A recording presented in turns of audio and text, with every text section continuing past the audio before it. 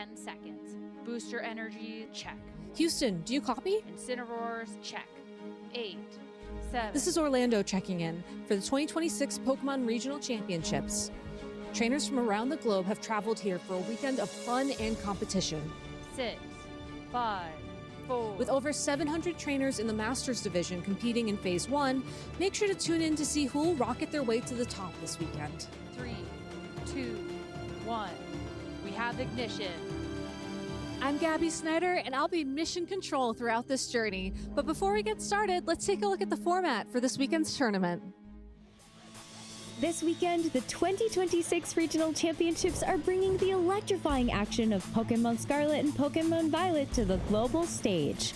top trainers from across the world have gathered to compete for a share of over $125,000 in cash prizes, travel awards, and the all-important championship points that could secure their spot at Worlds 2026 in San Francisco, California. The journey to the top is a true test of skill and strategy. This two-day event kicks off with Swiss rounds, where trainers face off in best-of-3 matches using an open team list format. In this format, each Pokemon's Terra type, ability, held item, and moves are fully visible to the opponent, making every decision crucial. To advance to Phase 2, trainers need to rack up total match points to exceed the threshold for their division. In Phase 2, the pressure intensifies as the remaining trainers face off in more Swiss rounds to determine who advances to the top cut. After all Swiss rounds are completed, the top 8 competitors, plus up to 8 additional competitors with the same number of match points as 8th place, will advance into an asymmetrical top cut single elimination bracket. Win and you move on. Lose and your journey ends. Only one trainer will rise above the rest to claim the title of regional champion. Who will etch their name into the history books this weekend? And who will punch their ticket to Worlds 2026 in San Francisco?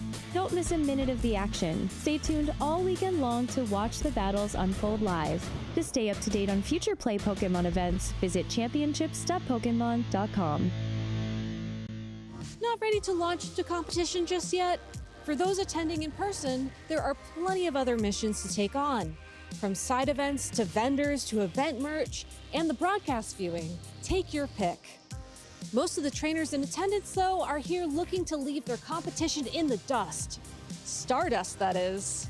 With only 2 regional championships remaining after this weekend, time is running out to get your name added amongst these stars who have already hit orbit with their direct invitations to compete at the World Championships in San Francisco later on this summer. For those trainers still within the stratosphere, there are plenty of prizes and prize money on the line, in addition to those ever-important championship points required to secure their spot to compete at Worlds. Now, Houston, this is Mission Control here in Orlando. I know y'all had an incredible event just a couple weeks ago. For those of us who need filling in, can you tell us what happened? Orlando, this is Houston. Copy on that request, sending recap now. Everyone was flocking out to Texas as Houston was the next stop on our road to Worlds. Let's take a gander at all the action that went down. With this being the final Regulation F event here in North America, the question was how we were going to end off the format and if there was a little bit more room to innovate. Carson Confer, our first finalist, proved there were still opportunities to spice up the game, showing up with a Kanto Ninetales to round out his team. On the other side of the bracket, Dylan Matthews was piloting a team made of one of the strongest cores in this regulation, Iron Crown and Indeedee, paired with some powerful Tailwind options. Game 1 started with KOs taken quickly by both players, as Urshifu Single Strike stole the show and the win for Dylan to put him up 1 in the set. In Game 2, despite Urshifu's strong performance, Dylan left it behind and opted into Iron Crown instead, but Carson stuck to his game plan, got the speed on his side, and closed out the match quickly after, taking us to a Game 3. Game 3 started with a lot of damage from Carson's Fluttermane, but a follow-up Heat Wave from Ninetales was a devastating miss, and let Dylan's Iron Crown survive the turn, get a Calm Mind boost, and set up Trick Room. Much better position than last game. It got close, but Dylan clutched up the win and became your Houston Regional Champion, securing his direct invitation to the World Championships. Sludge Bomb will come out this turn. The next turn, Tailwind is stalled out, and it just doesn't need it anyway. Dylan Matthews is your 2026 Houston Regional Champion. What an exciting match that was, Aaron. Each event is more and more exciting as we ramp up for Worlds, and there's no better time to come out and compete. Check out Pokemon.com/compete to learn how you can get involved and maybe be our next champion. Copy, Houston. We heard you loud and clear. Congratulations to Dylan Matthews on his first ever regional win. Now, let's turn our eyes to the skies ahead for this weekend's competition, with a few stars to keep your sights on as the weekend progresses. Carson Confer is no stranger to glory, having won the Senior World Championships title in 2016, in addition to being a previous regional champion and the 2018 Latin America International Champion. But having just gotten second in Houston, how will he set his course towards victory here in Orlando? I think it's doing pretty good. I'm pretty used to being able to switch formats quickly think one example that comes to mind is getting second at Monterey last year and then having Milwaukee right after, where I was able to get top 4. I'm really hoping to repeat that here this weekend. I'm pretty excited for the tournament, excited for the team. I think I'm running something a little new and unconventional that people might have not seen before. And it's a little reminiscent of what I did in Houston. So I'm excited to show that to y'all, excited to play the game, and really excited for Pokemon Champions next week. Let's have fun, y'all. Marcus Hammond's most recent appearances may have been behind the commentary desk, but don't let that fool you. As a multi-time regional champion and top 4 Worlds finisher in 2016, he knows what it takes to win. But does he have what it takes to compete on this side of the universe rather than the region he calls home? It's hard to know what to expect from the metagame since it's been so long since the last time we played this format. But yeah, overall I'm just really excited to be playing a US regional for the first time since 2017. And yeah, I'm really excited to seeing if there's any differences in playstyles, but yeah, let's find out. Last but certainly not least, we have your hometown hero, Kerry D'Ortona. Having also won his first regional championship just earlier this season, he returns to Orlando to compete, but this time with his friends here to support him. Will he be able to win yet again? I'm really happy in terms of like the group that I've accumulated in terms of Pokemon, like Patrick, Chris, Landon, all that. So I feel like having that support group helps me a lot through like the mental aspects of Pokemon. Reg I, there's a lot more big turns in terms of like 50-50s that will just determine the game, whether that be turn 1, turn 2, like with Wide Guard, like Astro Barrage, all that. So I think it becomes a lot more intense in terms of like getting those really big turns right in comparison to Reg I. Best of luck to these trainers as well as everyone competing this weekend here in Orlando. Us at Mission Control cannot wait to see who blasts off with the title of the 2026 Orlando Regional Champion. Now, if you think you have what it takes to compete at this year's World Championships in San Francisco this August, you're running out of time, trainer. We're at T-2 regional championships left in the season, with your last opportunity to compete being the North America International Championships looming around the corner in June. And that's about it from here at Mission Control. Make sure to let us know who you're rooting for, which restricted Pokemon you'd like to see do well this weekend, or maybe even which restricted Pokemon you'd like to see trainers try for the first time using that hashtag #PlayPokemon over on social media this weekend. With that all being said, we have liftoff. Welcome to the 2026 Orlando Pokemon Regional Championships. 5, 4, 3, 2.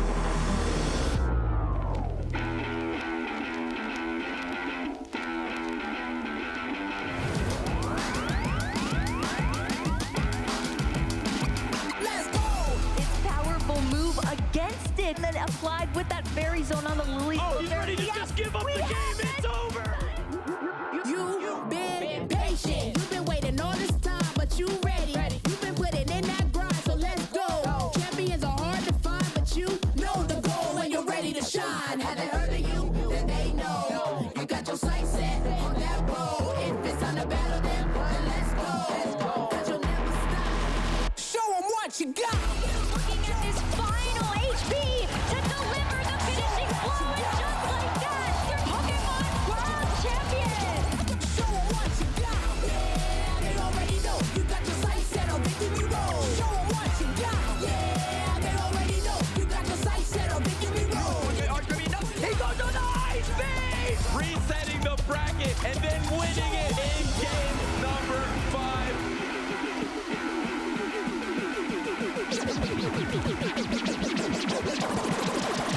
Show 'em what you got. Yeah, they already know. You got your sights set on victory road. Show 'em what you got. Yeah, they already know. You got your sights set on victory road.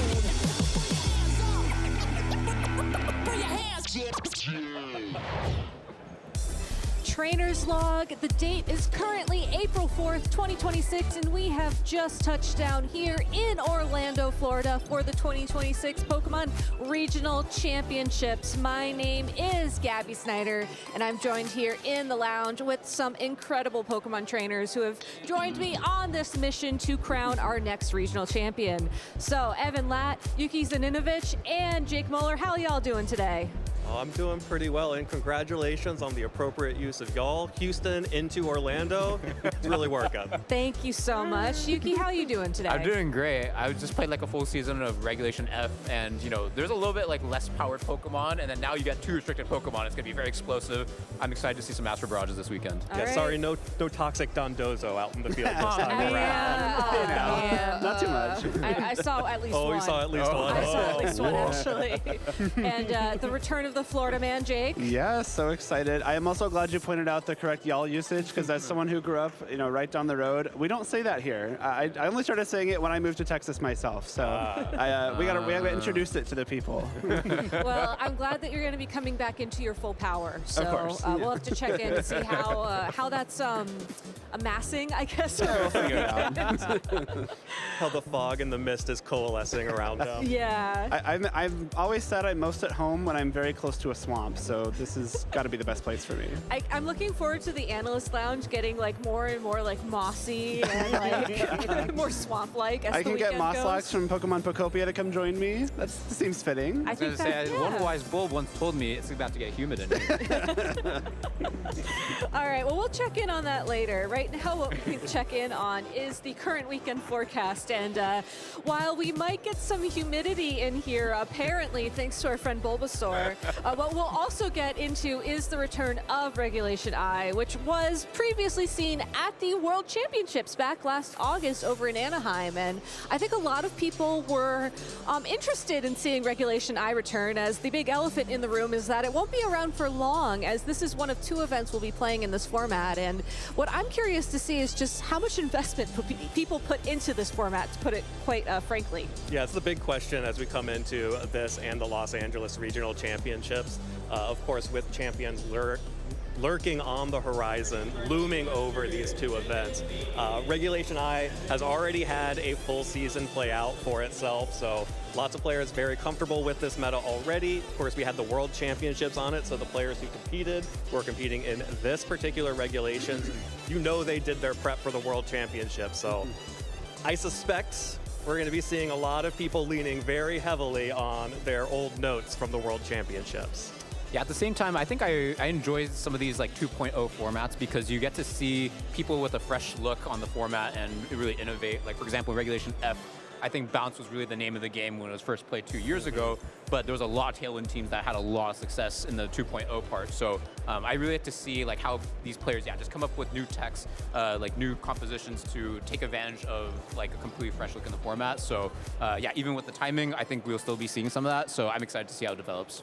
There will be a lot of trainers looking forward to Pokemon Champions, NAIC, the World Championships. There's also a lot of trainers that still need to take this event very seriously. The World Championships is coming up. We're in the last third of our season here already. And so, if you're getting close to that threshold where you maybe get an invitation to the World Championships, but you're not there quite yet, you got to do really well here in Orlando, and we're playing Regulation I, and I'm really excited to see how people use that to either maybe lean back on some past strategies, or I think there'll be plenty of people that have decided to innovate, maybe optimize some old things, predict people falling back on old patterns, and maybe try and take advantage of that. So I love seeing what people come up with in this situation. Well, I think one of the first indications we can get of that would be usage from this weekend, and we have some usage of the restricted Pokemon this weekend. So first we're going to look at the restricted Pokemon individually. So as you can see, we have Miraidon and Calyrex Shadow Rider up at the top with around 34% for Miraidon, 32% for Calyrex Shadow Rider, which I'm personally not surprised by. I think Miraidon was a very clear favorite throughout Regulation I the first time around. But I'm curious to get y'all's take, because I also was sort of expecting Koraidon to take off after what we saw from Worlds. 100%, and I think Koraidon is definitely seeing a big bump in usage here at 24%, so a quarter of the players in the field will have a Koraidon on their team. That's nothing to sneeze at, but I may have expected it to be a little bit higher, given it was both the finalist and the world champion last season. Yeah, I have a hot take, which is that I expected Koraidon to be a little bit lower, just because I thought it might have taken people to adapt to really understand how to use those teams, because Koraidon was really low in usage until Worlds. And yeah, like it was clear that it won the World Championships, but maybe people didn't know how to use it yet. On the other hand, I think Miraidon and Calyrex Shadow Rider having higher usage over the rest makes a lot of sense to me because those two are Pokemon that can really work well with multiple restricteds. For example, Miraidon can work even well with Terapagos to set it up better with the Twist, Scarf, Snarl, but can also really work with the Ice Rider from an offensive standpoint. Same with Calyrex Shadow Rider, able to work well with Zamazenta, but also with the Koraidon. And something like Lunala is typically known to be paired with the Miraidon exclusively, so it makes sense to me that's a little bit lower. Yeah, so that actually brings up an interesting question for you, Jake. You know, did people actually take time to learn the teams after the World Championships, or do you think that Koraidon being where it is maybe an indication that people are just kind of picking up where they left off, you know, taking these two events where they are, and then, you know, going into Champions thinking, well, it's time for a fresh start, you know, I'm just going to go all in for this? I think Koraidon being where it is on this usage at number 4 is high for it. You know, it wasn't that high going into the World Championships. It's never been the most used Pokemon, especially in a format where like Miraidon and these two Ghost-type restricteds are very good. But being number 4, being over both Calyrex, Ice Rider, and Zamazenta, I think is a big bump for it. Yeah, I think the success of Koraidon at the World Championships, and even going into Worlds, I think at NAIC it had a couple of good performances as well. I think opened people's eyes to it, and we may not see, you know, maybe copycats of the two successful Koraidon teams at Worlds, but maybe that inspired people to come up with their own Koraidon strategies. I agree with the rest of you, though. I mean, I think Miraidon, Calyrex Shadow Rider kind of have always been the two best restricted Pokemon because of their flexibility. They can both run so many different sets. They can both pair with so many different things that it just makes them very good. But I do think Pokemon like Koraidon and Lunala have both gone up. Like, those being higher than Zamazenta and Calyrex Ice Rider is not something I would have predicted going into this event. Yeah, but I think it's really important on this graphic in particular to look at those final two Pokemon. You have Kyogre and you have Terapagos. Kyogre is just almost hitting 13%, and Terapagos is sitting at 6.5%. That means that every other restricted is lower than 6.5% usage. This really is a 6 Pokemon game with some Kyogre in the field.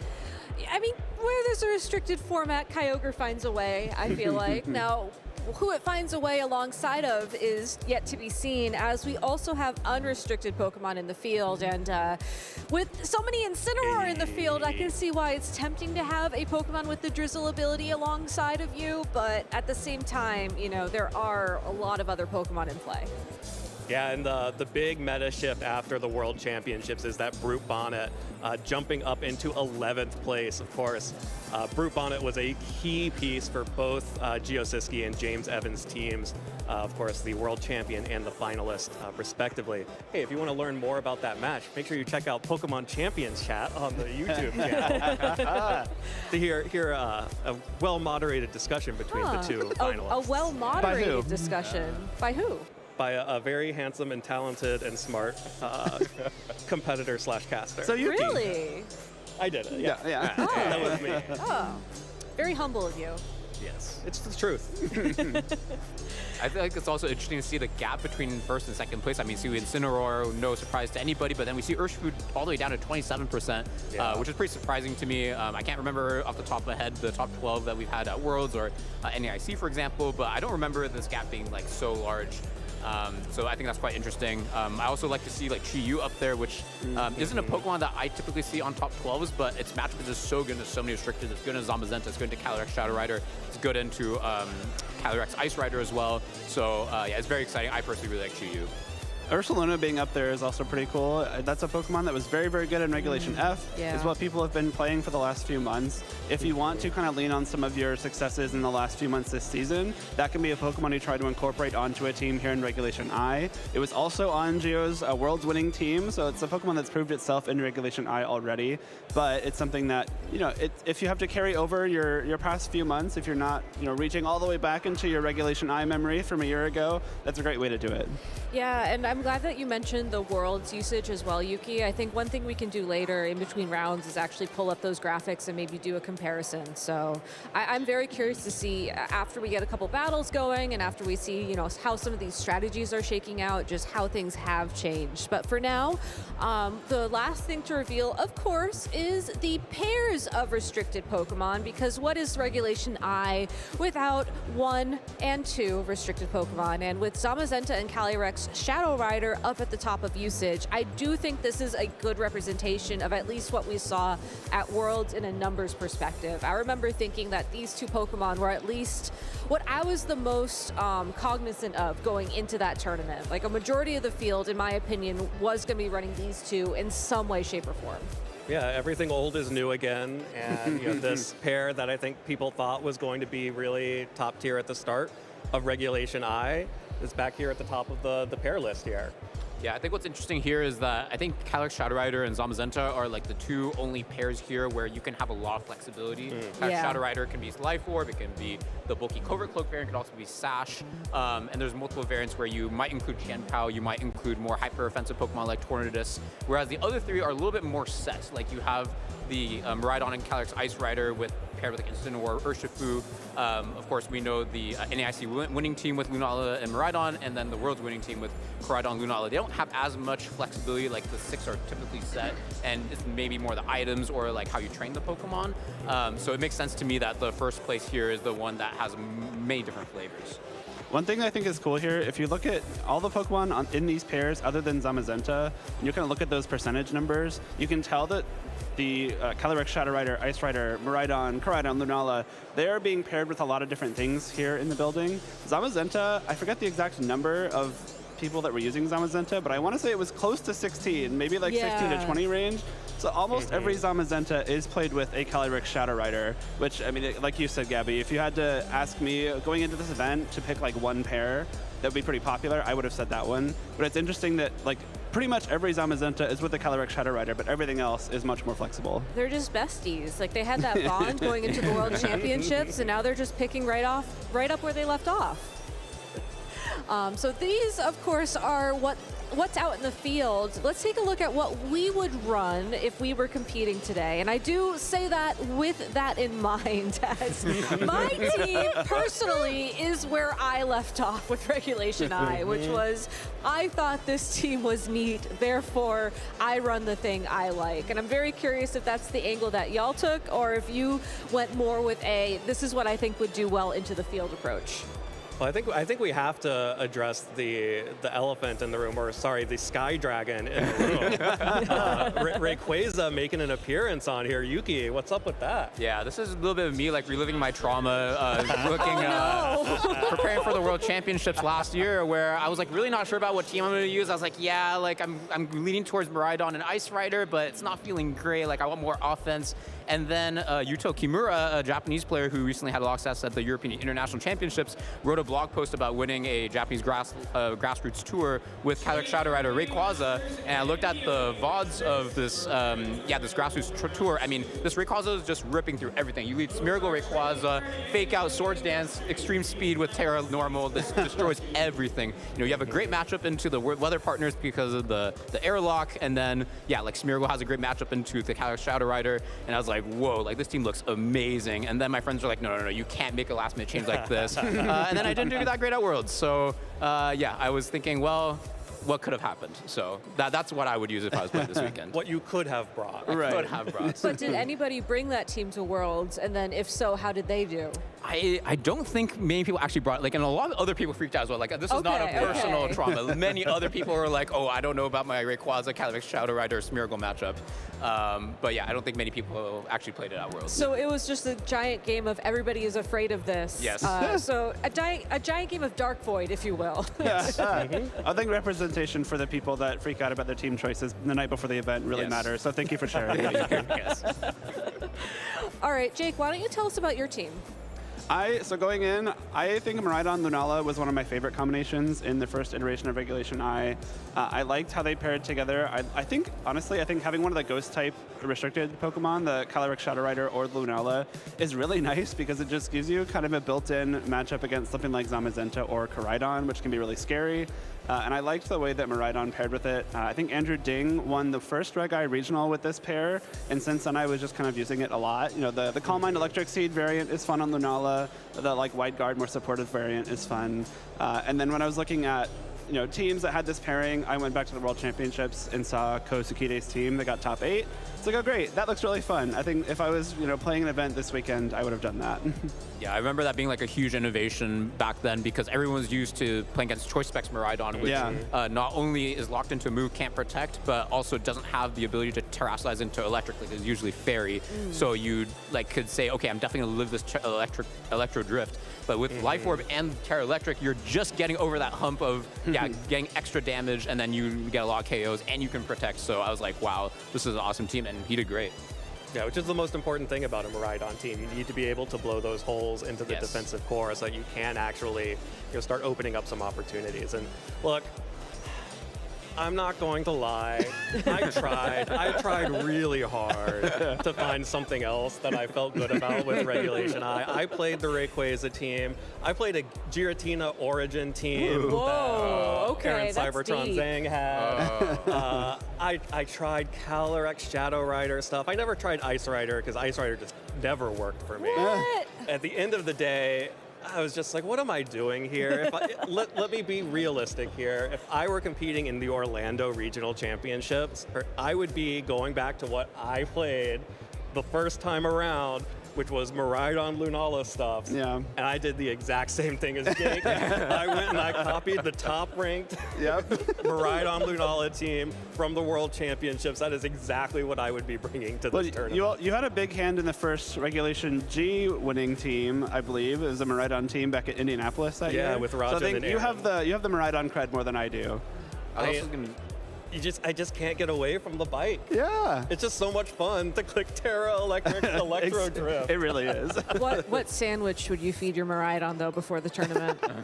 So my the sandwich that I use to test any deli is a Reuben. So I would have to try a Reuben for my Miraidon. Jake? Yeah, I really like that. I think that's like the winner interview question we asking this weekend. Yeah. What did you feed I Miraidon? What did will. you feed your Koraidon? I will. It's going to be that and what you're looking forward to most in Champions. But what I'm looking forward to most right now is taking a look at our leaderboard, because these numbers keep getting higher and I keep getting more intimidated by how many championship points people have. Because this is just crazy right now. I mean, Justin Tang has over 1,800 championship points this season. I've played in 3 World Championships. I don't know if I have 1,800 championship points in my life. I know crazy. I certainly don't. Yeah. So. I mean, it's just incredible how consistent some of these players are and how they keep showing up to these events and doing well. I mean, I know that Zachary Weed's out in the field today. I saw Christopher Hahn's name on the list of competitors. Yeah, Paul Chua. Paul Chua's here as well. Like, this is just incredible. Yeah, and just off screen. Just off screen. Almost there. Way to rub it in. Sitting at number 15. Couldn't quite make the graphic big enough to fit in. Our good friend Yuki. Well, I think that was, I wouldn't even be considered to be potentially on the screen if I didn't have good results in the very, very last few tournaments of Regulation F. So I feel even lucky that I could even potentially slide in here. So. Well, we just have to get the graphic, you know, to get top 16, right? That's right. There you go. Got to make top 12, Yeah. Yuki. So about that team you'd be running this weekend. I'm not sure if that would have helped me advance into the screen. So. Well, are you capped out on your cups and challenges? There's one tomorrow. Oh, you there's can one play tomorrow. it in between commentary rounds. I don't know if that's on my contract for this weekend. But, I got you, Yuki. So Evan's gonna solo commentary. Yeah, I there you can fill. I can fill a little bit. Jake can help fill, and you can just go run and compete. It'll be fine. By the end of the weekend, we'll get you on this. We'll get you those 20 more championship points, and you'll be fine. No, I kid, but honestly, like, it's really incredible how well you've been doing. So congratulations. Oh, thank you very much. I feel very lucky. Even though it wasn't the most pleasure to see a toxic stall sometimes, but I certainly had a lot of fun. And it's all about having fun, right? Hey, I wasn't gonna say it. You're the one who brought it up. But no, it's going to be a really fun weekend this weekend, and I'm really glad that y'all are here with me, and y'all are with me here at home. So while we did just get pairings, and while we're waiting for our casters to select who we're going to be featured on stream this next upcoming round, I do want to take a moment to ask what you guys are looking forward to most this weekend. So like I said, it's a bit of a weird tournament. You know, it's our first event in Regulation I of 2. Is there anything you're looking forward to? And because we only get these kind of events, you know, once in a blue moon, once in a blood moon. Blood moon. Yeah, I think it's going to be it's going to be kind of a fascinating tournament from a psychological standpoint to see how players actually prepped for this. Because the World Championships does give you a lot of really good data to adapt if you want to put in the effort. And there are a lot of players who are going to still want to put in that effort. You know, the first World Championships on Champions is going to be a big deal. And the only way you can compete in it is if you qualify.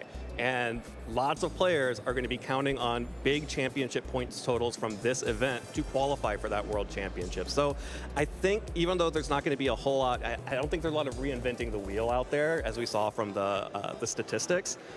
I suspect we're going to see some small little changes to a few different Pokemon that will make a big impact in this restricted meta. Yeah, I really like the point that you brought up about like qualifying for Worlds, because it's the first Worlds with Champions, and I would suspect a lot of people would probably want to lock up their invite before Champions comes out, because there's gonna be a lot of interest. For sure. It's gonna be a lot more competitive. Yeah. So I would expect, people are like, okay, like Champions coming out soon, but like I really want to invest in Regulation I so I can just lock it up or much earlier. And I'm also just really excited to just watch Regulation I, because just coming off of Regulation F, the most strong attacks I was seeing was like, Flutter Mane, Dazzling Gleam, Make It Rain from Golden Go, but that stuff is nothing compared to like Astral Barrage, Electro Drift. So I'm just excited to see things explode, and it's gonna be a really good Pokemon. There's always, of course, there's the story of only 2 regionals in this format. We're about to move into a new format for NAIC and Worlds, but it is still the first tournament of a new format. We've played it before, and it isn't going to stay around that long, but we haven't played it in a year. I always love seeing the first event of a new format, the first regional of a new format, because it's really fun to see how people adapt, especially when we're returning to a format. There's so much data we have already on Regulation I. How are people going to use that to their advantage? Are they going to copy the best teams like me and Evan? Are they going to take the best teams and try to beat all of them at once? And that's always really fascinating to me. To be clear, I think we copied sort of the second tier of best teams. Sure. Making it into the top 8 of the World Championships. And I copied the best team. And you copied the best team. The one that scared everyone before the tournament and didn't show up. Yes. Hey, you still would get into top 8 of Worlds. To me, that's an A+. And if you want an A+ at home, can I recommend you check out Pokemon.com/broadcast for all the updated information on our broadcasts here, because you can go ahead and find out about our next broadcast for regionals, NAIC, Worlds, whatever we have coming up, it's all there. And if you don't want to check that out, you can still get a solid A if you follow the channels. Hit that bell, subscribe for notifications, and catch us whenever we go live. So that's it from us here in the lounge. Why don't we go check in on the casters and see who we're going to be featuring in our second round of Swiss. Thank you so much, team. Len and I are here to bring you the first match of the day, and I'm really excited to be back here for Regulation I, and also just in Orlando. The sun is shining, the weather's so nice. How are you doing? I'm doing great. Yeah, the sun is shining. Maybe a few of those Koraidons out there helping with that. It feels like we're picking back up on the momentum from the World Championship, a few months later. But yeah, definitely excited to see how things continue on after a Worlds that felt, pretty exciting in terms of the movement within the teams right there at the end. Absolutely. I'm really pumped to see who is also going to be taking our stage soon. And so let's talk about the pairings that we have for our Swiss round number 2. We're going to be featuring on stage Toller Webb versus Caden Owens, but there's some really amazing trainers that are in this mix. I mean, the fact that we've got like Steven Morioka coming off of just a really great tournament just a couple of weeks ago. Yeah, such an old school player, but then to go undefeated in Houston during day 1 a few weeks ago. So yeah, lots of strong players out in the field trying to, get that momentum going today, going into the second round. Patrick Connors, Florida man, who also won the North America International Championships. What a touching moment to have seen his family be able to drive to NAIC to watch him take that win. It was just so cool to see the family rally behind him like that. But of course, like, we have some regional champions in this list. It's already a stacked tournament day. Yeah, it's going to be an exciting one. And a lot of players who already have had success in restricted formats, who are kind of known for what pairings they're likely to be using. Should be exciting to see how they kind of represent those options. Two of our players to watch, we've got Carrie D'Ortona, who's going to be facing Aiden Barber, and then we also have Carson Confer versus Jake Tannenbaum. And so we'll keep our eyes on how Carson and Carrie end up doing in this round. And then, of course, we're following Marcus Hamann, who flew all the way here in order to secure some championship points for a world invite. But let's dive in to Toller Webb versus Caden Owens. Now, I mean, Toller's one of those players too. Like, you talk about old school, I think like Toller is one of like the OG trainers that I think of. Winner, like regional champion. Like, there's so much, I think, behind Toller's name as a household trainer in VGC. I'm really excited to see him here this weekend. Yeah, even coming up through the senior age division, has been playing the game for a very long time and been consistently successful throughout. And then, of course, you have Caden Owens, who I think kind of represents for like the kind of like the new school trainer that's come in through the age of Scarlet and Violet and the Switch. And so I'm just pumped to kind of see how those styles clash, because something that's been kind of different, as we've known from playing in the DS era and before that, we have a lot of information at our fingertips now. And so when you're even hearing in the lounge, they're talking about, oh yeah, just go back and look at all of the teams that were at the World Championships. I can't remember saying that we could do that when we were back in like the Ultra Sun and Ultra Moon days even. Yeah, there's so much information out there. You know, even just once you start playing in day 2 of a tournament, you can already go and look at the open team sheets of all the other day 2 players, start to gather information. You can look back at all the Regulation I tournaments from last year. So definitely an information-rich environment these days. And so when you look at the usage stats that we have here, I was actually kind of going back and crunching some numbers since the Analyst Lounge was talking about it. And so you know how Brute Bonnet for this event in day 1 across all competitors is like 16% usage? Mm-hmm. There were 2 and only 2 in the top cut of the World Championships. That was 53 players. That is 3.77% usage. 2 in the top cut, but then they both made it to the finals, and then that's the, I know. that's the difference, right? Once you see that kind of success coming out of a Pokemon, everyone wants a little piece of that as well, and so no surprise to see a lot of them out in the field today. I think it's interesting, though, that we didn't see so much departure to the Koraidon and Calyrex Shadow Rider, Koraidon and Lunala pairing, where still it's Calyrex Zamazenta as the top pairing. And so a lot of players kind of maybe going back to what they were playing at the end of Regulation I last year, but some players going, all right, look, I saw what worked at the World Championships. Now let me try that myself. It was very interesting looking at the restricted pairings in particular, because you're right, like Calyrex, Shadow Rider, and Zamazenta was the top pairing at Worlds by far. 32.08% usage, and then the next one was about half that, with Miraidon and Calyrex Ice having 10 on 10 teams out of the 53 in our top in our day 2. So I'm like, how interesting is it, right, that you kind of do see the same pattern, but like, is there any innovation on the individual Pokemon that are on each team? Because when I think about room for that, it is, you have Pokemon sometimes that are just there for matchup checks.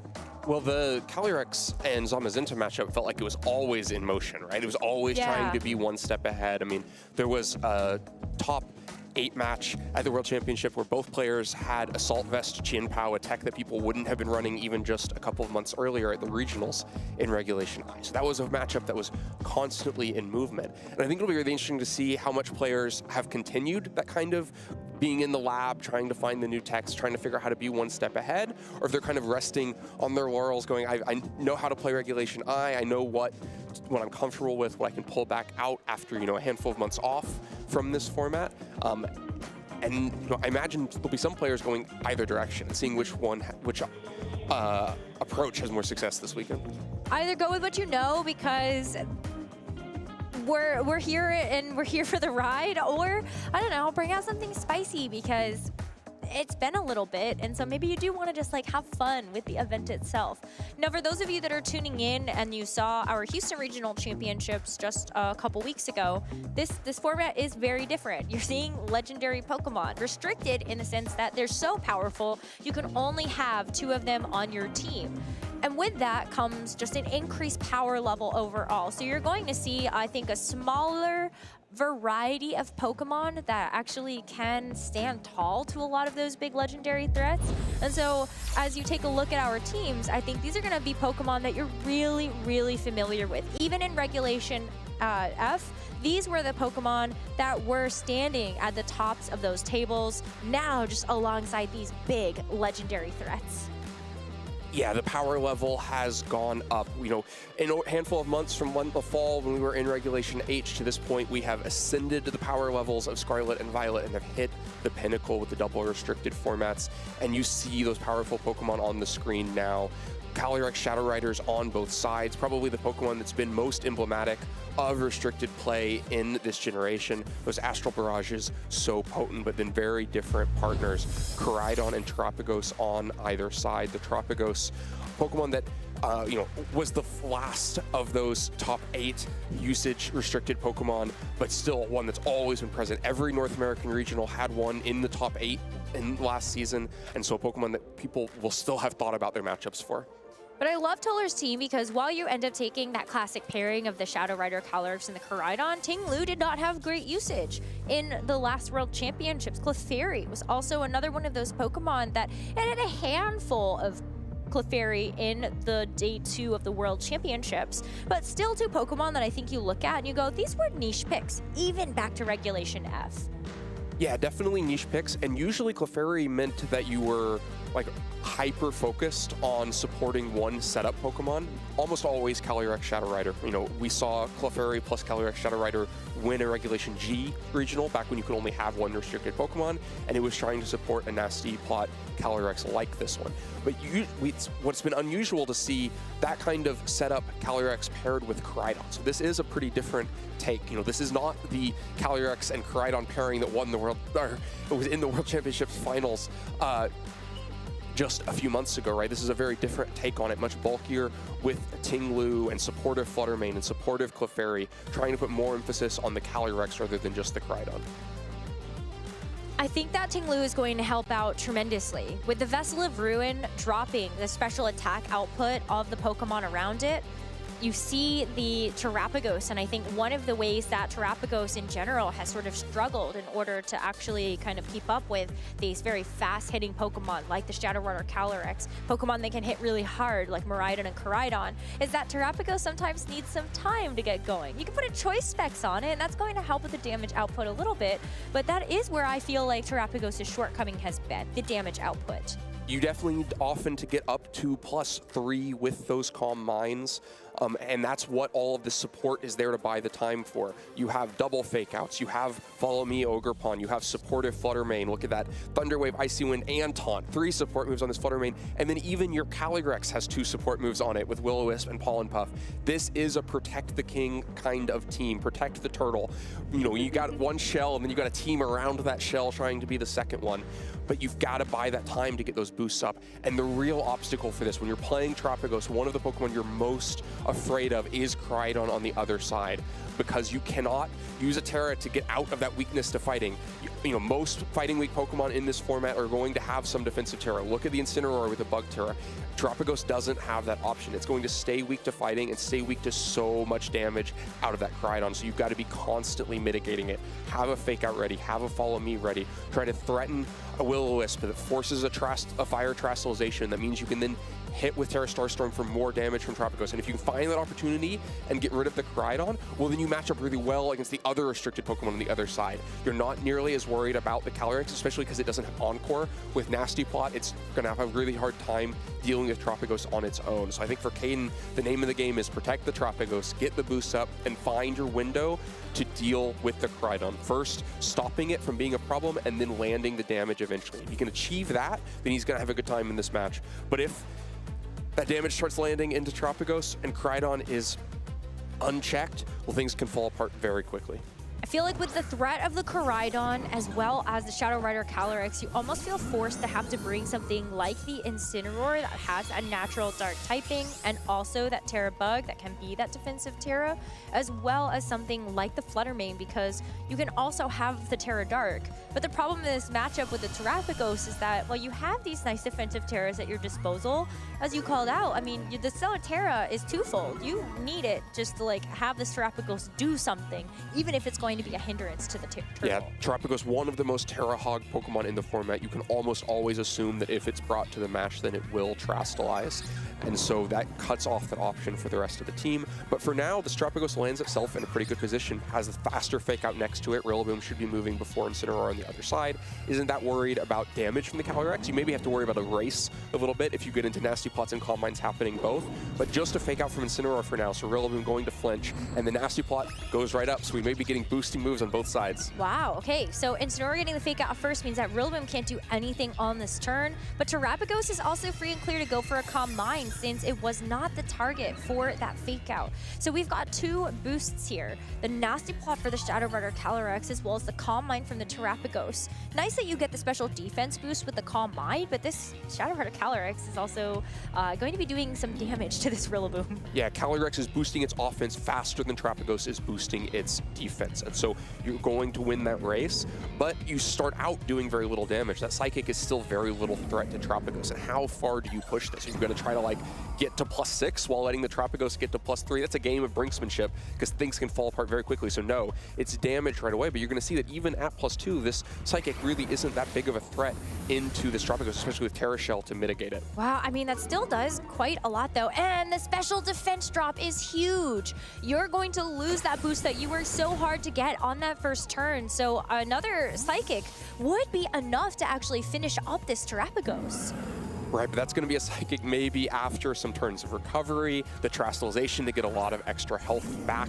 Never count a Terrapagos out, it can start to heal back, and meanwhile Incineroar is going to come in and present another problem for Calyrex as well. Calm Mind is going to increase this Terrapagos' special attack to +2, but of course, because of the Psychic special defense drop, we're going to have a 1-stage boost to the special defense. Tolar's going to use this time to reposition Incineroar. That's going to be a Rocky Helmet that's going to do a little bit of recoil damage here to the Incin, but that's not kind of the biggest thing that Tolar cares about. You really want to get another Pokemon in. It is pretty nice to get some extra chip on the Incineroar. Sometimes the obstacle for Terrapagos is dealing with Incineroar on the other side. And if you can get some extra damage in, you can reach it with +2 Earth Power instead of +3 Earth Power. Maybe you can start threatening damage immediately. But for now, Koraidon on the field. That big threat that we talked about before the match is here, and it's ready to fight. And it looks beautiful. We have not been able to see the shiny Koraidons yet. Right? Distribution since the World Championship, so we're getting to see them now. Yeah, it's fun to see that shiny Koraidon out there, but shiny or no shiny, still threatening so much damage into Terrapagos. Now, the good news is Incineroar just cycled onto the field this turn, so does have fake out pressure up, can suppress Koraidon for 1 turn. That means Terrapagos is kind of has this opportunity to either continue to boost if you think you need even more, or to maybe Terrastalize and start swinging out with Terra Starstorms. But there's also just double protect option available for the other side, and you know, then the fake out pressure is gone, and then you're really looking afraid. You've got 2 fighting weak Pokemon on the other side, so I think this could be a really key turn to see who has the better position coming out of it. It's going to be a Terrastalization for the Terrapagos, changing it into the Stellar Terra type. That means it's going to get a boost of damage to the first move that it's going to use in the turn, but also it's going to take away the weather and the terrain. Great thing to take away here from this Koraidon, but the Psychic, it puts that Terrapagos so low, and there was no fake out here. No fake out is huge, so Collision Course also going to come out this turn. Wow, the Collision Course is targeted into the Incineroar. Feels like Caden got away with it a lot, especially because that Incineroar is able to hang on and chips down at that Koraidon with the Rocky Helmet. So can this be a big enough Terra Starstorm at +2 to get a double KO here? Not quite enough, and that's where you see this Terrapagos struggle in a matchup like this. A lot of bulk here for the Koraidon and the Calyrex. Even though this Incineroar is going to be able to get a parting shot to try to neutralize some of the damage from the Shadow Rider Calyrex, that's still at +1. Yeah, Terrapagos gives and it takes. It gives you amazing bulk, right? Manages to take 2 +2 Psychics despite a special defense drop on the first one. but then even at +2 can't manage those crucial KOs. That's why it so often feels like you have to get the Tropicos up to +3 to really start fighting with it. But Caden must have felt back against the wall there. You really didn't have much time left, such big damage threats on the other side, but now in a really tricky position. Tropicos so low in health. The good news is that you have your own Calyrex navigating onto the field. Spent the turn with Incineroar, not using Fake Out, not suppressing the collision course on the last turn, but letting Incineroar take it so that you could navigate 2 Calyrex onto this turn and use it to try to threaten damage back of your own. There's been no speed boost for this Crydon, no flame charge. The Calyrex on the other side, probably just tying in speed with the Calyrex on this side, but Cadence has a Focus Sash. So even if you lose the speed tie, you can take an Astral Barrage and threaten a double KO Astral Barrage back.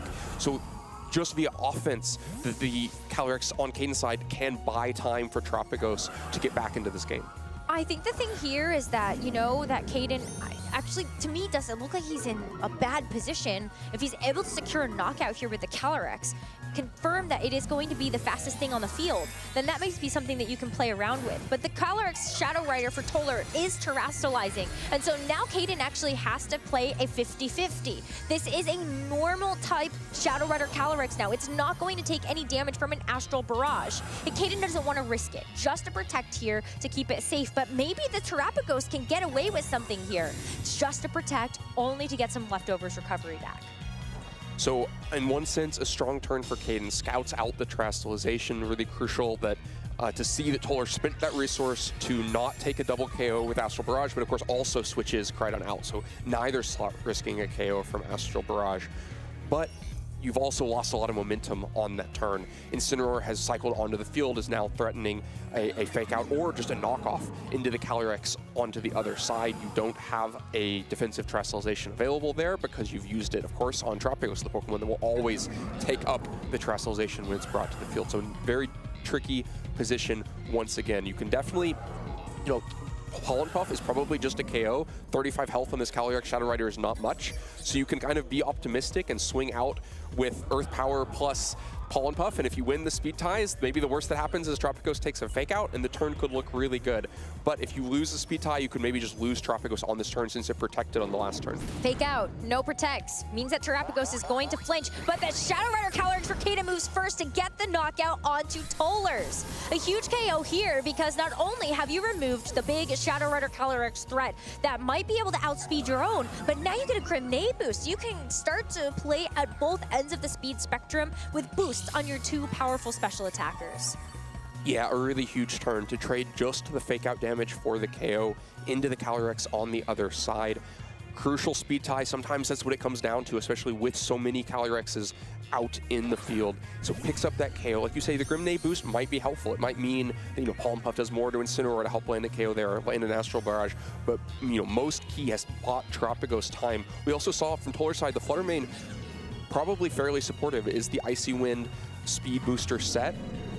And so might not be able to threaten a KO onto Tropicos here. So Tropicos starting to get back health with leftovers. You can protect again. You can get Rillabow on the field for Grassy Terrain again. You can start to make that Tropicos look difficult to deal with. But there is one big problem for it, which is somewhere in the back. You can also just get a bunch of health back that way, but you still got to worry about collision course at some point. Yeah, but right now, I mean, the fact that you were able to get so much HP recovery onto this Terapagos has to feel really good. Now, the problem with this, I think, for Caden is the fact that you do still get to fire off a bit of damage here, but more importantly, you got the Icy Wind speed drop. This may make Flutter Mane faster than the Shadow Rider Calyrex, but it's also got to survive this Terra Starstorm +2 into Incineroar as well as the Flutter Mane. Still not enough to knock out this Incineroar, but I feel like Terapagos at this point is kind of helping out its Shadow Rider Calyrex friend. Leave the KOs to you. Get more Grenade boosts. Yeah, it helps get some weakened damage, and Calyrex, like you said though, now slowed down with Icy Wind, has to be worried about Flutter Mane on the other side. This Flutter Mane not completely focused on support, has Shadow Ball, and so going to force a switch from Caden's Calyrex on the other side, going to go out into Rillaboom. But I think the real key thing to watch is Terapagos' health bar back into the green. It continues to get healthier. Neither of these Pokemon are a threat to it. Tolar's going to have to, at some point, navigate to Koraidon to be able to threaten anything into this Terapagos. And it's tough because, you know, you still have Fake Out available. Both the Rillaboom and the Incineroar will be able to stop this Koraidon. Clear Amulet is going to stop this Koraidon from taking any damage reductions from Intimidate, but this is a big deal. Tolar's Incineroar just got knocked out to its recoil, and the Terra Starstorm is going to be able to pick up this Flutter Mane once it gets a chance to move again. But Tolar is down to his final 2 Pokemon. This is it. This is where it counts, and I don't know if it can get through a full health Rillaboom and Terapagos. Yeah, there's a bunch of things at play here. First is that this Rillaboom just hit the field, so it's going to have Fake Out pressure into Koraidon on this turn, which means that buys time for the Terapagos to probably get the KO onto Flutter Mane. Just protected last turn, would have to attempt to double protect this turn. And then the Icy Wind has been mitigated. The Calyrex went back into the back, and so at some point the Calyrex is going to move before this Koraidon unless it tries to weave in a Flame Charge, and Koraidon is low, already had to take that +2 Terra Starstorm, so it's not going to take an Astral Barrage. So I don't see how Tolar kind of unwinds this puzzle. It just feels like it's a Fake Out. It's a Terra Starstorm, and then it's okay, you can have Terapagos. It's done its job because then Calyrex is going to be there to follow it up. Never mind the other couple Pokemon that are still around on Caden's side. I think you probably have to get into the range of things like Double Protect to get Flutter Mane back. This is definitely one of those situations where you're very close to completing the puzzle, but you left the corner piece somewhere, it got flown across the room, or maybe your dog ate it or something like that. And I do think that Tolar's gonna have to start thinking about game 2. Grassy Glide is actually going to be the move of choice for Caden to actually lock in a KO onto this Flutter Mane. Means that there is going to have to be a returning attack here from this Koraidon, but Tolar chooses Flame Charge. That's not going to be enough to actually get the KO, and so single target Terra Starstorm finishes up the Koraidon, and Caden Owens wins game 1 of this best-of-3 set. Yeah, that Flame Charge really shows how stuck between a rock and a hard place Tolar was. If you take a KO with Collision Course, well, then you just lose to Calyrex coming in and replacing the Terapagos. You have to get faster. You have to Flame Charge. And maybe hoped that somehow the turn would play out where both Flutter Mane and Flame Charge went into the Terapagos, and you pick up the KO that way and stay around. But yeah, just too many difficult pieces on the other side. So I think a really well played game 1 to be able to navigate the Terapagos despite the Koraidon on the other side, despite what looked like a kind of a bleak opening where the Terapagos got its first big swing in on this turn and didn't get the damage it felt like it needed. But with the Calyrex coming in later and really forcing Tolar into uncomfortable positions, into switches, Caden was able to make it through the middle of that game and get to the place he needed to be. Yeah, I was definitely more nervous because that nasty plot on the Shadow Rider Calyrex as well really did feel like it gave Tolar a bit more of that leg up at the beginning. And then, as it's been a while, I'm like, wait a minute, Terapagos is a normal type. It can't take any Astral Barrages. So in fact, maybe Caden actually isn't in as bad of a spot as maybe it might have appeared at that very beginning. It's not going to be until he terrestrializes into the Stellar Terra where I'm like, oh wow, Calyrex can actually do something here.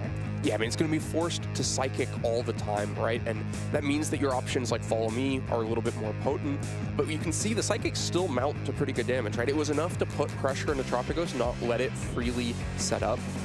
But yeah, anytime that you're unable to Astral Barrage, Calyrex looks so much worse, and that, you know, has been one of the advantages for Terapagos throughout this format. As we enter into game 2, where Caden has already secured a first game win, he needs a second in order to actually advance on with a 2-0 record. It's going to be a run back. It's going to be the Terapagos next to the Rillaboom, and Tolar is going to have the Incineroar next to the Shadow Rider Calyrex. So neither player switching up the lead, but will either player switch up the turn 1 play. In the last game, we saw Incineroar fake out the Rillaboom, Terapagos and Calyrex both boost themselves up. That meant that Rillaboom didn't go out with its own fake out, right? Probably opted for a U-turn or maybe just swinging really hard into Calyrex. That's kind of the one thing you can always do with a Rillaboom against Calyrex is you can say, I can't fake you out, but a Woodhammer probably puts you in Grassy Glide range, and that would be a big problem. And so the fake out often gets drawn that way, but no, for now, just going to be a change. The fake out is going into Terapagos instead, so Rillaboom the one free to move on this turn. I like that better because the Terra Shell is broken. That Psychic hit a lot harder. Even when you saw like kind of the +2 in the last game, actually only taking that Terrapagos down to half, that's the big difference with this turn. Even though this Rillaboom was able to fire off some damage with the Wood Hammer, I feel like the damage has been done. Toller has already gotten away with a lot more on this turn 1 with the Shadow Rider Calyrex actually dishing a Psychic out. Yeah, so we got 2 Pokemon boosting themselves in turn 1 of game 1. We get 0 Pokemon boosting themselves in turn 1 of game 2. The option is damage, and it's Toller making that decision, deciding that the fake out priorities in the Terrapagos does not want to allow the Calm Minds to go up, wants Terra Shell broken, and he wants damage immediately. Knows that Calyrex, if he's going to allow a Wood Hammer through, may not have the turns to Nasty Plot and then start Psychicking, and so just tries to capitalize the damage right then. That's going to force a Protect on Terrapagos on this turn. It's going to block a Psychic, but I do think it was low enough, high enough health to not take a Grassy Glide. So no Grassy Glide coming out from Caden, just a U-turn to get Rillaboom off the field. Rillaboom is going to disappear for now, but I feel like Rillaboom's role in this matchup is just, you know, help set up the grassy terrain, get a bit more recovery here for the Terrapagos. And then I love the pivoting options you have between the Rillaboom and the Incineroar to kind of get the utility out where you want it. Even better now that it was going to be the Rillaboom that switched out first, so that Toller didn't deal a bunch of damage to that Rillaboom when he's also going for a U-turn to make a switch up in Pokemon. Yeah, the advantage of being able to U-turn into the Crydon and put down so much pressure. We did see a few key things about this situation in the last game, right? That when the Terrapagos used its Terrestrialization to clear the Sun and clear that extra damage amplification from Crydon, then Crydon didn't actually have the damage with no boosting item to pick up a KO onto Incineroar. Now, a few things have shifted. I don't think the Incineroar had any damage on it when that happened last time, and Incineroar barely hung on from Collision Course, so maybe this time it's in range. And then also, do you want to commit a Terrestrialization to Terrapagos right now? Because last time it was committing a Terrestrialization to Terrapagos that already had 2 boosts. This time it'd be committing it to one that has no boosts at all, has just taken a bunch of damage, eaten a bunch of field position and like momentum to not really accomplish anything yet. I feel like this is the position where maybe Caden just has to let the Terrapagos go. It has been a huge point for Toller to just kind of put a lot of his focus onto this Terrapagos. So maybe the Terrapagos has done enough baiting where you can just kind of let it fall. Or maybe you just say, I'm just gonna try to fire off some damage here now with the Terrapagos, even if I don't have any boosts. It's better to do something with this Terrapagos than let it go down for nothing. Caden is actually going to Terrestrialize it on this turn. Correctly calls out that Toller's actually just gonna switch out the Crydon completely. And it's even better for Toller because when you see the Terraform 0, it's going to get rid of the terrain as well as that sun. And so Toller can come back in and bring that Crydon in for later. And also sniffs out the fact that there was going to be a fake out. Psychic into the Terrapagos is going to start to really chunk away at this turtle, but let's see just how much this Terra Starstorm with no boosts can really do. Surely it's enough, right? It's good enough for the Calyrex, but it's still pretty pitiful damage overall. Yeah, but, you know, a KO is a KO. Doesn't matter how pitiful the damage may have been. You finish up that Wood Hammer by getting the KO on the Calyrex. And like you called out, really difficult to invest further into Terrapagos by trying to Calm Mind there as well. But I think Toller gets the better of that turn by getting the Crydon out into the back. So that meant that one time per game, that one time that you get to press the Terrestrialization button and clear the Sun away from Crydon, the only way to mitigate that weather other than waiting 5 more turns, which feels like an infinite amount of time with the Crydon staring you down, the only way to mitigate that Sun is gone. And now Crydon has hit the field. There's no fake out pressure. There's no weather mitigation. Crydon has no damage threat on the other side. Doesn't even have to worry about the Terra Starstorm because it's unboosted. It's just going to be a huge problem. And that means that you do have the time to get those speed boosts, because we have to imagine that Caden's last Pokemon is the Calyrex Shadow Rider. Last time we saw Crydon really trying to struggle to do one of many things. This time it probably has the chance to do everything it wants to if Toller, you know, can find the right targets at the right time. Little telegraphed here that the Protect will come out here from the Terrapagos, so Toller is going to opt to not attack into it. Instead, is going to allow this Crydon to take a bit of recoil, but it gets away with a Flame Charge boost. Huge deal to have a +1 speed boost going into the endgame where you are expecting that Shadow Rider Calyrex to hit the field. And Toller also gets to reposition. So even if you're going to leave this Crydon at +1, now you've got the Flutter Mane where you don't want to switch anything into an Icy Wind speed drop. Right, has the double speed advantage now. This parting shot is going to get Incineroar off the field, weaken the Flutter Mane some, but it's really difficult to bring Calyrex Shadow Rider in here because you'd be facing down 2 faster Pokemon. In the previous game, because of the way the sun cleared and the Flutter Mane was on the field with no sun, they didn't have the speed advantage against the Calyrex. But now, because Toller got that early switch to get Crydon off the field during the Terrestrialization turn and then quickly back onto the field to set the sun, and then found the Flame Charge target, a lot of players would see, I would say, I need a Flame Charge, but I'm not going to put it into the resisted Rocky Helmet Pokemon. I'm going to get what damage I can out of it by putting it in the Tropicos. But if you do that, then you hit into a Protect, you don't get your speed boost. And so Toller recognizes has to, despite, maybe more damage coming back the other way with Rocky Helmet, has to put the Flame Charge into that Incineroar slot and get the boost that creates such a difficult position for Caden to now try to play through. Plus, that Rillaboom can come back out and help you heal all the way back from that Rocky Helmet recoil you took. Tropicos is going to get a nice bit of HP recovery as well, but I think that's the thing. The threat of the Koraidon just securing a knockout into this Terrapagos with Collision Course is enough that you could have scared it to go for the Protect on that last turn. And now I feel like Toller very much in the driver's seat here for what's going to happen next. The good news for Caden is that Fake Out pressure is back up. Rillaboom has come on the field, so you at least don't have to worry about Crydon in this turn. Flutter Mane probably still can't threaten a KO. In Terrapagos, you have no special defense boost, but you did Parting Shot the Flutter Mane, so you're not really worried about its damage too much. So you can have a turn with Terrapagos if you want it, but yeah, there's not much to accomplish with that turn. With no boosts, a Terra Starstorm isn't a huge capitalization, so instead, trying to just get off the field so you can come back in later. It's going to be Incineroar that takes that Terrapagos' place, and now we will just see the rest of this turn play out. Very safe here as Toller tries to protect both of these Pokemon, just to kind of see where Caden is going to go in terms of the rest of this game. It's going to negate a Fake Out from the Rillaboom, but now you've got this Incineroar that has hit the field that can pressure a Fake Out on the next turn. Yeah, trying to just keep the Fake Out pressure up, but where is the damage threat? I think that's going to be the really difficult thing, is the Crydon is sitting there at full health. You're not going to KO it with Fake Outs. It would take quite a few of them to accomplish that, right? So where is the damage actually going to come from? Terra Starstorm, we saw that it wasn't only KO at +2, so if you're talking about +0 Terra Starstorms, you're going to need a lot of them. So it really has to be finding a way to get an Astral Barrage in, and that's going to be so difficult to do facing down 2 faster Pokemon. But for now, he's managing to not lose the game. He still has a Pokemon lead here, can maybe even get another Pokemon advantage with that low health Incineroar coming back in. So definitely just the goal is to stay around, keep the Crydon from accomplishing too much, and find the way later on.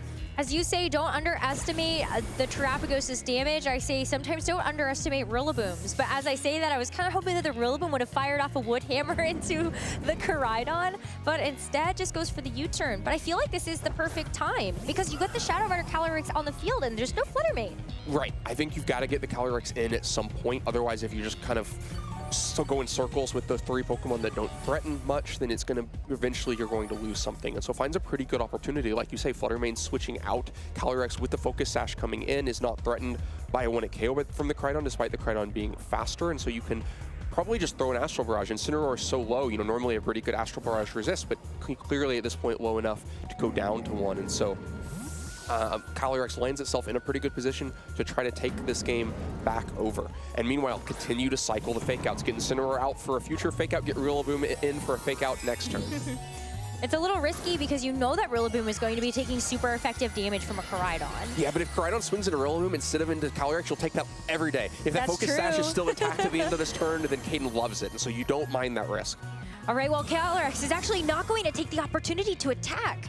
I'm a little surprised at that, but I think it might be okay.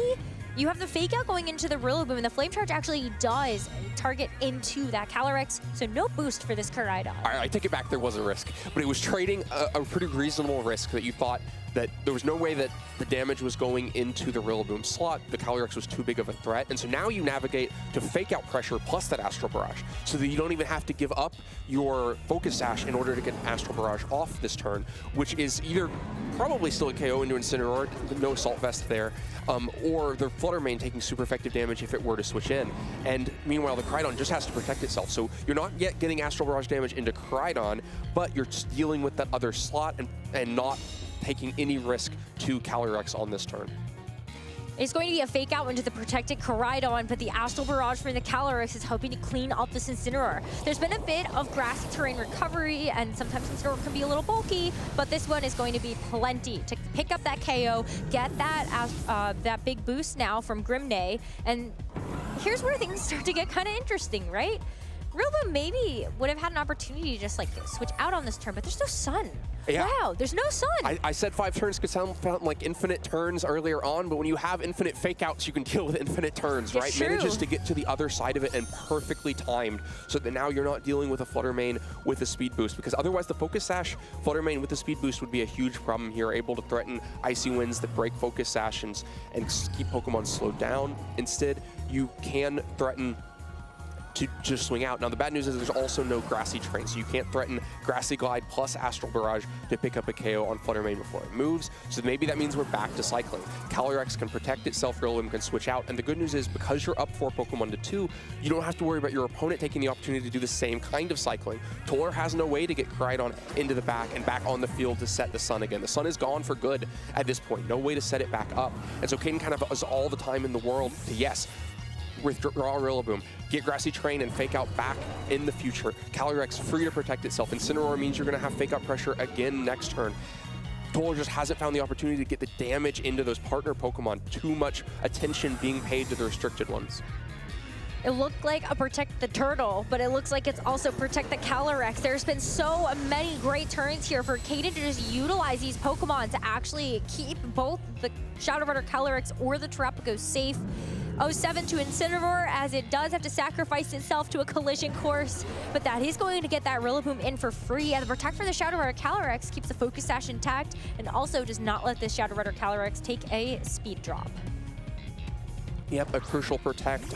And Toller does see the Protect coming that time, knows that it's very likely to make that switch. Pretty telegraphed play because it is so safe for Caden, and so doesn't fall even further behind by not taking that Incineroar KO. Swings out, gets the Incineroar KO, but now I think this is a very dangerous turn for both players. They're both going to be thinking, does the Flutter Mane protect itself? If it doesn't protect itself, it could just go down to Grassy Glide plus Astral Barrage, and the game is probably over. You can find the damage after that point. But if it protects itself while that double target comes, well, then things similarly start to look very bad for Caden on the other side. So I think this is really maybe the make or break turn for both players, because also if you're worried that the Flutter Mane is going to protect itself, you can ignore it for a turn, but there it's the Protect.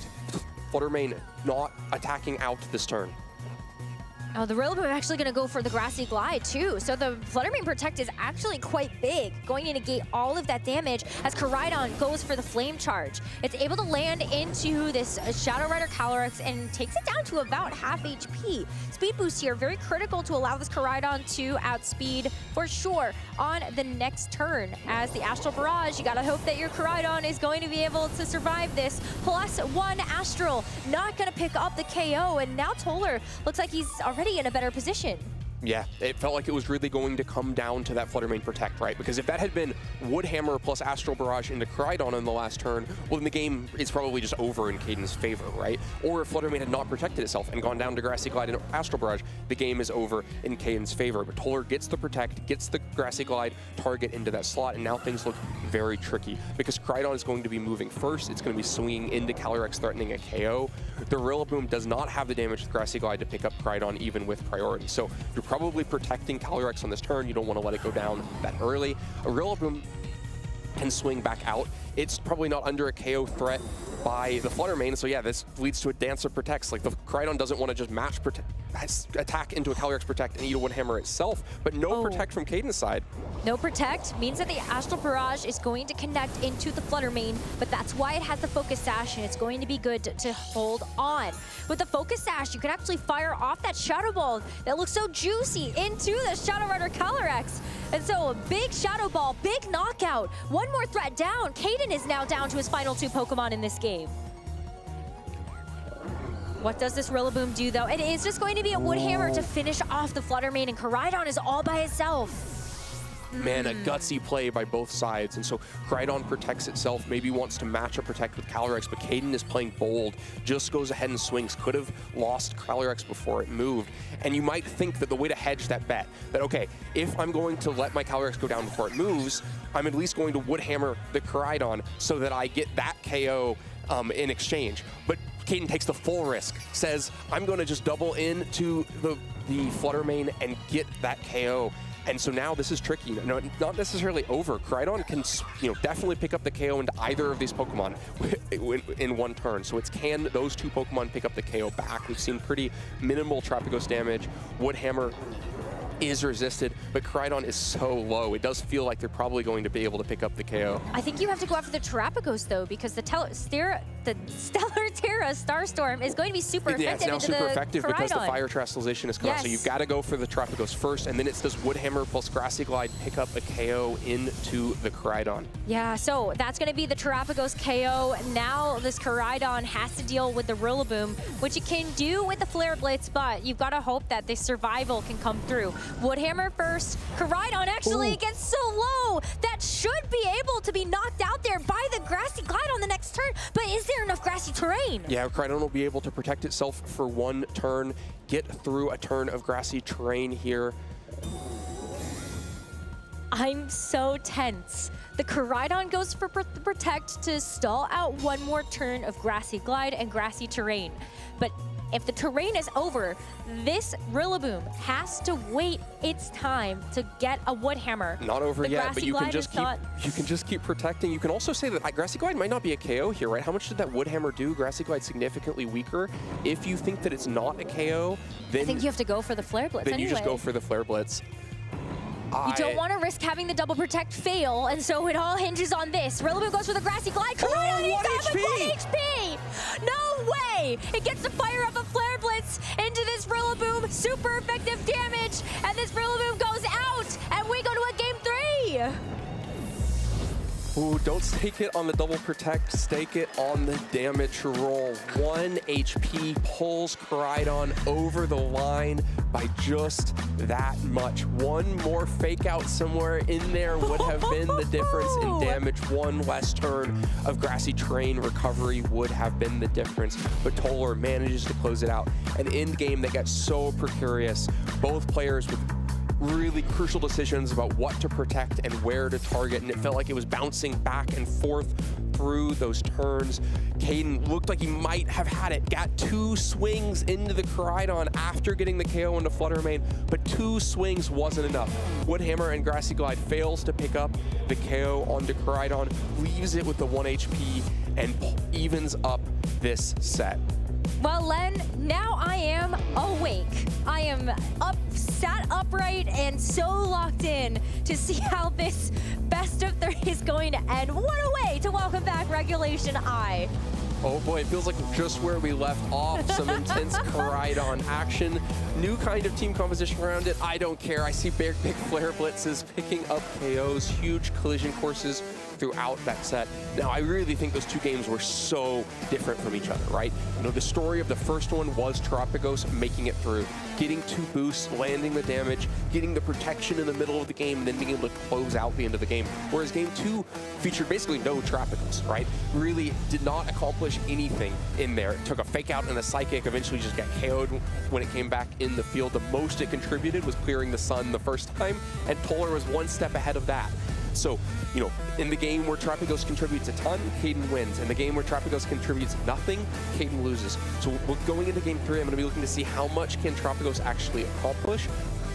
Or do you ever consider kind of leaving it behind? If you're worried that's going to have so little impact, almost negative positional impact, do you consider that maybe your own Fluttermane with its own speed booster, or your Ogerpon to provide some follow me protection and threaten Ivy Cudgel back into a fire terastallized Koraidon is more valuable than what Terrapagos actually gave you in that previous game? Or do you think, okay, I saw how that played out, but I can protect Terrapagos on the first turn, not lose Terra Shell so easily, not lose so much damage, and I can get back to how game 1 played out, get those boosts onto Terrapagos and make it work. I think it's going to be a really crucial decision in this team preview for Caden. Team preview, and also turn 1. We're going to see the Terrapagos hit the field, but a big switch up here from Toller to bring out the Koraidon and the Fluttermane. Oh boy. No patience this time. Let's get things going fast. Sun down, speed on for Fluttermane. The damage threatened, but no fake out pressure from Toller's side this time. Both game 1 and game 2, the fake out into Caden's side has been a big part of how it's played out. In game 1, stopping the the Rillaboom from swinging out on the offense, in game 2 breaking the Terra Shell. Now you don't have that threat. Instead, you just have the damage, though. The speed booster is going to mean that the Flutter Mane moves first, so you can do things like threaten Icy Wind and Collision Course to break Terra Shell, but of course, it's a little bit optimistic when there's Protect on the other side and there's Fake Out to stop Crydon. So instead, just Flutter Mane going out into the back, going to get an Intimidate into this Rillaboom, but more crucially, set up Fake Out pressure of your own for the next turn. Gotta hope that Caden actually goes for the Protect on the Terrapagos, but he doesn't, because he knows that this Rillaboom is going to be able to land the Fake Out into the Koraidon and leave this Terrapagos to go for the Calm Mind. Yeah, I mean, there's no need to Protect there, right? If you can just Fake Out into the Koraidon, the worst that Flutter Mane can do is like Icy Wind you. You don't care about your speed anyway. It's going to break Terra Shell, and then Leftovers and Grassy Terrain will just restore Terra Shell again, because the Icy Wind is not going to do that much damage. Moonblast might have been able to keep Terra Shell broken, but there's not that much to lose out of that. So of course, Terrapagos going to get the opportunity to boost itself, and Toller has to now deal with that boosted Terrapagos, but you know, you have the right tool. You have the Koraidon, you have Fake Out pressure on this turn. You can threaten things like Fake Out and Collision Course for a KO, but of course it's very risky. Terrapagos very likely to just protect itself on this turn. Meanwhile, Rillaboom on the other side really not threatening much. I'd expect it to just U-turn out, but no hesitation, no Protects maybe, yeah, just Terrapagos getting ready to go. If you think that your Protect is so telegraphed your opponent's not going to swing into it, then maybe it's the perfect time to just not Protect at all. And you know you're mitigating the risk by clearing the sun, so the damage is less. And a lot of Terrapagos we saw were trained to survive at least a close combat, even from a Life Orb Urshifu. But that's not even going to be the choice of target here for the Collision Course. It's just a Rillaboom. Yeah, it just gets the read right, recognizes the Protect is so telegraphed that you don't have to make it. And Toller are going to probably get pretty heavily punished for this, both because whatever Terrapagos is going to do on this turn, but also because it means Protect is available on the next turn. You cycle to have Fake Out pressure on the next turn. Things look more difficult in the future, not more easy to deal with this Terrapagos.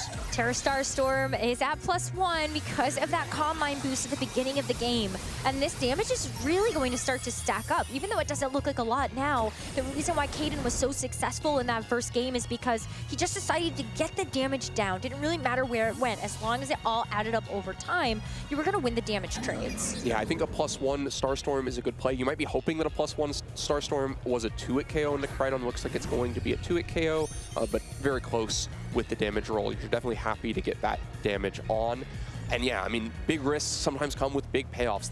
That payoff is a Terrapagos-sized big payoff, right? Because it's not 2 1-hit KOs back. It's just a little bit of +1 Terra Starstorm damage, but it was a huge risk. That could have just been Terrapagos lost on the last turn. Caden recognizes an opportunity within that, and then navigates again. There's no sun now, and so this Flutter Mane doesn't really need the speed boost in this position, but if it sticks on the field against a future Calyrex, that could be a problem. But yes, you know, the drop pretty helpful in the short term. It's going to be a double into this Terrapagos. Collision Course isn't even going to be enough to pick up the KO. That Calm Mind special defense boost helping to keep this Terrapagos in the game versus the Moonblast that just came out from that Flutter Mane. This is a little greedy. You do have a secondary Calm Mind boost now on this Terrapagos, but I feel like you almost would have rather it actually swung out. Yeah, I mean, Caden gets caught with his hand in the cookie jar there. Thinks that maybe I can get away with this again. If my Protect was telegraphed last turn, then maybe it's telegraphed this turn. And my Fake Out pressure into Koraidon is telegraphed this turn. So there's no way my opponent is just going to double into Terrapagos on this turn. And I'm going to get another Calm Mind out of this. And I'm going to keep trying to push an advantage where maybe now a +2 Starstorm picks up a KO into Koraidon.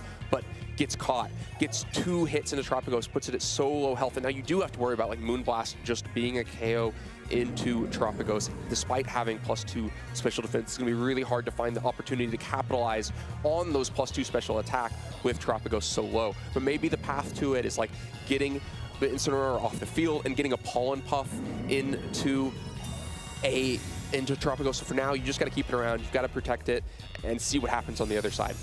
Incineroar is going to be the target of this Moonblast. That's still a lot of damage, despite the fact that this is an Incineroar.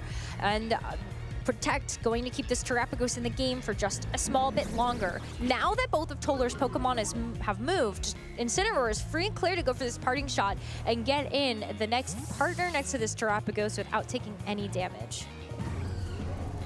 Yeah, Toller doesn't fully commit to the protect being there for Terrapagos on that turn, but does see the opportunity that if it hadn't protected and Flame Charge can finish up that KO and get you the speed boost, then that is huge. But of course, Terrapagos just protects itself, but it still kind of sits on the field in a negative position here. It's just continuing to be threatened by a KO, has no opportunity to actually swing out on the offense. Calyrex comes out, it's going to be moving faster than the Cridon, hopefully threatening a KO into Cridon. If you're in Caden's shoes, you gotta hope that tool's in your tool belt. But the Focus Sash on Flutter Mane means that you can't threaten a KO there. So yeah, you just have to threaten a Pollen Puff, but that's not gonna protect you from Collision Course. No, that's still gonna be a KO. Icy Wind is going to drop the speed of this Calyrex, but also break the Focus Sash, and then this Terrapagos is a sitting duck. Collision Course from this Koraidon should be enough to pick it off unless this Terrapagos knows something that we don't, but that is a KO, and this is dangerous territory here for Caden. Yeah, Caden saw it work one time, that just kind of exposing Terrapagos, but then the next 2 times punished for it. Takes a huge ton of damage, so much damage that even the Pollen Puff isn't able to bail him out. And so Terrapagos goes down, and like you said, kind of put more eggs into the Terrapagos basket at the last second. Like it was already falling, and you throw the Calyrex into the basket at the same time because you spent the Focus Sash and the speed of Calyrex, now at -1 speed, just to get that Pollen Puff off, which means you're in so much of a worse position now. If you kind of ignored Terrapagos and just gotten an Astral Barrage on that last turn, things wouldn't look so bleak, but now you don't have that damage, and you don't have the speed or Focus Sash on your own Calyrex. There's a way back into this, and that is if you just protect, you can maybe get that Focus Sash to be available again because you get your HP back with the Grassy Terrain recovery. But it's just going to be a fake out into the Incineroar, which is you can't fake out the Flutter Mane, and since you don't protect your Calyrex, it's just going to end up going down to a Shadow Ball. The dominoes are falling fast now. Yeah, Caden just keeps trying to risk Pokemon and have it pay off, and Toller has seen it one too many times, is playing honest, is throwing the damage at the Pokemon that need to be threatened down to keep them from having too much impact, and is getting rewarded with KOs for it. It's just the Incineroar and the Rillaboom left for Caden. Even though we've seen these 2 Pokemon at the top of the usage charts, they are not going to be enough to get through a full HP Flutter Mane and a Koraidon. So Caden forfeits this game 3, and Toller Web wins 2-0 and a 2-1 in a reverse sweep. What an interesting set. Kind of a tale, 3 different stories of Terrapagos across the set. It sets up and works. It never gets a chance to set up and loses, and then it sets up, and it's not quite enough. Just too much damage threat on the other side. Toller managing to find the right windows for Koraidon in that game 3 to land 2 collision courses into Terrapagos and finish that KO. Very impressive set though, especially after Caden ended up winning that game 1 off of incredible positioning. Playing a little bit risky with the Terrapagos as well to try to get those Calm Mind boosts, knowing that he actually had some nice avenues to be able to push through that damage. But then you can definitely see where things started to fall apart in that 3rd game. And I think after you got those 2 calls incorrect, I think you just, I don't know, I would lose focus too, to be honest. Yeah, sometimes it feels like once you got one wrong, you get a little bit desperate. You keep trying to take even bigger risks to try to claw something back. And if your opponent kind of recognizes that happens and just keeps playing honest, I'm already ahead. I don't have to take risks of my own. I can just keep kind of making sure that nothing crazy you do lets you get back in the game. It can just get further and further out of reach. And it really felt like that was the story of the tail end of that game 3. Yeah, but Caden is no slouch of a player. And also, it's tough when you go up against a player that is as accomplished as Toller. But I mean, Caden just recently got top 64 at the European International Championships, had a top 8 at Atlanta Regionals last year, and a top 32 at Baltimore the year prior. So, you know, again, as Caden represents kind of this new era of VGC player, I love that Caden has been able to already grab some very impressive accomplishments of his own, and this will not be the last time we see Caden, I'm sure. Yeah, hopefully he doesn't let a 1-1 start slow him down. There's still a lot of Pokemon to be played yet today. 6 more rounds of action to try to get into that phase 2. But Toller had such an impressive comeback in that set. After letting the Terrapagos get out of hand in that first game, decided, okay, I can't do that again. So game 2, the plan was very simple. Make sure that this Terrapagos was stopped in its tracks, couldn't actually get those Calm Mind boosts. You saw the fake out go into the Terrapagos instead, started laying down damage onto it to a point where Caden wasn't able to actually get enough damage back. And then that game 3, things were just like the perfect domino effect for Toller. Yeah, made it harder to get the boost, but I think also crucially managed the sun much better, especially in game 2. I felt like that was the story of having the control in the middle of the game, not letting the sun loss from the terrestrialization on Tropicos be too much of an obstacle, and then again managed the speed pretty well in game 3, keeping the Flutter main healthy so that it could throw out an Icy Wind and not letting the Calyrex become a problem the way it was in game 1. So if you remember, at some point in game 1, Tropicos also looked like it was a sitting duck, right? It wasn't going to be able to do anything for itself. But Calyrex was able to fill in that gap. And then in game 3, the speed was in the right place. The Toller didn't let that happen. It was so fun to be able to watch also just kind of like the split second decisions that had to be made in that game 3. I think that's why it looks so exciting. And so I'm very eager to hear what Toller has to say about this match as we go over to the lounge with an interview. Thank you so much. I'm here with Toller Webb, who just won his first round here on stream. Toller, how's it going? It's okay. Nerves are still definitely on fire after that game 2, especially. That was crazy. Yeah, I mean, game 1, it really felt like it was Terrapicos' game to win, and game 2, you made some really good adjustments. You know, it felt like you really focused in on Terrapicos, but then it was just still there. It's something that Tropicos with lefties and grassy terrain does really well. It's just kind of sitting there. I mean, psychic into psychic and not enough, and my CSR is not getting too much value in the matchup, so it's tough. Yeah, so I'm glad you brought up game 2 because the end of game 2, I mean, that was probably one of the most stressful 50-50s I've ever seen. And it kind of just compounded on itself for a couple of turns. So what was going through your mind? How did you make those decisions? Yeah, I realized, near the end of game 2, I thought I was done and that I was, Caden was going to be here and so forth. So I was like, well, I've got to try my best. And I saw 4 turns out from that ending sequence, like, okay, if I call the Grassy Glide Barrage into Flutter correctly, and then I call the no Grassy Glide immediately, so another 50-50, if I get that and get the KO on a CSR, and then if I then call the Pagos Protect correctly, which he doesn't have to do because I'm just out of the, I was just unhealthy enough that I knew I could, usually on this Tropicos team, it's like max HP, near max defense Rillaboom. Yeah. And Rillaboom and CSR, or Rillaboom and Crydon have very similar HP stats. So and Flare Blitz, I believe, does 1/3 recoil. Okay, someone's going to get me on that if I'm wrong. So if I Flare Blitz the Rillaboom, I'm under 1/3 of my HP. I'm going to get knocked out. He doesn't necessarily know that, but I can see the math. So I was like, well, I have to hope that he doesn't think that's the case, and he feels like he needs to attack with Tropicos. And so I took out the Tropicos. Luckily, Woodhammer knocked me to 5. Protect, go to 29, and I'm like, Glide's a little stronger than half a Woodhammer. I don't think I live this, but maybe he tries to do something else, anticipating the double. So Flare Blitz, it was so close. And I saw all of those moves coming out, and I was like, there's no way I win this. Yeah. Well, I mean, you found the way, and even if your math is incorrect on paper, it was correct in practice, and that's the most important thing. Did you make any adjustments going into game 3 that made you feel a little bit more confident, or were you still just kind of making things up as it went along? It's so tricky. The Tropicos player in this matchup, because Crydon is such a threat, and because I'm running Collision Course rather than Low Kick, which we saw in Harada's team in at Worlds, where he top 8'd. Because I'm running Collision Course, they really have to get every play right.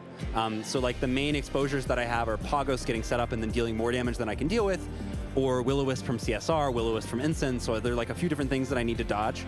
But really, they have to get every play right. And game 1 and 2, I realized that I was really kind of playing into the typical Pagos Cyclone of falling for all of the protect, no protect mind games, falling for all the fake out timings, letting him swap in the fake, so my thought in game 3 was I would change up my lead strategy, and then I'd also just intentionally shift to play much more aggressively right away, and that really paid off because he was still in the mindset that he needed to make the same types of reads he did game 1 and 2.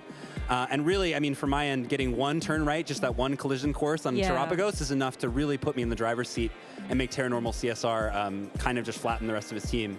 So it's really, he played really well to honestly, I should have been knocked out game 2. I think I double low rolled on Woodhammer Glide. He played really well to put me in that position, but you can only play well so many times as Pagos until your opponent starts to catch wind of what's going on, and you're not defending that thing, are you? You know? For sure. I'd love to also ask you, this is the return of Regulation I. It's been a while since the World Championships. How did you pick the team that you're running this weekend? So I ran this 6 Pokemon at Worlds. Okay. I worked very, very hard on it. It's ended up being very similar to what Mal ran, so I felt like I wasn't that far off on the meta call. We're still doing the, have the Clefairy, have the Ensign with the CSR, as well as Koraidon Flutter mode. I personally think Tinglu is a little better than Rillaboom, but it's not obvious to use it. And I think every other CSR Koraidon player, like Agati, Mao himself, James Evans, they would all be like, Tinglu's terrible. So it's kind of a hot take. But I was really confident in it for Worlds and really did not have a good run. At Worlds, I went 4-4. It was one of the most emotionally defeating tournaments of my life. But I think I've learned so much from this team and felt like it was still a strong call going into this tournament for a lot of the same reasons it was going to Worlds. So I'm excited to give it the chance to run back. And if I, lose my next 4 rounds and go out like Worlds, then at least I can, be confident that I learned enough from the practice of this team that, I got something out of it. Yeah, I mean, those tournaments that emotionally destroy you only make you come back stronger, so. I hope so. And as Tinglu's strongest soldier, you could also take that title with you as well, so. Well, Zach Minnick was Tinglu's strongest soldier. At Worlds, he top 32'd with the team. That's so true. I went 4-4 and he top 32'd and barely lost to Ho-Oh. But right now, Right now, he's sick at home. Exactly. He can't do anything. So you're Sorry, Tinglu's Zach. strongest soldier right here, right now. But feel better, Zach. Sorry that you're not here. Yeah. Well, he's basically locked for Worlds, Well, anyways, on that note, would you like to give any shout-outs to people at home, such as Zach, who's not feeling well, but hopefully will get better soon? As always, shout out to my beautiful girlfriend, Casey, who's been amazingly supportive this whole process. She's been really patient while I've been practicing for Orlando in this tournament, so really grateful for her. Shout out to my mother, who's always very sweet and always encourages me. Kaylin, Yotam, Zach, thank you for prepping this team with me. Hoping I can maybe do a little better than Worlds this weekend. And hopefully I didn't forget anyone. Oh, and the Georgia VGC folks. Thanks, y'all. All right. Well, thank you so much, Toller. Best of luck in the tournament. And now we're going to go from the lounge down to the swamp with Florida Man Explains. Welcome to my swamp, everyone. As Gabby said, this is Florida Man Explains. So a quick lore drop. I did, in fact, grow up here, right down the road in Orlando, so I've decided to sing you the song of my people and explain things to you in great detail. We're going to start here with round 2 at the Orlando Regional Championships. We just saw Toller take down Caden Owens in a really thrilling match. It was a really, really fun way to start off the day, and I'm really excited to break down both the teams that they used and the matches that we got to see. Let's jump right into team preview. So we got to see Toller. He was running the Calyrex Shadow Rider and the Koraidon combo. It was a really cool team. We got to see some of his thought process on it as well. I loved hearing the story that he took this team to Worlds and didn't do as well as he wanted with it, but decided to stick with it and decided to give it another shot here in Orlando, and so far it's paying off. I really like the Clefairy and Nasty Plot Calyrex Shadow Rider combination. Clefairy gives you a lot of support. It allows you to set up very well with that Nasty Plot, boost that special attack, and be very, very threatening. And of course, going alongside that Koraidon, it's a combination of the Ghost type and the Fighting type restricted pair. We're going to see that a lot today, I imagine, because they are a very powerful combo. And as Toller called out, the Collision Course is a great choice here. I think it paid off a lot in this matchup. It's very consistent damage. You don't have to worry about something like Trapagos being on the lighter side and taking less damage from low kick as a result. So it allows you to pump out a lot of damage very consistently. Great support alongside as well Incineroar, the king of Regulation I in terms of the non-restricted Pokemon. And I think we'll be seeing him around a lot today. And Tollers was very instrumental in this match, giving him some fake out to help set up, giving him Intimidate to help lower damage from physical threats. Of course, this Focus Sash Flutter Mane is a really cool choice as well. Not a set we saw a lot back in Regulation F. I think if you're still in the Regulation F mindset a little bit, you're used to the Speed Booster Flutter Mane, the Choice Specs Flutter Mane, neither of which have that Focus Sash, so you have a lot more safety with this Flutter Mane, and you're running Shadow Ball, which is something that a lot of Flutter Manes dropped back in Regulation F. Really important move here because it allows you to threaten those other Ghost-type restricted Pokemon, like the Calyrex Shadow Rider and Lunala. Love the Tinglu as well. I liked that Toller got to talk about that in his interview with Gabby. Fortunately, we didn't get to see it in this matchup, but I do think that was probably the right call. Let's jump on over to Caden's team. Caden was running the Terapagos and the Calyrex Shadow Rider. Terrapagos is something I'm a little bit partial to. I think it's a really cool Pokemon. I think that it's got a lot of tools at its disposal. And the Terra Shell ability, as well as the ability that it gets when it terastallizes, are also like two very good abilities. Terra Shell having, or making damage not very effective, not even having it. An attack that is normally super effective, like a Collision Course, will then be not very effective, which I think is a 25% decrease in damage there. You drop down to 25% of damage output. So a very powerful ability when used correctly, and I think Caden did that very well, especially in those first couple games here. This Calyrex Shadow Rider, very unique set. It has Astral Barrage, of course, very, very powerful attack. And it does still have a Terra Ghost, so you have the option for some big offense. But instead of a boosting item like the Life Orb, instead of a boosting move like the Nasty Plot, it is much more support-oriented. It is Focus Sash, which allows it, much like the Flutter Mane on Tolar's side, to survive any one attack. And Pollen Puff, which is a really cool adaptation here, allows you to heal your own Terrapagos after it's taken some damage. If you have not terastallized a Terrapagos yet, and it's at half of its HP or higher, Pollen Puff will heal it all the way back up to full and reactivate Terra Shell. It is not a one-time use ability. If you drop down, past full HP, you get healed back up, either with the leftovers, the grassy terrain, or the Pollen Puff. You will immediately reactivate Terra Shell and have one more use of that ability, so really nice option there.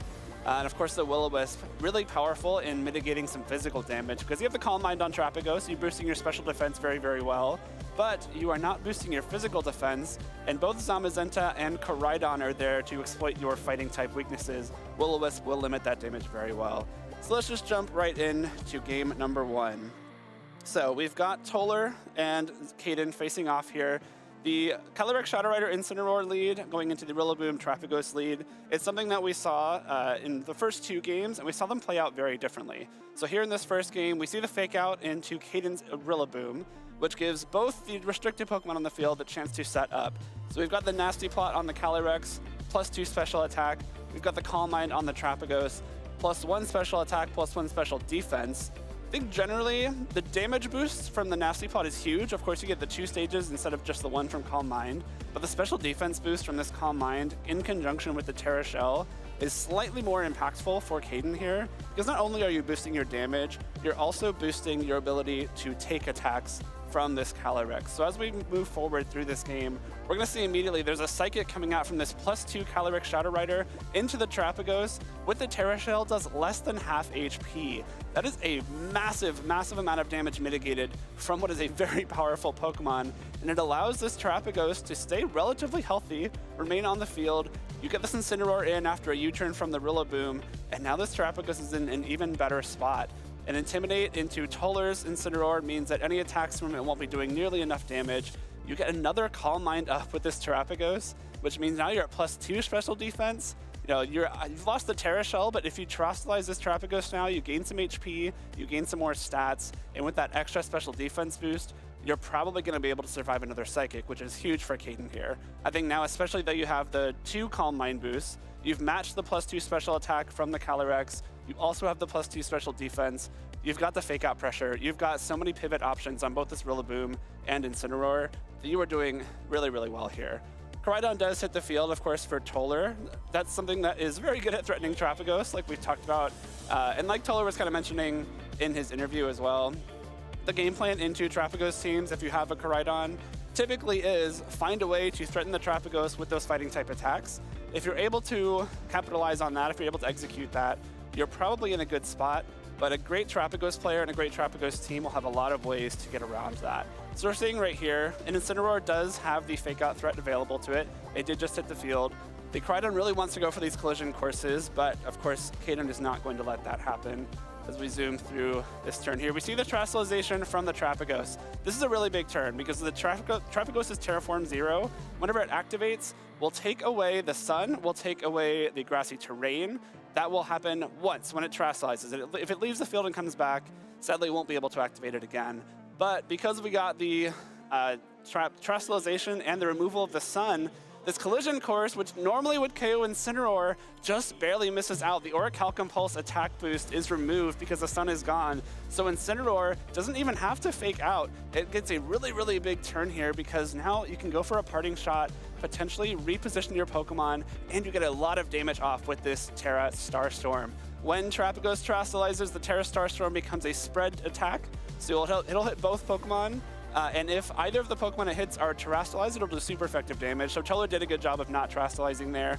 Obviously, the Terra Starstorm did so much damage that if it did get any of that boost from the super effective damage after terastallization, would have been able to knock it out. So Caden really called Toller not going for the collision course there, trying to take out the Incineroar instead.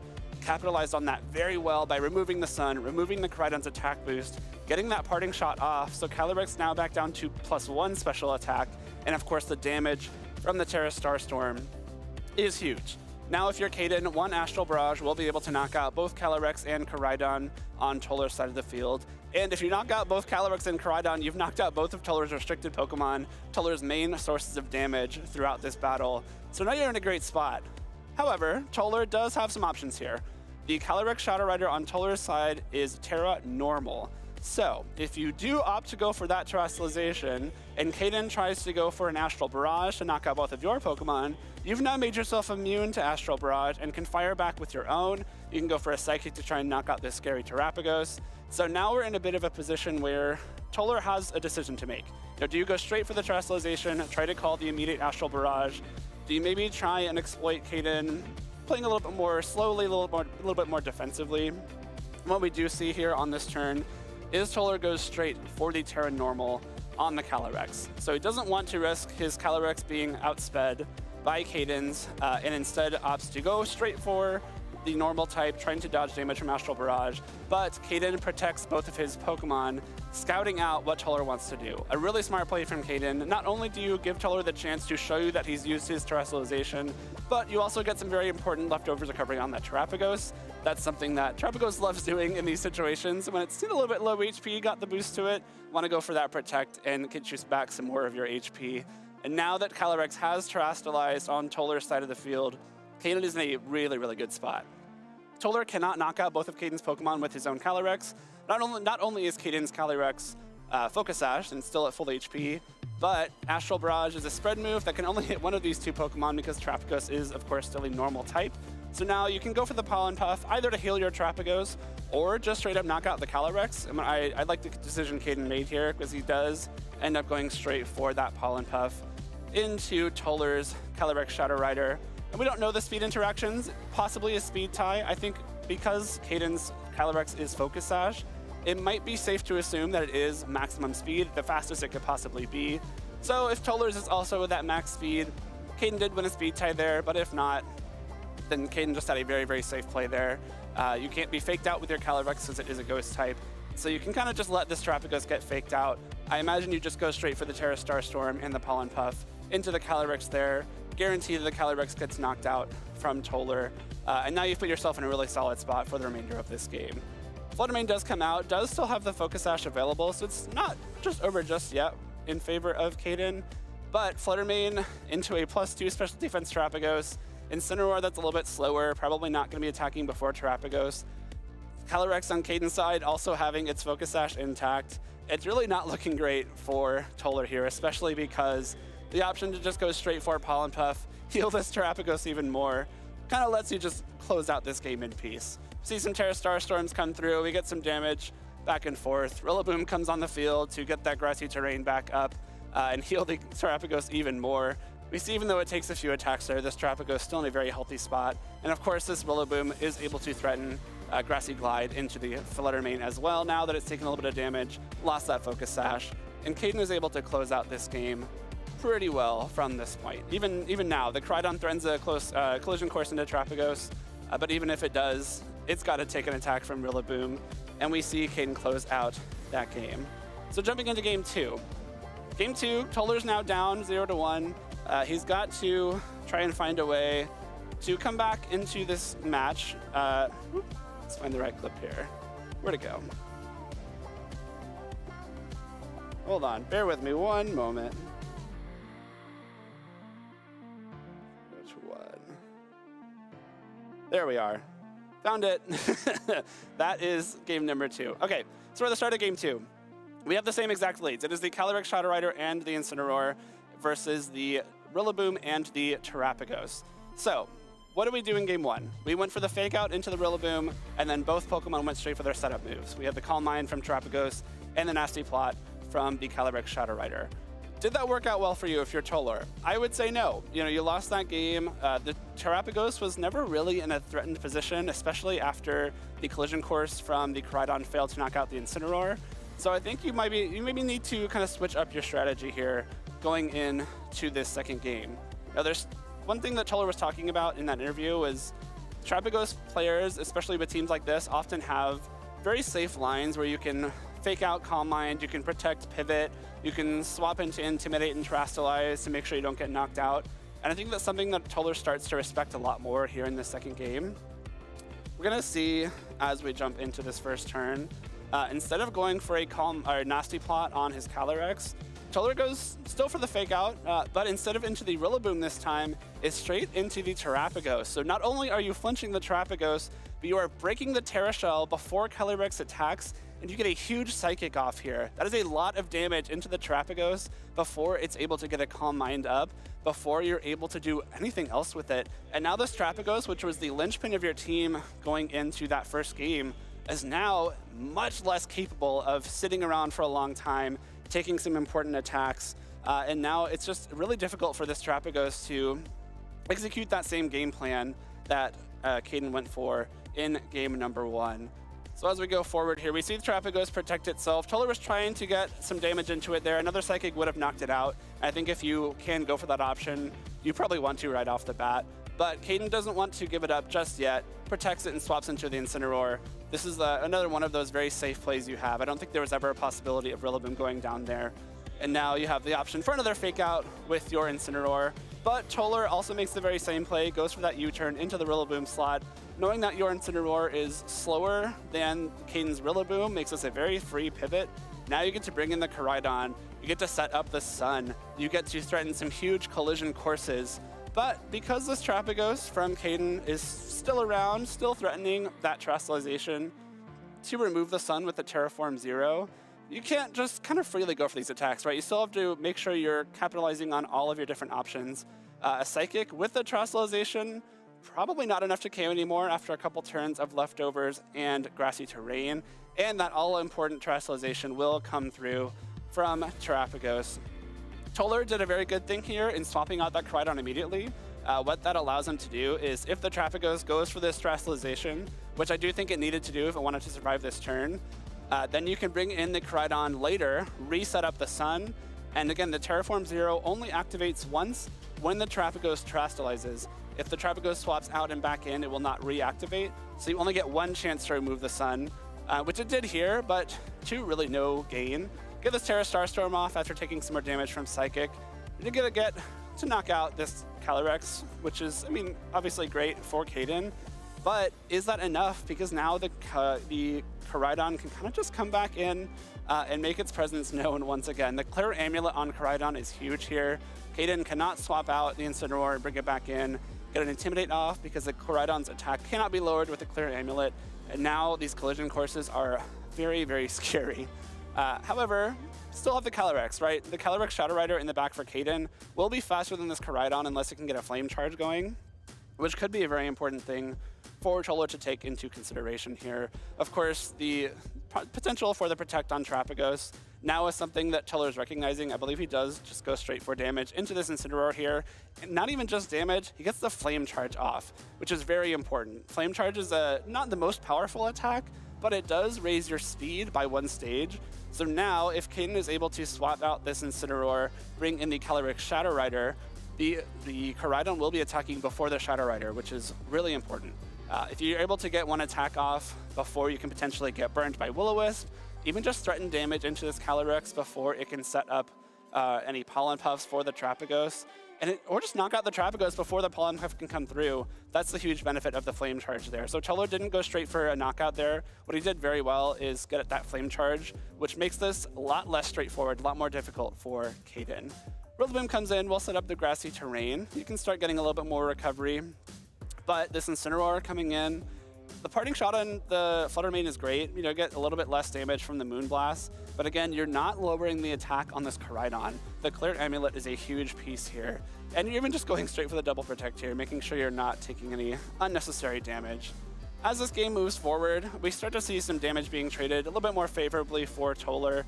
We get some flinches from fake outs, we get some pivots, we get some swaps. It's kind of the par for the course when you're using a team like this Terrapagos team here. Finally, with the Calyrex Shadow Rider coming in, which now, again, is not going to be faster than this Koraidon. We have the speed boost from the Flame Charge, which allows this Koraidon to still be very, very threatening. So, Toller now, we kind of play through the rest of this game. Toller is starting to trade some damage back. We get the Terra Fire coming out from the Koraidon, and now we've got this Calyrex, which really wants to be getting damage off with Astral Barrage, but Toller's doing a great job protecting this Koraidon as much as he can. Now it's still at full HP. We've got the Flutter Mane in, also threatening some damage with the Shadow Ball, with the Icy Wind, and we get a Collision Course straight into this Incineroar swap as well. Great turn for Toller here to remove one of those pivot pieces from Caden. Of course, Rillaboom comes back in. It's always going to be this kind of mind game where, you know, do you call the Fake Out? Do you call the Grassy Glide into the Flutter Mane? And this turn was pivotal because we did see Caden try to go straight for the double attack into the Flutter Mane. Grassy Glide plus Astral Barrage would have been enough to take out Flutter Mane before it could attack, but instead, Koraidon gets to go for this Flame Charge, break the Focus Sash of the Calyrex, and Astral Barrage does a good chunk of damage to Koraidon, but just barely doesn't KO it. Now, of course, you have this +1 speed Koraidon trying to, or +2 speed now with a couple of Flame Charges, really wants to attack, but as we said with Toller, a Flare Blitz probably knocks you out from the recoil. So we get to see this Astral Barrage come through from the Calyrex. We'll, of course, take Flutter Mane down to 1 HP, activate that Focus Sash, but it is able to knock out the Calyrex with the Shadow Ball. And we have the Wood Hammer come through into the Koraidon, from the Rillaboom into the Flutter Mane to knock out this Koraidon. And now it's going to be really close here. This Koraidon, you're able to threaten a one-hit KO into both of these Pokemon, but if you attack into a Terrapagos as it protects, you will lose the game. If the Rillaboom is able to get enough damage with Wood Hammer in the grassy terrain, you'll still lose the game here. Toller is a very tough decision to make. You can see him kind of laboring between a couple options here. Does eventually lock into the Collision Course. Caden does not protect the Terrapagos, so it goes down here. We're going to see the Wood Hammer come into this Koraidon, just barely not knock it out, 5 HP. And now Toller gets a little bit of that grassy terrain recovery. He gets to take advantage of it as well, not only Caden's Pokemon. Of course, protects the Koraidon here, hoping to get a little bit more HP. And now it just comes down to this final turn. If Koraidon's able to survive a Grassy Glide in terrain, it will be able to knock out Rillaboom and send us to Game 3. If the Grassy Glide knocks it out, then Caden will win this match. We see Toller trying to consider, maybe do I go for the double protect, get a little bit more HP, but goes straight for the Flare Blitz. The Grassy Glide leaves Koraidon with 1 HP, and Toller gets to send us to a Game 3. Game 3, Toller did very well. He switched up his strategy and you know, was in the driver's seat offensively the entire time. Would love to take you through that game, but our next round is already ready. We're gonna send it over to the casters for round 3 here at the Orlando Regional Championships. Thank you, Mr. Florida Man. Len and I are back to bring you through the next match, and we've got a very, very good one for you. Yeah. I think I might be looking in the blast for the past for this one. Yeah, a regional championships final rematch that's not even 3 months old. Going back to Carrie and Paul, they played in the finals of the Toronto Regional Championships, and then Paul didn't get that title, but then went on and won EUIC just a few weeks later. So 2 players who had a ton of success in Regulation F, now trying to carry that over into Regulation I. I'm so excited to see both of them match up against each other. I feel like this is maybe like, to me in my head, growing into like a cool rivalry between these two since we're getting this rematch in the Orlando Regional Championships, but we've got a couple of other amazing trainers that are also going to be at the 2-0 record, helping to extend their undefeated run heading into the later parts of day 1. Of course, we just saw Toller. Jake gave us that great breakdown, and Toller is going to be facing up against Jackson for the win extension. And then, of course, we're still keeping our eyes on Carson Confer to see how he's going to be doing at this tournament. And then Zach Carlson versus William Brown is another one that I'm like, that's a banger match. I wish we could show everything. Yeah, there's a lot of fun matches out there. So much fun Pokemon happening every round. And especially it feels fun to be back to a new format, right? We've seen these two players, what their approach was to Regulation F, and kind of some consistency within that. We saw Paul bring mostly the same team from Toronto to EUIC to Seattle, but now a bigger change. We have Regulation I, we have a whole new look. In case you missed it, Carey won Toronto with a team of Roaring Moon, Landers Incarnate, Urshifu, Golden Go, Incineroar, and Amoonguss. And on the flip side, Paul Chua had Raging Bolt, more of a balanced strategy with the Flutter Mane and the Incineroar, Ogerpon, Hearthflame, Urshifu, and Rillaboom. Now we take a look at these teams. How different is this for both Carey and Paul? Yeah, I mean, there manages to still be a Landorus out there. It just switched sides. But yeah, I mean, we're into a new format, we're into a new mode, but some consistency between the two players, both opting for Calyrex Ice Rider. We've seen a bunch of Calyrex Shadow Rider so far today, so going to take it to the slow side, but then Miraidon versus Koraidon, and a few interesting techs. The Iron Bundle is not something we see that often. It can really be helpful against opposing Miraidon because you can get up faster than them, also faster than like a Calyrex Shadow Rider. That won't be useful here, but maybe into something like the Landorus, the damage is useful. And then Smeargle on the other side. Whenever Smeargle comes to the field, fun things can start to happen. So I'm sure something that Carey has to be a little bit weary of in team preview. Anytime you see your opponent have one, it's almost like the first stop on the team preview checklist. It's like, okay, how do I make sure I don't lead something that's going to put me in a hole immediately if Smeargle is led? Well, I love the Iron Bundle in this particular regulation because we've seen Iron Bundle start to be used as a bit more of a tech Pokemon. Iron Bundle is incredibly fast. With something like Icy Wind, you are able to provide speed control to your team while also being able to get big freeze dries onto these Dragon-type Pokemon. Yeah, valuable freeze dries into Dragons, into Landorus on the other side can mean useful damage. Encore we've seen be useful throughout this format. If you know, wide guards start coming out or setup moves, anything that you want to kind of disrupt. You know, imagine the Terapagos from the previous match. If it can't really threaten a Calm Mind, if you're just going to encore that and then deal with the damage later. It'll be interesting to see if any of that becomes relevant with Iron Bundle or if we just focus elsewhere, because this is a team on two very different ends of the speed spectrum. It can go very fast with Miraidon and Iron Bundle, but can also slow it down quite a bit with Calyrex, Farigiraf, and Iron Hands. And that Farigiraf has Roar. Now, that's not a move that I've seen super often in the last regulation, but of course, when you have a Pokemon that's slow like this, like, just get rid of something. Go bye-bye. Yeah, we saw quite a bit more of it in Regulation I because there are those big setup Pokemon. If you want something, again, like the Terapagos that's starting to boost on the other side, you can get it off the field. It can be used as a niche Trick Room counter as well if you want to Roar before Paul's Calyrex Ice Rider goes for its own Trick Room. Though it does look like in this matchup, Carey's got the slow side of things. He's probably quite happy if Trick Room is up, but depending on the situation, that could come into play. Trick Room available with Leech Seed as well on this Ice Rider Calyrex, so it also has a way to be able to set up some staying power for itself, even extended by the fact that you've got Rillaboom with Grassy Surge. You're going to get a lot of HP recovery back, but I'm also just taking a look at the fact that we've got Koraidon and Landorus Incarnate. Those are two very powerful Pokemon in their own right, being able to cover a lot of the weaknesses that Calyrex Ice Rider is going to have. Yeah, they can threaten a lot of damage, make Carey play on the back foot, and Calyrex is really good at taking advantage of a player playing on the back foot because you can just keep hitting them with Glacial Lances. You can get a free Trick Room up that makes Glacial Lance a big threat. And Carey, meanwhile, doesn't have a ton of great damage options into the Calyrex on the other side. You know, his own Calyrex doesn't have the Leech Seed to kind of trade that recovery. Iron Bundle's not going to be that damage. And so you start looking at things like Farigiraf needing to land a foul play and Terastallization becoming a problem. So I do think Paul's Calyrex going to be a key part of this match. And really no surprise to see both players get their Calyrexes onto the field quickly here next to Grass-type partners on both sides. Grass-type partners that provide very different value. The Rillaboom, of course, for Paul is going to set up grassy terrain and also has access to Fake Out, whereas Ogerpon is going to be supporting Calyrex Ice in a different way with something like Follow Me or even just Rock-type offense. I was going to say, I think the biggest support it can offer is swinging a big Ivy Cudgel out at the Calyrex on the other side that's going to maybe draw Fake Out pressure onto Ogerpon instead of Calyrex, but no Fake Outs, just the Ivy Cudgel, just a ton of damage into Calyrex over there. And it wasn't like a Terastallization was really going to help it either because it just becomes a neutral type damage with the Fairy typing.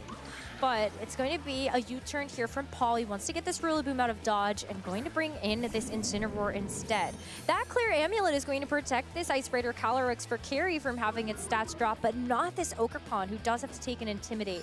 Now, the Calyrex that goes for the Glacial Lance, it's not going to do a whole lot into either of these Pokemon, but the fact that you end up getting this Calyrex Ice Rider on Paul's side so low feels really nice. It does feel nice, but Ogerpon pays a pretty big price for it. Gets knocked all the way down to sturdy by the Glacial Lance on the other side. No critical hit there either. Shows a pretty, offensively trained Calyrex from Paul's side. Meanwhile, just a nice kind of pairing of offense from Carry's side. If you think through the options of how that turn could have played out, if Rillaboom stays in to fake out and try to stop an Ivy Cudgel, then you're going to get a Glacial Lance into it. If it doesn't, if it U-turns off the field or switches off the field, then that means that you're going to get to swing out for free with Ivy Cudgel into the Calyrex. So that's the end of the trade that Paul ends up taking. And you're probably pretty happy to trade away most of Ogerpon for most of Calyrex on the other side, even if you're now facing down Fake Out Pressure again this turn. It's going to be a Protect onto the Calyrex Ice, and the Fake Out into the Ogerpon is not enough to actually pick it off. But Calyrex for Paul doesn't go for damage, it just goes to set up the Trick Room. And now we get to really see how these two Ice Rider Calyrex are going to interact. And this Ogerpon is, of course, going to be on the back foot with that Trick Room set up. Yeah, Ogerpon goes from moving first and threatening Ivy Cudgel hugely into either of these Pokemon to moving last and just looking like it's going to get KO'd before it moved.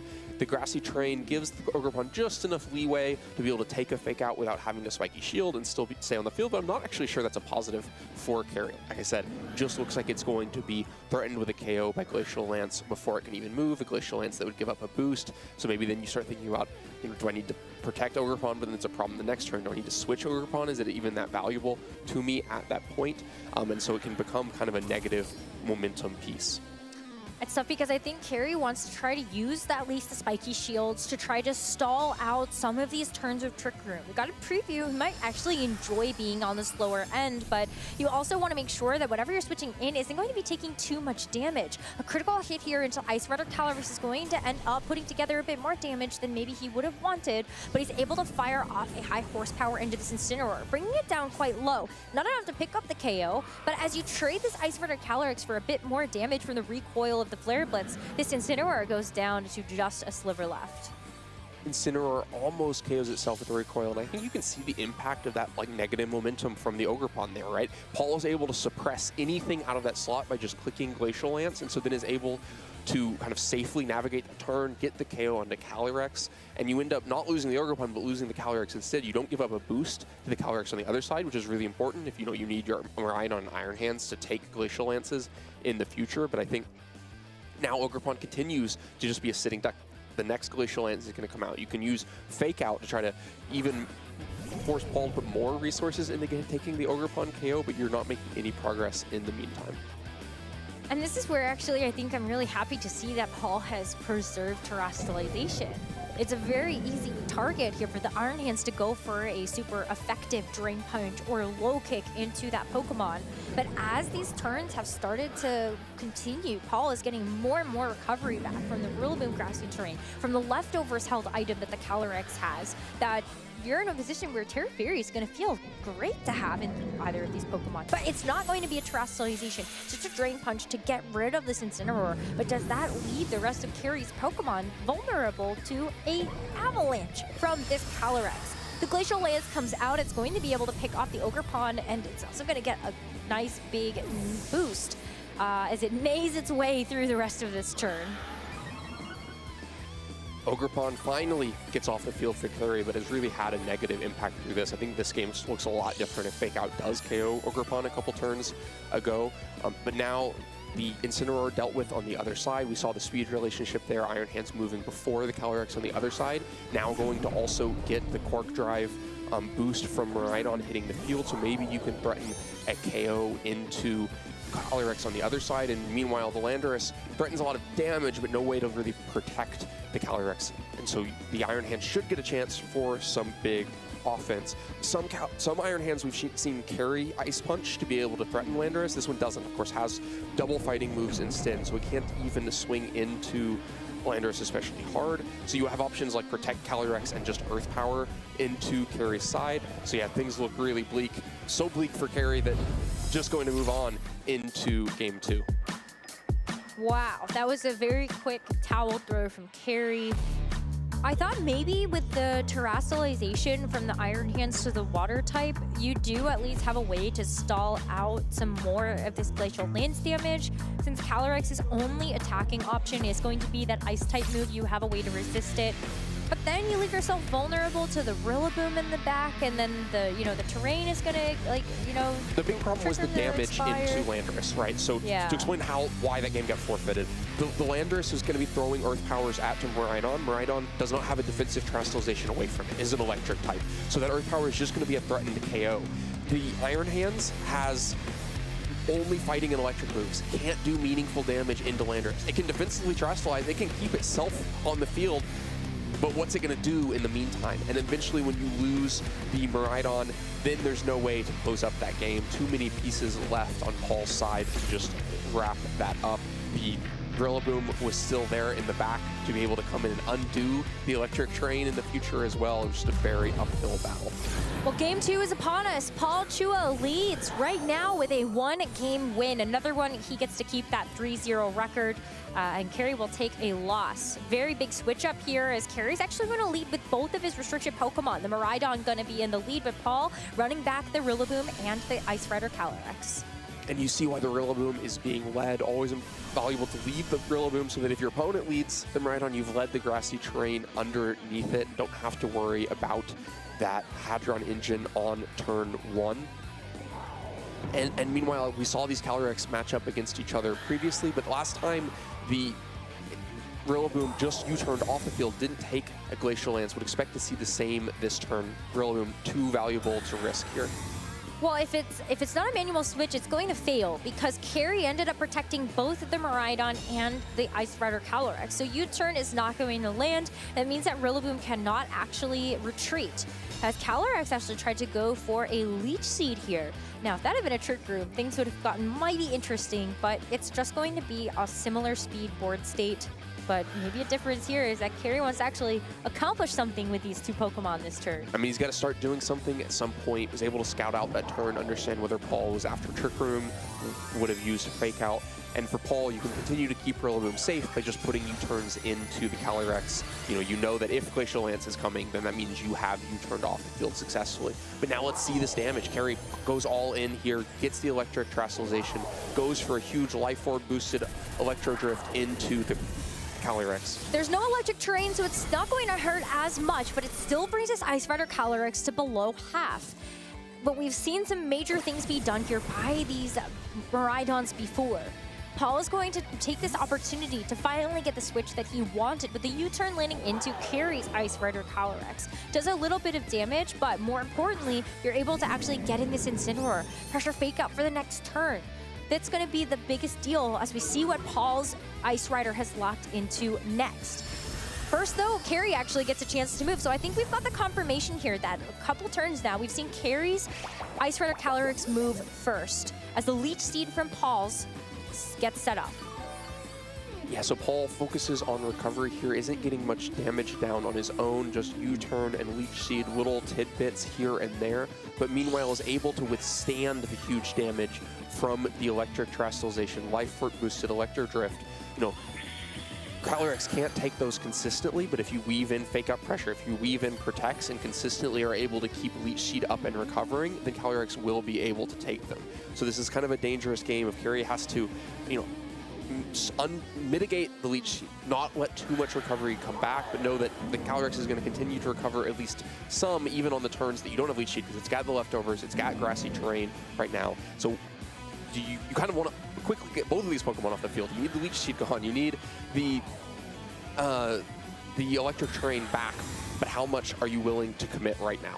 Well, right now, Paul says, I don't want to catch any of this smoke. I'm going to go ahead and protect this Calyrex, but that's going to leave this Incineroar vulnerable. Another Terra Electric Electro Drift into the Incineroar is good enough for a knockout. So that means that you're missing out on a bit of damage there with this Calyrex, but I don't know if you care. You got rid of a huge problem with that Incineroar. Could have done something like a Fake Out, but opted not to. And now Paul has to bring in something else that is also going to not want to take an Electro Drift. Yeah, just a huge turn to have Incineroar just go down to fake out there. Paul feeling like he has to protect Calyrex low enough to be in Electro Drift KO range itself.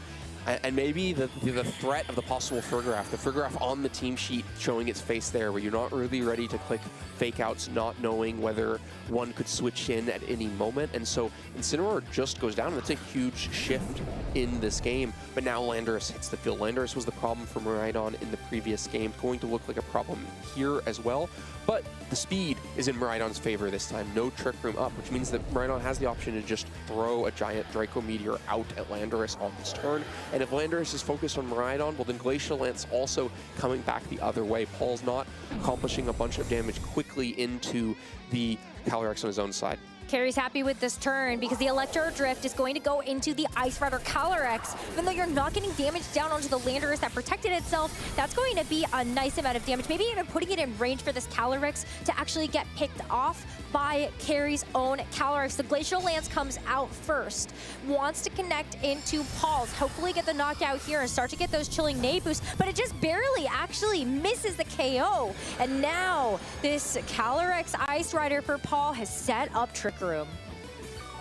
Yeah, it could be a really crucial Trick Room to get Landorus moving before the Miraidon on the other side, but before you can get to that point, you've also changed the relationship so that Carrie's Calyrex moves before Landorus on Paul's side, which means you're going to probably have to invest a Terastallization into Landorus, become a Water type, if you want to be able to take a Glacial Lance. Meanwhile, Carrie sees a Protect coming, or at least knows he wants to invest damage into Calyrex, but doesn't invest fully. High Horsepower plus Electro Drift probably would have been the KO into Calyrex, but hedges his bets, wants still the Glacial Lance to be threatening the Landorus so that it doesn't swing out for free on that last turn, and so it doesn't end up getting the KO. I think he would have liked to be able to see that Terastallization earlier as well. The nice thing about having the Ice Rider Calyrex and the Miraidon next to each other is you do force a Terra, one of which will become a super effective hit, either the Glacial Lance or the Electro Drift. But the Miraidon gets out of dodge. It's going to be this Ogerpon that comes in. It can leverage this sturdy ability to hang on through this turn. But it also may just have to sacrifice itself to the Landorus on the other side. Calyrex is able to fire off the Glacial Lance next, and this is still not enough to actually pick up the KO onto the Ice Rider Calyrex. We're just trading blow for blow, but Paul ends up with a double KO as Ice Rider Calyrex and the Ogerpon go down, and I think this game is starting to slip away from Carrie. Yeah, if that trade had just been an Earth Power and all that you lose on that turn is Ogerpon, then maybe you're feeling like it's okay. You can kind of navigate back. You force the Terastallization. You get to bring in a Pokemon to replace the Ogerpon. But when it's Sandsear Storm instead and the damage is there to pick up both of these KOs, then things look a lot more difficult. Now, the bright spot is that Iron Hands is going to hit the field in a very good spot. We saw in Game 1 that it couldn't threaten Landorus. Well, threaten Landorus all you want now. The Terastallization means that Iron Hands is threatening a KO there. The Terastallization already spent on Miraidon probably means that it is not in Glacial Lance KO range, so none of those KOs have been turned over to Calyrex. They've all gone to Landorus instead. It means you should be able to take a Glacial Lance with both of these Pokemon. So there's a world where this plays out that's just Iron Hands swings into Landorus, picks up the KO, Calyrex misses 2 KOs, Miraidon swings into Calyrex and picks up that KO, and then things start to look pretty positive. So this is not over in Paul's favor yet. Carrie has a window here. Now Paul has a lot of ways to disrupt it and try to switch the Rillaboom into the field in order to undo the electric train, to have fake out pressure to keep something like the Landorus safe for a turn. But yeah, this is going to be a really crucial turn. This is Carrie's window to find some offense, find some KOs. All right, well, Landorus protects. That would have been the one way that Carrie's plans get foiled, is if this Landorus decided to just go for a Sandsear Storm. It's a low kick to finish off this Ice Rider Calyrex, but maybe this is the window. It's not closing, but maybe it's not opening either. Miraidon goes for the Electro Drift, but Rillaboom's going to come in and overwrite this terrain, with Carrie having no way to undo it and get that Electric Terrain back. Yeah, no way to get the train back, but crucially also no way to stop this fake out pressure. So it's going to be fake out into Iron Hands, suppressing that attack. Then the Landorus moves next and can threaten an Earth-powered KO into Miraidon. That probably forces a Miraidon Protect, but if you think you know the Miraidon is protecting, then you can throw the Earth Power at Iron Hands. I still think Carrie gets the better of that last turn, doesn't swing into a protecting Landorus, and gets the KO and stops the Glacial Lance on that last turn.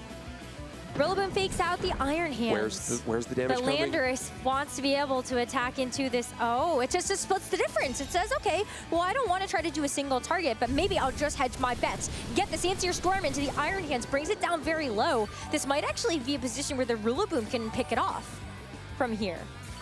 Yeah, could possibly be in Grassy Glide KO range. Iron Hand's a pretty bulky Pokemon. And then you have to worry, can Miraidon beat the Rillaboom one-on-one if you trade the Iron Hands with a Wild Charge for the Landorus? But it feels like it might be in Carrie's favor right now. Let's see it. Carrie wants to lock in this game and bring us to a game 3. But it all hinges on some very powerful moves. Wild Charge first is going to get the KO onto the Landorus. But you see now where Carrie has to kind of play a little bit risky. You wanted to try to go for an Electro Drift here, but you don't want to actually hit into this Rillaboom, as Iron Hands is going to not take this attack. It's going to be the Rillaboom with the Wood Hammer, but can this Draco Meteor connect? Oh no! It doesn't! Miss on the Draco Meteor makes things a lot more complicated here. It felt for a moment like Carrie had it all in his favor. The Wild Charge wasn't enough recoil to pick up the KO. And Iron Hands Rillaboom doesn't swing into Iron Hands, so Iron Hands gets to stay around. But the Draco Meteor misses. But now the Trick Room expires. Miraidon can just throw another Draco Meteor out. Is the Grassy Glide enough KO? It's not. The Iron Hands is still around. Well, the Draco Meteor connects this time too. I was gonna say, we're in a very rough situation if this second Draco Meteor also doesn't connect. But it does the job, and Iron Hands is able to land that low kick, and we do go to a game 3 between Paul Chua and Carrie D'Ortona. Man, it really felt like that end game could have gone either way. I think if Paul had just wood hammered the Iron Hands and gotten rid of it, then maybe you can win against the Miraidon with a miss there. But yeah, doesn't end up picking up either KO and just goes down to these two Pokemon. It's just been a very interesting set back and forth. You know, that game 1, it all felt like, you know, kind of Paul in the driver's seat. But the second game felt like there was a lot more damage coming through there from the Landorus. But Carrie was able to play around the forced terrestrialization a lot better. Yeah, I think that was really the crucial thing. Managing to force the Landorus to terrestrialize so that you could then take advantage of the Trick Room and have Iron Hands pick up a KO inside of it. In game 1, it felt like maybe Carrie wanted that Trick Room, that it was going to be in his favor. But then because there was no damage threat in the Landorus, there was no way to capitalize on it. But in game 2, because you forced a terrestrialization on the Landorus, well then Iron Hands looks at Trick Room and goes, I outspeed you and KO you, I outspeed you and KO you, I outspeed you and KO you. So I think that could really be the difference going into this game 3. And then does Paul continue to invest in Trick Room, given, you know, it didn't work out in game 2? It's a run back of the leads we saw in game 1, where Paul was able to win at the end of it. But there's so much that can happen with these 4 Pokemon on the field. Lots of different options. I think the way we saw it play out all in game 1 is probably the most likely way for it to play out. It's really hard to risk the Rillaboom here by using Fake Out into either slot, because you don't want to, you know, Fake Out Calyrex and lose an Ivy Cudgel for almost no payoff. But, you know, with a Protect on Calyrex, maybe you can get through the turn that way. It's just going to be a Protect, as Ivy Cudgel not able to land into the Calyrex, but most notably, there's no Trick Room either, as the U-turn from the Rillaboom is going to get it out of there. Doesn't want to be on the receiving end of something like a Glacial Lance. But what has to come in to actually take its place? We've seen the Landorus as well as the Incineroar as one of the Pokemon that Paul has relied on throughout this set. And so it's going to be the Incineroar that comes in. Incineroar hits the field, kind of a run back. When the Rillaboom is on the field against the Calyrex, its play is very telegraphed. You know that it wants to get off the field, but it wants that little bit of U-turn parting damage on the way out. And so we've seen the same play from Paul in all 3 games. But this is where you can make a bit of a difference. You know that Incineroar has that fake out pressure, but this time around, Carrie is not going to leave this Ogerpon on the field to get its sturdy broken or even just get knocked out outright. You've got the Iron Hands that's going to come in instead. Way less threat from either the Incineroar or the Ice Rider Calyrex to delete this Iron Hands from the field as it comes in to take the fake out. Still going to have to take a Glacial Lance along the way as well, so takes a chunk of damage, but Iron Hand's health bar hasn't really been challenged too much in this set. Like, it feels like this is a pretty good way to take some damage and reposition here. Get fake out pressure for yourself. And yeah, so far this game 3 playing out very differently than the others. It looks like maybe now Carrie going to be the one to have to set Trick Room if he wants it down. But I don't think he needs it. He's got a lot of HP that he can leverage for the Ice Rider Calyrex and the Iron Hands. And we even see that the fake out is good into the Incineroar, as it's going to be the Calyrex to move next. The Calyrex from Carrie is going to go for the Trick Room just to make sure that you have that speed for your own Iron Hands. But again, like, Carrie's already felt like he's gotten a lot more damage down this time, but the biggest difference is that your Iron Hands is starting to get a little lower. Iron Hands is getting lower. It does have the option to Drain Punch the Incineroar. Incineroar can't protect itself. There's no fake out pressure this turn. There's nothing that's immune to that, so you know you'll get some health back. Maybe it's enough health to be able to take another Glacial Lance. Meanwhile, Calyrex doesn't have great damage targets, just going to protect itself. Wow. I mean, that's still going to do a hefty chunk to that Incineroar and heal this Iron Hands right back up. But my worry is that Paul could actually double into the Iron Hands this time around with something like the Glacial Lance, which we'll see first.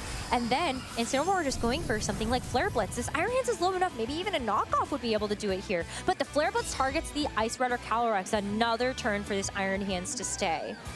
Yeah, the Calyrex is just too juicy of a target. If you can get a Flare Blitz in there, it makes such a big difference.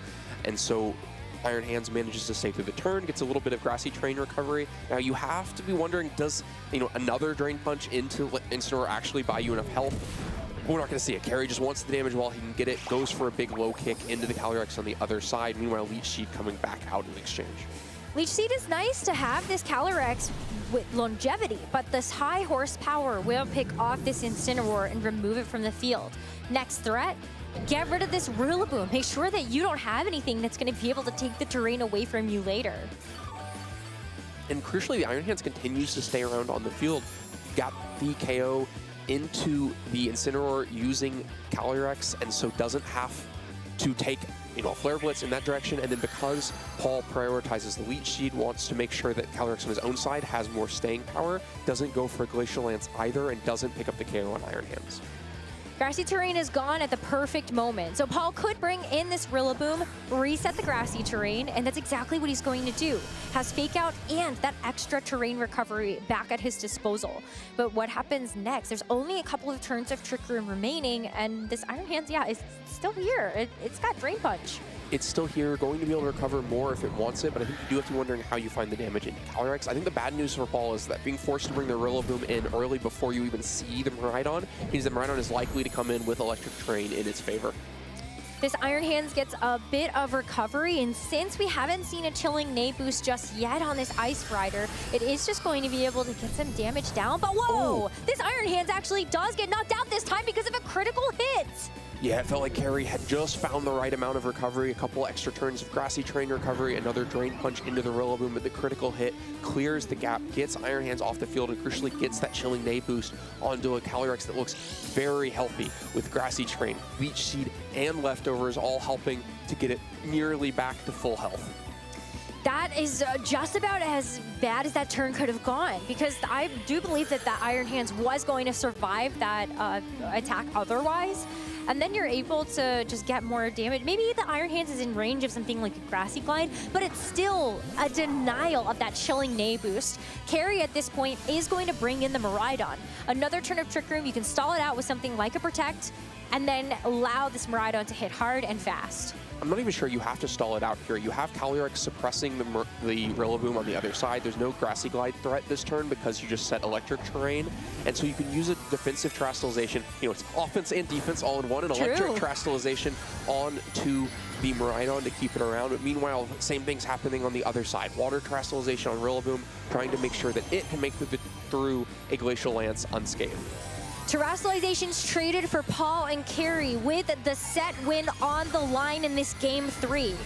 If either of these trainers can get the call right and keep their Pokemon around, then they should be able to seal up this win. But who's going to get the better end of it? Paul is going to hedge his bets on a Protect on his Ice Rider Calyrex to hope that this Rillaboom is not going to be on the receiving end of an Electro Drift, as Carrie's Ice Rider is next to move. Glacial Lance into the Rillaboom is going to take it down quite low, but not good enough, as a critical hit gets traded in response. That Rillaboom is still around, though, to go for another U-turn and get a pivot for Paul to bring in his 4th and final Pokemon in this game. Man, really crucial for Paul that Rillaboom managed to hang on so that he can come back in and set Grassy Terrain again in the future. And the Electro Drift. Ooh, they could have been a juicy target there, but the Protect is going to negate that. And of course, the Landorus now, not a great target either with its ground typing. The Terastallization does, the Trick Room rather, does expire, so now Miraidon going to be the first thing moving. It has Electric Terrain. Feels like very rare throughout the set that it has Electric Terrain. It may not even have it by the time the turn starts, either with the Rillaboom switch being threatened, but right now can at least threaten a Draco Meteor into Landorus, but no, just a huge Electro Drift. This is the full power. We haven't seen it at all in this set, but let's see it now. Wow, that's a one-hit knockout, a critical hit. Not sure if that mattered, as this Ice Rider is down for the count. 2 Pokemon left here for Paul, as we do see this Landorus is in the way. It's going to be an Earth Power to trade the Ice Rider Calyrex, but you're actually leaving this Miraidon alone? I can't believe it. Ogerpon Cornerstone gets to come back in at full HP and its sturdy ability, but can Paul break that with one of the Pivot Pals?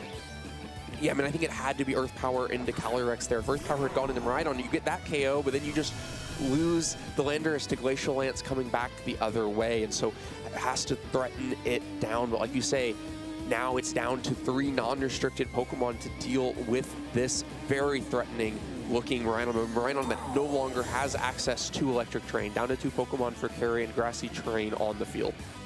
Rillaboom is so low, and Incineroar has taken a bit of damage there in the back. So can you deal with this Rillaboom effectively while also being able to deal with the Landorus? I think this is the trouble here. Landorus can go for spread type damage, effective into both this Ogerpon and this Miraidon, so you kind of have one chance to get this done. Do you want to go for a follow me on your Ogerpon and hope that this Miraidon can actually get the job done with a Draco Meteor? I don't think follow me is going to be the play here, because you can just be Sandsphere Storm, but I think the speed is really important. Does Ogerpon move first or does Landorus move first? If you know that Ogerpon is going to move first, well, then you can just double into the Landorus and really suppress much damage. You're not that worried about what Rillaboom does the other way. Like, you can see this Grassy Glide, it breaks sturdy, but it's not threatening a KO. Oh, Miraidon moves first, the Draco Meteor connects onto the Landorus, and it's actually good just for a one-hit knockout again. This Miraidon is unstoppable, as it has taken out 2 full HP Pokemon. The Rillaboom is now so low, there's only going to be a Power Whip here. It actually misses because it has a chance to miss. But I feel like with 2 major knockouts from this Miraidon, Carrie is very close to closing out this game and this series. Yeah, that should be all of it here. The Incineroar already gone as well, and so yeah, Carrie manages to close it out. Doesn't need the Hadron Engine. Draco Meteor is enough damage into the Landorus, picks up the KO and the set in the process. It's a run back of the Toronto Regional Championship Finals through and through, as Carrie was able to defeat Paul there to win the Regional Championship title. But what an explosive 3-game set. What a treat to see from the rematch. Man, what an interesting set. Played out so differently across the 3 games. Both players put Trick Room at some point in it. It felt like both players had different forms of their offense, threatening and trying to create pins at every moment of this. It was really interesting to watch. Paul trying to keep that Calyrex healthy, use the Leech Seed and all the recovery to just make it a wall. But that wall was not enough to withstand the full might of Electric Terrain, Hadron Engine, Terra Electric, Life Orb, Electro Drift, and a critical hit on top for good measure to finish up a massive 1-hit KO onto Calyrex Ice Rider. Wow, this is what it feels like to be back in Reg I. I remember being surprised that Miraidon was able to actually get a one-hit knockout onto something like an Incineroar, and then we were like, oh my gosh, apology form initiated. Miraidon, we did not expect your game, so sorry, we were so unfamiliar. But yeah, and what an amazing display of skill between Carrie and Paul. Like I said, I hope this is a rematch we get to see time and time again, because like we saw in our first match of the day, this really is Carey, like the new school, new era VGC player going up against 6-time regional champion Paul Chua, 2-time European international champion Paul Chua. Like it is just like such a cool matchup to see, and the fact that Carey has also grown so much as a player to have a regional championship title from Toronto. I'm so impressed. I'm so entertained. I want more of these all today. It was a fun one to watch. Carey's such a strong player. So you're going to be looking at, every regional just going down the pairings. Yeah, it was like, what's again? Yeah, exactly, of course. It was just like, it's just so cool because I think, as we've seen Paul always get like a lot of second places at the regionals. I think it's a very fun story to have seen him get a second place to Carey and then said, okay, I'll just go win UIC. Like, who cares about the 7th regional championship title? I want another IC win. Something that Carey will chase. But it's like, it just feels like a matter of time before we see a player like Carey be able to get the IC win. Yeah, it feels like he's been on such a run over the last year, just playing very consistently, very strongly, culminating with that win in the Toronto Regional Championships a couple months ago, but off to a hot start here as well, 3-0 on the day. Yeah, wow. And Paul, of course, not out of it to make it through to phase 2 of the tournament. You do need a 6-2 record or better in order to make it into the second phase of Swiss. And so Paul, of course, like he's done this before. I feel like this is actually a pattern for him. We'll pull him on day 1, he'll lose, but then like we'll see him in phase 2 and he's only X1. At some point, yeah, like it's like we'll only see the one loss that he takes in the entire tournament today, and then he'll be there at X1 record and top cut. Something like that. Well, let's hear from Carey, the gamer of the hour, with an interview over in the lounge. Thank you so much. I'm here with Carey Diatona, who just had the rematch of his life, round 3 of Swiss, though, rather than the finals of Toronto. So that must have been pretty nerve-wracking to see come up on pairings. Yeah, it was. As soon as I saw it come up on pairings, I'm like, yep, I'm on stream. Yeah, I mean, that was our reaction back here, too. It was like, oh, table 52, table 52. Yeah. So, I mean, tell me about your mindset going into that. So I know how, like, I know the matchup. It's a little tricky. It's the team that was built by Suika and Hirofumi Kimura. And it's a bit of a complicated matchup. Like, there's a lot of back and forth, but it's like a matter of, like, trading correctly with our Ice Riders. And it just comes down to like getting those early turns and then getting into like, depending on who has a better trick room favorability. Like for example, like Paul Chua game 1, my Ogre Pawn lived the fake out, which I did not want it to live the fake out. So then he was able to get into trick room, and now we pressured a KO on my Ice Rider and my Ogre Pawn, and it was just really hard to position back from there. Yeah, I mean, one thing that we were talking about backstage was just how much health there was on the board consistently, and I'm curious how you were trying to deal with that mentally. Like, were you going for big swings, or were you just trying to whittle down the Pokemon little by little? So the way this matchup kind of works is you just like chip, and like you get everything in range, because Life Orb Miraidon is absurdly broken and just does an insane amount of damage. It's like, so I would try and play to end games where I would either get Miraidon in the back to click Terra Electric Electro Drift, which has a very solid chance of OHKOing most Ice Riders, depending on spread. Or I would use Miraidon in the intro to try and break through early, which I did in game 2, and like I think Paul wasn't expecting as much damage from Terra Electric Electro Drift as it did, where it was like consistently 2-hit KOing, 1-hit KOing stuff, so yeah. And then coming into game number 3, you were mentioning as we were getting set up for this that it really came down to just those critical hits and who got the trades. I mean, were you just happy to see the crits come through? Were you just trying to focus on the trades and hoping for the best? Well, kind of. So in the early game, I misplayed. I should have probably double protected, since I had a feeling that Paul was going to protect the Ice Rider and click U-turn. But I was like, I just want to keep pressure up, and I should be fine even if he does go into Incineroar, because then I can swap the hand, set up the Trick Room, and get going.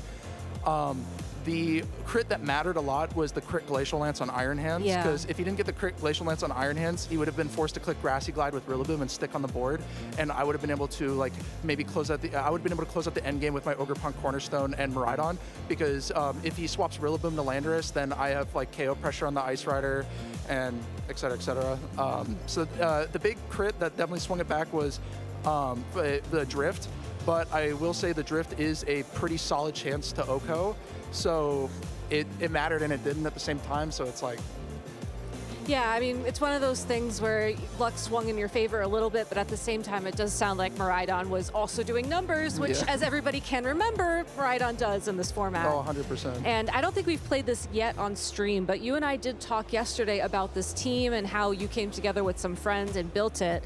Was Miraidon really the centerpiece when you were building the team? It was more so, yeah, pretty much. Pat, you brought this team to Worlds, well, variant of it, Instant over Cornerstone, but we discovered that, like, Instant didn't really feel like it was doing too much, so it was better to put Cornerstone, because it gave us not only a better matchup into Giovanni Chiske's Sun team, but it also made like Lunala more playable and just a variety of other matchups. And then the real beauty of the team is the core of the Miraidon and the Iron Bundle, or as Pat calls it, the Great Equalizer. Iron Bundle is like insanely good with not only speed control, but Encore is like very nasty. It didn't really appear in this set, but in like other matchups, it's like very, very strong at like catching things off guard, punishing the opponent, and it's just amazing with Life Orb Miraidon. Just being able to change moves is just, oh, so good. Well, I'm hoping we get to see a little bit more, maybe even an encore performance of that Iron Bundle later on. Carrie, thank you so much for joining me back here. Do you have any shout outs you want to give to anybody at home? So of course I want to shout out the building group. So Patrick, Landon, Joey, Dylan, and Dongyun. I'm also going to shout out my friends, Landon, Chris, and Caden, and then Stefano Greppi and Carson St. Denis, and then of course my parents, and then if I'm forgetting anybody, I also shout you out too. I'm just like frazzled, sorry. It's okay. You're totally understandable to be frazzled after that match, and I want to give you some time to recover before the next round starts. So thank you so much for your time, and I think it's time we head back to the swamp where Florida Man is going to explain big Miraidon numbers to us. Big Miraidon numbers indeed. What a treat of a match that was, just for round 3, our second featured match here at the Orlando Regional Championships. Welcome back to Florida Man Explains. We have another fantastic 3-game match to talk about here at the end of round number 3. Let's jump straight into our team preview here. Carrie's team, like he said, a recreation of a team that did pretty well earlier on in the Regulation I lifetime. Really cool Miraidon and Calyrex Ice Rider combination. Much like Carrie, I love this Life Orb Miraidon set. I think doing big numbers is what it's really good at. I think his terminology was insanely broken, and I wouldn't disagree with that. The damage that it can put out with that Hadron engine, with the Terra Electric, with that Electro Drift, and the Life Orb, that's a lot of multipliers doing you a lot of favors here. It's also some really cool parts here. I also love the Iron Bundle. Focus Sash with Icy Wind and Encore gives you a lot of control over the flow of the game, especially with the speed boost from that Quark Drive. Iron Hand's a very powerful Pokemon in this metagame too. I'm glad to see it coming back. Has a pretty low speed, so you can have it function very well in Trick Room, which you can set up with your own Calyrex Ice Rider as well. Let's jump over to Paul's team. Again, a rematch of a regional final from this season in round 3 with these two amazing players, with two also really good teams here too. It's really cool to see. Paul has the less common Calyrex Ice Rider and Koraidon restricted pairing, which is pretty cool to see. Also, the Smeargle is there to offer a lot of support. We didn't get to see it in this game. Maybe a lot of people at home might be happy to not see a Smeargle on their screen, but it has some really cool stuff available to it. The Ruination and Spore in conjunction with Follow Me can be very difficult to deal with for a lot of teams. Thankfully for Carrie, the Electric Terrain is a pretty good way to prevent Pokemon from going to sleep with that Spore. Of course, the Calyrex Ice Rider is the more bulky, slow-oriented Leech Seed Leftover set, which we did get to see in action through this match as well. So let's jump into game number 1. We had Paul leading the Rillaboom and the Calyrex. We had Carrie leading the Calyrex and the Ogerpon. As we kind of navigate through the early turns here, we're going to see Trick Room going up pretty quickly. The Ogerpon did get a pretty big IV Cudgel off into the Calyrex, but after that, when Trick Room goes up here, this Ogerpon didn't have a whole lot to be doing for the remainder of the game. So we skip forward a little bit. Glacial Lance just barely able to not KO the Calyrex there, and with the Leech, with the leftovers, with the grassy terrain, is able to stick around, remain very healthy, not take much damage from these Glacial Lances, and set up Trick Room. Now that Trick Room is up and Carrie still has this Ogerpon at very low HP on the field, what can you do, right? You don't have a lot of things you can switch in here. I believe Carrie's final two are the Iron Hands and the Miraidon here, so you obviously can't swap in Miraidon on a Glacial Lance. You could bring in the Iron Hands, but I think you really need that Iron Hands to be coming in at full health, able to kind of stick around for a few turns. and get some really important attacks off with the possible Cork Drive attack boost later on. We do see the Calyrex go down right away. We got a Flare Blitz from Paul's Incineroar, and now Trick Room is up. So, I mean, Iron Hands could come in and do a bunch of work here. However, this Ogerpon is still just sucking a lot of the momentum away. Carry doesn't have space to try and make moves here. Sure, you swap in Iron Hands, and maybe you get, you know, a good Drain Punch off into the Incineroar. Maybe you get some damage into Calyrex with Low Kick. But then what's the Ogerpon doing? Getting knocked out by Glacial Lance and giving Paul a free attack boost? Getting knocked out by Incineroar and knocking you down to your final 2 Pokemon? If you do lose the Ogerpon here, you can bring in your Miraidon, set up the Electric Terrain, but the Rillaboom can just come right back in and remove it for the remainder of the game. And this game just kind of plays out how you might expect here. The Ogerpon gets knocked out by Glacial Lance. We get the Chilling Neigh boost. Drain Punch is enough to KO the Incineroar, but as soon as we see the Landorus revealed here, it's going to be very difficult for Carry to win this game. Landorus, a perfect thing to take on both Iron Hands and Miraidon, in Trick Room specifically, because Trick Room being up means that Miraidon cannot attack first, cannot use a Life Orb Dracometer to try and knock it out, and Carry knows. You know, at that point, it was going to be very, very hard for Carry to win that first game. So we're going to jump straight into game 2. We have a switch up from Carry here. He's immediately going for a much more aggressive play with leading the Miraidon and the Calyrex Ice Rider instead of that Cornerstone Ogerpon. I think that's a great mix-up. You do have the huge damage threat from the Miraidon right off the bat. Of course, you set up the Electric Terrain. Unfortunately for Carry, it immediately gets overridden by the Grassy Terrain from Rillaboom.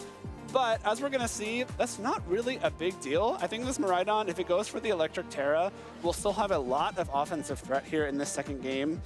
And we're going to see as we progress here, the Trick Room was somewhat important for Paul in that first game, but not the biggest deal. We're seeing Paul focus a little bit more on the Leech Seed aspect of this Calyrex right off the bat. After a double protect from Carry here, we get to see the Terra Electric right away from this Miraidon. And that's going to not only remove the Ice-type weakness, but allow it to do a lot of damage to that Calyrex. That's a Life Orb Electro Drift. No critical hits, not even a boost from the Electric Terrain, and it still does more than half to that Calyrex Ice Rider. A nice U-turn from the Rillaboom means it's not going to take damage from a Glacial Lance. And of course, we'll be able to reposition and possibly set up the Grassy Terrain later on if Carry swaps the Miraidon back out and back in.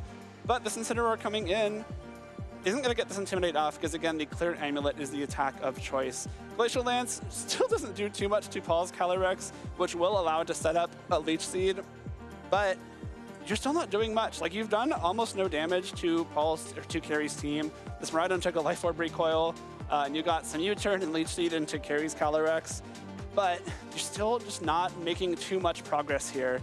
We're going to see the Calyrex get a little bit of HP recovery with that Leech Seed, but now Carry's going to continue to put his foot on the gas here. You know, if you're Carry, you know that you played game 1 a little bit slower. You didn't have the chance to get a lot of damage out, especially with that Cornerstone Ogerpon being stuck on the field.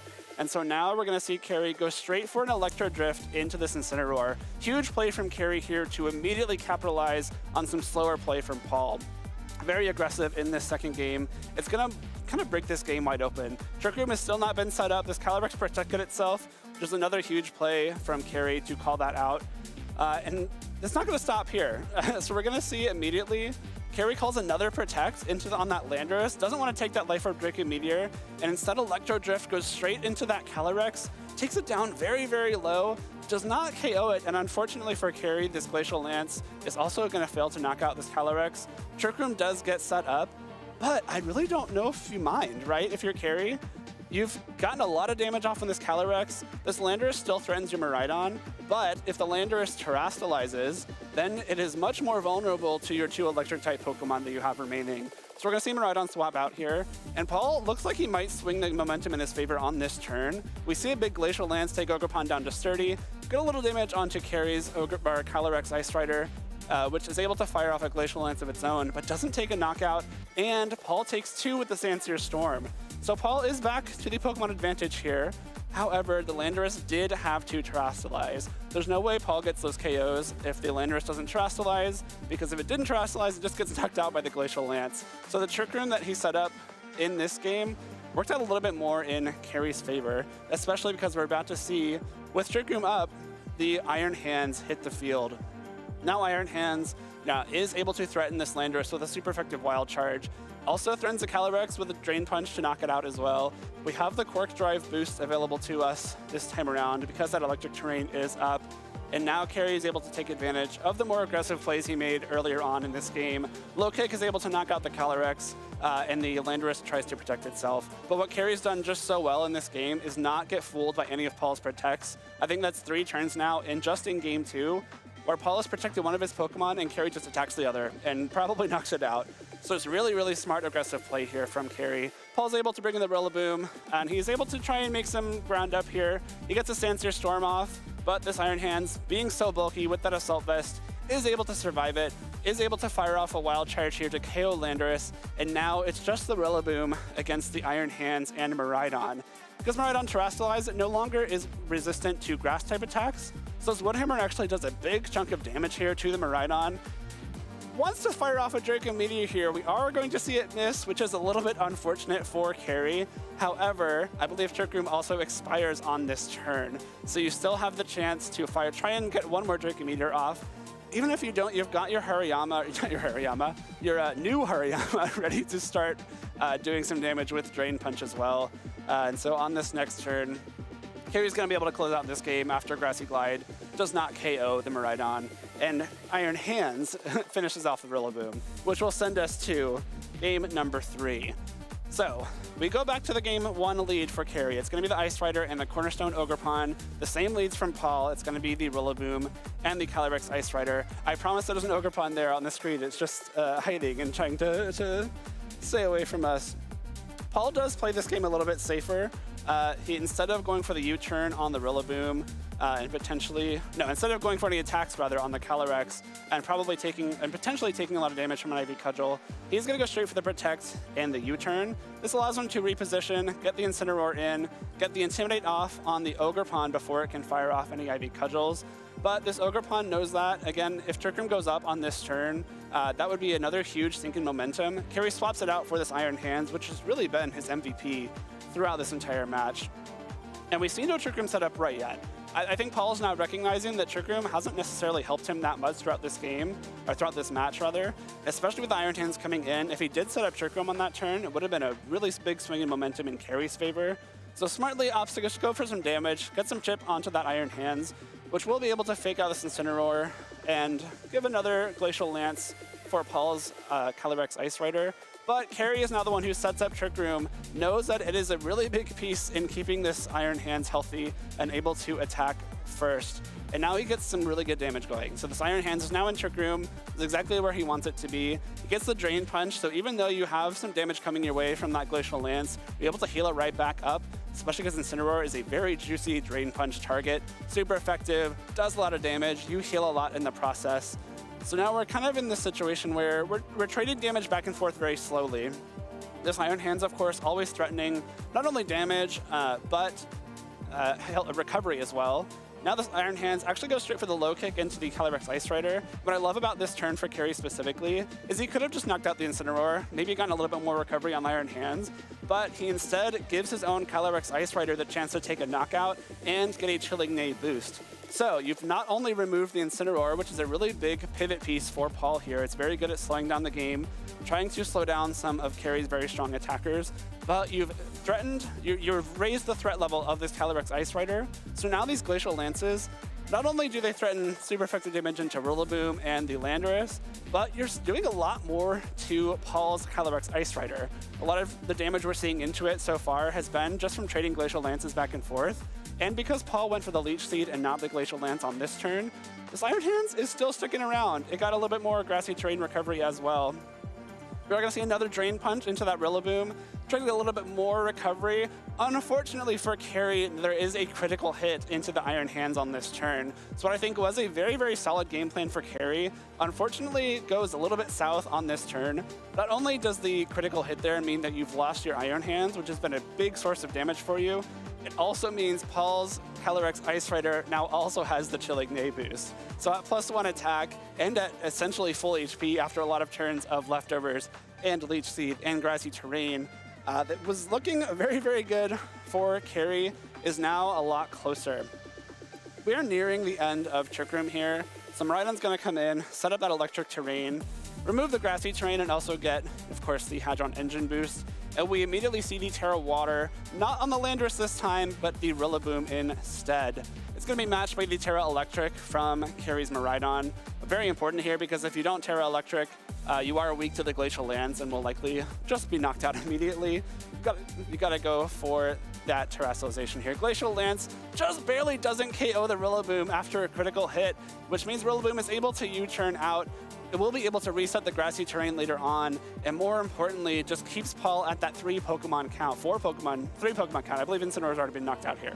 Yeah, so the Landorus will come in after the Glacial Lance, of course, and because Calyrex protected, Carrie doesn't get any damage off with the Miraidon on this turn.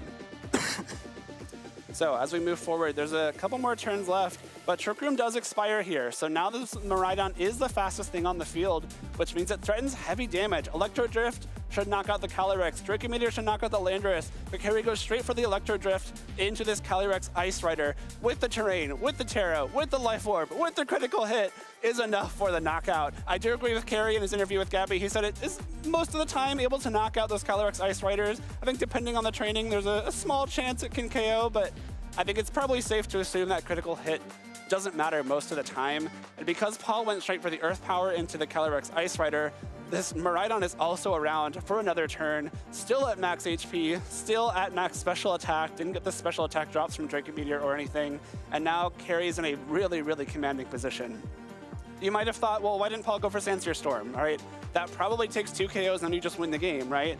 And yes, maybe, but Sandsear Storm also could have had a 20% chance to instantly lose you the game. And so I think going for that Earth Power, I think was a smarter play for Paul. Again, there's maybe a chance that Electro Drift wouldn't KO. Maybe Paul knows his Calyrex is bulkier. Maybe he thinks Carrie's Miraidon isn't as strong.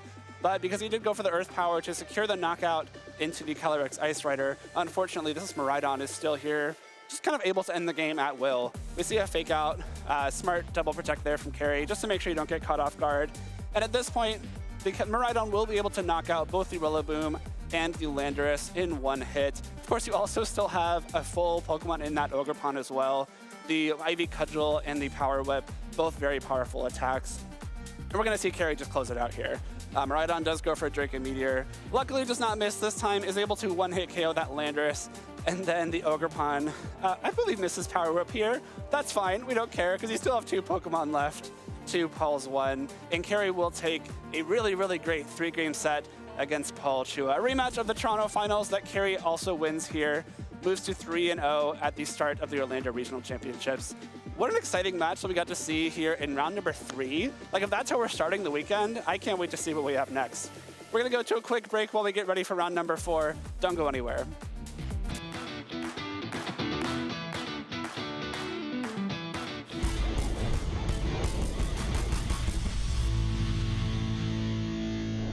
Hey there, Pokemon trainers. I'm here with your 2026 Toronto Regional Champion, Carrie Diotona. Welcome to the stream. How's it going? I'm doing good, doing good. How about yourself? I'm doing pretty good. No one ever asked that, so thank you. No problem. So we are here in Orlando, of course, for the first Regulation I event of 2. When you won Toronto, it was Regulation F. How are you feeling about the switch up in formats? I think it's like a little stressful, mainly just because I think Regulation F is like very intense in terms of like very specific turns, and like there's like a lot of strategy to it. Now, of course, there's a lot of that in Reg I, but I think Reg I, there's a lot more big turns in terms of like 50-50s that will just determine the game, whether that be turn 1, turn 2, like with Wide Guard, like Astro Barrage, all that. So I think it becomes a lot more intense in terms of like getting those really big turns right in comparison to Reg F. So do you have like a trick to getting those right? Do you just go with your gut? Yeah, go with the gut, but it's also like like not every 50-50 is a 50-50 in a way. Like you got to like analyze it, like to observe how your opponent's playing, determine what the 50-50 will bring them if they get it right or wrong. So I think it's like interesting in that way, but it's also just really stressful sometimes, because sometimes it is just a pure 50-50 and it's like, good luck. Yeah, I can relate to that stress for sure. So speaking of stress, I mean, you won your first regional championship back in January. How's it felt competing since then? It's really interesting. I think, because like I know I can play at that level. I think more so it's handling the mental aspects of it. Mainly just because I think it's easy to put a lot of pressure on yourself, and like it can lead you to playing like poorly. Mainly just because you're putting that pressure and stress on yourself to perform, and that can lead you to not perform. So it's just a matter of like getting that balance that I'm still trying to figure out. Do you think competing here with your family and friends, obviously this is your hometown, Yep. do you think that's going to help you deal with that stress a little bit better? I think so. I'm really happy in terms of like the group that I've accumulated in terms of Pokemon, like Patrick, Chris, Landon, all that. So I feel like having that support group helps me a lot through like the mental aspects of Pokemon in terms of like getting used to that. And you even mentioned that you were building with your friends to come to this tournament. So it was really that local team building group that helped you out to prepare. Yeah, as always, I'm very thankful to Pat and meeting him and working with him and stuff. He's taught me so much and really encouraged me to like push as hard as I can. Awesome. So if you had a goal for this weekend, what would that be? I would like to minimum day 2, but my main goal is to top cut and win. It would mean a lot to me to top cut my home regional because my first regional was actually Orlando back in 2023 when Wolf won. It was actually my worst performing regional, but it lit that fire in me to want to try and do better. And so that's what I'm hoping to do here, which is just do better than that last time and improve. All right. And if you had to pick the restricted Pokemon to win this weekend, what would that be? Miraidon. I think Miraidon is definitely going to win it. All right. Well, thank you so much, Carrie. Do you have any shout outs to anybody at home? I would like to shout out, of course, Patrick, Landon, Chris for being like my rocks and helping me get through like everything. My parents, of course, and then, of course, some of my other VGC friends like Carson St. Denis and Stefano Greppi. I'm thankful for you all. All right. Well, that's it for us here in the lounge. We'll be back with more Pokemon action soon, so please stay watching. Hey there, Pokemon trainers. I'm Gabby Snyder here with your 2024 North America International Champion, Patrick Connors. How's it going? I'm doing really good. I'm very, very happy to have Orlando Regionals back after 2 years, and I'm even more excited to compete.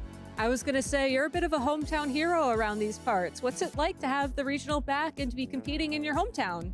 It means a lot to me. Orlando Regionals was my first regionals all the way back in 2023 now. So it feels really, really good to be coming back to Orlando to finish off Scarlet and Violet. It feels very poetic, so I'm very, very excited. I mean, speaking of poetic, I think that there's something sort of special about, bookends, opening up the page at one and then coming back and closing it. Is there anything you wish you could tell yourself, or any advice you would give yourself if you were able to meet 2023 you coming to compete for the first time? Yeah, back in 2023, I did pretty good at my first event. I went 8-2.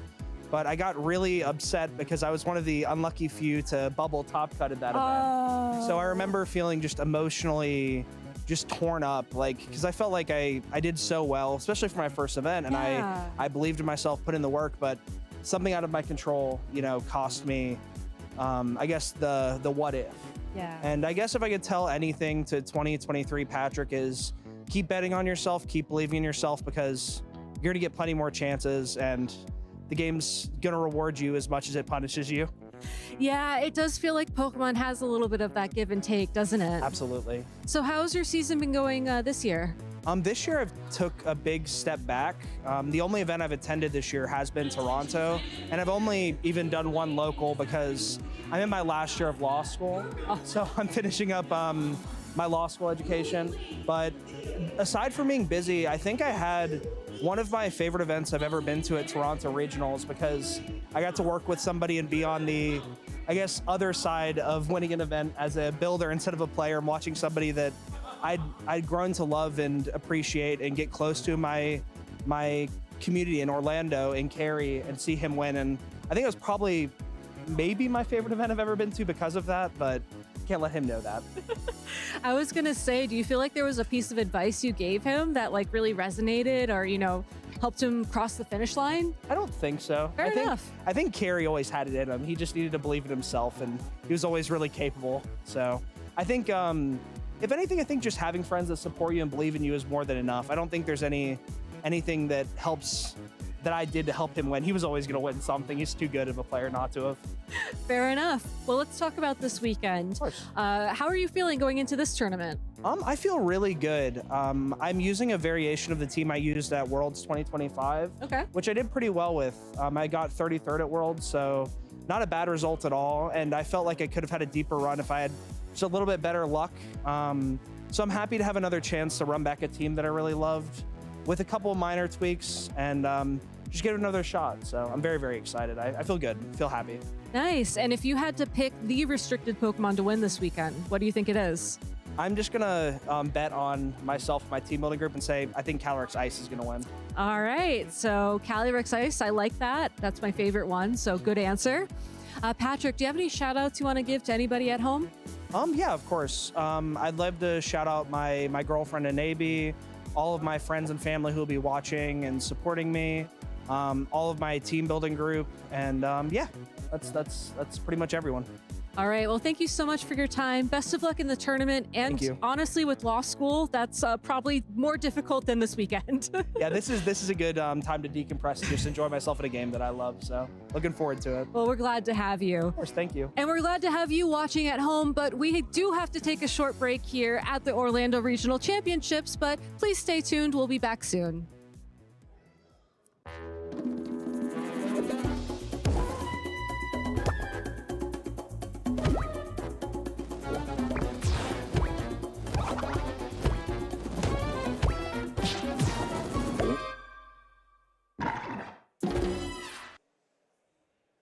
In fact, Gabby, there are no breaks here in Orlando. It is only Pokemon action after Pokemon action. And after 2 humdingers of rounds to kick off our tournament here in Orlando, I am thrilled to be joined behind the desk by my good friend and number 15 in North America, Yuki Zaninovich. Yuki, welcome. How are you feeling? Expect a plug in the very first part, so you got me there. I just knew I could break you, that's all. You're very successful there. Yeah, it's so exciting to be back here. I feel like we were both, in the analyst segment in the couple of regionals, and then we're back. And I actually started off my casting journey here with you over just under a year ago. So it's excited to be paired up with you and looking forward to working with you this weekend. Absolutely. It should be an incredible weekend. We've already seen 2 great matches. I really loved seeing the Patrick and Carrie interview back to back there. Of course, 2 players working on similar teams there, with Patrick giving the shout out to Calyrex Ice Rider and Carrie covering the bases with Miraidon as well. We saw how powerful that team is, and you know, Carrie said that at minimum he wants to make day 2. Starting out 3-0 is a pretty good shot at it. Absolutely. And I feel like we're already fulfilling our promise of, we want to see some of Astral Barrage, we want to see some Electro Drift. I mean, we already saw Electro I was so Drift happy KO. with those. Yeah. So it's definitely refreshing to see this after Regulation F, where things are a little bit more incremental. Now it's just explosive. Yeah, now you get to actually see some Pokemon go down. We get to ring the Oko bell over and over and over again. Well, let's take a look at some of the players who've been ringing the Oko bell out here. Our current Swiss rankings. Some familiar names here. Our friend Marcus Hamann, our colleague from the European regional streams, is over here at 3-0. Jamie Boyd also over here. So we have 2 of our colleagues from across the pond here. Jamie is actually at 2-1 right now. But Marcus, one of our players to watch, sitting at 3-0. Good start to the day for him. Yeah, it's exciting to see the little exchange program we have over here with the casters coming in from the European side. And also want to shout out Luca Paz, regional champion, also doing pretty well, starting out at 3-0 here. And also a lot of names that I haven't typically seen. So a really good mix of veteran players and more upcoming players. So yeah, really, really exciting to see.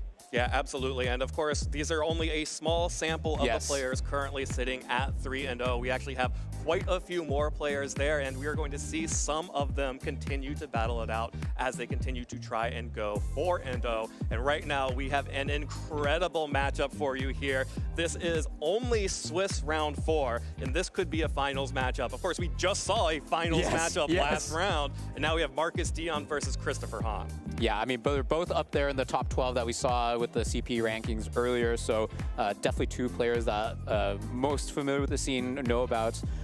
Also exciting to see that, Carrie, of course, continuing on 3-0. Toller also continuing on with the 3-0 here after the big win in round 2. Also want to shout out Justin Burns having a really, really strong finish in the Houston Regionals, I actually played him in my win-in. It was not a win-in for him because he had already secured top cut and was just, trying to get that by. I got pretty lucky to prevent that, but still finished top 4 very, very strong. So, really exciting to see him continue success here. Yeah, really good to see Justin continue to play here. Of course, took an extended break before coming back for the Houston Regionals there, and now continuing that success. Of course, other regional champion in there, Stefan Mott, also a regional champion and still at 3-0 and looking to go 4-0 heading into the next round.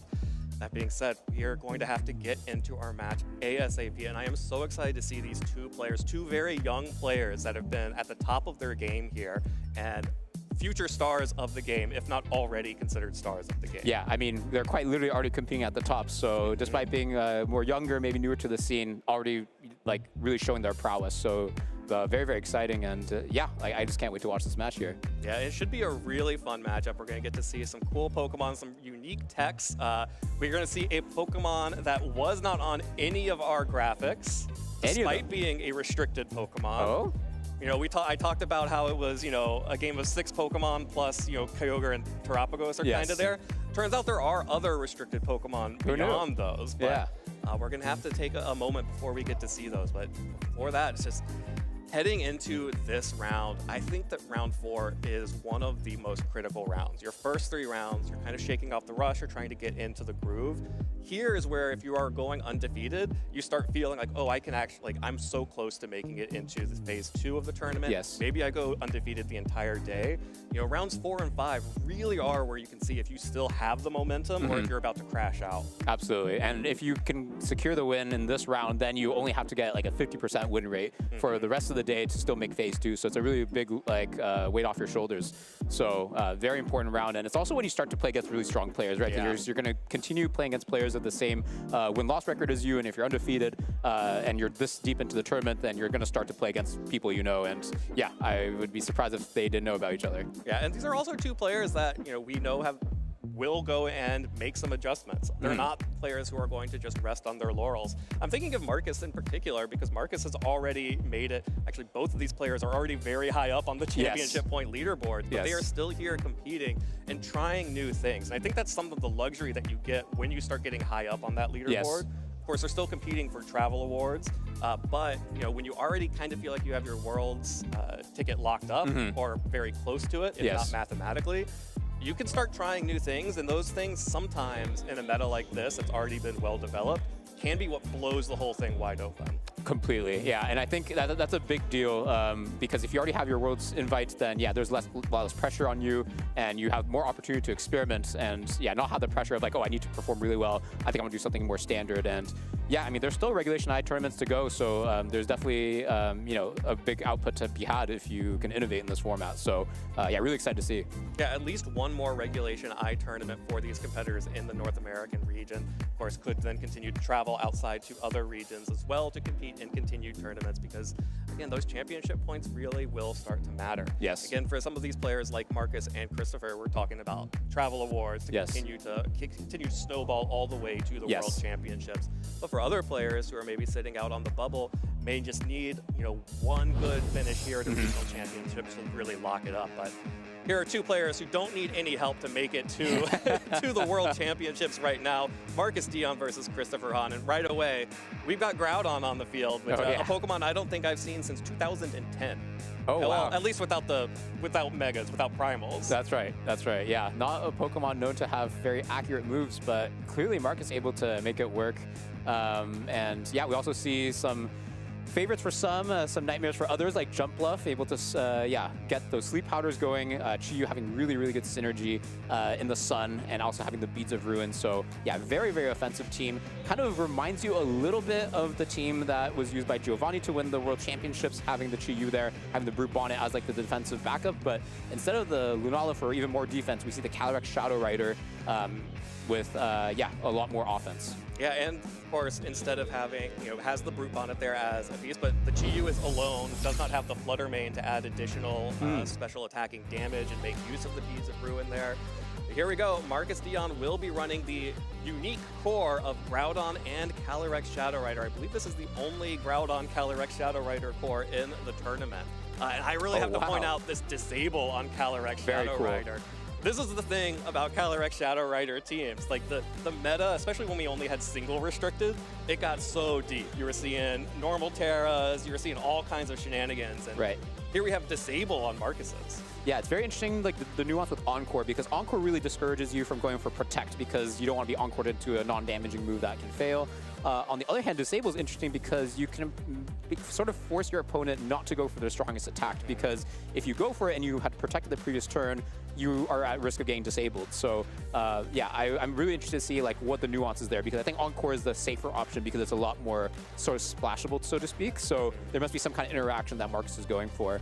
Other interesting thing is Iron Treads, one of the really few Pokemon that can resist both of the same type attack bonus attacks from Miraidon. Also the Dazzling Gleam as well, which it commonly has on the Choice Spec variants. So one of the Pokemon that is, known to have the best matchup into Miraidon. And look, he's playing a Miraidon himself here, so I would be surprised if we don't see it. Yeah, I definitely would expect to see that Iron Treads. And the cool thing about the Iron Treads on this particular variant of the team is how it opens up opportunities for the Jumpluff and Brute Bonnet.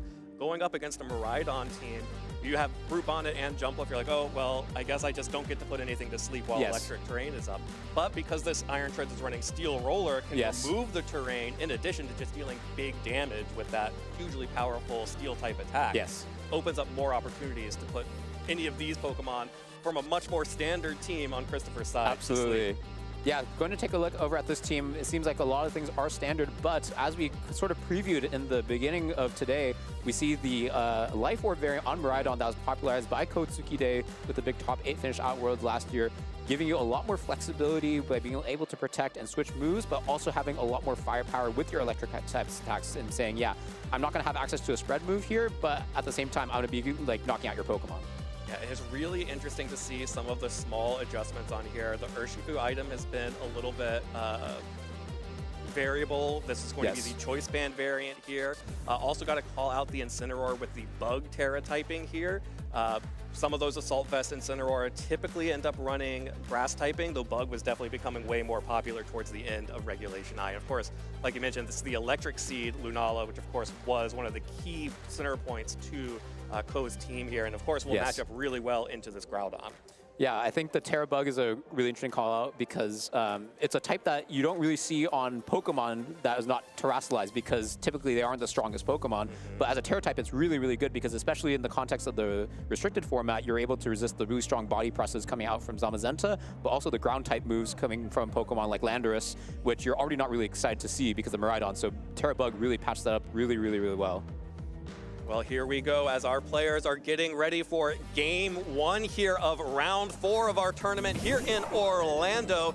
Chris will be leading with a classic lead of the Miraidon and the Whimsicott, but Miraidon facing down two of its arch nemesis here in Groudon and the Iron Treads, immediately on the field, getting a speed boost from that Quark Drive. Yeah, I was going to say, okay, well, I see the Miraidon being led. Depending on what Marcus is going to lead, there's going to be a bit of a 50-50 of, okay, do I go for the electric type move with the ground type potentially coming in? No, like the ground types are already out here. You can't really click that electric move, so probably going to, want to go for Draco Meteor as your mode of offense, but it's so obvious to go into your Groudon, not very effective on the Iron Treads, so it's really interesting, especially with the pressure of Encore coming out from the Whimsicott. Like, what is the defensive move that Marcus goes for here? Is he going to go for the obvious protect on the Groudon and attack with the Iron Treads? Because the Iron Treads is also really threatening a lot of damage, especially onto the Whimsicott. Well, Whimsicott does what Whimsicott does best and sets up the Tailwind to give Chris the speed advantage. Draco Meteor will connect onto the Groudon. The Life Orb is enough to pick up a one-hit KO. This was the clear Amulet Groudon, so doesn't have the benefit of an Assault Vest. Instead, just goes immediately down to that Draco Meteor, but Iron Treads is not having any of it. Trade restricted for restricted Miraidon going down as well. Chris will now have the speed advantage for at least the next 3 turns. Yeah, so pretty interesting trade. It looks even on paper for both players since both of the restricteds are gone, but it seems like it's favoring Chris a little bit since, you're getting the speed advantage, and Calyrex Shadow Rider on Mark's end is able to shine the most when you're in a vacuum, where at the end game, you don't have as much speed control still left. But yeah, with the speed advantage still being on Chris's side and having access to it for 3 more turns. So like, I think as a hyper offense player, one of your best first moves is to sacrifice a Pokemon 1-for-1 so that you get a Tailwind up and be able to take the best use of it for the next 3 turns. And here is that situation that I was mentioning at the start. Brute Bonnet does not threaten with Spore while there is that terrain on the field, but Marcus has the option at any time to remove the terrain here, which could be really important in slowing down this Lunala, which otherwise Marcus doesn't have a lot of options into. Yeah, offensively, not having that many options into the Brute Bonnet here does have access to 2 fairy type attacks for super effective, but candidly, I'm not sure if that's even enough damage. Like, Brute Bonnet is really, really bulky, like even more bulky than Mungus, so depending on how it's trained, it might survive, and also can hedge bets of going for the Terra Water, especially with the Miraidon gone. There's not many Pokemon. I don't think actually there's any Pokemon that can hit it for super effective damage, so the Terra Water here is going to be really, really safe. It looks like Marcus is going to go for that. We see the Lunala come out with the Terra Fairy. Yeah, so going to do really well defensively into both the Calyrex Shadow Rider and the Brute Bonnet, but also offensively doing a lot more damage with the Terra Fairy Moonblast. And we also see the Terra come out from the Brute Bonnet. So both players going for terrestrializations that I think make sense defensively. Really, really hard to punish. But critically, by terrestrializing into the fairy typing, Chris is opening up a potential Steel Roller from the Iron Treads. Covered masterfully by that Encore means that Iron Treads can't actually do that. Instead, this Sucker Punch deals a pittance of damage into the Lunala. The high horsepower will deal actually a decent amount of damage, even through the Electric Seed boost there.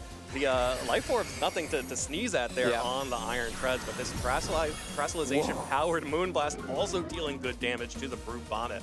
And with that Encore now, there is no opportunity to remove terrain. You have the Fairy typing resisting Sucker Punch, and Lunala is looking really nice here. Yeah, that was a really, really excellent play turn by Chris. Like recognizing, okay, I'm under threat from this Iron Treads now because I'm going to have 2 fairy types on the field, but actually I can Encore you into a ground type attack and be able to resist it with the Whimsicott and just not take that much damage, especially thanks to the Shadow Shield. But yeah, Marcus covering for that really well with the Sucker Punch first. And here is the classic Lunala Miraidon play here of switching out your Whimsicott for the Ursaluna. Lunala with the Electric Seed boost is tanking both of those hits like a champion. Twist the dimension, and again, Chris is maneuvering really well here. Now has Ursaluna under Trick Room, one final turn of Tailwind, but gets the Flame Orb activated for free here. It's really, really counterintuitive to go for Trick Room when you already have Tailwind up because your Pokemon are at double speed, and Trick Room you really like to be the slow Pokemon, but recognizing, okay, actually the Brute Bonnet doesn't exert that much offensive pressure into me, even though my Ursaluna is technically weak to it, but I am going to be able to knock out the Iron Treads before it moves because Iron Treads is already such a fast Pokemon. My Ursaluna is probably going to be able to outspeed it even in Trick Room.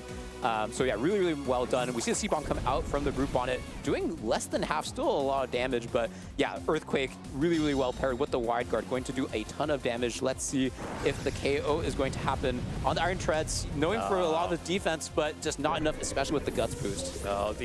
The Guts boost will pick up the KO on Iron Treads, but Photosynthesis boosting the defense of Marcus's Brute Bonnet.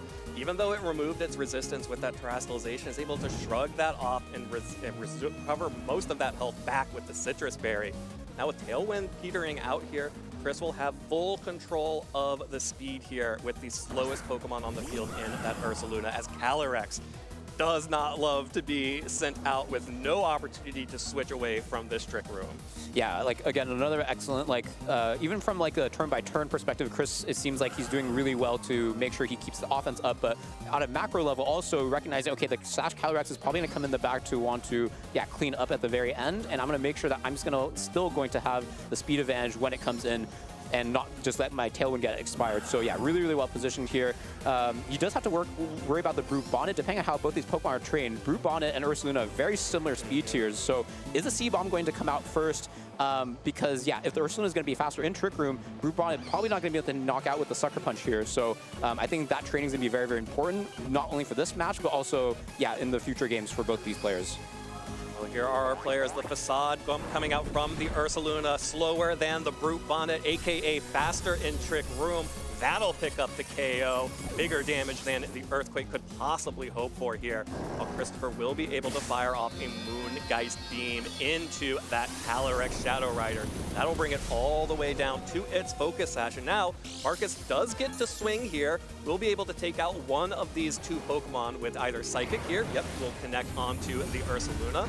Or could have gone for the Astral Barrage, but with 2 turns of Trick Room still remaining, and with having the Whimsicott in the back, Marcus can't even spend this time stalling out with Protect, and that should lock it up for Chris.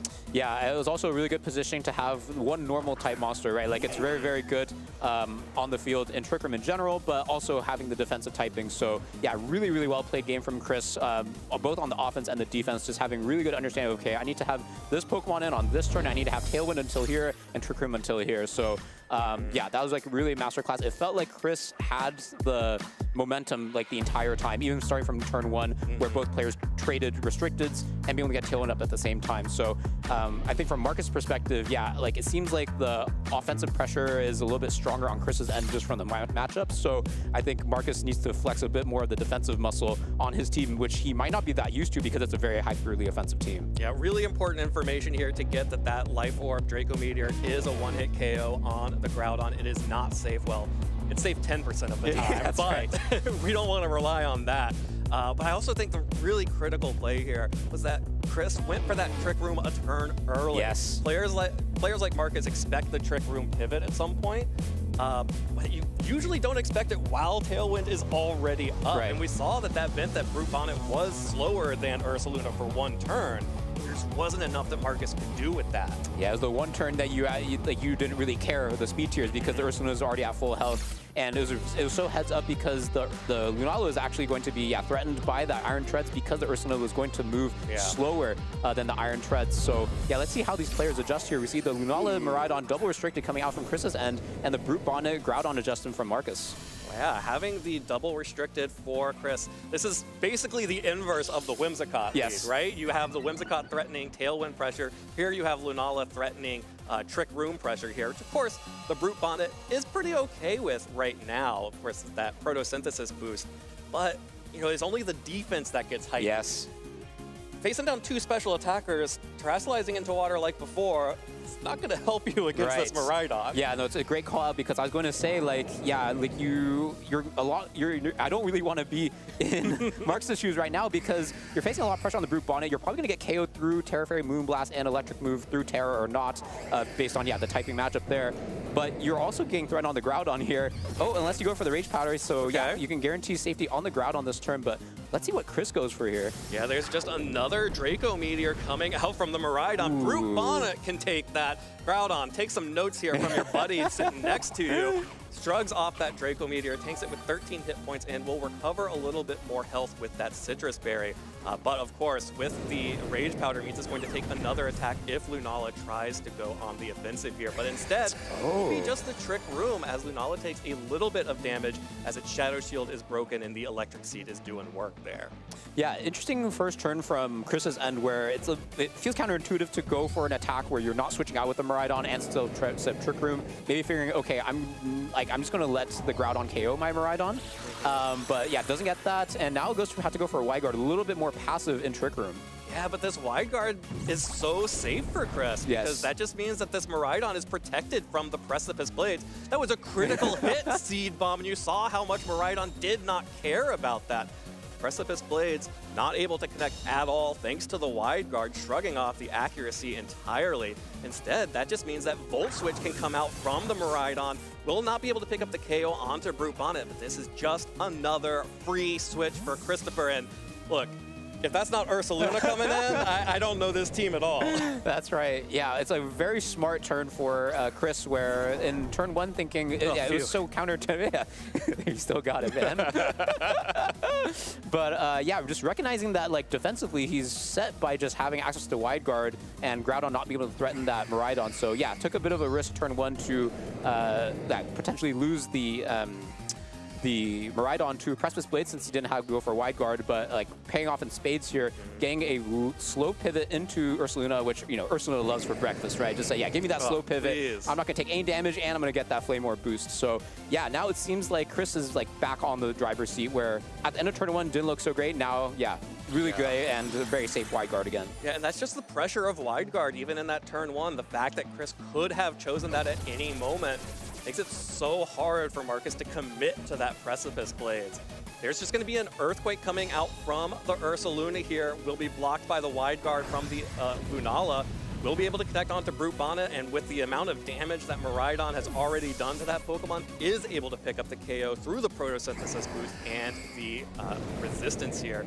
Groudon is just forced to fire off these Heat Crashes, which, because of the Shadow Shield and the Electric Seed, is a 3-hit KO onto this Lunala. It's like, it's such a strong move. But like in this context, yeah, like Chris, again, was the defensive like an option he had of saying, okay, I know from game 1 that my Ursaluna is going to be slower.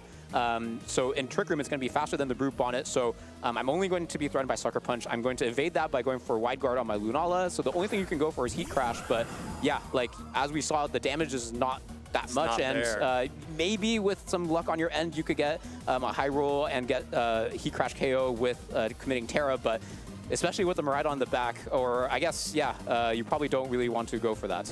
Yeah, and having the Calyrex and the Iron Treads that we saw as Marcus' final 2 Pokemon just means that Marcus has to stall out, has to find some way of sneaking in an attack during these final turns of Trick Room, because Chris is still fully healthy, has all 4 Pokemon remaining.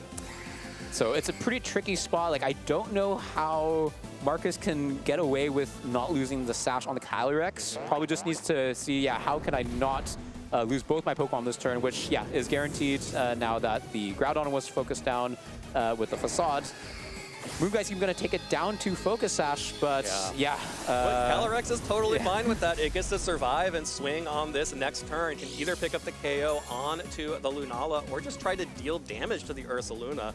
Without a buff, this Psychic may not be enough to pick up the KO onto Ursaluna, and it is not at all. That just means that Marcus has the final 2 Pokemon, lost the Groudon there, lost the Focus Sash onto Calyrex, and now just has Iron Treads out on the field to try to make something happen here, and it's getting a speed boost. Yeah, Marcus gets sort of the worst of both worlds here, where you don't want your Iron Treads to be very speedy here when you're in Trick Room, but by the time Trick Room expires, you're going to lose electric terrain, so then you're going to be under speeding something. So yeah, with the last Trick Room, definitely has the option to double protect relatively safely in the short term, but probably has to make some kind of action and make a read on how Christopher might take advantage of the fact that he would go for a double protect and maybe go for a risk. So I wonder if Chris has identified if there's like a safe win condition for him here. It doesn't seem that obvious to me because, yeah, especially if Electric Train gets set up again, Iron Treads will be the fastest Pokemon, and it has a great matchup into the Lunala, but also at the same time, yeah, I think Chris has not committed the Terastallization yet, so lots of options for him, and yeah, this Incineroar is going to be really, really hard to get through with the Intimidate on the Iron Treads and resisting both of Calyrex's attacks. Yeah, it's going to be Intimidate the final Pokemon, not Whimsicott like we saw before. Here comes the Iron Treads. We'll be able to Terastallize into the Ghost typing, so removing the weakness to Earthquake from Ursaluna, as well as if Chris decided to swing with the Facade there, would not do anything. And the reveal of this Incineroar is actually really big. But oh, the Headlong Rush connects and Iron Tread survives. But at 13 health, that means it's only going to get to swing once with the Life Orb recoil. There's the Steel Roller into the Incineroar, removes the terrain and takes the Life Orb recoil, and it goes down. Chris calling that one out, making sure to get as much damage as possible onto the Iron Treads. Yeah, I mean, you could say that it was sort of a 50-50 because it was, yeah, whether the Calyrex would attack or whether the Iron Treads would attack, but it's just such a huge risk to go for an attack with the Calyrex when you could easily get knocked out. So yeah, it makes it's a lot easier mentally to just go for the attack on the Iron Treads where you're have all that health to take at least one attack like we saw there, but Christopher taking advantage of that and saying, yeah, I'm sure you're going to protect the Calyrex here, so I'm going to go attack on that other slot, and it's paying off dividends and going for a 4-0 start. Look, if I have learned one thing from watching Chris and any of his family playing, it's expect them to go undefeated, at least make phase 2, and this is, like, what a masterclass this set was from Chris. Like, the way he was able to sneak in the Ursaluna one turn early in game 1, and from this game, just from the jump, Chris had all of the momentum, got the free switch into Ursaluna once again. Marcus just could not threaten enough pressure on Chris's side to make it risky to switch in the Ursaluna. It was safe every time. Yeah, it's such a great call because in the end, we saw that the Miraidon, it didn't really matter that the Miraidon, if it was KO'd or not. Like, let's say the Precipice did come out in the very first turn and it had gone KO'd. I actually don't think it made too big of a difference because we saw that Incineroar was still in the back and it had just such a good matchup with the rest of the Pokemon that, even though it looked risky in Game 2, and in Game 1 it felt like neither player really made, or at least Chris didn't make that many risks. He didn't have to because his momentum was so strong. Game 2 looked like he made a risk in turn 1, but in the end we saw that Ursaluna just so oppressive in Trick Room. If Ursaluna can sneak in there against this team, it looks like Ursaluna kind of has a field day here. And, you know, I'm a Miraidon player. I love my Miraidon. I love seeing Miraidon do cool things. And one of the cool things that Miraidon does is, yes, Iron Treads resists all of Miraidon's damage, but Iron Treads sometimes, you know, if that's all you're doing is countering Miraidon on a team like this that Chris is running, then you're just giving up a slot for the Lunala-Ursaluna combo there. And we really saw that even though the Iron Treads was able to pressure in Game 1, was threatening at the end of Game 2, just it wasn't able to threaten enough. And if you're just there to counter Miraidon, then your other 3 Pokemon better be able to do something against the other 3 Pokemon that Chris brought.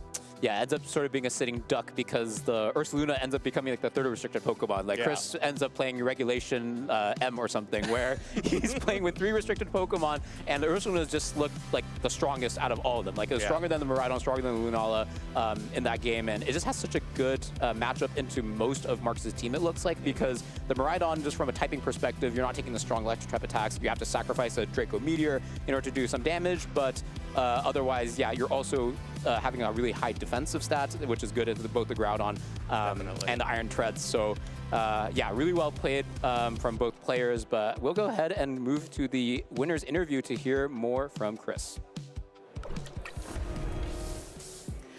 Thank you so much. I'm here with Chris Hahn, who just won his 4th round of Swiss, undefeated. Evan actually said something. If there's one thing you can count on, it's that the Hahn family will go undefeated, at least during phase 1 of the tournament. So how does it feel?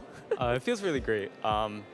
You know, Orlando was just 2 weeks ago, and I was kind of nervous about playing Reg I because, you know, I feel like I had so many games of Reg F that I wasn't sure I had the practice or like the knowledge. So at Worlds last year, I ended up using Kelly Shadow Samazenta. You saw I actually pivoted to a new team. So yeah, I had to like, you know, squeeze a lot of prep in. Yeah, well, I remember talking to you at Worlds, and you helped your brother prep a lot for Regulation I. Do you feel like any of that came back to you when you made the quick pivot, or? Yeah, I mean, Kevin also ended up changing his team, so I helped him a lot with some matchups. I also asked, you know, some of my friends to give him some matchup advice, which is really nice. Yeah, I mean, you know, we're kind of there together every format. But I think this one in particular is very easy to, you know, understand your game plans and kind of flowchart a bit. All right, well, let's talk about the switch up, because I think your team's very interesting in the sense that you can use Tailwind or Trick Room, and you did an amazing job of, you know, prioritizing which mode to use in both games. But at least in Game 1, you know, you used both, and you were able to position your Ursaluna really well under the Trick Room. You know, how were you thinking about that game plan? So I love Whimsicott because I was worried about his fast mode, and I was like, you know, if I feel like if I have Whimsicott out front, Lunala in the back, you kind of have best of both worlds, where if they end up leading something fast, you know, you have Whimsicott to counter that, and then otherwise you have Lunala Trick Room in the back, right? So it's kind of like a good mid-ground. He ended up leading something that's actually pretty good into Whimsicott Miraidon, so that was kind of nerve-wracking. But I was sitting there, I was like, I feel like I have to call the turn 1 perfectly. I think if I, you know, if he protects Groudon, then I can encore it, and he doesn't really like that. So I'm just going to go for the Draco Meteor and kind of read that he's not going to protect there. Ended up working out, and then I was looking at my position. I was like, okay, I'm pretty sure he has Kelly Shadow in the back, right? Yeah. So I don't really want to have all these pieces in front of Kelly Shadow. It just spams Astral into me. I was like, I'm going to set Trick Room this turn on a turn where it's not very obvious because there's 2 turns. So get in my Ursa, which will still be it'll still be slower than his Treads, which I think was the position. And then, you know, I can kind of get it from there. Yeah, well, you certainly got it for sure. And then you made a very hard pivot into Trick Room the second game. So I'm assuming you just felt like that was the play from there on. I talked to Luca Cherrybelli. He won. I think everyone knows who Luca is, but I think he ran this team at Worlds. He didn't run the Life Orb version that I'm using, but we're kind of talking about it, and he was like, okay, I think these are the 2 plans that make the most sense. So I was like, I think game 1, I wasn't very happy about the position I was in on turn 1. I think I had to get a hard read correct, so I'm going to position to this plan. I think it's much easier to get Ursa in safer because Marcus didn't have high horsepower. So I realized if I was able to go set Trick Room, then Wyguard Volt Switch, Ursa comes in for free, just spams attacks into everything, which is kind of what we saw. So yeah. I mean, the format changed, but Ursaluna's still out there doing what it does best. So clearly something's still working. Is there anything in this format that you're like not necessarily looking forward to? Any tough matchups that you're worried about? I think the good thing about this team compared to what I ran at Worlds is you have a lot of even matchups. I'd say, Marcus had Groudon and Trez. Even then, I was still able to get reads right and outplay, right? So I think, you have bulky Pokemon. I think any matchup is truly winnable. Fair enough. Well, the way that you're playing, you make it look easy. So I will maybe try my best to remember the advice that you gave. So thank you. And speaking of advice and shout outs, do you have any shout outs you want to give to anybody out in the audience or at home? I got to give another shout out to Luca. I mean, that guy's awesome. Like, I'll send him a message and he'll help me. He'll give me like all the stuff he's been studying for, I'm sure, months by now. So he's really a great guy.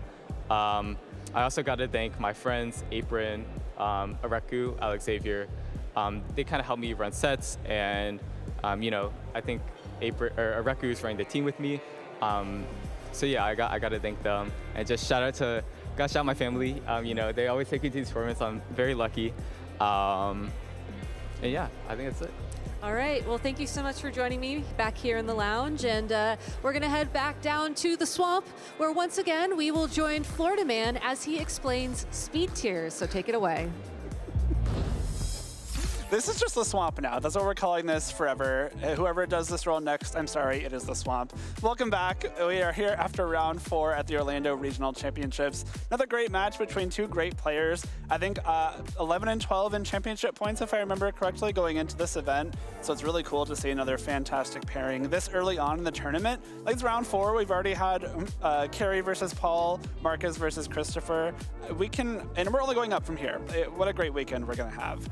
So these 2 trainers using some pretty cool teams. Let's jump into looking at Marcus's team really fast. It is Groudon, not something we see too often. I think Evan said it's the only Groudon Calyrex Shadow Rider out on the field today. Wouldn't be surprised if it's one of, I don't know, maybe 3 Groudons at all in the room. But a really cool take on this kind of sun-setting restricted Pokemon in combination with ghost-type restricted Pokemon.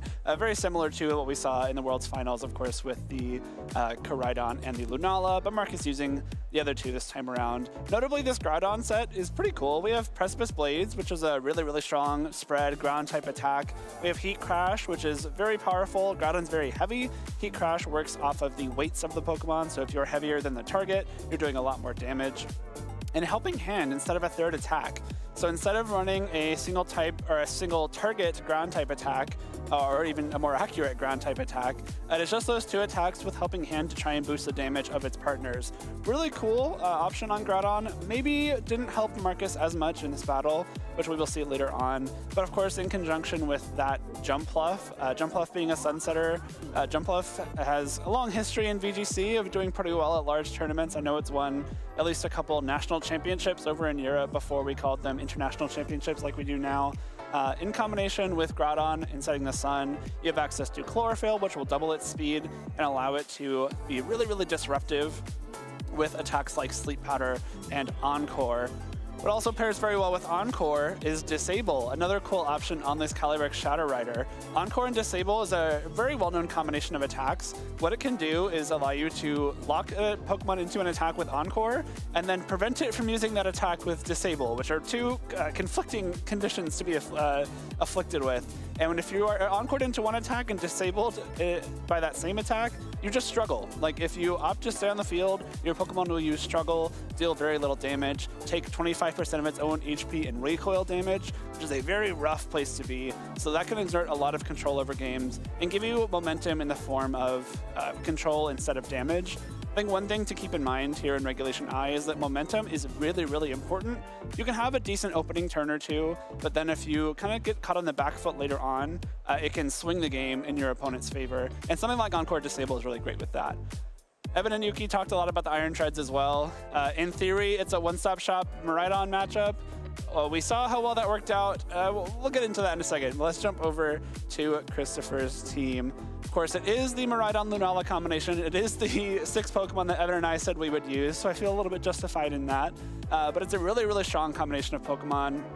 You have both ends of the speed tiers. You've got the Tailwind with the Whimsicott. It allows your Pokemon to go very fast, try and attack quickly and hard and take knockouts as fast as you can. You've also got the Trick Room on the Lunala. If you have your slower Pokemon, like your Ursaluna, even your Incineroar on the field, setting up Trick Room will allow them to attack first and start punching holes in your opponent's team.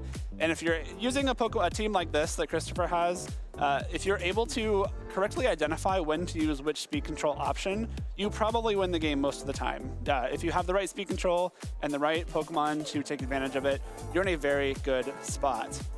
Let's jump into game number 1. That is a Whimsicott hiding behind the Groudon. Groudon is so big, it kind of dwarfs the Whimsicott there. But this is kind of a dream lead for Marcus, right? You have your Groudon, you have your Iron Treads, your 2 ground-type Pokemon against the Miraidon, the big, scary electric type. So maybe you're thinking, all right, this is great. I'm going to get some great mileage out of both of these Pokemon, and I'm going to be able to start punching some holes in Christopher's team before he can do a whole lot in return. We get the speed boost on Iron Treads as well. Makes a lot of sense if you're using Iron Treads to be a Miraidon counter. Iron Treads can either have the speed or the attack boost from Quark Drive, depending on how you would train it. But giving it that speed boost means it will outspeed the Miraidon, be able to knock it out before it can attack in theory. However, Miraidon also in theory has a Whimsicott next to it, which will allow it to attack first with Tailwind. So that's exactly what we see here on this first turn. Miraidon, you're not going to swap it out. Like maybe you don't want to have a Pokemon come in and take a really strong Precipice Blades or high horsepower from this Iron Treads. And you know, I have a Life Orb Miraidon. I don't really care about the type chart a lot of the time. I can win a KO a ground type, which unfortunately for Marcus is exactly what's going to happen here. We see the Tailwind go up, we see the Miraidon attack first, we see the one-hit KO into Groudon with the Life Orb Draco Meteor. Life Orb Draco Meteor, one-hit KOing ground types, not the first time we've seen it today, won't be the last, I promise you. We're not going to trade the restricted Pokemon right away, so High Horsepower does land into the Miraidon, but this is a really nice trade for Christopher, I think. If you're kind of comparing the teams later on, if you set up Trick Room with your Lunala later on, if you're Christopher, that Groudon is maybe one thing that can handle an attack from the Ursaluna pretty well. Groudon, very bulky, has a pretty good defense. Even the Guts boosted Facade is probably not enough to one-hit KO Groudon. Then you can threaten it pretty heavily with something like that Precipice Blades. So I think targeting that Groudon, really smart play there just to make sure you're getting a lot of mileage out of that Miraidon before it gets knocked out by that Iron Treads. As we move forward, we have this Whimsicott. It's set up the Tailwind. We've gotten the Iron Treads, high horsepower knockout into the Miraidon. So now this Iron Tread's still in a really strong spot in theory. Of course, Steel Roller, a very powerful attack into Whimsicott. Extra powerful in the sense that if you Steel Roller the Whimsicott, you will knock it out and also remove the electric terrain, which would be great for this Brute Bonnet that you've just brought onto the field, because then you can start putting things to sleep. The Miraidon is knocked out. It can no longer set up that electric terrain again. So if you can potentially get a Steel Roller off here, KO this Whimsicott, and then kind of maybe deal with this Lunala later on, that'll be a really strong position to be in. Especially considering you're threading this Lunala pretty well with a Sucker Punch. A Sucker Punch from this Brute Bonnet to possibly break the Shadow Shield and get some good damage into the Lunala.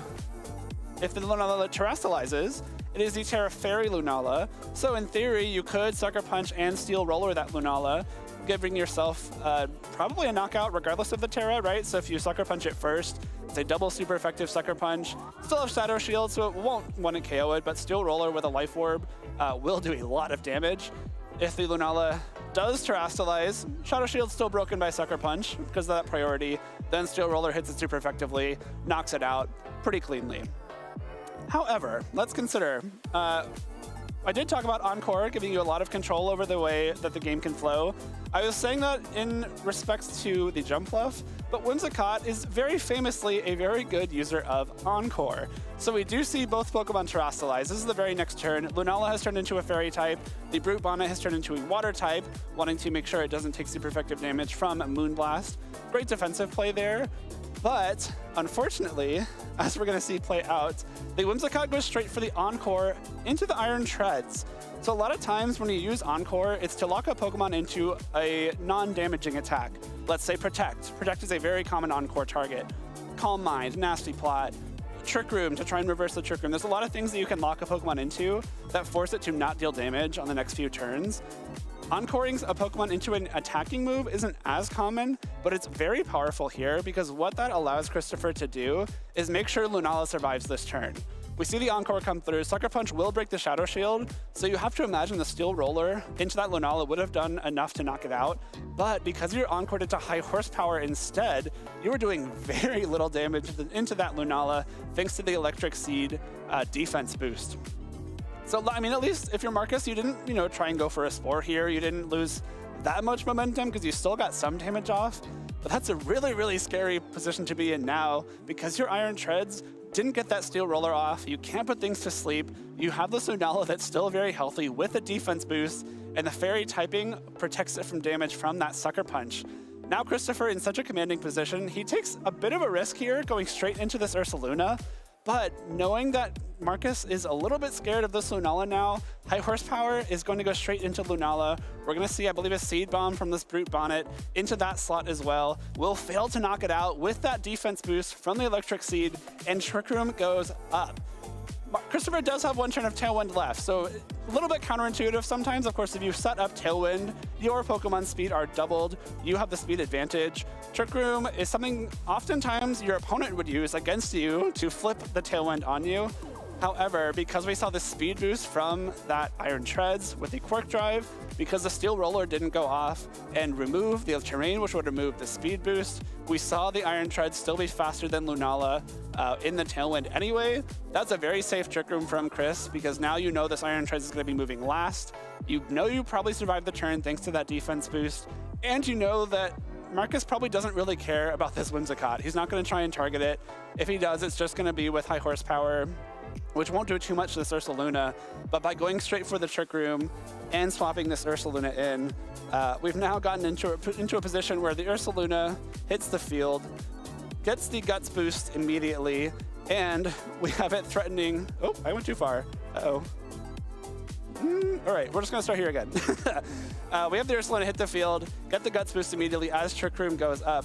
And so now on these coming turns, we have a full HP Ursaluna, 4 turns of Trick Room to work with, one of those being in Tailwind, but the Iron Treads is still slower anyway. And because this Brute Bonnet has terrestrialized, it no longer resists Earthquake. So now we're just in a spot where Ursaluna can start wailing away, right? You've got the Wide Guard still on Lunala. If you want to Earthquake and damage both targets, you're not going to be damaging your own Lunala there. You're forcing Marcus to attack it with a Seed Bomb if you want to knock it out.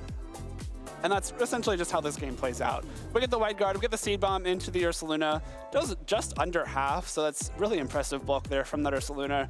Earthquake comes through, and this Brute Bonnet takes a bit of chip damage while the Iron Treads gets knocked out.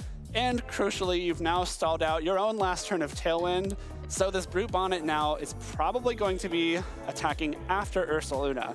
Now, on a team like Christopher's, you probably have your Ursaluna trained to be as slow as possible, which means you can be pretty confident it'll attack before Brute Bonnet in Trick Room without the Tailwind up.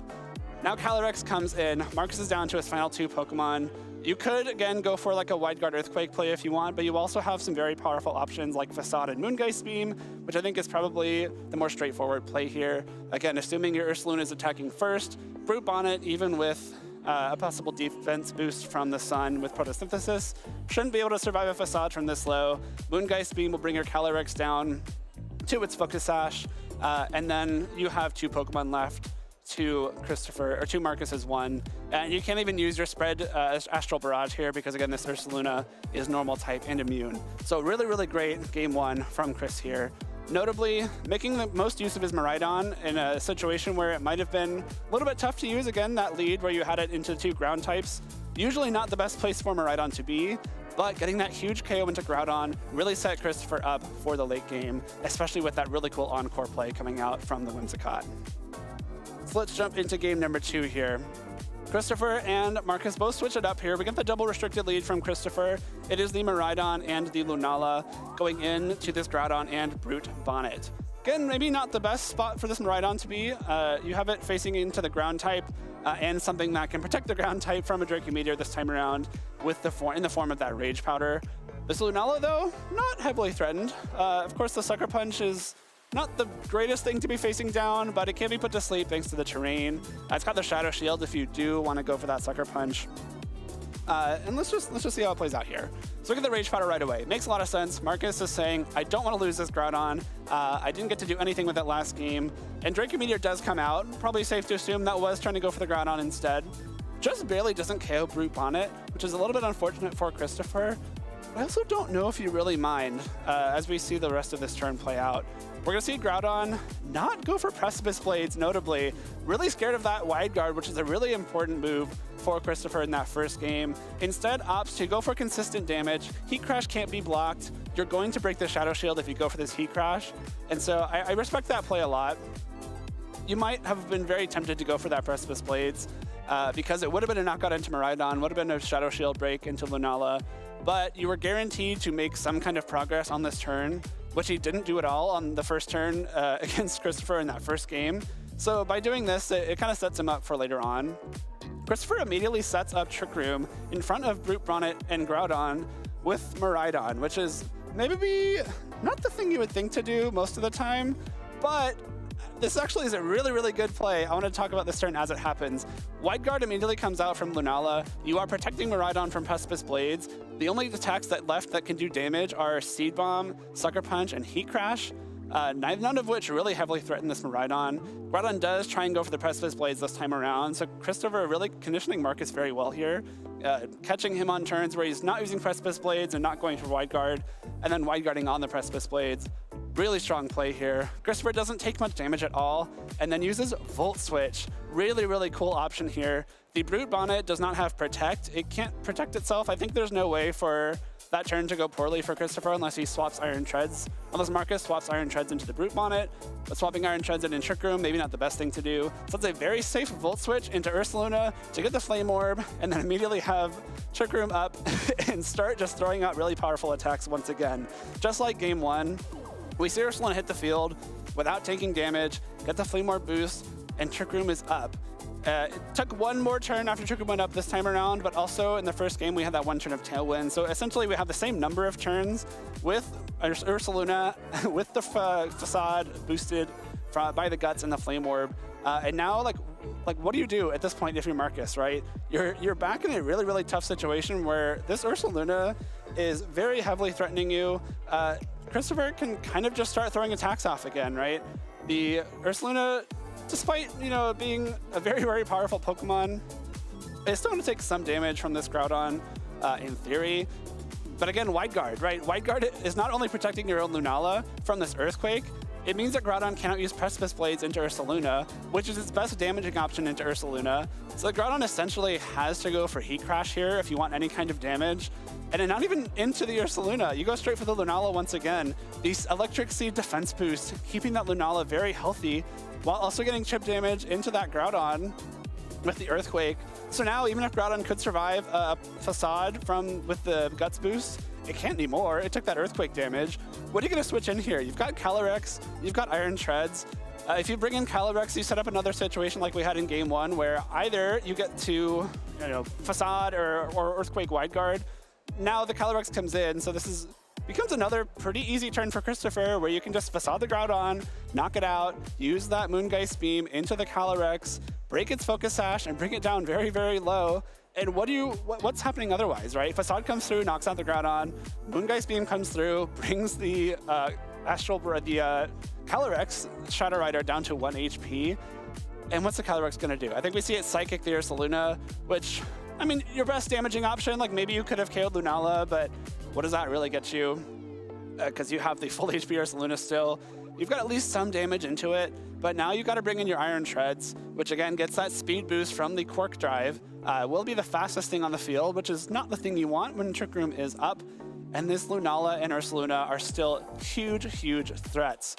The one thing that Marcus can maybe do here is maybe try and stall out Trick Room and then get Iron Treads and Calyrex doing some big damage here. We don't see Christopher's 4th Pokemon yet. So if it is that Whimsicott, then maybe the Whimsicott's kind of a sitting duck against this Iron Treads, which it really can't damage very well. But as we're about to see on this turn, Christopher's 4th Pokemon is not that Whimsicott. It's going to be the Incineroar instead. Oop, wrong button. Oh no. There we go. Lunala comes out, Incineroar comes in, and with this Intimidate drop into the Iron Treads, this essentially seals the game. You see it on Marcus's face there. He knows it's basically over. We see the Iron Treads will be able to survive a Headlong Rush from the Ursaluna thanks to this Ghost-type Terrestrialization, and Calyrex does protect itself from an attack this time around. But again, what are you getting here? Headlong Rush comes through, barely doesn't KO Iron Treads, but brings it down to 13 HP, which is less than 1/10 of its maximum HP, so now just knocks itself out with Steel Roller. It removes the electric terrain, which, great, I mean, maybe you wanted that, but unfortunately does knock itself out in the process, and now you just have your 1 HP Calyrex Shadow Rider against 3 Pokemon left for Christopher. I've seen crazier things happen. If one Pokemon could maybe win a 1v3 like this, it possibly could be the Calyrex, but because one of those 3 Pokemon is normal type in the form of Ursaluna, you cannot just win the game with Astral Barrage, which forces you to use single target attacks, which means you can't win. So unfortunately for Marcus, he will be defeated by Christopher here. But Christopher, that was just a masterclass in using this kind of team. Both the Tailwind and the Trick Room were huge for him, especially the Trick Room, but even that first game, the Tailwind, making sure that your Miraidon got the attack off before the Iron Treads could knock it out.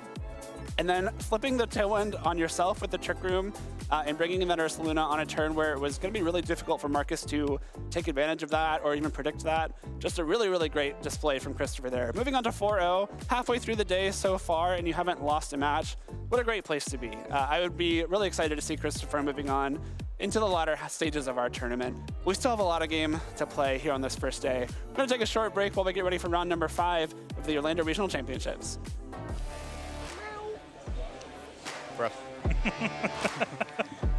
Hopefully they don't do the post match. They should play it. No, if you guys are listening, you should play that back. No, please don't.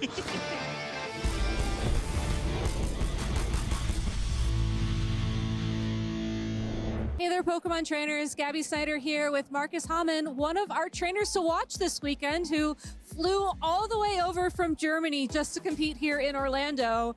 How are you doing? What are you doing here? There's so many questions.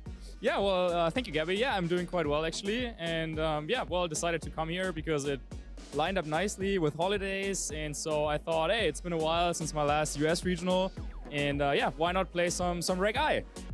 Yeah, I was going to say, I remember back in my day, you would travel a lot to compete. So it's great to have you here again. We're a couple rounds into the tournament. I think we just wrapped up round 3 of Swiss, excuse me. How's it been going for you?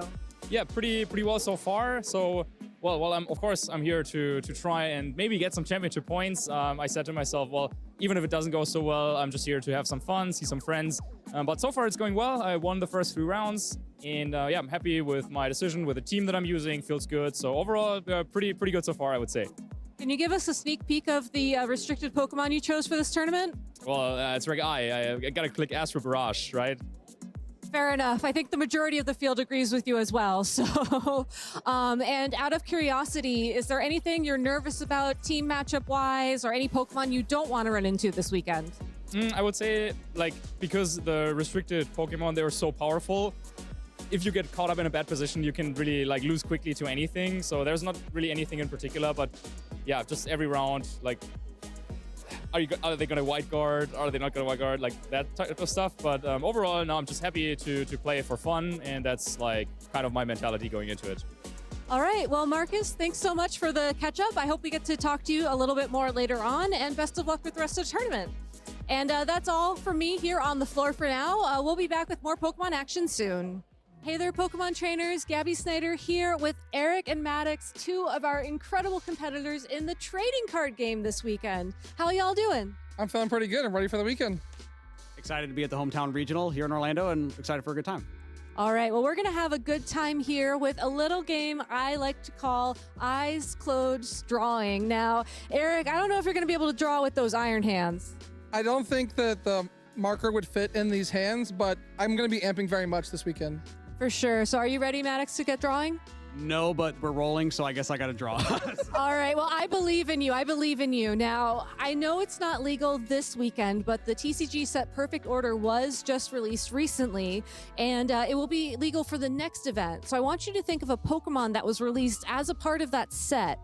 And what Pokemon do you think will be the most successful from that set coming into the new format? So take a moment to think, and then whenever you're ready, if you want to start drawing, go for it. And Eric, I'm going to have you take a step forward here and just tell me what you're thinking. Okay, I mean, obviously I'm thinking Iron Hands because, thank you very much. It's got to be Starmie though, not Starmie. Goodness, from Perfect Order is so tough. I mean, it's looking like it has a few things going on there. I don't know what's going on here. I mean, I see Iron Hands. I mean, I see the hand at the top, right? So it's got to be Iron Hands. Maybe it's like a whisker or something, or multiple arms of some sort. Oh, it's gonna be Meowth, maybe. Yeah, Meowth. Okay, Meowth. Okay. All right. So is that? All right. Let me switch spots with you real quick.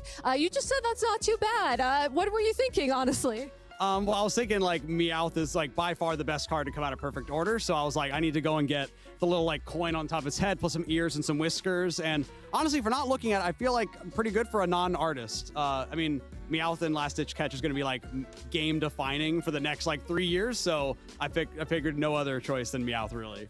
For sure. I mean, like you said, we have the coin, we have the whiskers, and we have some Iron Hands over here. Now, Eric, if you had to pick a card that would be successful from Perfect Order, or Pokemon specifically, what would you have picked? I think I'm going to pick Starmie, and the reason why I went with Starmie first is because it's more of an archetype, a whole deck. Meowth is like a support card that's going to be in every deck across the board, and Starmie's a new archetype that can put so much damage onto your opponent's bench and the active at the same time, which is really strong in the history of the Pokemon TCG. All right, well, I would be remiss if I didn't tell you both, amp you very much for joining me here today, and we'll be back with more Pokemon action soon from Orlando, so please stay tuned. What's my favorite? My favorite's the one that's got jet black hair. He's extremely fast. Limitless. So cute. She has a 12-octave vocal range. Can be calm. Powerful. Estilo como yo. 닮기도 한 것 같아갖고. He would improvise on the spot. Just always finds a way to make it funny. We both have very fast moves. And can change the world using its mind. Jigglypuff is my favorite. Jigglypuff, Jigglypuff. Every single time you met a new Pokemon, it felt like you met a new part of yourself. He likes to sleep.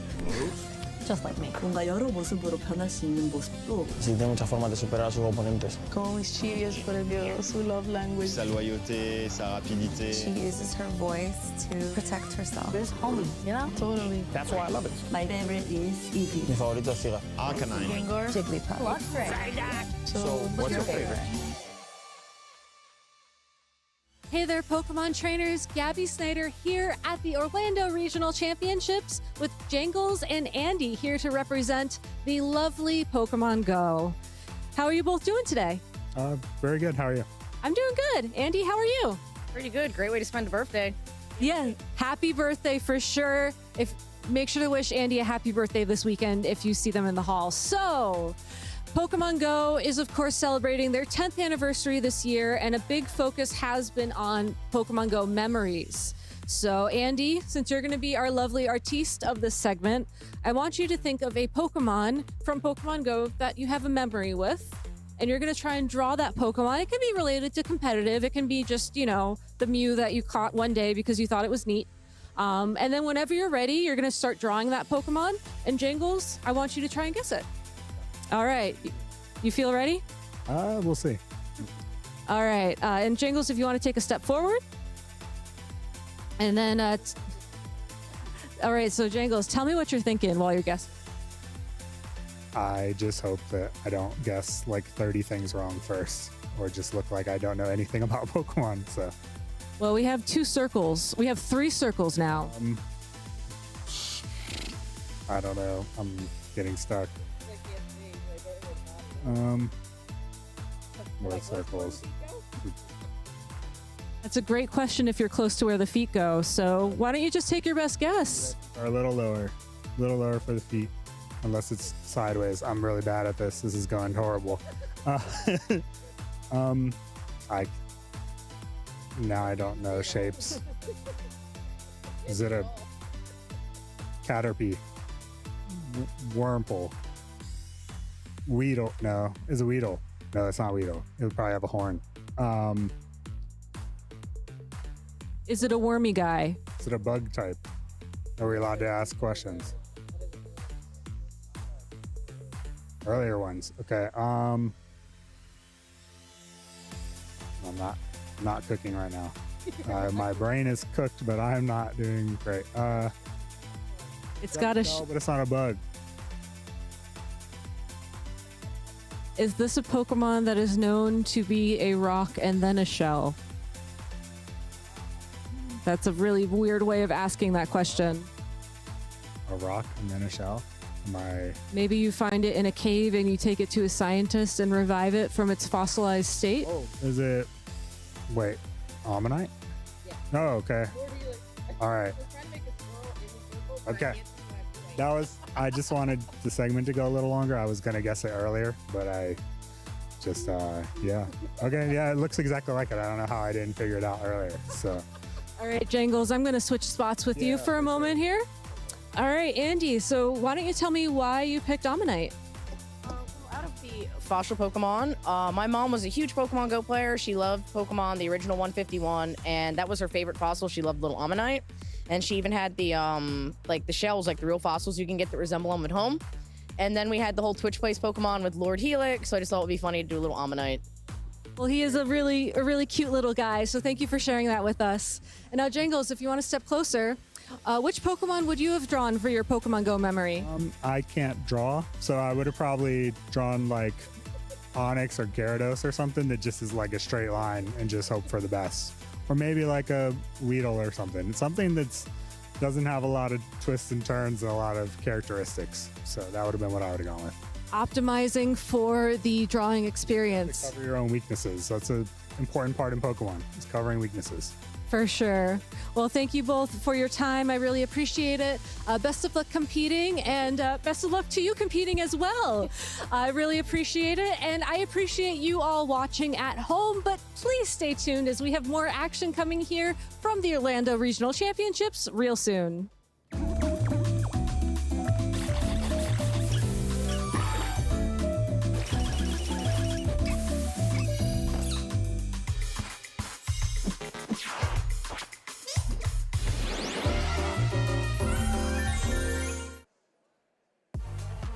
Thanks, Gabby, and welcome back to the Orlando Regional Championships. And oh man, those were very fun to watch, but also extremely my nightmare to be asked to draw.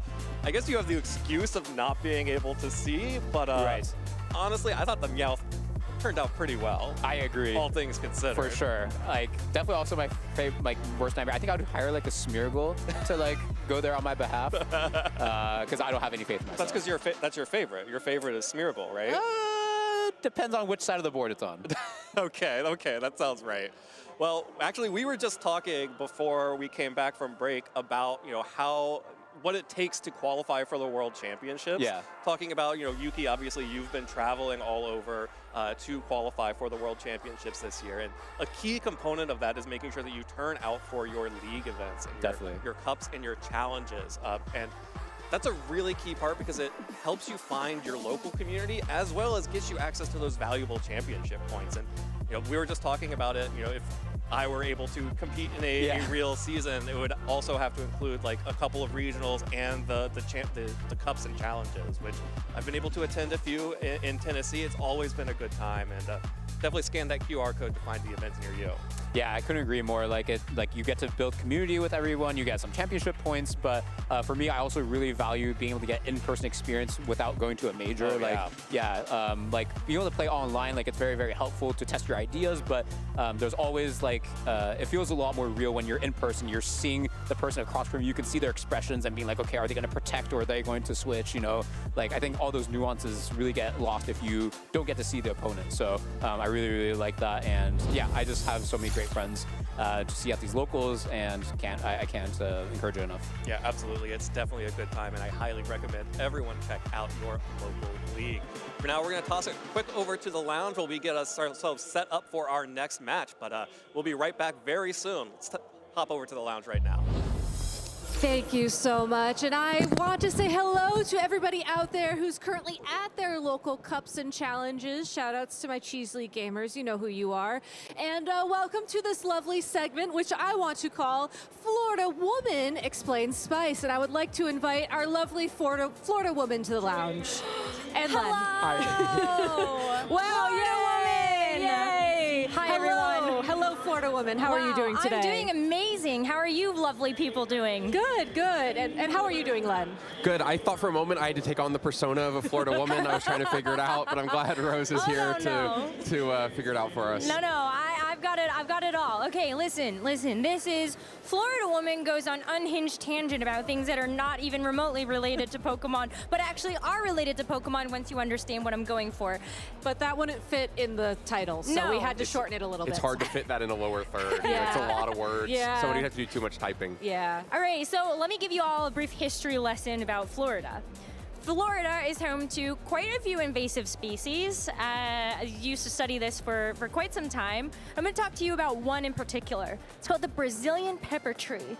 Now, the Brazilian pepper tree was introduced to the Florida ecosystem a long time ago, but one of the reasons why it's considered an invasive species is because it can create lots of, it propagates very quickly, so you have like these very dense areas of the Brazilian pepper tree. The tree itself is toxic, the leaves as well as the sap. Okay.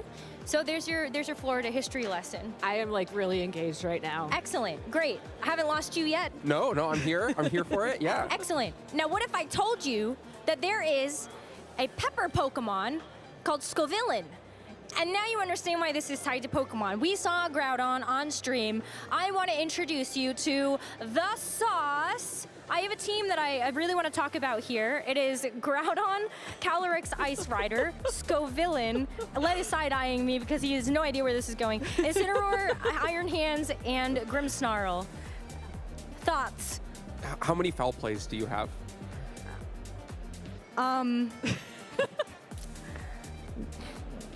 0. But this is what Scovillain does best. He raises your attack, he lowers your defense, and then he foul plays you. He's a 1-hit KO. Wait a minute. Okay, I had a very different. Okay, great. Okay. I had a different plan in mind. You want to target yourself. The Exactly. spicy extract. Exactly. See, I'm trying to give the other team the spice, but sure, we'll give partners the spice for Right. now. Okay. Listen, I thought yes. Originally, when I thought of this team, I was like, oh, I'm about to pepper mog my opponents. Unfortunately, I have not had much success with this team, and maybe this is why. Real quick, the Gen Z slang segment was on the Go Stream, Rose. Oh shoot! I mean, I did do shiny maxing over there like a couple weeks. I'm absolutely yeah, whatever. I'm frame mogging Gabby over here, but okay, let's cook. Scovillain in this team was using spicy extract into Groudon with a clear amulet. Wait, was past tense? Was because I'm not using this team anymore. Oh, okay. I thought you were still using the team, but somehow without spicy extract. And then I was going to really question this Scovillain. No, but you know, if you wanted to go 0-3 at your own regional or local, then you should take this team, but maybe you can help me workshop it and then it's better. What was the speed control solution? Because you've described a lot of Pokemon that aren't that fast. Well, there was Scary Face on the Scovillain. Oh. So the idea... You get chlorophyll and then you make it spicy and scary? Scary spicy? Scary spicy. Scary spice. How many more spice girls do you need? Well, we need to get sweet spice in there. Well, my name is Rosemary, which is also a spice. Okay. We're cooking. Yeah. We're truly cooking over here. Okay.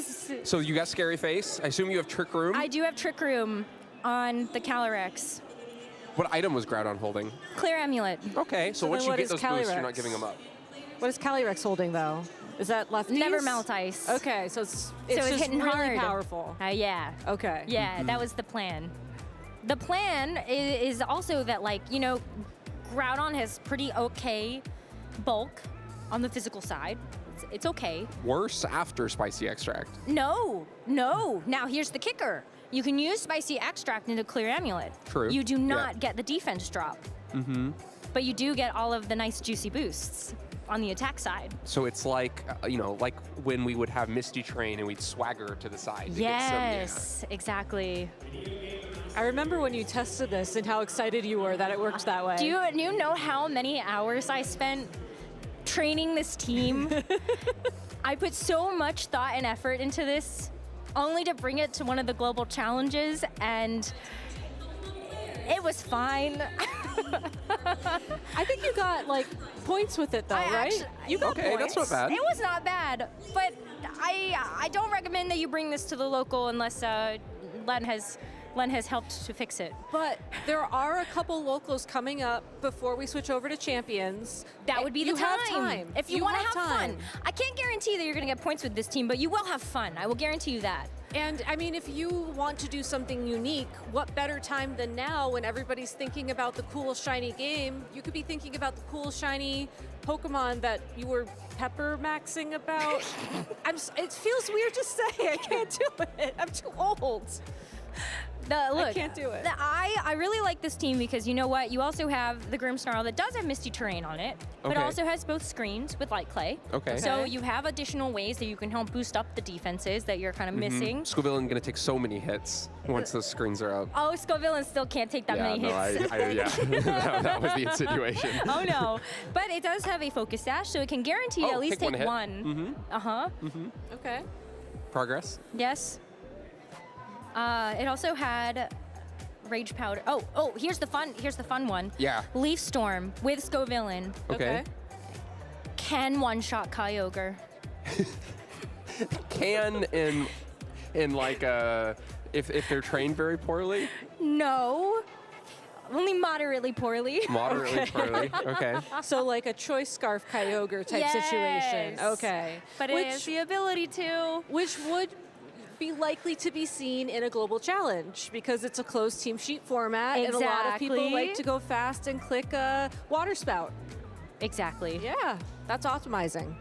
That is what we call damage maxing. Anyway. Damage maxing against that top tier threat. Yes, Kyogre, exactly. Okay. I just said Florida Woman goes unhinged on broadcast. And you delivered and then some, which Excellent. I am so impressed. I lost our original context. So are we?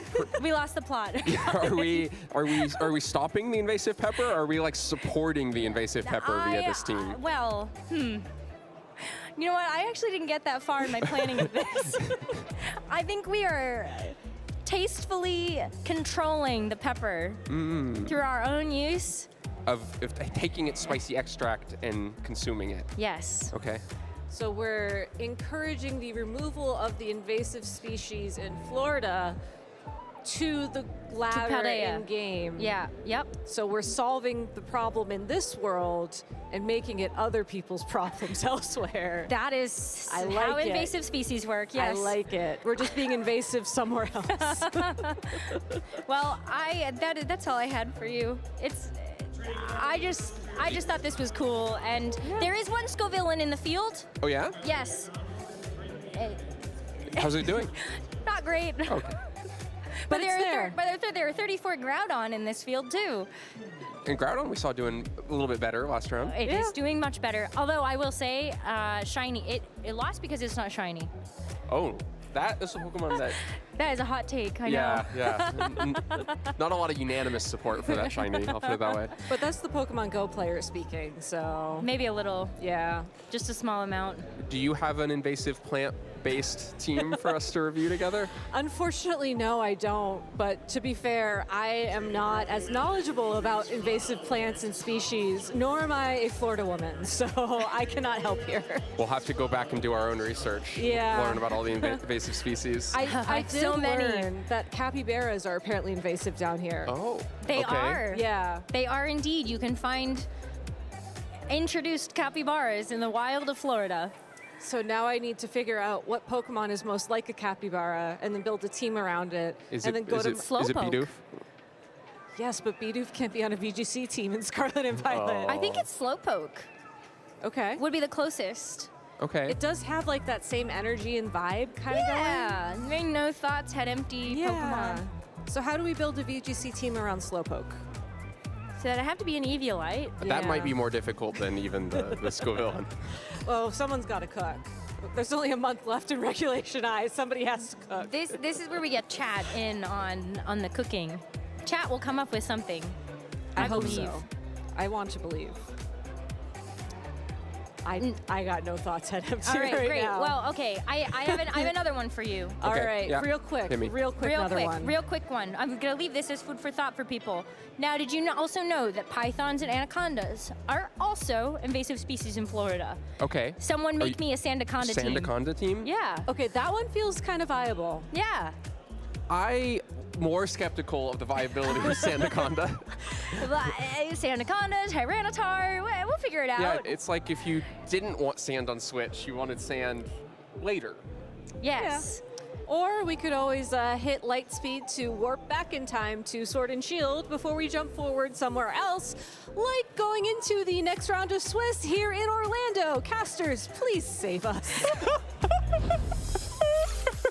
Well, I didn't know we had a cooking show on this segment because I believe, Evan, they chef mogged us. Oh, they absolutely chef mogged us. That sauce turned into a reduction. You got a nice gravy going all over that. Yeah. Although at the end, it kind of turned into California Man destroys Florida woman's dreams. Yeah. I don't know. It was it kind of lost me there at the end, Len. Well, we had a lot of different regions, a lot of states coming together to cook up the super spicy, saucy Scoville. Say that 3 times. Yeah, super spicy, saucy Scoville. 2 more times. That's one. Yeah. Let's take a look at this. Let's take a look at the tournament. I can't let Rosemary distract me. I can't get lost in the sauce here. Let's take a look at our rankings. These are the standings after 4 rounds of Swiss. Some familiar names here at the top here. William Brown, a player that we see all the time in these Swiss rankings here, making it to 4-0, as well as Stefan Mott, of course, regional champion. Kian Campbell at 4-0 as well.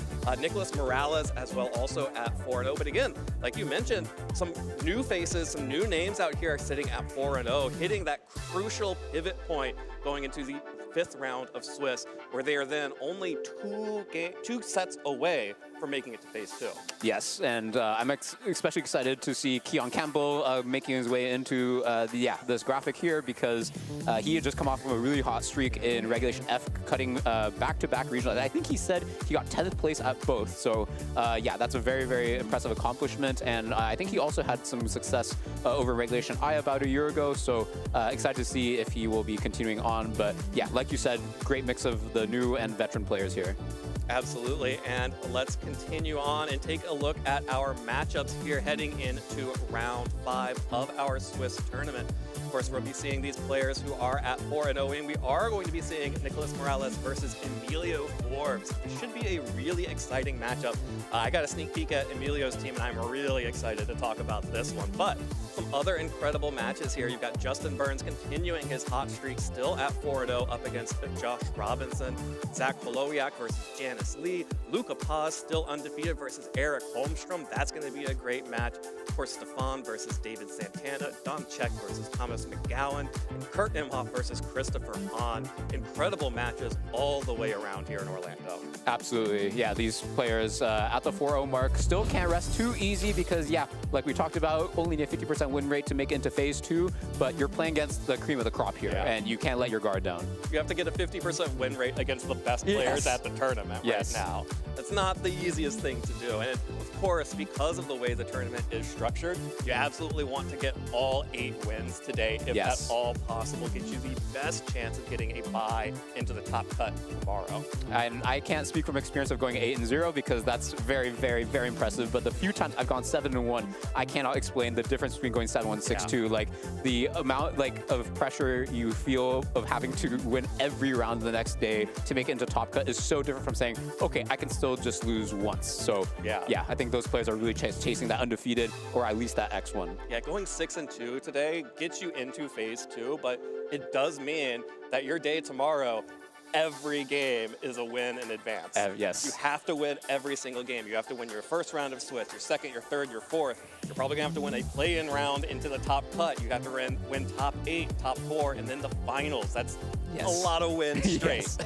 Yeah, especially if you're trying to go after the win for the whole regional, then you have to go undefeated across many, many rounds. So definitely not something you want to be counting on. Yeah, but heading into this type of round 5 at a tournament, Yuki, you are the person who has had the most experience with this most recently. When you are looking at this, you're feeling good, you have a good record, you're 4-0, maybe you're 3-1, but you're still feeling good about how you played. How do you stay in that headspace? How do you keep moving forward heading into round 5 when you know that there's a light at the other end of the tunnel? Actually, I can't speak on my most immediate experience because I started 1 and 2 at the most recent regional I went. So let's talk about how you have to win every match ever. Like, what is it like to have to win every single match? Like, I have to say, like, it's pretty nerve-wracking because you start 1 and 2 and you're like, oh, like, I cannot lose from here at all. And there's a lot of pressure, but you just think, okay, like, I felt like at least my losses were mostly from me just not playing as well. My opponents played better than me, so I said, okay, you know, I just need to start playing better, and I can do better. I think my team is still good, and I kept the faith in my team, and I said I just need to play better, and luckily that's what I was able to do.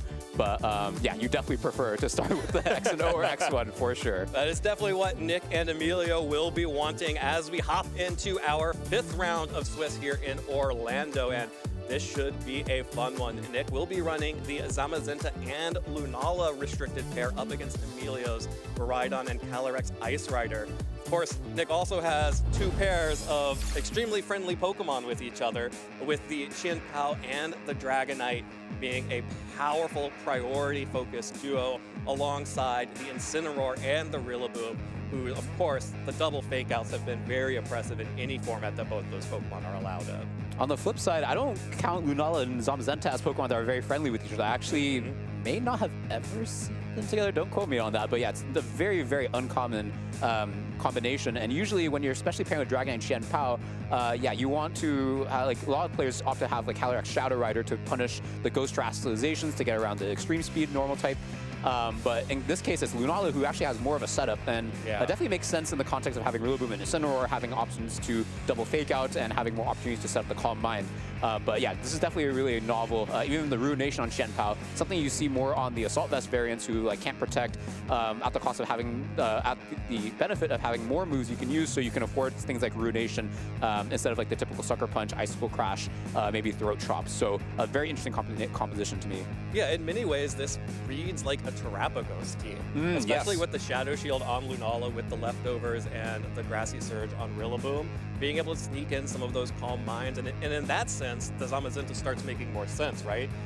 Lunala loves to set up Wide Guard for itself, but it can't do that and set up Calm Mind at the same time, so having Zamazenta to provide the Wide Guard support, protecting against Astral Mirages coming out from Calyrex Shadow Riders, I see the vision.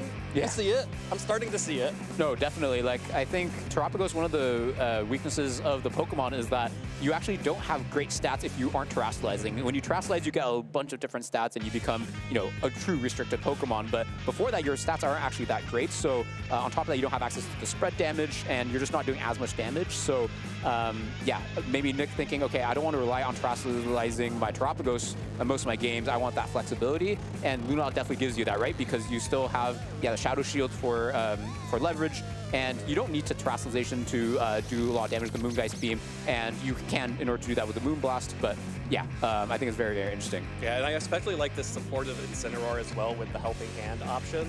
We've seen Helping Hand being a massive multiplier for some of these Pokemon that start getting set up, and but Emilio's going to make it really difficult for Nick. This is not a team that you want to see if you are focusing heavily onto a supportive team like Nick's, and especially one that has so many different types of priority. You see a Farigiraf on the other side, yeah. You're like, okay, well, Dragonite, I don't know if you can come this time. Right, and also the Iron Bundle really sticks out to me because when you have the Lunala with Calm Mind, that's something that you want to, yeah, get some setup going, and being Encored into it is just not great because you not only have to keep going for Calm Mind and not attacking, you also can't protect, so you become really, really vulnerable. And with the Iron Bundle having the Ghost Terastallization and the Farigiraf being able to prevent the fake out altogether, I feel like with Nicholas not also having access to any Follow Me or Redirection, I'm really curious to see how is he going to be able to let the Lunala shine. Is he even just going to let it behind? Yeah, absolutely. And I want to call out this Annihilate on Emilio's team as well.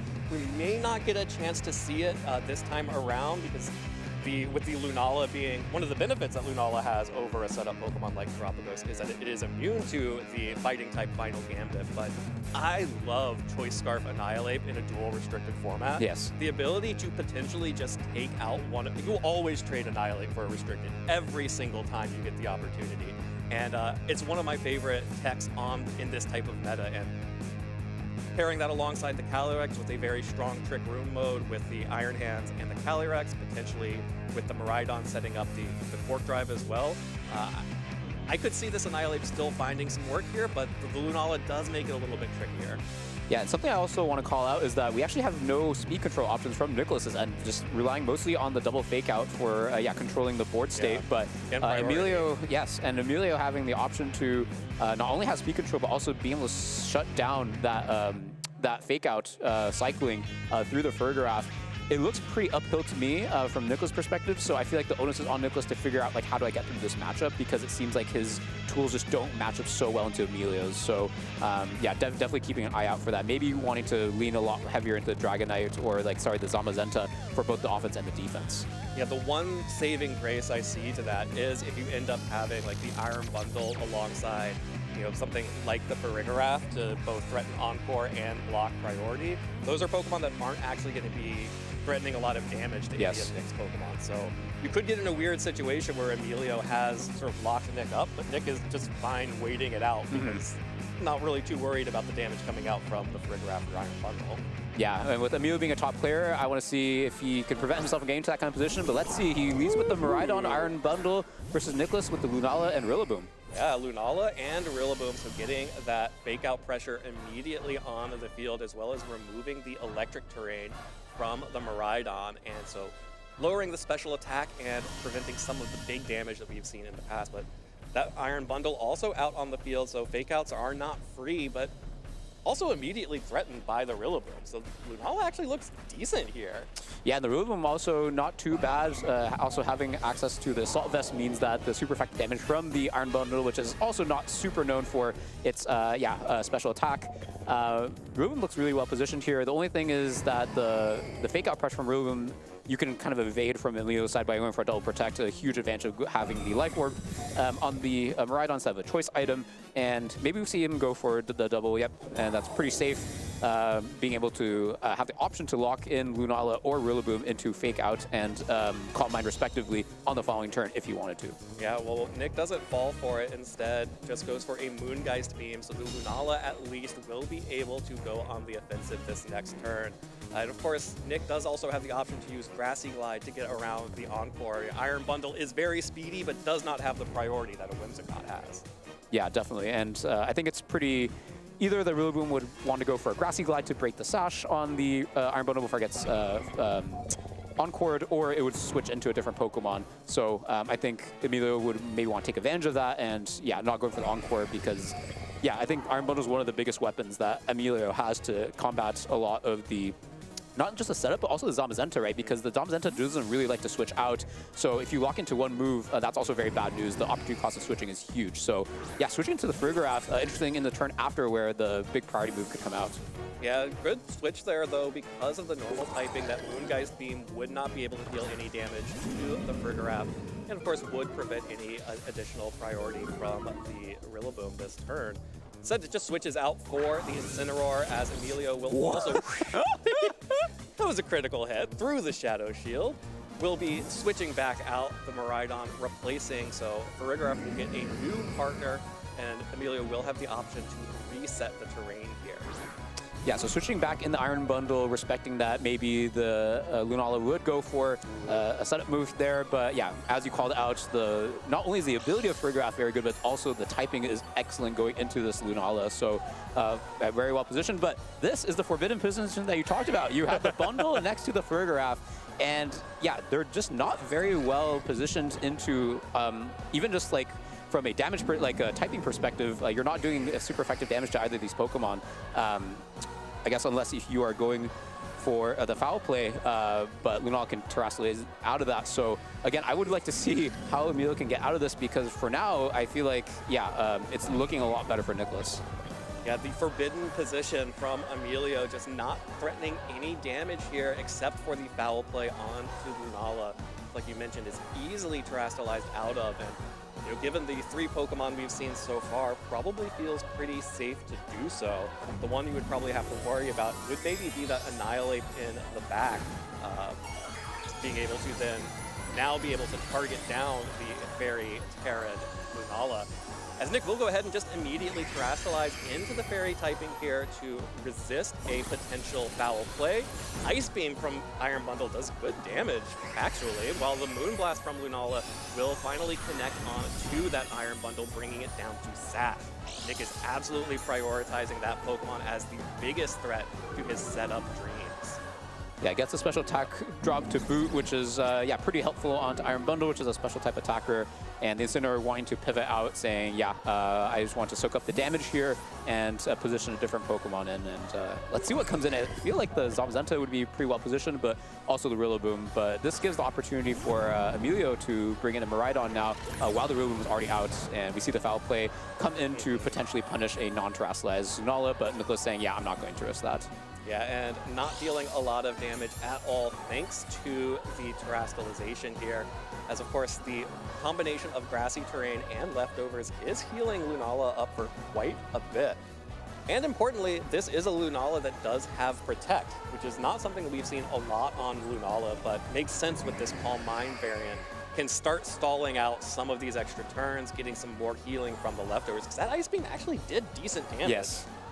Yeah, I think the key is going to be how can Emilio position the Miraidon well here, because especially with the Lunala terastallized, there's just not that many options for getting a lot of damage onto it without the Miraidon, both Farigiraf and yeah, Iron Bundle just probably not going to be able to get there. But we see the Iron Bundle expose itself to potentially getting KO'd this turn, wanting to get some more damage onto Lunala, but U-turn going out into the Farigiraf where, yeah, it was a lot obvious for the Iron Bundle to protect. Yeah, Iron Bundle gets away with the aggressive play, goes for the Ice Beam into Lunala and is not punished. Farigiraf, though, not the same story, takes a good amount of damage from the U-turn as Incineroar now gets to switch back in and block up these two Pokemon once more, exactly like the previous turn. And while this Farigiraf is out on the field, we'll be able to set up the Trick Room here. But again, these are two Pokemon that aren't threatening anything. So if Emilio is going to get a Trick Room sweeper like the Iron Hands or the Calyrex Ice Rider in the back, he'll have to either sacrifice a Pokemon or take a risky switch. Yeah, that was interesting because I felt like almost Emilio wanted to sacrifice the Iron Bundle so that he can get in something like Calyrex Ice Rider in Trick Room. But actually kind of backfires because now the Trick Room is up and you don't have the opportunity to encore before the Lunala attacks. And yeah, you had it locked, the Fake Out locked up with the Armor Tail, but yeah, doesn't have the opportunity and just loses the Iron Bundle and a turn of Trick Room. So yeah, definitely looking a lot better for Nicholas now. Yeah, well, Emilio will finally get rid of that Iron Bundle if that is indeed what he wanted. And the Roar from the Farigiraf is actually going to get this Lunala off the field. Just in case Nick wanted to go for a cheeky little Calm Mind there. Instead, Rillaboom out on the field facing down this Farigiraf, and now Emilio gets the free switch in here. I was going to say, I think Emilio actually got pretty lucky with the Rillaboom being the one that switched out there rather than, yeah, as we can see, that's the Zamazenta. But if it was a Zamazenta with this Calyrex Ice Rider not having access to Leech Seed, just has a really, really bad matchup into it. And of course, the Farig also has a bad matchup into the Zamazenta. So be able to delay it coming in by one turn is big. At the same time, also Nicholas, I thought it was really heads up for him to delay bringing the Zamazenta as much as possible, because once it comes in and the Iron Bundle can encore, again, the opportunity cost of switching is so big. And it's, yeah, especially in this kind of matchup, it's one of the Pokemon you want to rely on for damage. So let's see what's going to happen here, because the Rillaboom could be taking a ton of damage this turn. Everyone give your favorite pal a round of applause here as the high horsepower from Calyrex doesn't pick up the KO on Incineroar, comes very close. And a helping hand U-turn from the Rillaboom also comes very close to picking up a KO on that Farigiraf. So no KOs picked up here, but big damage was traded, and Lunala was roared out before, but it's back out on the field now.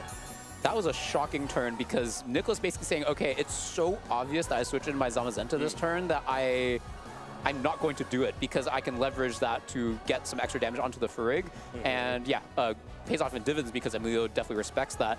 And I'm also intrigued by how Nicholas still doesn't bring in the Zamazenta, thinking, okay, maybe I can get roared, so doesn't want to bring it in. But now, like, the Calyrex looks really good. Like, there's a Glacial Lance that can come out, and Farig could potentially, doesn't have access to Psychic, but maybe they go for a Roar, anticipating the Zamazenta to switch in. Like, it's definitely not, still not amazing for Emilio just yet. Well, Zamazenta finally switches in here, replacing the Incineroar that was at red health.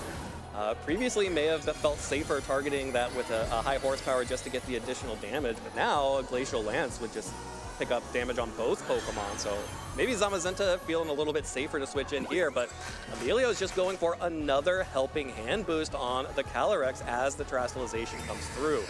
Lunala will protect itself this turn to try to limit as much damage as possible. Here comes the Glacial Lance, hoping to pick up damage on the Lunala and an attack boost by picking up a KO onto that Incineroar or the Rillaboom on the switch-in, but instead, Zamazenta shrugs it off. Yeah, that was really, really smart. Like, I was initially confused, like, oh, the Zamazenta looks really good here. Why wouldn't you bring it in? But by staggering it by one turn and taking, you know, only this 33 HP of damage, is able to stall out one more extra turn of Trick Room. And especially with most of the Pokemon left on Emilio's side being slow, I think stalling out that Trick Room is really, really important. And now he's in a great position because Lunala is not at risk of getting KO'd by the Glacial Lance. And the Lunala is able to threaten the Farigiraf before it can even go for a Roar onto the Zamazenta. Well, Farigiraf has found its offensive options wanting, instead just getting helping hands to the Calyrex. You can see the power of Zamazenta with that defense boost, able to shrug that one off. And Nick will actually get a Calm Mind boost onto Lunala. Finally, here we are, deep into this game. It's starting to get buffs going. Body Press deals just under half health to that Calyrex as the Trick Room, I believe, will be expiring here. Yeah, I think that was also another heads-up play of Nicholas trusting Emilio and saying, okay, I know you're not going to go for a Roar this turn because I can easily pick up your Farigiraf, and due to the priority bracket of Roar, it's going to go very last, so he's not going to risk, he's not going to waste that, he's going to go for Helping Hand to get as much leverage out of the Farigiraf before it can faint, but by not KOing it that turn, now he has a pressure vacuum where both of his Pokemon are threatening the other side, and yeah, he's able to get that KO without the Miraidon being threatening on the turn where Trick Room expires, so really excellently played by Nicholas. Yeah, Pressure Vacuum is a perfect description of what happened here on Emilio's side as this Lunala almost able to pick up the KO on the Calyrex, but it still holds on just a little bit here, but so does the Zamazenta. But because of that vacuum, Nick was able to sneak in a Calm Mind here, is one turn away from reactivating the Shadow Shield. And crucially, because of that Calm Mind, is not as worried about this Miraidon that otherwise could be pretty damaging to this Pokemon, but stalled out so many turns of grassy terrain, leftovers recovery, and now that Calm Mind boost, Lunala should be pretty safe here to clean up. And yeah, you can see the cancel come through, the forfeit from Emilio because of that. Yeah, that was like really excellently played from a macro perspective from Nicholas, I think. Like recognizing, okay, I'm just going to use Lunala as mostly bait, like being able to protect, stall out Trick Room, do some damage onto the Calyrex Ice Rider and all the other Pokemon. Once I feel like it's not going to be threatened by the opposing Roar and the opposing Encore, I'm going to start setting up the Calm Minds. And by that time, yeah, the Miraidon is the last Pokemon. It can't switch out to like reactivate terrain, and now you have a +1 defense on your special defense on your Lunala, and you still have access to Rillaboom to switch in. So really, really excellently played, saying, okay, I know which Pokemon I need to position when, and make sure I slowly whittle down my opponent before I start setting up, even though it's so tempting to start setting up early on. Yeah, and oh man, the pressure vacuum that Emilio had, like that Nick was able to capitalize on, was so real there. The forbidden positioning of the Farigiraf next to the Iron Bundle. There was never an opportunity for Emilio to make any moves here. And I love this adjustment. I was just about to say, I want to see that Annihilate out on the field because at least Emilio would be able to take out one of Nicholas's pivot pieces here or force the Terastallization on Lunala and then get big damage off with that final Gambit. Yeah, it's very exciting to see an Annihilate here because it has a really good matchup to Lunala here, either pressuring it to Terastallize or pressure to terrestrialize, and if it does terrestrialize, then it becomes susceptible to the Final Gambit. On the other hand, it's really scary because the Annihilate has to lock into a move here, and for example, if you lock into Final Gambit expecting it to terrestrialize and you see a Protect, then you kind of wasted it, and you probably don't want to use your Final Gambit on an Incineroar, for example. Maybe it's worth it on a Rillaboom, but at the same time, you could also see a Farigiraf come in and block any kind of priority coming out from the Rillaboom. But we see that, saying, okay, I don't want to risk anything this turn with my my Annihilate yet. I'm going to preserve it for the end game. So Farigiraf coming in instead with the great type matchup into Lunala. Great type matchup into the Lunala as Rillaboom retreats in the face of Calyrex, in which it has a terrible matchup, and instead Incineroar out on the field, which will match up much nicer against that Pokemon. Terrestrialization will come through on the Lunala though, so Nicholas has removed the immunity to Final Gambit. So keep in mind that at any point Emilio could decide to go and snipe one of these Pokemon off the field with a Final Gambit. Instead, Emilio will go ahead and terrestrialize the Calyrex as well here, going into the Fire Terra to remove the weakness to the Moongeist theme here, and hopefully try to get some damage off here for the first time in this set. Yes, and we see the Calm Mind already go off saying, okay, I don't see the Iron Bundle. I don't see the Farigiraf yet, so I'm just going to go for this and not be punished. But yeah, really good position for the Farigiraf, saying, okay, now I'm going to threaten you with a Roar next turn. And with the Shadow Shield broken and crucially going to be taking more damage in the following turns, also going to be making more susceptible to the Final Gambit going to KO it because, since this is a Calm Mind variant, it has a lot of HP, meaning that you actually can't get that one-hit knockout with the Final Gambit. So maybe the goal of Emilio is to get it down and chip it a little bit more so that the Final Gambit actually can pick up the KO. Now that's Terra Fairy. Yeah, and getting this Calyrex out on the field and terrestrialized early gives Emilio a lot more options from a typing standpoint. Like, Calyrex is so safe here right now. Knockoff would remove the Clear Amulet, which would be a problem later on, but the Moonblast is resisted. You can't Parting Shot into that Pokemon, and instead it can just receive this Helping Hand as Lunala with that +1 Calm Mind boosted Moonblast connects onto Farigiraf and deals a lot of damage into it. With the Knockoff following up, that will pick up the KO, and priority has been unlocked. Has been unlocked, yes. Is now newly available once more. While Calyrex's Glacial Lance with that Helping Hand boost will deal a lot of damage here and start chipping away, but this Lunala just keeps healing over and over again. The leftovers and the grassy terrain recovery. It's going to be real hard to take this one down without something big. Like the Final Gambits. Like a Final Gambit. And we see the Final Gambit man coming in to potentially save the day, although I don't expect Nicholas will let that happen too easy. But yeah, I was going to say the Farigiraf, it was positioned well in front of the Lunala, but the fact that the Electric Seed didn't activate means that not only is it not getting the defense boost, but also going to still retain its item, which does even more damage for Incineroar. So despite all that damage from Moonblast, maybe it would have survived if it had that defense boost and didn't have the item. But losing a really big piece here, both from a typing perspective and the ability to block Fake Out. Now, a lot of the eggs are in the Annihilate basket, I think. Like, really needs to figure out how can I, like, capitalize on this Annihilate right now. Because this position is really good, right? It threatens Final Gambit, and it threatens a big close combat into the Incineroar, which cannot terrestrialize.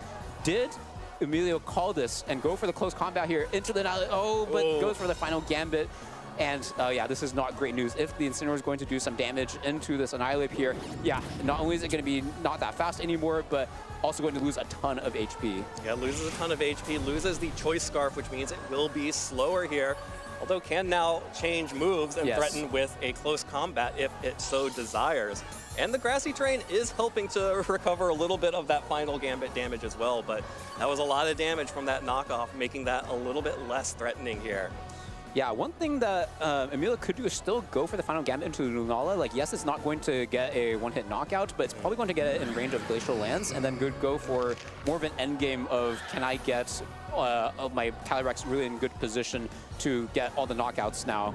The problem is that the Zamazenta is still in the back, which has a great matchup into the Calyrex Ice Rider. Even if it's at +1, the high horsepower probably not going to be a 2-hit KO. So then it's going to be mostly on Miraidon. So I think Emilio really needs to figure out this turn, what am I going to do? Close combat coming into the Incineroar, getting that knockout, but probably going to lose it to Lunala now. Well, Emilio decides to go for the easy KO here with the close combat onto Incineroar. That will remove one of the pivoting pieces from Nick's team here, but does leave it vulnerable to the Moongeist beam from Lunala. With that +1 Calm Mind boost, easily cleans up the Annihilate here. So you love to trade your Annihilate for a Restricted, you're less excited to trade it for an Incineroar. That does mean you do get single target Glacial Lance damage here onto the Lunala though. Oh, a critical hit! That's going to change the game here. In addition to removing the Lunala from the field, Calyrex is now getting an attack boost. That was a huge turn. I think that was, I wouldn't say that Emilio was completely out of it, but was definitely in a really, really bad position since, yeah, Nicholas would have the opportunity to switch Pokemon in and out. But now that it's going to be a straight 2v2, I think it's going to be a lot tougher for, yeah, Nicholas to get the guaranteed win. With Rillaboom having the slower speed compared to Miraidon, it's going to be overriding the terrain with the grassy field. And one thing to note also is that we saw the Hadron engine activate before the Dauntless Shield on the Zamazenta, so we know the Miraidon's faster. Not going to be threatening, you know, a one-hit knockout because there's no electric terrain anymore, but still going to do a lot of damage to Zamazenta. And yeah, it makes a lot of sense to me that he would go for the double protect, scouting out the fake out. Yeah, absolutely no reason not to go for the double protect here and scout the fake out. Just sort of waste that turn here. No Pokemon here is really caring too much about additional turns of grassy terrain recovery.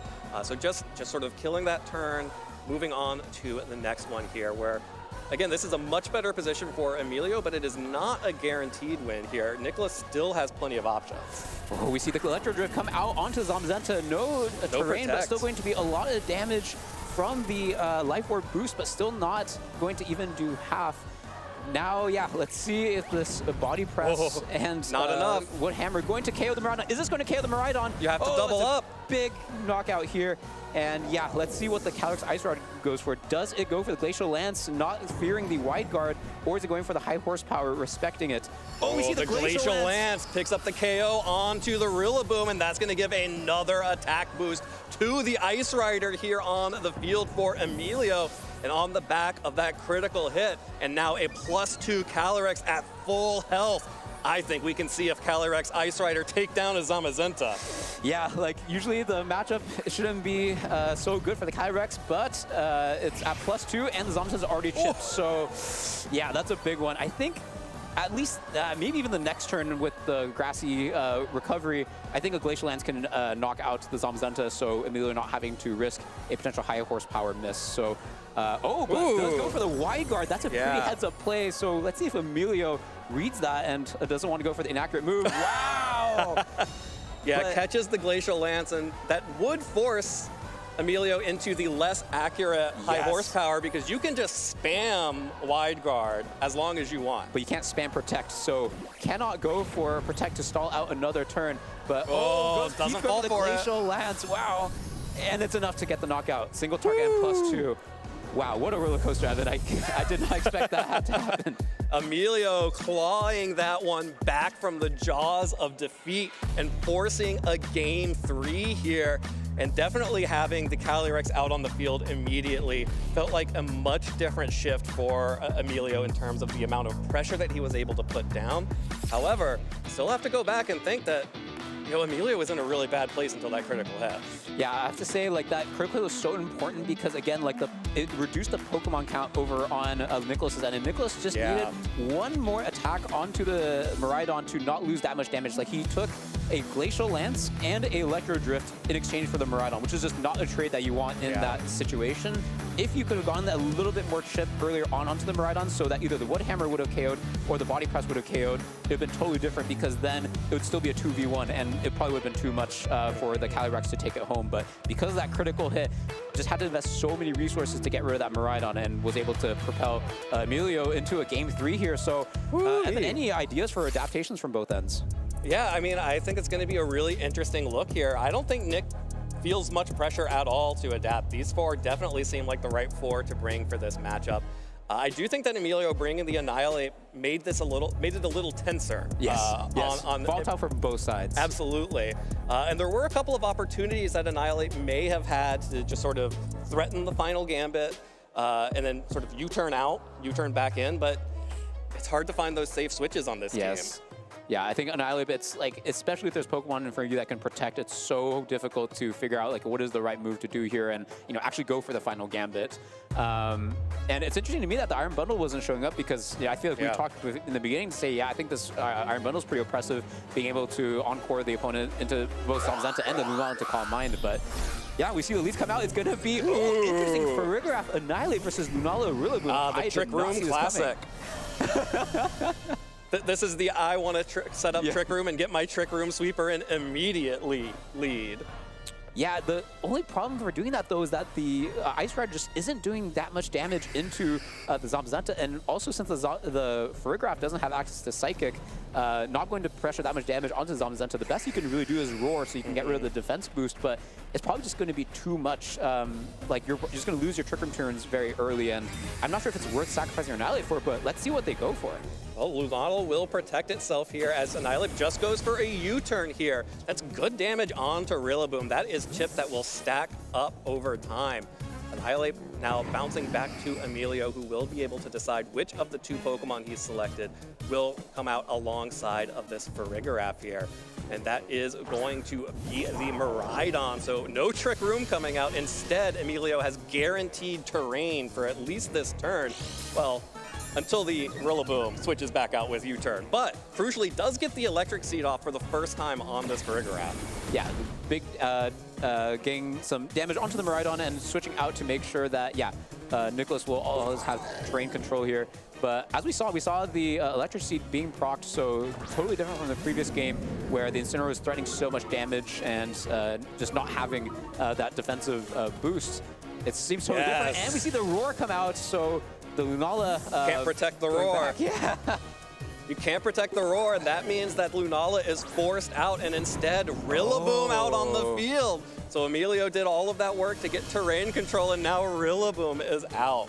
On the other hand, though, I actually think Emilio might not be too upset to see the Rillaboom here, because now you're saying, okay, I'm facing Rillaboom and Incineroar. Both those Pokemon don't really threaten either my Pokemon, especially since my Farigiraf has consumed the Electric Seed. So now it's like both players are going to have to pivot, but it's probably the Incineroar is probably going to have to eat a Volt Switch or even stronger attack in order to pivot out again. So let's see what Nicholas wants to pivot into, bringing the Zamazenta out pretty early this time. Yeah, really early Zamazenta relative to the past two games. That is going to come out now as Helping Hand will boost the power of this Miraidon. And I love to see a Miraidon get a Helping Hand. That Draco Meteor is a one-hit KO onto Incineroar. Thanks, pal. Yeah, I mean, it's a huge KO, but I think out of all the Pokemon that Nicholas could have lost, I think the Incineroar may be the least valuable. Like, you already have Zamazenta to face down the Calyrex Ice Rider, and the other fake-out Pokemon in the Rillaboom is probably more important so that you can keep terrain control. But yeah, getting this deficit is so huge this early for Emilio, because now that Annihilate is so much scarier.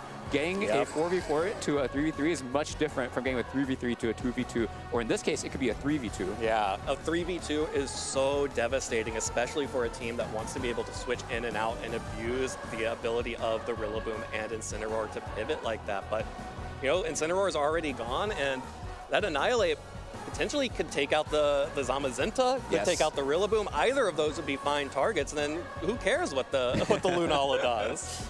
Yeah, so this is the one turn where I feel like Nicholas can turn on the gas here, because the Miraidon's at -2, not in terrain, is susceptible to take some damage here, but yeah, going to go for Protect to not take damage there. Oh, maybe going for a read. That's a big critical hit. Through the seed. Huge.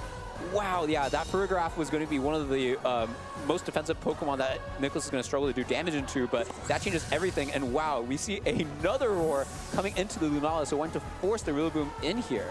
Yeah, Emilio does not want that Lunala out on the field whatsoever.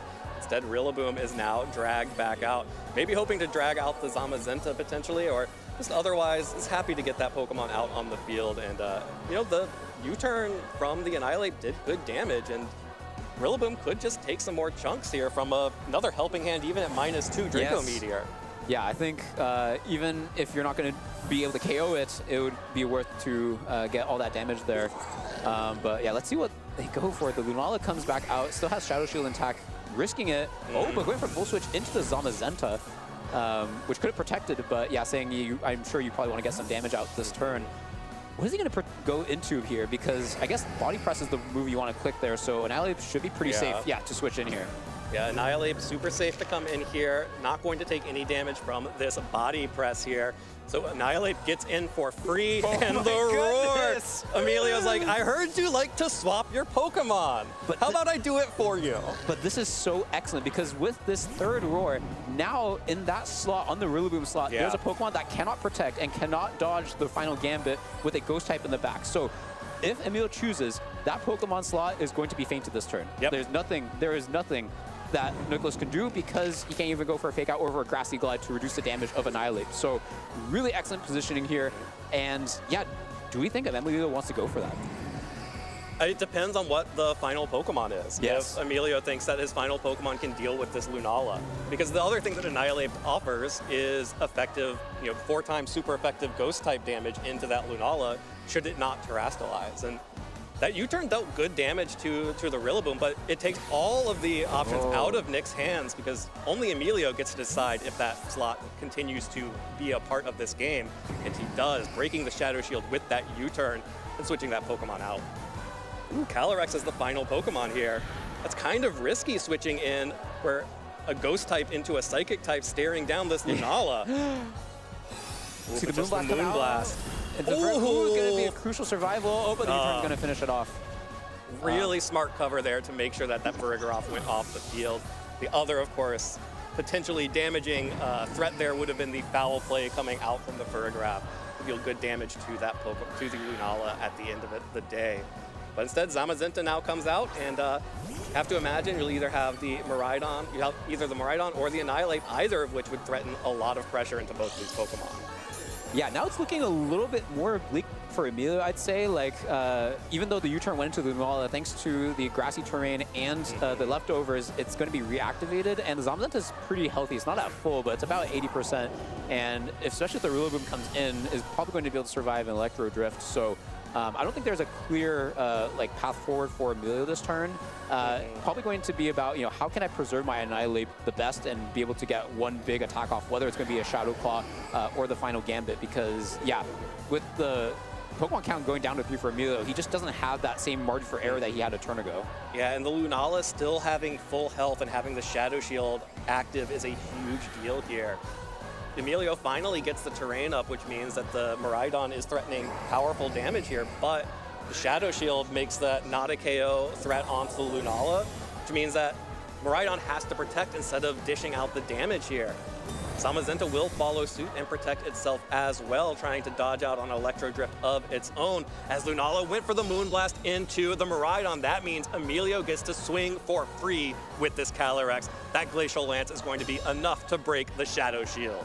Yeah, that was, oh wow. Yeah, here comes the Glacial Lance. And breaking the Shadow Shield, and yeah, now the Zamazenta's really under threat here. Like, it's going to take, it could take an Electro Drift, and if it switches out to take the Electro Drift, then it's going to be susceptible to the Glacial Lance. So yeah, really good protect over from Emilio's end to scout that out. And yeah, now I think this is the turn where Emilio can dish out a ton of damage. Like, doesn't have the safe play of going for example, Wide Guard and switching in the Rillaboom. Yeah, like what is the optimal play here? It's hard to say, because Lunala now will need 2 turns, even if Rillaboom comes in and sets the grassy terrain, to get back up to the Shadow Shield. So you can protect this turn, but your Lunala is still going to potentially be weakened going into a turn where Miraidon with the Life Orb, I believe Emilio still has Terrastalization available. Yes. There's a lot of multipliers still up for Emilio, and it looks like switch. Looks like something's about to get blown up here. Oh my goodness, and here comes the Miraidon activating its full electric potential with the electric Terrastalization. No Rillaboom in sight. That means there's going to be a huge electric type attack coming out this turn. Lunala going for the protect, but the Zamazenta just protected. Is the Miraidon going to target down? It's wide open. Here comes Electro Drift. Is this going to get a knockout? Zamazenta, one of the most you know it. of the format. You know it, Yuki. Goodness. Zamazenta goes down to that electric Terrastalization from the Miraidon, and now disaster. Nick is down to the final 2 Pokemon, and Emilio has final Gambit Annihilate in the back if he wants it. Yeah, that was a big big turn, getting there with that Zamazenta is probably one of the most annoying Pokemon for Emilio to face, just because thanks to the Rillaboom and supporting it, like there's just no Pokemon over on Emilio's end that can do that much damage unless you have Terra Electric Electro Drift in electric terrain. And yeah, now there's no Pokemon that can protect the Rillaboom from those Glacial Lances. And yeah, the one saving grace, though, is that Nicholas still has not committed Terastallization. So yeah, Emilio still needs to consider, okay, do I go for Shadow Claw? Do I go for Final Gambit? Well, Fake Out connects. Emilio does not protect either Pokemon. Volt Switch comes out from the Miraidon. Just going to keep that Lunala from getting the Shadow Shield boost. Is not falling for the Fake Out threat here. He's just happy to deal damage wherever he can get it. Annihilate will switch back in, and we know that Nicholas just went for a Calm Mind to try to protect itself from the Miraidon further down the line.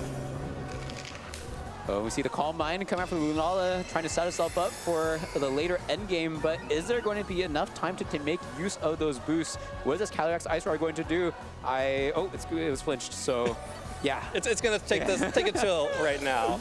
Just calmly react to the Calm Mind from Lunala as it starts to recover just a little bit, but this is the danger zone. At this point, Emilio is so free to just take that Rillaboom off the board, or even just threaten with Shadow Claw and Glacial Lance into the Lunala, and I don't know that there's much of anything that Nicholas can do about this. Yeah, also the Terastallization was committed on the onto the Miraidon, which means that this Moongeist Beast with this boost and being faster than Calyrex can threaten it, so it's definitely still not over, but what does the Annihilate go for this turn? Oh, it goes for the Final Gambit! Take it off the board. Rillaboom is off the board, and that means it is only Lunala on the field against the Calyrex and the Terastallized Miraidon in the back. That means Emilio will have full control of the terrain, and Lunala went on the offensive with a Moongeist Beam. Was not able to sneak in another Calm Mind here, and instead whiffs that attack in Emilio. Now, after being behind in games 1 and in game 2, miraculously recovered after that critical hit, is on his way to taking this game and going 5-0. Yeah, I mean, I would guess that Lunala can't take 2 Electro Drifts even with a Calm Mind boost because, yeah, like we mentioned, the Calyrex cannot Terastallize anymore, so Moongeist Beam most likely going to be able to pick it up. So, yeah, basically, Nicholas can decide, okay, am I going to take 2 Electro Drifts or am I going to take an Electro Drift and a Glacial Lance? Yeah. I would suspect because there's no defense boost from the Lunala, you probably want to take the 2 Electro Drifts, but it's probably not enough. Probably pretty close either way. Yes. Probably about even. I would be very surprised. Lunala does have the benefit of being able to stall out with Protect, get the leftovers recovery. There is a world in which you're able to stall out the terrain as well. Right. And maybe the terrain plus the leftovers recovery gets you there, but you have to take this Electro Drift first. Oh, what were we even talking about? That's enough. That's enough. Never mind. Miraidon's so fun. I love that Pokemon. Wow, what a crazy game. Like not just this game, but all 3. Like it was just so much back and forth, and the critical hit that just turned game 2 entirely around. Wow, and just really showcasing why Miraidon is such a threat. You cannot disrespect this. Absolutely. Emilio saving the Terastallization till the very end there, getting that extra oomph that Miraidon needed to completely steamroll the team. And gotta say, that Annihilate did so much work in game 3. It exerted so much pressure, and there was that moment where Emilio basically got to choose which Pokemon are going to be up at the end of this turn, and there was nothing Nicholas could do about. That's exactly what you dream of if you're an Annihilate player, if you're one of these Choice Scarf Final Gambit Annihilate players. You get to set the terms, you set the pace of the game, and that's exactly what Emilio did at the end of that game 3. I love how you pointed that out because I think Annihilate feels scary in the lead because you're like, oh, like, am I going to get Final Gambited? Like, what's going to happen here? But I think the best Annihilate players don't actually execute on the first turn with the Annihilate. They save it toward the very end so they can say, okay, how can I make sure I get a guaranteed win by having that Final Gambit access at the very, very end and take out the crucial Pokemon? And yeah, using that on that Rillaboom, really excellently played so that the Miraidon is just cleared to take over the rest of the game. Yeah, and take over the rest of the game it did, picking up KO after KO after KO. Wow, what a really fun 2 sets we've got to see so far here in rounds 4 and 5. And I'm kind of buzzing after that one. I'm ready. I want to get out there in the field. I want to send my Miraidon out there.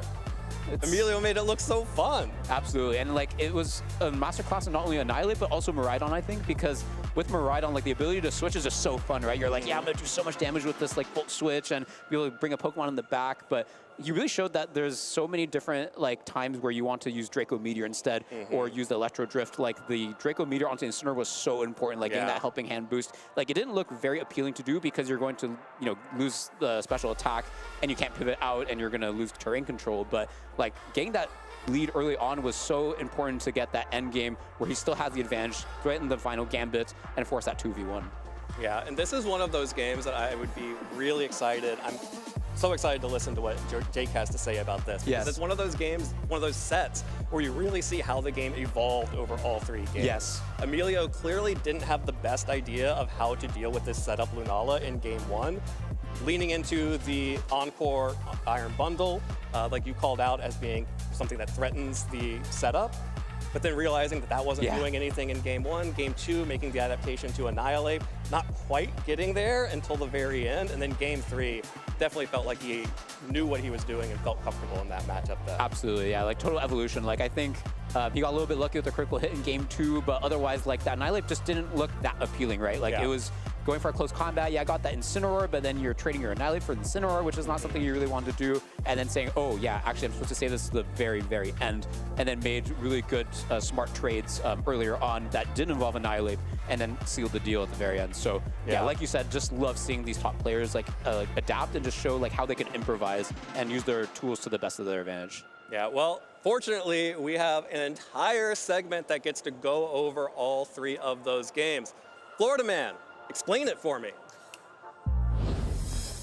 I am Florida Man, and I will explain it for you, Evan. Welcome back to the Swamp. We're going to talk about that match between Nicholas Morales and Emilio Forbes, 2 fantastic trainers, 2 former regional champions, and 2 people who had started out 4-0 here at the Orlando Regional Championships. What a long match that was, too. We've had some really great matches. We've had a lot of Game 3s so far today, but this one felt like the most kind of long, drawn-out, kind of grindy kind of match that we've had so far this weekend. And this can be a little bit more, or a little bit less exciting, a little bit less action sometimes. But if you're like me and you're a massive nerd who loves VGC, those are some of my favorite matches to watch. So I'm gonna do my best to tell you why I love these kinds of matches so much.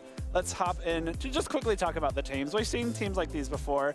Nicholas is very similar to Montana Mott's Top 4 Worlds team in Pokemon composition, just trading out the Calyrex Shadow Rider for the Lunala, otherwise has the same Pokemon. But like the casters pointed out, there's notably 0 speed control on this team. Like, you are really relying on your 2 fake out Pokemon to create space for your main attackers in the form of, in this case, Lunala and Zamazenta, your 2 restricted Pokemon.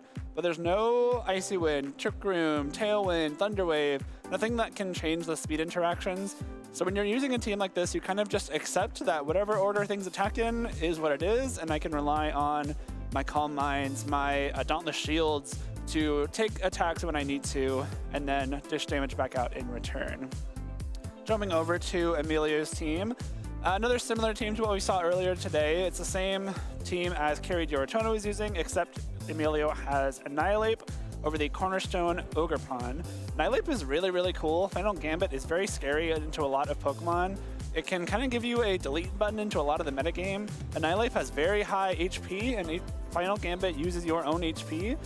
However much HP you currently have, it does that much damage exactly to an opposing Pokemon. So something that Emilio can use to potentially threaten a big knockout into a very important restricted Pokemon at any point, really. Especially if that Annihilate stays healthy at full HP. You can kind of just remove whatever you like. Otherwise, I think almost identical, if not identical, to Kerry's team. So let's just jump right in to this first game. The beginning of game 1, very slow, right? Not a lot happened immediately. This Iron Bundle did a good job for Emilio of essentially forcing Nicholas to not go for some more of those supportive moves. Of course, the Double Protect here, very safe for Emilio in this case. If Lunala does go for a Calm Mind to potentially take advantage of a Double Protect, you have Encore ready. There's no chance that Lunala would be able to use that Calm Mind right away. And very smartly, I think, going for that Moongeist Beam just to threaten some damage. I'm gonna speed it up a little bit. Like I said, like the beginning of game number 1, not a lot of ground being gained on either side. We get some pivots, we get some U-turns, some volt switches, and now we get to a point where we have Farigiraf and Iron Bundle out against Lunala and Incineroar. I think Evan and Yuki referred to it as like the cursed positioning where, I mean, you're not being threatened a whole lot, but you're also really not threatening anything at all in return. Iron Bundle and Farigiraf have nothing that can do more than not very effective damage to the Incineroar. Only ice and dark type attacks available to them in this case. So even though Nicholas isn't, you know, making a lot of ground, making a lot of progress forward, neither is Emilio. And in this case, I think Nicholas is still a favorite here, just because he is the one that can threaten damage. Moongeist Beam and Moonblast can both do some hardy damage to whatever comes out here, especially now that Lunala is opting to go straight for the Terrestrialization. I think even though Emilio hasn't done a whole lot yet in this game, one thing he's doing well is, in this position, forcing Lunala to use this Terrestrialization. If it didn't Terrestrialize here, a foul play from Farigiraf threatened a lot of damage. Potentially not a knockout, because Lunala often is not training an attack, even with the double weakness to the foul play. It may not have been able to score the knockout, but getting down to very, very low would be just as good for Emilio here. So you force this Fairy Terrestrialization. I can never say that right. You're gonna have to bear with me there. The Fairy Terrestrialization, which just takes away a resource from Nicholas. So right, you're not doing much damage, but you've at least forced Nicholas to spend one of his resources that is only available to him once per game. I'm gonna jump forward just a little bit here. In this position, we have the Rillaboom and Lunala on the field. The Iron Bundle has taken a lot of damage, so now it is being threatened with a knockout here. Emilio goes for the Ice Beam, tries to get a little bit of chip damage into this Lunala, and what he really wants here is for Iron Bundle to be knocked out, because as you'll see in just a second, this Farigiraf is setting up the Trick Room. If Iron Bundle gets knocked out as Trick Room goes up, that gives Emilio a free swap into presumably his Calyrex Ice Rider in the back, which wants to be sitting in Trick Room against most of Nicholas's team. However, Nicholas didn't give him that opportunity. What he did instead was just go for the U-turn into Farigiraf, continue with this pretty safe play of pivoting into your 2 Fake Out Pokemon. Even though they can't use Fake Out, they both can swap around anyway and just kind of let the game flow as well as it can. So now that Trick Room goes up, Lunala is actually going to be outspeeding the Iron Bundle. Iron Bundle is now the sitting duck, as opposed to being able to threaten something like an Encore, or even a little bit of damage with that Ice Beam or Icy Wind. And this turn, I think, is where Nicholas starts gaining a lot more ground. We have a couple more turns of not a lot going on. We get this Iron Bundle finally knocked out, and then the Farigiraf goes for the Roar, which is pretty nice. You know, you're forcing out the Farigiraf, or you're forcing out the Lunala, rather, which means that your big restricted Pokemon that could actually start doing a whole lot of damage gets pushed off the field, and now we're back to the 2 Fake Out Pokemon here. This turn is interesting coming up. Let's pause it for a sec here. I'll get back to seeing everything on the field. Now we have a position where Emilio actually can start threatening some big damage, right? The Rillaboom doesn't want to take a Glacial Lance. Incineroar doesn't necessarily want to take a big high horsepower. And now if you're Emilio, this is kind of where you can start finding an opening to do more damage, take advantage of this Trick Room, and start being the one to gain momentum in this first game. How this turn plays out is a little bit funny here. We're going to see a combination of 2 helping hands, one coming out from the Incineroar and one coming out from the Farigiraf. The Farigiraf is trying to enable this Calyrex Ice Rider to get a one-hit KO onto the Rillaboom, onto the Incineroar rather, with a high horsepower. Whereas Incineroar is trying to let this Rillaboom knock out the Farigiraf. We're going to see barely just missing that KO here. Big unfortunate play for Emilio there. If you get that knockout, then you can start getting those Chilling Neigh boosts. You can start threatening even more damage in this Trick Room while your Calyrex is not being threatened by a whole lot in return. And for Nicholas, you get the U-turn off into their Farigiraf. It doesn't KO, but I don't think you really mind that, because at this point, I think you'd love to have your Lunala just kind of sit in front of this Farigiraf. You will threaten a knockout into it with the Moonblast, especially after you've Terrestrialized. And importantly, you now have a big super effective damage threat into the Calyrex. I think there's only maybe 1 or 2 more turns of Trick Room left. We're going to jump ahead just a little bit. Nope, not that one. There we go. Hold on. I've lost my place here. Okay, there's that helping hand turn. All right, we're going to go forward a little bit. So once this turn plays out, we get the Lunala in. We've got Trick Room up. And the Zamazenta is able to swap in here, get that defense boost from the Dauntless Shield. And Emilio is now going to be the one spending his Terrestrialization. taking away the weakness of the Moongeist beam here. Still, again, not threatening a ton of damage because you didn't get that Chilling Neigh boost. This Calyrex can do a lot with a Helping Hand Glacial Lance, but it's not really going to be enough to threaten a big knockout here into this Lunala. Again, because it didn't get that Chilling Neigh boost. The Zamazenta comes in, and with that Dauntless Shield, gets the defense boost, allows it to take this very, very comfortably. And now we're, again, kind of in a spot where Emilio's got Trick Room up, you've got your Calyrex, which in theory should be very threatening, but it's really not. Without that attack boost, we see the Helping Hand High Horsepower fail to knock out the Zamazenta. We see Lunala get a Calm Mind up, which is really great. It'll set it up very well for once Trick Room ends. And this Body Press goes into Calyrex, which again just sets up the end of Trick Room very well for Nicholas. I believe this is when Trick Room is going to expire here. So now the Zamazenta and the Lunala are faster than both Calyrex and Farigiraf.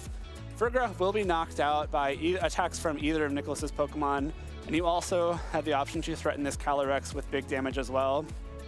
So now we finally have Nicholas in the driver's seat here. You are threatening a ton of damage into both Pokemon with your boosted Lunala, and looking at the only Pokemon Emilio has left in the back, being that Miraidon, there's not a lot left in the tank to try and knock out this boosted Lunala here.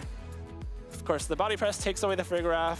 The Moongeist Beam, I want to say, just barely misses the KO on this Calyrex, but what's it going to do in return, right? If you set up Trick Room, your Miraidon is very heavily threatened with a +1 Moonblast from the Terra Fairy Lunala. If you don't set up Trick Room, you're not taking a knockout here, and we're just going to see Nicholas kind of just run away with the rest of this game. You know, Miraidon comes in, but Emilio knows, I don't know if I can take this game 1 here. So Nicholas is a very long and drawn out game number 1, but it is a game number 1 that he is able to come away with. So after that, how do you adjust if you're Emilio, right? You didn't accomplish really anything in the first half of that game. You started making some waves when you got Trick Room up and then the Calyrex on the field. But how do you make the early game more threatening? How do you have more agency in the first few turns of this game? We see here the leads from game number 2. The Annihilate immediately hits the field, and I really like this adjustment. Showing Annihilate early means you're letting Nicholas know, I have this Final Gambit option. I have this Choice Scarf. I will be able to outspeed things and potentially either knock them out with Final Gambit or pivot out. Even close combat threatens a lot of damage here with Annihilate. So I love this mix-up a lot. Annihilate, again, has very high HP. The number to keep in mind is 217. That is the maximum HP that Annihilate can have. We don't know how Emilio's is trained. Of course, we're not seeing his perspective, so we don't get to see the HP number there like we do for Nicholas. But at maximum HP training, Annihilate will have 217 hit points, so that is how much damage it would do with Final Gambit. You can see Rillaboom has 207, would be knocked out. Lunala, it's a ghost type, obviously, so it is immune to the fighting type attack, Final Gambit. But if you do force the Terastallization, you take a little bit of damage with Lunala, and then you get it down under that 217 number. It could be vulnerable to Final Gambit as well. So that's just, I think, a really nice way to force the issue a little bit earlier in this match for Emilio. I'm going to jump forward a little bit here and let this match play. This is a couple turns later. We saw the Annihilate pivot out. It's still at full HP in the back. And now we have a turn where this Lunala is Terra Fairy once again, and is threatening some damage here, but the Moonblast at +1 with the Terastallization just doesn't KO the Farigiraf, but Knockoff does. So we are losing the Farigiraf immediately, which I think for Nicholas is a big deal. This will enable your 2 Fake Out Pokemon, which I think in game 1 maybe use Fake Out once or twice between them at most, which is a really, really, really good way to kind of block those Fake Outs if you're Emilio. But losing Farigiraf means you've lost one of your Trick Room setters, you've lost the Roar, for example, you've lost the Armor Tail, which will block Fake Outs. So now Nicholas has a way to kind of control this game a lot better. I really liked the targeting there into the Farigiraf, just to make sure that you are taking away that resource for Emilio. Annihilate hits the field here now, so we have the Lunala. It was Terastallized. It has taken some damage. It is vulnerable to a Final Gambit. And now Emilio's kind of in another spot where he can force the issue again. He can try and be a little bit, he can be a little bit more aggressive. He can try and take big knockouts wherever he can. But as we're going to see, Nicholas plays these next few turns very, very well. Annihilate, while it is threatening big damage here, Lunala does have Protect, which is unique to Nicholas's Lunala. A lot of them will not in favor of Wide Guard. And what's going to happen here on this turn is I believe the Annihilate is going to go for that final gambit into Lunala as it protects itself. And because of that, you don't knock yourself out at least. If you final gambit into protect, you don't have the self-KO effect of final gambit. But because you're not getting that damage off, Incineroar gets the chance to go for that knockoff into the Annihilate. You're both removing the Choice Scarf, which I think in this case isn't a big deal. The Choice Scarf makes you faster than Zamazenta later on, but in this specific scenario, Annihilate is still faster. But you are dealing damage and lowering Annihilate's HP. With the grassy terrain, with the leftovers, Lunala should not be in range for Final Gambit anymore. So a really great turn from Nicholas there to remove the threat of that Annihilate and put himself back in a position where he's probably doing pretty well here. Annihilate, because the Choice Scarf was knocked off, you can switch your moves though, so you're not locked into Final Gambit anymore. You can opt for something like a Close Combat to knock out the Incineroar. But if the Annihilate is going for a Close Combat, it's probably not dealing damage to Lunala. And again, that's a really great place to be in if you are Nicholas. So as we see, Close Combat does go into the Incineroar. I think a smart play by Amelia there to, again, remove a resource for Nicholas there. You've lost your Farigiraf, you've lost your Armor Tail. That means you've lost a way to prevent those fake outs. And Moongeist Beam here will take out the Annihilate. So we're getting Emilio down to his final 2 Pokemon, and Nicholas has 3 left. He's in a really great spot here. Lunala should be able to survive a Glacial Lance, and then you're going to be able to close this game out pretty well. And then it gets critical hit. So really unfortunate swing there for Nicholas. I think if the critical hit doesn't happen there, Emilio being down to 2 Pokemon while Nicholas still has 3 would be really tough, especially because Emilio's last, I believe, again, is the Miraidon. And when you have your own Rillaboom in the back, you can just shut off that terrain immediately and then give yourself a really nice way to close out that game. Instead, losing the Lunala, you're in this position now where you have Zamazenta and Rillaboom against the Calyrex and the Miraidon. No electric terrain, which is great, but you're also not threatening the most damage into this Miraidon. Of course, Rillaboom is not something that's particularly good into Miraidon offensively. Its main use is shutting off the terrain, which it's already accomplished. And this Calyrex being a fire type means it's even harder for Rillaboom to damage it. Just kind of let this play out here. There's not a whole lot that Nicholas has left to do, unfortunately. Because these 2 Pokemon are able to protect, you can just double protect on the fake out from the Rillaboom, and there's no more fake out pressure for the rest of the game. Even without the electric terrain, we've seen the power of Miraidon. We see the immediate Electro Drift into that Zamazenta, which should put it in range for something like a high horsepower in a second. Glacial Lance, though, instead, a great play that allows the Rillaboom to be taken out. And now we just have this 1v1 of the Zamazenta versus the Calyrex. Typically, like the casters were saying, it is a pretty good matchup for Zamazenta, but with a boost in attack from the Chilling Neigh, Calyrex has more than enough left in the tank here to close out this game. So that critical hit Glacial Lance into the Lunala, really the big momentum swing for Emilio in this game. I think if Nicholas was able to keep that Lunala around, there's not a whole lot that could have dealt with it very effectively for the rest of the game. But if you're Emilio, you take those, right? You know, sometimes that's just what happens in VGC. You got to move forward. And Nicholas knows that too. You know, having won a regional championship, I'm sure there have been many turns, even throughout that tournament that he won, where things maybe didn't go his way. That just means we get more Pokemon to watch. So I personally am not complaining about that. Game number 3, we have the Annihilate and Farigiraf lead. Like I believe Evan said, this is the I will set up Trick Room lead. A lot of times players can do this to take out one threat. In this case, it would have to be the Rillaboom with a final Gambit. And immediately give yourself the leverage to set up Trick Room in like a 1v1 Pokemon kind of scenario. But instead, we're just kind of, let this play a little bit. Going for that final Gambit right away, a little bit tempting, but you are kind of removing a resource from yourself right off the bat. And that's not necessarily something you're willing to give up a lot of the time. Instead, we're seeing both trainers rotate their Pokemon in and out. We're going to see, again, the U-turn from the Rillaboom out into the Incineroar. It's a nice U-turn there because if the Miraidon does come in, you've immediately given yourself the chance to swap it back in, turn off that electric terrain, and remove the Hadron Engine. But a Roar here coming out from Farigiraf, a really cool play. This Lunala did go for Protect, not wanting to take much damage, and you cannot Protect on a Roar. If you Protect in front of Roar, you still get phased out. You will be forced to switch in another Pokemon, and notably from Roar, you don't get to pick which Pokemon comes in. So you do not have to, you're not selecting the Rillaboom or the Zamazenta. The game just picks for you, and it happens to be Rillaboom in this case. And now this is actually a much better position for Emilio, right? You've got the Miraidon, which doesn't have the electric terrains. You don't have the benefit of the Hadron Engine special attack boost, but you have a very powerful Life Orb Miraidon still, and a Photograph with Helping Hand against two Pokemon that are neutral to Draco Meteor. So if you Helping Hand Draco Meteor on this turn, unless the Zamazenta or Lunala swaps in, you are taking a knockout. Rillaboom and Incineroar do not threaten much offense into Miraidon as well. And because this Photograph does have the Electric Seed boost this time around, it's really not threatened by either offensively anyway. So now Emilio is in a spot where he's in a much better offensive position. And we're going to see, as this turn plays out, we do just get the Helping Hand to Draco Meteor. Zamazenta does swap in. I'm sure Nicholas was trying to catch this Draco Meteor with it, but is unable to, as Incineroar immediately is knocked out. So with last game, we saw an early KO for Nicholas, and this time around, it's going to be Emilio instead. That means that the Miraidon is really, really in a great spot here.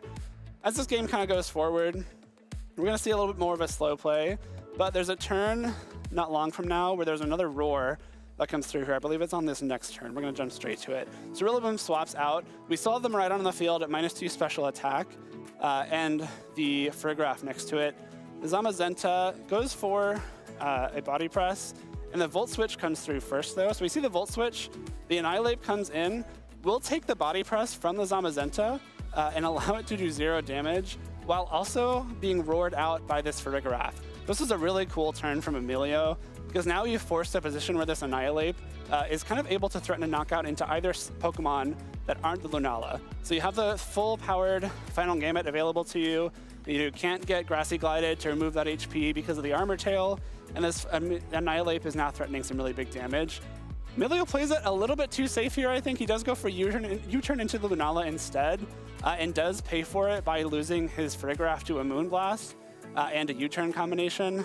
But as we'll see the game play forward, we're finally going to see a position where Emilio is going to create a pretty powerful pin with the combination of Electro Drift and Glacial Lance. So on this turn, we saw the Glacial Lance come through. Not do a whole lot here, but it's on this next turn where we have a very, very powerful Miraidon threatening a Terra Electric attack, and we have the Glacial Lance. So let's see, pause it real, well, let this play out.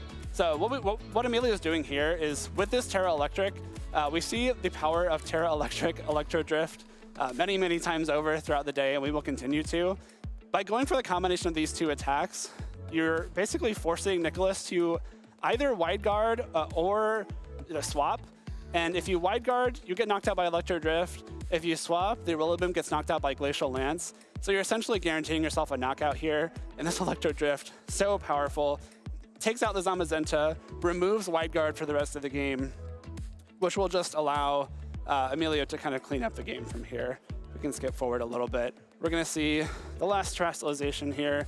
Final Gamut is able to clean up this Rillaboom after it gets onto the field, after that Electro Drift. And at that point, it's just a 1v2 that it's going to be very, very difficult for Nicholas to win. So Emilio is able to take this third game, move on to 5-0 here at the Orlando Regional Championships. And it's really cool to see a player like Emilio. Had so much success in the past. World's finalist back in 2018. That was 8 years ago at this point, and he's still out here threatening big finishes at regionals. Just coming off a top 8 in Seattle, I bet he can go even further here in Orlando.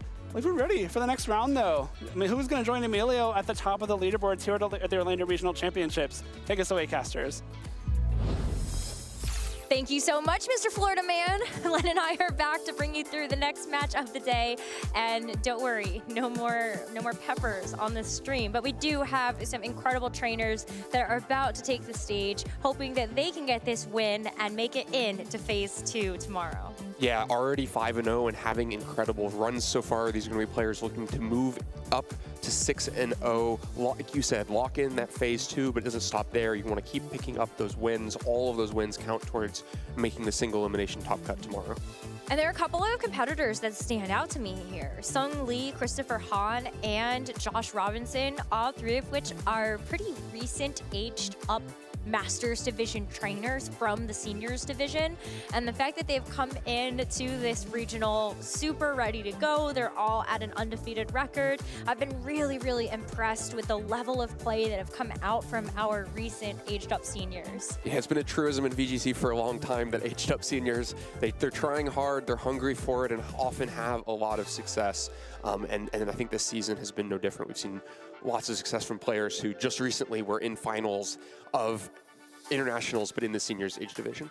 But we also, of course, have a couple of regional champions on that list as well. Stefan Mott and I totally lost my train of thought because the graphic is gone.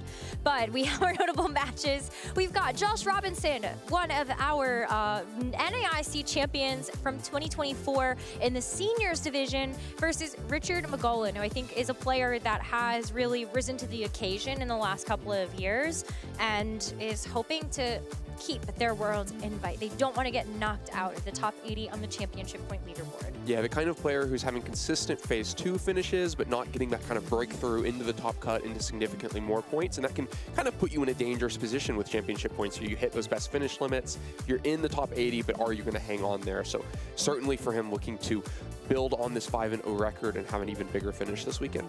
Take a look at that too. Zachary Weed, of course, we just saw take the stage at the Europe International Championships, and we also have seen Zach in a couple of finals positions, notably going back to Las Vegas. And so another one of those like recently aged up trainers into the Masters division that's following this trend of very hungry competitors. Let's go ahead and go to the stage so we can get to look at this matchup between Josh Robinson and Richard McGolan. Yeah, it should be a pretty fun one. A couple of archetypes that, while we've seen them kind of constantly in Regulation I, we haven't seen them today a lot. So the Zamazenta and the Calyrex paired together with some of their most common partners, but maybe a little bit more aggressive version of that. You know, it's Chin-Pao with a Focus Sash, not an Assault Vest. There's the Whimsicott with Tailwind over there. And maybe on the other side, it's the Choice Scarf Miraidon next to the Calyrex Ice Rider, a pairing that we saw really early on in Regulation I. I believe Justin Tang and crew brought it to a tournament. And yeah, this team's got, you know, priority protection with Rigraph. It's got lots of damage potential with Focus Sash, Stellar Terra, Surging Strikes, Urshifu on that side as well. And so yeah, two teams maybe not going to play at the same slow pace. We've seen a few matches go by in today. Instead, there's a lot of damage potential on both sides throughout this. As we look at the movesets a little bit deeper, you can see where some of these Pokemon are going to start to differ from a couple of the sets we've already seen on stream. Notably to me, the Farigiraf on this team does not have Roar. It instead has Foul Play with Psychic, so it has two different forms of damage that it can rely upon. And I knew we were kind of like laughing about Foul Play a little bit earlier, but there are reasons why you would actually want to have it in this current regulation outside of just, you know, having the dark type damage. You have a lot of very powerful physical attackers, namely something like the Ice Rider Calyrex, where you might want to try to get a Foul Play once it's gotten some Chilling Neigh boosts. But on the flip side of things, it's not going to do a non-negligible amount of damage into a Shadow Rider Calyrex either. Yeah, it's very helpful check. You know, primarily there, like you said, for the Ice Rider Calyrex, it can be useful to force a Terastallization against the Shadow Rider. That's going to be on the opposite side in this matchup. Overall, this team's construction plays at both ends of the speed spectrum. You've got a Choice Scarf Miraidon that can move very fast, get out over the speed of the Calyrex Shadow Rider on the other side, and then you also have Trick Room, so you can get underneath the speed of the entire other team with Calyrex Ice Rider and Iron Hands when you have Trick Room up. And so, you know, Richard's going to have to be very careful about where the speed is at any given moment, and if you work too hard to stall out Trick Room just to have Miraidon come in and finish things up, that can be a big problem. And if you are too slow trying to deal with Miraidon and allow Trick Room to go up, that can be a problem. And so kind of, we've seen this in a lot of different VGC formats, but this is one of the teams that best represents that speed sandwich in Regulation I. Well, talking about speed, we got to look at Rich's team, and you will just see a need for speed. Shadow Rider Calyrex is still going to be on the faster end of the spectrum, and if you're worried about that Choice Scarf Miraidon, that's why you've got Whimsicott. Can set up that Tailwind with the Prankster ability to make sure that you can zoom. And you also have Chin-Pao that's going to be on the faster side alongside that Heartflame Ogerpon. Yeah, this is a lot of fast damage, right? You have the Tailwind, but then you also have offensive Chin-Pao, you have Ogerpon, Heartflame ready to swing out. notable that there's no Nasty Plot or Encore in this Calyrex. It is just 3-attack Calyrex, a little bit unusual in these constructions, but it also does mean Pollen Puff is there as a defensive option in some niche scenarios. I think one really key thing to look at is the Wide Guard on Zamazenta. Otherwise, the Glacial Lance would be a huge problem for this team, right? You have 2 Ice Weak Pokemon and a couple other frail things that can't afford to take it, so you're going to be really leaning on the Wide Guard to keep your team safe if Trick Room goes up, and so Zamazenta has to be protected carefully against the Miraidon on the other side. Let's get into it. 2 shiny Pokemon here for Rich in the Zamazenta and the Qianpao, and we only got 3 total because we got the Miraidon in the shiny form next to this Urshifu Rapid Strike for Josh. So the damage is all here. You've got the Miraidon most likely moving first because it's holding the Choice Scarf, right? So it can threaten a bunch of damage into either of these Pokemon. The Urshifu does have Aqua Jet, so it can, you know, break the Focus Sash on Qianpao and let you finish that KO, or you can just go in with Miraidon and Urshifu to really land damage into the Zamazenta on the other side. Zamazenta does have Dragon Terrestrialization, so it can go for defensive Terrestrialization against Electric offense, but that may, you know, be a very high cost. The defensive Terrestrialization going to be valuable for a lot of the Pokemon in this matchup. You don't want to use it too early because then you might put yourself into a bad position in the endgame.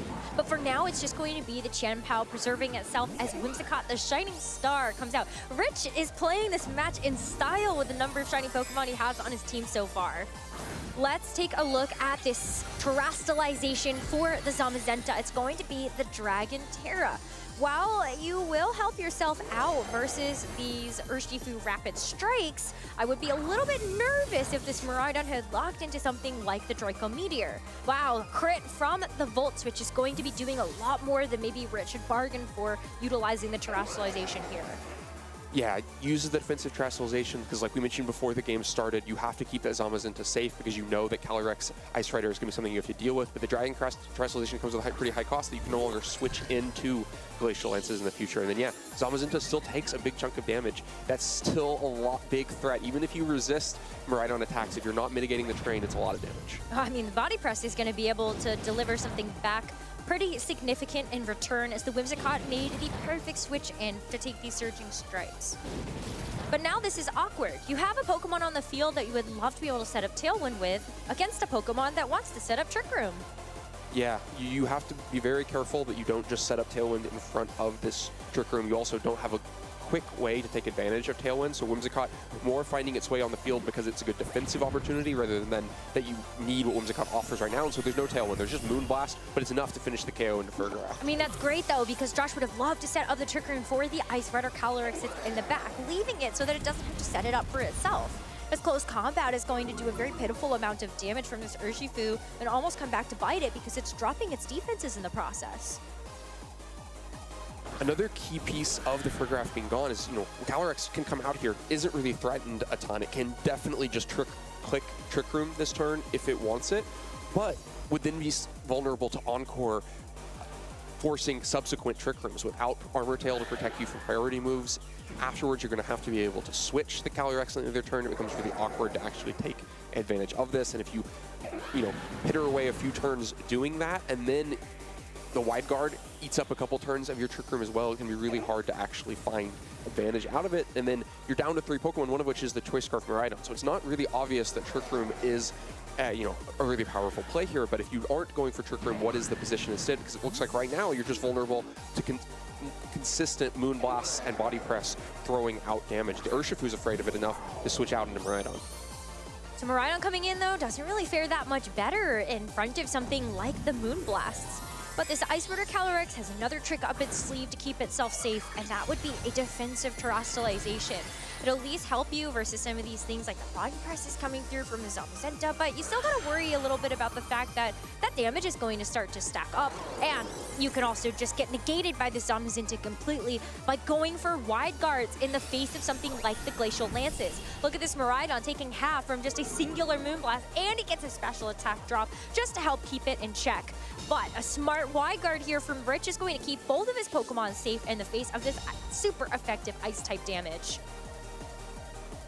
Wide Guard doing its necessary job to keep Calyrex from sweeping through a pretty vulnerable team with Glacial Lance. And for the moment, it looks like you get the better end of the trade. You know, the cost of Wide Guard, it costs you a turn, it costs your opponent a turn, so then what is happening in the meantime? Whimsicott getting a pretty valuable Moonblast into Miraidon, and like you mentioned, the special attack drop, really adding the value on top of that. So that's a trade you would be happy to continue to make in Richard's shoes. And so then it's up to Josh to figure out how to break out of it.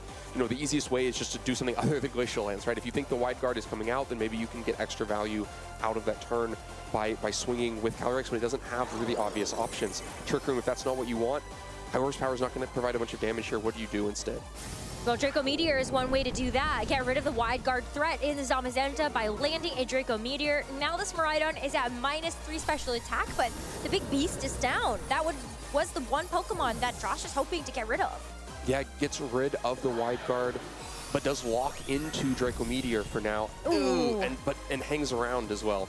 That would have been really nice, but I think at -3, this Miraidon isn't going to be doing a lot of work at the end of the day. And when you think about the Pokemon that are left here for Rich, with your Farigiraf down, you can come in, you can actually do something like a Sucker Punch from the Qianpao to just kind of deal with this Miraidon. So how much extra damage can you actually get out with the Miraidon before it goes down?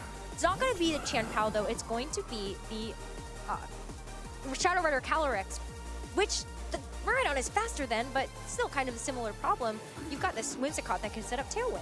Tailwind, but the Tailwind isn't even the crucial problem because you can probably take a -3 Draco Meteor, right? So this Whimsicott also has Fake Tears, so it can try to drop the special defense of, you know, the Urshifu in the back. And, you know, maybe here you have the Clear Amulet to keep the Calyrex safe. You have Focus Sash to keep Urshifu safe through one attack. So maybe you're not looking at any big target to amplify damage there. Things definitely start to look a little bit awkward to find the damage from Richard's side. Wow, I mean, well, at -3, this Miraidon is still going to be doing a good bit there with the Draco Meteor, but it's at such low HP, it's not going to be able to hang on through this Astral Barrage. So Grimday boost, +1 special attack goes over to Richard's Calyrex, as now the Whimsicott can move, as well as this Ice Rider Calyrex here for Josh. What have they locked into? It's just a Moonblast. So I'm way to start chipping away at this Ice Rider as the Glacial Lance in return. There was a good amount of damage down onto that Shadow Rider Calyrex, and enough so that Josh is going to get away with a double KO. Yeah, no Wide Guard, no defense, 2 KOs for Glacial Lance. Able to swing into both Whimsicott and Calyrex. There just isn't the damage to deal with Calyrex Ice Rider in one turn, and so it is able to capitalize hugely. And now that should be the game. The single targeting Qianpao has to deal with a Focus Sash on the other side, so it's going to need, you know, minimum 3 hits. There isn't time for 3 hits, so this should be Josh's game 1. I think even one set of Surging Strikes might be enough here for Josh to take it, and we're just going to have to start thinking about what to do in game 2. Felt like he ended up leveraging the Zamazenta fairly well, as, ooh, yeah, Sucker Punch isn't even going to get the KO onto the Calyrex Ice Rider outright. But yeah, like, Zamazenta ended up being great until it couldn't actually, you know, hang around to do enough versus something like the Ice Rider Calyrex. And so if you're in Richard's shoes, do you think about changing up the 4 when the Qianpao got broad and then it... I think the really awkward part of this game was, you know, the Zamazenta, you can say its job is to Wide Guard and keep the team safe, but then it's what are you doing in the other slot, right? Because you're spending half of your actions every turn just clicking Wide Guard. And the answer to that cannot be Moonblasting with Whimsicott, right? That's not the offensive game plan that carries you to success. So, you know, if those Wide Guards had been Astral Barrages happening and really chewing through Pokemon, then things probably look a lot better, draws more attention that way. That maybe means Zamazenta can stay around longer. But the positioning was just really awkward because of that pretty strong lead position that Josh was in, where he forced the switch to Whimsicott because the threat of the Aqua Jet and electric offense from the Miraidon was so high. That was pretty impressive, though, at the end there, that the Qianpao did actually hang on through a full set of Surging Strikes. Not bad, Qianpao, not bad. But still just not enough, and I think that was also where you look at a team like Josh's and I think, you will look at it and you're like, oh yeah, you can play at both ends of the speed spectrum, but also, more importantly, this team does damage. Like everywhere you look, this team can draw on something to do damage. Even with something like the Farigiraf, who really wants to be able to use those special attacks like the Psychic, still has another way that it can affect the board state with that foul play.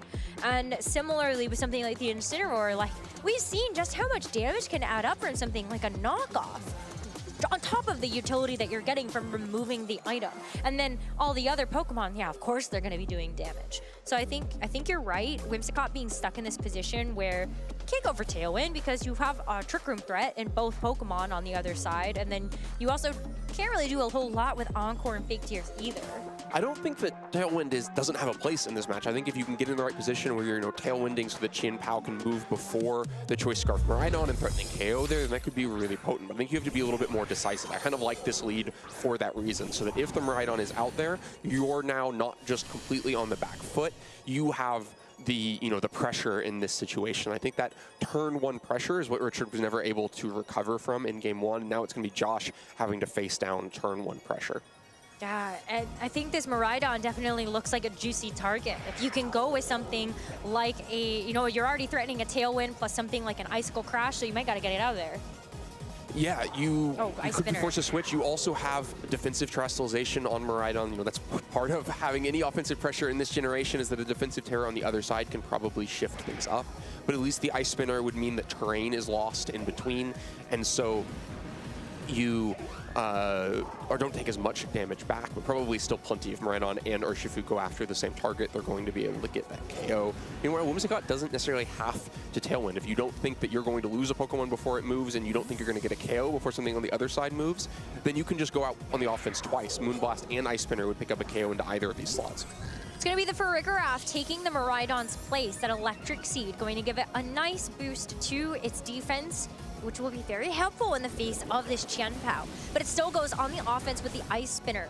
Take a look at how that extra defense is going to help, and now that that electric terrain is gone, you're free and clear from this Miraidon. Moonblast is almost enough to pick up a full KO onto the Urshifu, but not before it's able to deliver back Surging Strikes. Is this good training, or was it a roll? And Rich did train this Chien-Pao well to survive another set of Surging Strikes.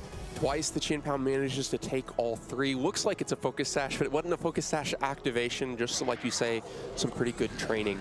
Meanwhile, the Chien-Pao doesn't get very much damage out of that, but does force the Miraidon out. So, like I said, game one, the pressure was in Richard's direction. He had to take the early switch that put him on the back foot. This time it's Josh having to take the early switch, get Miraidon into the back, bring in the Farigiraf, and look in a pretty vulnerable position here. The Farigiraf took some damage on that turn, probably enough to be threatened by a KO. The Urshifu ended up quite low.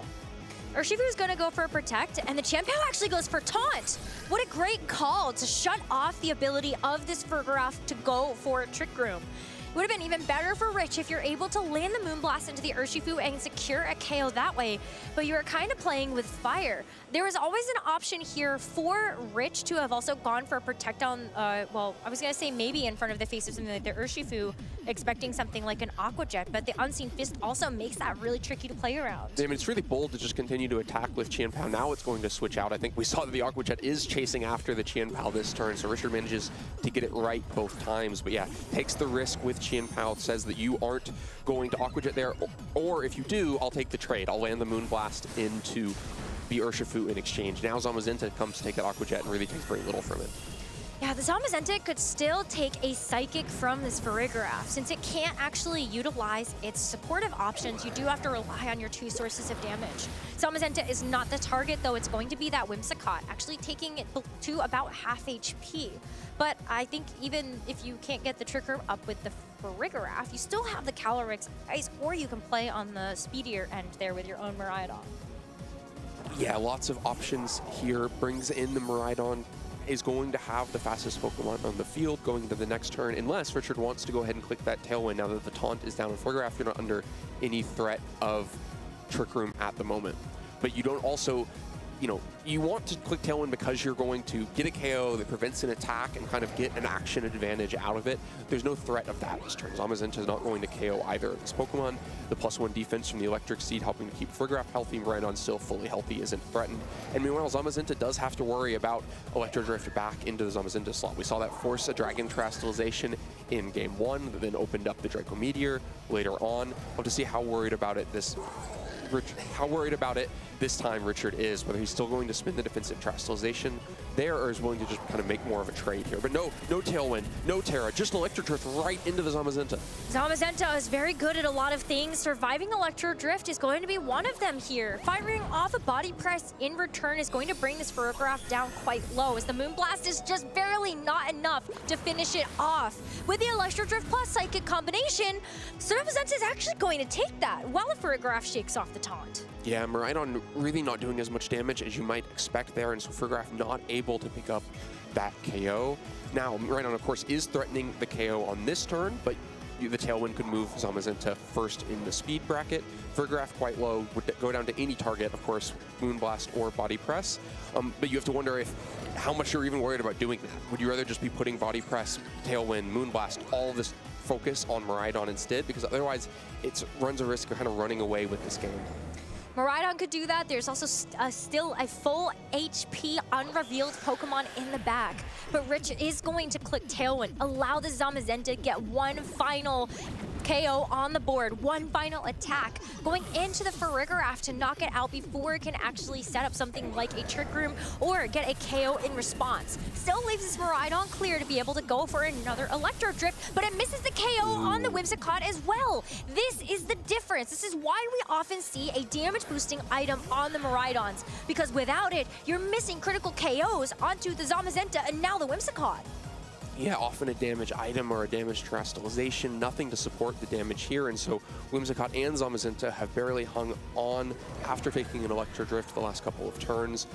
And now we'll get to swing out first, right? The Tailwind is down, both Zamazenta and Whimsicott will move before anything Josh does on this turn. The bright side is the Calyrex, it can Trick Room, it can start threatening a lot of damage with Glacial Lance. The wide guard threat is not very big at this point because you can just break it with Electro Drift, but the key problem is the number of Pokemon. If Moonblast and Body Press just take a KO on Miraidon, then there's going to be really hard to close a game that you are down 4-1, right? And so while the Urshifu and the Ferrograph have kind of just gone down in the sidelines of this match, it's put Josh so far behind.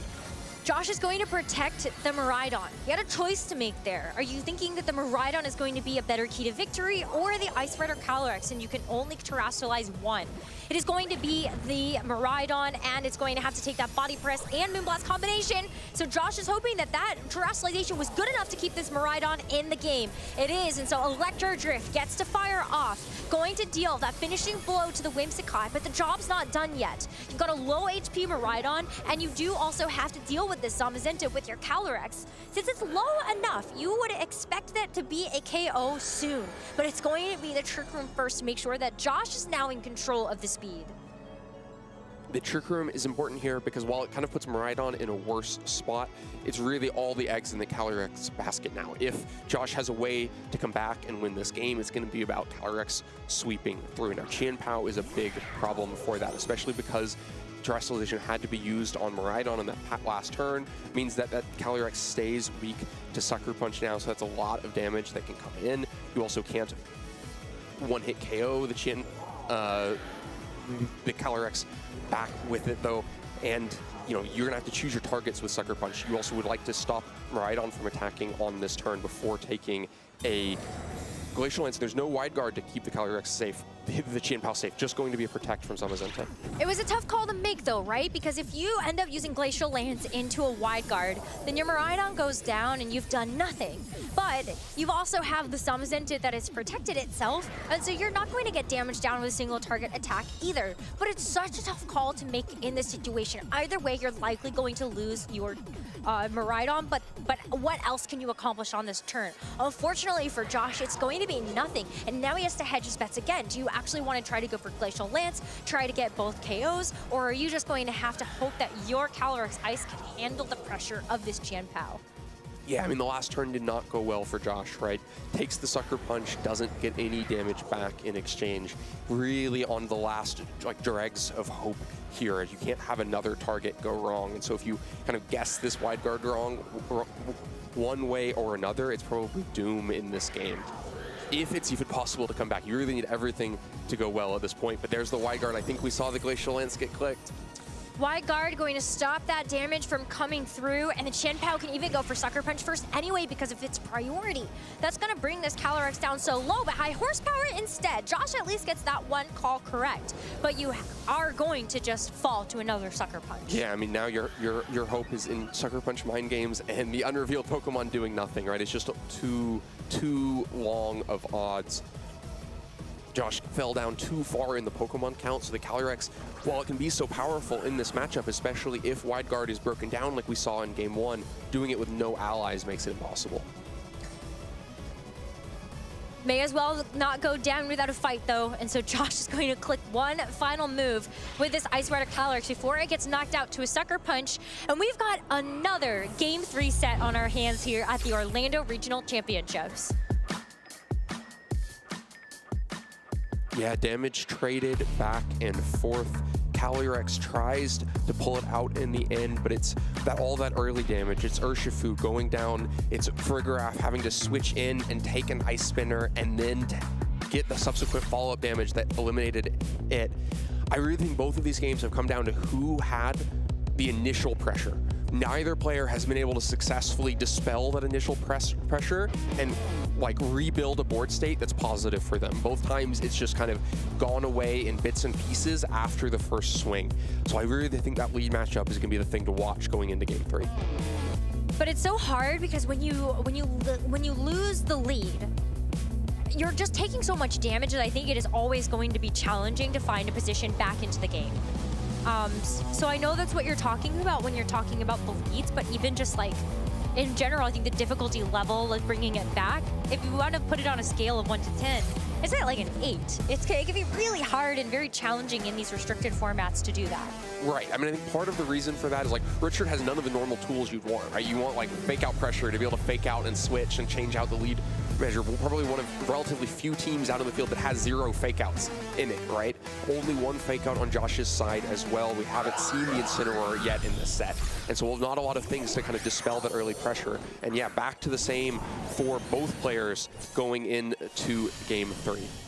Chien-Pao and Whimsicott put on a tremendous amount of pressure from Rich that forced Josh into a very awkward position with these Pokemon. But what can happen on this turn when it's different? Well, it looks like no switch being locked in from Josh this time, so maybe just hopes it won't be, double target damage into that slot. Won't be Tailwind and Ice Spinner to threaten a KO into Miraidon. But yeah, a big risk here. Both players, just wanting to get the better of that lead advantage, basically leading the most aggressive, fastest thing they can, and we'll have to see who can get the better of it. If it's a Tailwind and an Ice Spinner, then this poor Miraidon might be on a trip to the nearest Pokemon Center. But if Josh can call this correctly, then this Miraidon stands to do a lot of damage. It is just going to be an Aqua Jet to move first. No, Tailwind. A Volt Switch into the Chien-Pao is good for a knockout on top of the Aqua Jet that broke the Focus Sash. So I feel like Josh already gets the better end of the stick. Won't have this Moonblast directing into the Miraidon. Yeah, this was the damage threat that forced the Chien-Pao switch on turn 1. And Josh went ahead and went for it this time. He wasn't worried about the threat of Tailwind because Richard didn't show Tailwind in Game 2. Just wanted to swing out on the offense with Moonblast with the Whimsicott all throughout this set so far, but gets punished here. Does get good damage back into Urshifu. That is a lot of damage into Urshifu, but has paid such a high price for it. There aren't many ways that Richard can actually get faster than this Urshifu than just going on the offense with the Shadow Rider Calyrex. But there's a problem with this. Farigiraf is a normal type. You can't hit it unless you want to choose a single target attack. Yeah, I mean, it probably can't hit back that hard either. The Calyrex can use a Dark Crystallization to be immune to Psychic and resist Foul Play and really not be worried much about what Farigiraf is going to do.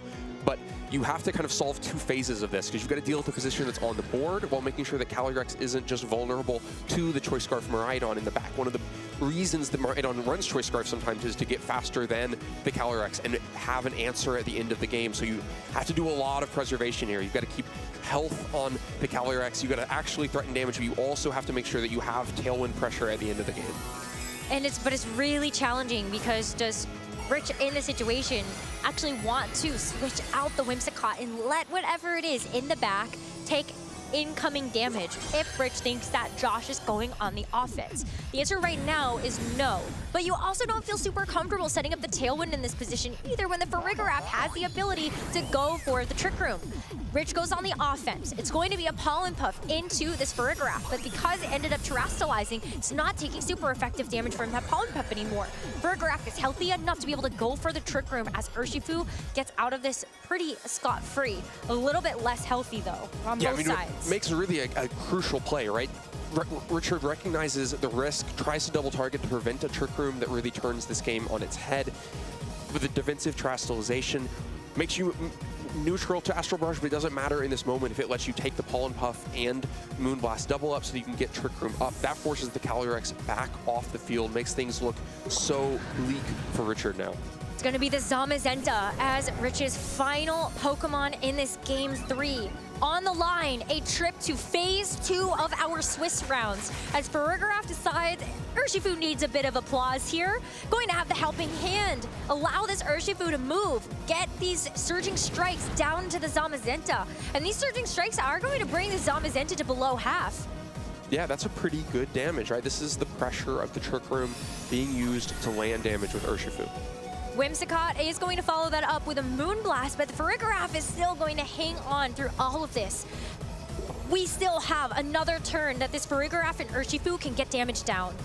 Yeah, it's still going to be continued damage. Important to mention the Armor Tail prevented the Encore from, repeating Trick Room on the previous turn, so the Farigiraf was free to just stay on the field and continue attacking, or in that case, helping handing the Urshifu next to it. Yeah, now it just feels like this Trick Room is going to be a lot for Richard to deal with. Step one, though, you've got to make Zamazenta resist Surging Strikes so that you take a lot less damage from Urshifu's offense this turn. But it's still so unhealthy that I'm fearing a double up. I mean, Psychic is going to bring it down so low, and it's close combat. Don't even want to risk the fact that you would have resisted Surging Strikes to begin with. So Josh double targets this Zamazenta, covers for the Terra, gets a huge knockout, and now Richard is forced to bring back in the Shadow Rider Calyrex under Trick Room. Yeah, it just feels like this Trick Room is going to let Josh run away with the game. Richard's getting pieces back, gets the Moonblast into Urshifu, picks up a KO there, but you have to imagine now, yeah, Calyrex just hits the field, threatens a Glacial Lance, and there's no more Wide Guard. There's no way to defend against this. Defensive terastallization has been used. I mean, Glacial Lance and Foul Play just ends the game now. It was a valiant effort, though, between Josh and Richard, but it does look like it's about to go Josh's way on this very next turn. 2 more turns of Trick Room still to play with. No way for this Calyrex and Whimsicott to move faster. No priority options because of this Armor Tail from the Farigiraf, and it feels like it's going to be a closed book. Undefeated right now is going to feel amazing, knowing that there's going to be a second phase of Swiss to have to play through tomorrow. Rich decides, though, if there's going to be a will, there's a way. You still want to try to play to your outs, and right now it just might be a double protect to get through this turn and the next one. So for now, Whimsicott just setting up Tailwind, making sure that if you do get out of Trick Room, you can actually deal with the Miraidon on the other side. It's going to pay a big cost for it. Whimsicott going down to Glacial Lance here and giving over a boost to the Calyrex Ice Rider. You get the double protect. Is this actually just a double KO for the Shadow Rider Calyrex? You got the Life Orb. Maybe it's a double KO. If it is, right, and then you're able to get to them right on the other side, of course, it won't be able to protect itself, and so you would just outspeed and KO inside of the Tailwind before the Tailwind expires. Wow, no protect. Yeah, Farigiraf's just going to go for the helping hand, and maybe you just had to hope that there was going to be something like a high horsepower miss, but the protect does fail. No double protect here. Glacial Lance to finish it off, and Josh Robinson is going to get a critical hit on top of it, just as the extra little treat. Congrats to Josh, 6-0, moving on to Phase 2 of Swiss with an undefeated record so far. Looked so strong in that match. Found his outs, found the Trick Room to just take control of the speed, and really got that crucial turn 1 of Game 3. All 3 games, it felt like the player who got the better of turn 1 was able to just capitalize on that lead and push it to the end. And that time, it was getting the KO on the Chien Pao that meant there wasn't the priority threat coming back the other way, that you were quickly working through Richard's Pokemon and limiting his options so that you could use that one Trick Room to just completely go through the rest of Richard's Pokemon and win that set. What a fun one. I really think that, you know, as we've kind of started to see this meta develop, Zamazenta, Shadow Rider, Calyrex, those really two Pokemon together have been the big boss to beat in Regulation I. But it was so fun to be able to see Josh kind of run back the Ice Rider Calyrex. Was a very important Pokemon to him for his victory at NAIC in 2024. So I wonder if there's some comfort there where he was like, well, I'm an international champion. Maybe I can be a regional champion in the Masters division too. Yeah, well, on his way with 6-0 so far, really strong start. I'm really excited. I feel like today already we've gotten some amazing sets on stream. 3-game sets, we don't usually get those very often, I feel like. But you know, for Richard, I know this is still, again, not the end. You can take 2 losses today and still make it into phase 2 of Swiss tomorrow. And so you got 2 more chances to get that on the board. Yep, just a couple of rounds to get that last win and move into phase 2. Of course, you want as many wins as you can get. All of those matches carry on towards trying to get into the top cut tomorrow. So going to be looking to try to make that the only loss he takes in phase 1. For sure. I mean, but for Richard, though, right now, he is already on his way to the World Championships in the top 80 of the championship point leaderboard. I know he still wants to maintain that spot because it can be hard, especially when we're getting towards the end of the season, where there are players like Josh Robinson who are hoping to close that distance with the championship points and also get their invite to Worlds. You got to be in the top 80 at the end of the season from North America in order to secure that ticket. So we've got only a couple more events for our trainers to do that. Yeah, just a few more regionals and then NAIC to cap out that championship point race. It'll be a lot of fun to see how players vie on that leaderboard. But for Josh, too, coming off an incredible seniors year in 2024, regional champion, got second at LAIC, ended up winning NAIC after that, and then comes into the Masters division and actually has quite a number of fantastic performances. Lots of top 32s, lots of top 64s, but he's still missing that regional win. That's kind of the next thing on the table. Let's hear from Josh how he's feeling after that match with an interview.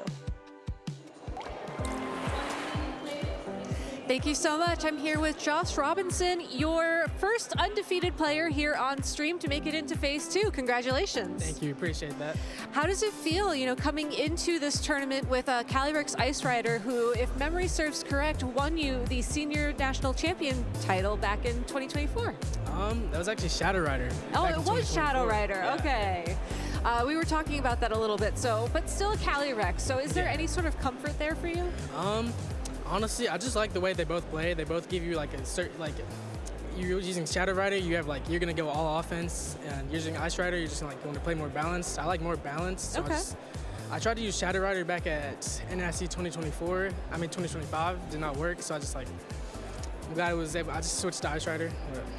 Did you run Ice Rider at all, in between the lead up to this return of Regulation I, or did you just kind of jump into this team recently? I used it back in Reg G. I used it at San Antonio and Atlanta. I went X3 there, so. Okay. Well, you're doing a lot better here. Tell me about that match, because you led the Miraidon and the Urshifu all 3 games, but you really took a different approach each time. Yeah. Game 1, I played this matchup with my friend Connor. He helped me with the matchup. I was struggling with the matchup before, but I realized Miraidon and Urshifu just gives me the most options. It's the most it's simple. It's not read reliant, which is what I was struggling with before. I would get the turn 1 wrong before and I'd just lose the game immediately, but it gives me a lot of options, like volt switching into Free-Graph, protecting Trick Room, which is good.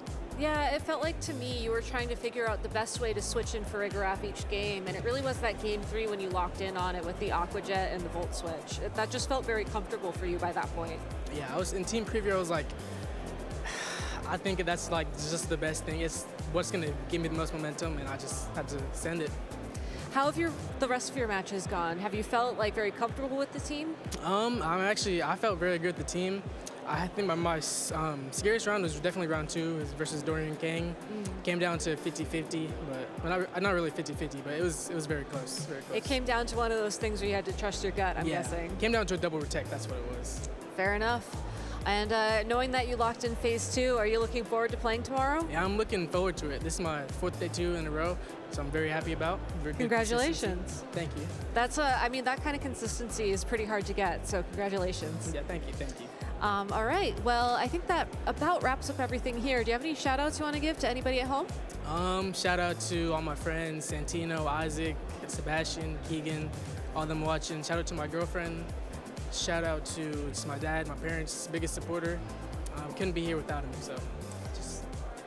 All right, well, thank you so much, Josh, for your time. Best of luck, both with the rest of today and, of course, tomorrow. And now we're going to head back to the swamp for yet another Florida Man Explains It All.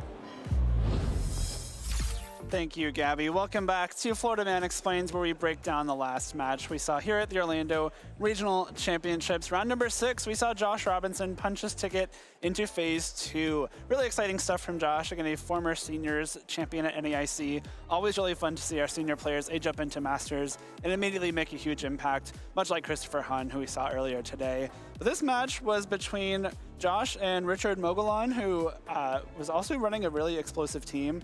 A quick look at Josh's here. It is a Choice Scarf Miraidon variant, so we're not going to get the Life Orb Electro Drifts in terrain this time around, but we do get the Choice Scarf, which allows Josh to exert a lot of pressure in different ways. We'll see that pop up later on in this match. But the Choice Scarf traded for the Life Orb means you have a lot more speed with a little bit less power. Just something for our players to keep in mind. Otherwise, pretty similar teams to what we've seen throughout the weekend. The inclusion of Psychic on Frigoraph over Roar, a little bit more consistent damage into more Pokemon. If there's something that resists Dark type damage or something that is a special attacker that won't take much from foul play, you still have something that can damage it pretty well with that Psychic. On to Richard's team here. It is the Calyrex Shadow Rider and Zamazenta combination. The tried and true, the #1 usage restricted pairing in this tournament. But a lot more of an offensive team here from Richard. There's not a whole lot of setup moves, not a whole lot of trying to slow the game down at all. It's a very, very offensive team. We've got the Chen Pao and the Ogerpon Hearthflame, which are also very strong physical attackers. There's 3 Pokemon that can take advantage of that sort of ruin on this team, which is really great. And also the Raging Bolt and Calyrex Shadow Rider have boosting items as well. So there's the Whimsicott there to get the speed advantage, maybe get some Encores going, throw in a little bit of annoyance there. But for the most part, everything else is just trying to do as much damage as possible. I think we'll see throughout this 3-game set, the player that forced the issue, was a little bit more aggressive, got more damage out more fast, was the one who was able to win. Starting with game 1 here. The beginning of this game, a little bit slower. Josh is in a little bit of an awkward position here. The Chen Pao and Zamazenta threatens a big damage right off the bat.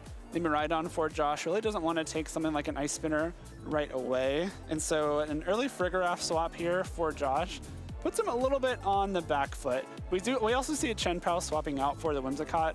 The Chen Pao would have been knocked out by a combination of like Volt Switch and Surging Strikes, which is what we did see come through here.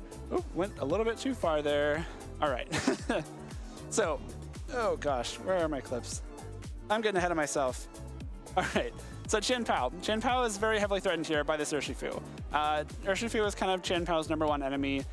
Really not able to stay on the field against it a lot of the time. So we are gonna see this Chen Pao swap out for the Whimsicott. As Whimsicott comes in, it's going to take the Surging Strikes.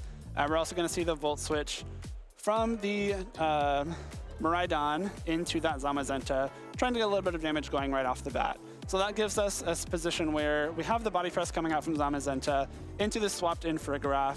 It does get the +1 defense boost from the Electric Seed, which helps it out a lot. This Body Press doesn't do a whole lot of damage, and of course the Whimsicott will resist the Surging Strikes. And now we're in a position where Josh's offensive options aren't the greatest, right?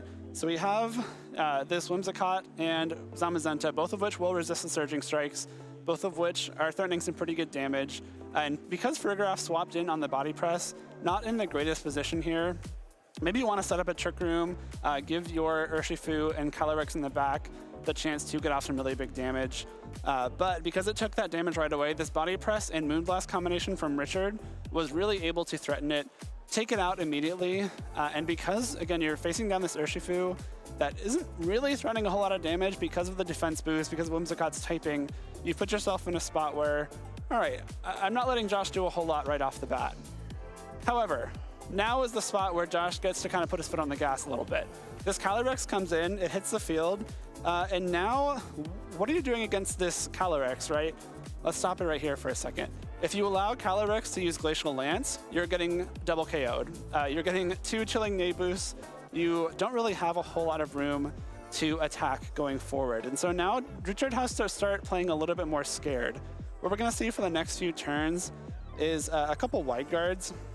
You're wide guarding twice here, and when you're wide guarding, your Zamazenta, your very, very strong restricted Pokemon, isn't doing any damage. And when you're not doing any damage, next to a Whimsicott even, you're kind of wasting a lot of the time on the field. We saw one wide guard come through, and the Whimsicott went from Moonblast into this Miraidon as it swapped in.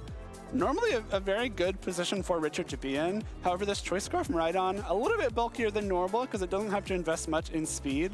It doesn't even get 2-hit KO'd. You're still kind of forced to wide guard here if you're Richard, which means, again, you're not doing much damage at all. You're not even going to be able to 2-hit KO this Miraidon. So we jump forward here. A wide guard comes through. Draco Meteor from this Miraidon is able to knock out the Zamazenta. So now you even have more space for your Calyrex if you're Josh.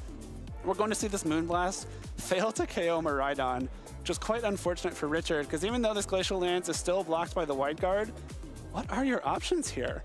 Richard's going to bring in his Calyrex Shadow Rider, but because you haven't set up a Tailwind yet with your own Whimsicott, you kind of have to either Tailwind or try and take a knockout with a combination of Moonblast and Astral Barrage. And because this Calyrex Ice Rider did use that Terrestrialization, it removed its Ghost-type weakness. It will be able to survive these attacks. So we do see the Choice Scarf Miraidon attack first. It will break the Focus Sash of that Calyrex Shadow Rider. It's not even Focus Sash. Get a little bit of chip damage on that Calyrex Shadow Rider. And now we're gonna see the Whimsicott try and take a KO with this Moonblast. But because it fails, that Glacial Lance is huge. It takes 2 knockouts. You get Richard down to his final Pokemon. You have your own Urshifu next, or left, to sit in front of this Chien-Pao very effectively. And even though Richard did have the early advantage there, Josh very quickly turned that around and put himself in a spot where I have all the offense in the world. You are gonna try to, you're gonna try to stop that offense with wide guard, but while you're wide guarding next to a Whimsicott, you're not making much progress forward. And as soon as the wide guard user got knocked out, with the Calyrex Ice Rider taking no damage in the meantime, it was pretty much curtains for Richard there. The Glacial Lances were too much to deal with in combination with those powerful Draco Meteors from the Miraidon. And Josh was able to take game 1 pretty handily, while not really being threatened a whole lot in the meantime, which was a really impressive first game from Josh, despite the less than optimal first couple turns there. So going into game number 2, we've got a different lead from here from Richard, and what I love about this lead here is you've immediately forced the issue way better. Your Whimsicott and Chien-Pao lead really scares this Miraidon. What it allows you to do is just go straight for something like a Tailwind and Ice Spinner into that slot, which would then allow you, to take a KO on Miraidon before it can get a Volt Switch off and pivot, before it can do something like take a big knockout with Draco Meteor or Electro Drift. And even though we don't see that Tailwind right away, we do see a lot of damage come through. So we're going to jump through real quick here. We do see the hard swap, not even a Volt Switch, it's a hard swap straight into that Farigiraf. If you do want to go for a Volt Switch, but Richard goes for the Tailwind and Ice Spinner, you just lose your Miraidon for nothing. No Tailwind though right away. We see Richard just go straight for some pretty good damage here. Ice Spinner into the Farigiraf does a good chunk of damage. It does have that defense boost with the Electric Seed, but you take away these terrain for later on, and of course you get the Moonblast to take the Focus Sash away from the Urshifu. You do get the Surging Strikes off here, so this Chien-Pao now is very, very low, clearly in range of an Aqua Jet. But Josh on this turn, I think, takes a really safe play that he really didn't need to make. Not even safe, a little bit of a scared play like we kind of saw with the wide guards earlier on in that first game. You have this Urshifu that's able to Aqua Jet the Chien-Pao for an easy KO. Of course, you can't protect on it. The Farigiraf is protecting your own Urshifu from an Encore from Whimsicott. This Aqua Jet will prevent Chien-Pao from attacking this turn. But instead what we're going to see is Josh protects the Urshifu and tries to go for Trick Room with this Farigiraf. If this works, this would put you in a very strong spot. However, Richard very smartly just goes straight for a taunt with this Chien-Pao. And what that does is prevent Josh from making any kind of progress this turn. You didn't do any damage, you didn't set up Trick Room, and this Whimsicott is just kind of there to threaten this Urshifu later on in the game. And after this, it's really difficult for Josh to make any headway. Richard starts to get a lot of leeway going. He gets a lot of damage off with these next few turns. Of course, the Chien Pao, now threatened by the Aqua Jet, is going to be able to swap out. And after a few turns here, the Zamazenta comes in and is just trying to start firing off some body presses. Not a whole lot of threatening this Zamazenta very hard right now. And after the next few turns, we find ourselves in a spot where, here we go. The Tailwind, the taunt is running off after this current turn. So what Richard does very well here is you set up a timely Tailwind while taking out this Farigiraf with body press. By doing this, you're preventing Trick Room for at least one more turn, while also getting a lot, like setting yourself up for speed advantage on coming turns. This Electro Drift just barely doesn't KO the Whimsicott too, which can be good or bad here, right? I mean, for Josh, you maybe are fine with that, because that allows you to potentially try and use this Whimsicott for a Chilling Neigh boost. However, this Wide Guard Zamazenta kind of prevents Calyrex Ice Rider from running away with it. So in this point, in game one, we saw a few Wide Guards come through, and Richard wasn't really able to capitalize on those Wide Guards because while you were Wide Guarding, you weren't really doing a whole lot with your other slot. This time around, the Wide Guards are pretty crucial. If you do let a Glacial Lance come through here, your Calyrex gets, the Calyrex on Josh's side gets 2 knockouts, and then you've got a +2 Calyrex that can maybe set up Trick Room for itself and try and run away with the game. However, we do see a Wide Guard come through. This Whimsicott is able to get some good damage off with the Moonblast and the Body Press, and of course, will be knocked out by one more attack here. But what this means is that Trick Room is going up. Actually, no, we didn't see the market. It was the Body Press and Moonblast.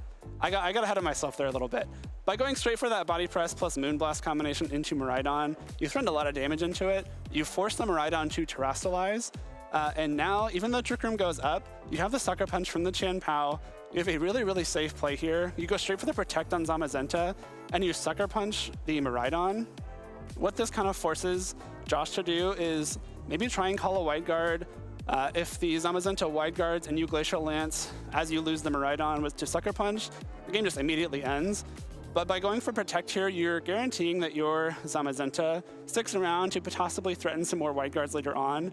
Sucker Punch will KO the Miraidon. Of course, Miraidon being Choice Scarf, can't change its moves, is locked into that Electro Drift. And what does the Calyrex go for here? You know, if it's a attack to KO Chien Pao, maybe you've got a shot. Unfortunately, it is just this high horsepower. And so now you're just going to lose the Calyrex to 2 more Sucker Punches from this Chien Pao. Maybe you can go for, I don't know, something like a high horsepower into Chien Pao on this next turn. But by going for a Wide Guard Sucker Punch on this coming turn, Richard basically guarantees that Josh can't get 2 attack boosts on this Calyrex, and that's what's going to win him this game. So we're going to jump forward into game number 3 now. It is 1-1, starting off game 3. Very similar leads here. It is the Chien Pao and the Whimsicott, the Urshifu, and the Miraidon. So how did game 2 play out, right? It's the same exact leads. Josh made a play that covered for a Tailwind coming out from the Whimsicott right away. And so what he does here is call Richard making that exact same play. This is a bit of a risky turn, right? If Miraidon, if the Whimsicott goes for a Tailwind here and the Chien Pao Ice Spinners the Miraidon, you're in a really tough spot, but a very aggressive read here from Josh. Immediately KOs that Chien Pao before it can attack. Richard doesn't get a Tailwind up yet either. So this Whimsicott maybe gets a Moonblast off here, but because you got that huge KO in Chien Pao, that is a big swing in momentum right off the bat. We just see a lot of offense immediately coming out from Josh here. The Farigiraf hits the field in Miraidon's stead and goes straight for the Water-type Terra. Very important because this Life Orb Pollen Puff we saw would have done a lot of damage, just barely not KO, but because it did Terra, it is able to survive both the Pollen Puff and the Moonblast. And at this point, it's basically curtains. Josh now has very, very strong offense in his pocket. We see the Helping Hand Surging Strikes into the Zamazenta, able to do a lot of damage. The Moonblast from the Whimsicott just barely misses the KO here. And now, even with the Terastallization, Josh is very smart in selecting his move targets here, doubling up into this Zamazenta with the Farigiraf and the Urshifu essentially locks this game up. We get the KO here. Whimsicott gets a Moonblast for its troubles, but now there's no more Wide Guard. Zamazenta cannot protect these two Pokemon, and the combination of this Calyrex's Glacial Lance and the foul play from Frigarath will be more than enough to seal up this game for Josh going forward. So congrats to Josh, making it to phase number 2. We have a 6-0 player, especially someone coming straight up from seniors. It's always really fun to see that success. But we're 6 rounds in, we got 2 more left. Let's go to Gabby to get us moving forward here at Orlando. Moving forward, we are, as I am here on the floor in Orlando to give you an update on our players to watch this weekend, as all 3 of them are still in contention for phase 2. Now, unfortunately, they are not comfortably in contention, as everybody has taken at least 1 loss, and I am very sorry to report we also have a bit of a team elimination match going on, as our hometown hero, Carrie Diotona, is playing his team building friend, Patrick Connors, at X and 2. So unfortunately, only one of them will be moving on to round 8 at 2 losses, which means they will be in contention still for phase 2. The other one will be dropping down to X and 3 losses for the day, which you can still get some championship points. You can still get some prizing, assuming you hold on to that record, but it's always really unfortunate when you run into those friends, especially at such a critical match. So I hope they both have fun. I wish them both luck. It's really tough. I've been in that position myself. An update on Carson Confer, another one of our players to watch. He is currently X&1, having taken 1 loss, so still has a little bit of breathing room. 1 more win will secure his spot in phase 2 tomorrow, and the same with Marcus Hamann, who I had the opportunity to talk to earlier today, and he was saying he was feeling pretty comfortable with that Calyrex Shadow Rider, and clearly it's rated him all the way to just 1 win away from making it to phase 2. So overall, a lot of pretty strong performances from our players to watch this weekend. And of course, there are plenty more players to watch behind me, quite literally playing the tournament, and on stream, where they're going to be playing even more Pokemon. So why don't we go back to our casters and get this next round of Swiss started. Thank you so much for those updates, Gabby. We are back to bring you Swiss round number 7. This is where we're looking at our trainers to extend their leads on the competition and see just how much of an edge they can grab for phase 2 of Swiss. Yeah, starting to get these extra wins beyond the 6 necessary to make phase 2, or how you start eyeing that top cut, trying to figure out if you can get in there, what your seed is going to look like. And so still very crucial matches, and against players who are having just as strong of days as you are so far. It's going to be very tough to finish out the day with an undefeated record, but here are the players best prepped to do so. We've got, of course, our trainers that are going to be at 6-0. There are only 10 of them left. And one, of course, is Josh Robinson, who you saw take the stage just that last match. Christopher Hahn, we saw earlier on in the stream, is also going to maintain an undefeated record. We've got a couple of other incredible trainers that are going to be joining their ranks. And I'm excited to see who can continue to keep that running. Luca Paz, of course, a previous regional champion from a couple of years ago, is also going to be in this 6-0 undefeated record. Lots of strong players up there, and then players just off of that top 16. Lots of more players at 5-1, still with plenty of hope alive to make it into the phase 2 and keep it going from there. For our match on stream, we are going to be featuring Aaron Perez versus Stefan Mott. You can see some of the other trainers that are going to be out there in the Swiss rounds. Of course, an undefeated record on the line there for Joey Woodring versus Josh Robinson. But you can still see a couple of other notable trainers here. Paul Chua, of course, still in the running to be able to make it to phase 2. Just needs 1 more win to do that. And then Richard McGolan, who you just saw on stream, has a chance to also make it with this next round being a win and into phase 2 for him. Yeah, lots of matches would be fun to watch. Daniel versus Ashton's got to be a pretty good one too. Yeah, that's also going to be at an X1 record, so either Daniel or Ashton can secure a spot in phase 2 of Swiss with a win versus the other in this next round. But taking a look now at our players about to take the stage, we've got Aaron Perez, who has had a couple of fantastic phase 2 finishes. Lots of top 32s, lots of top 64s, but kind of hasn't broken through to be able to get that top cut. And so even just this season, getting a top 64 at Milwaukee, kind of you're hoping for sure that like maybe this is going to be the time you get to have that breakthrough performance. Yeah, always looking to move on to the next level, and getting a 7-0 start would be a really good way to make it happen. But like up on the other side, someone who's already managed to win a regional championship this season back in September in Monterey is Stefan.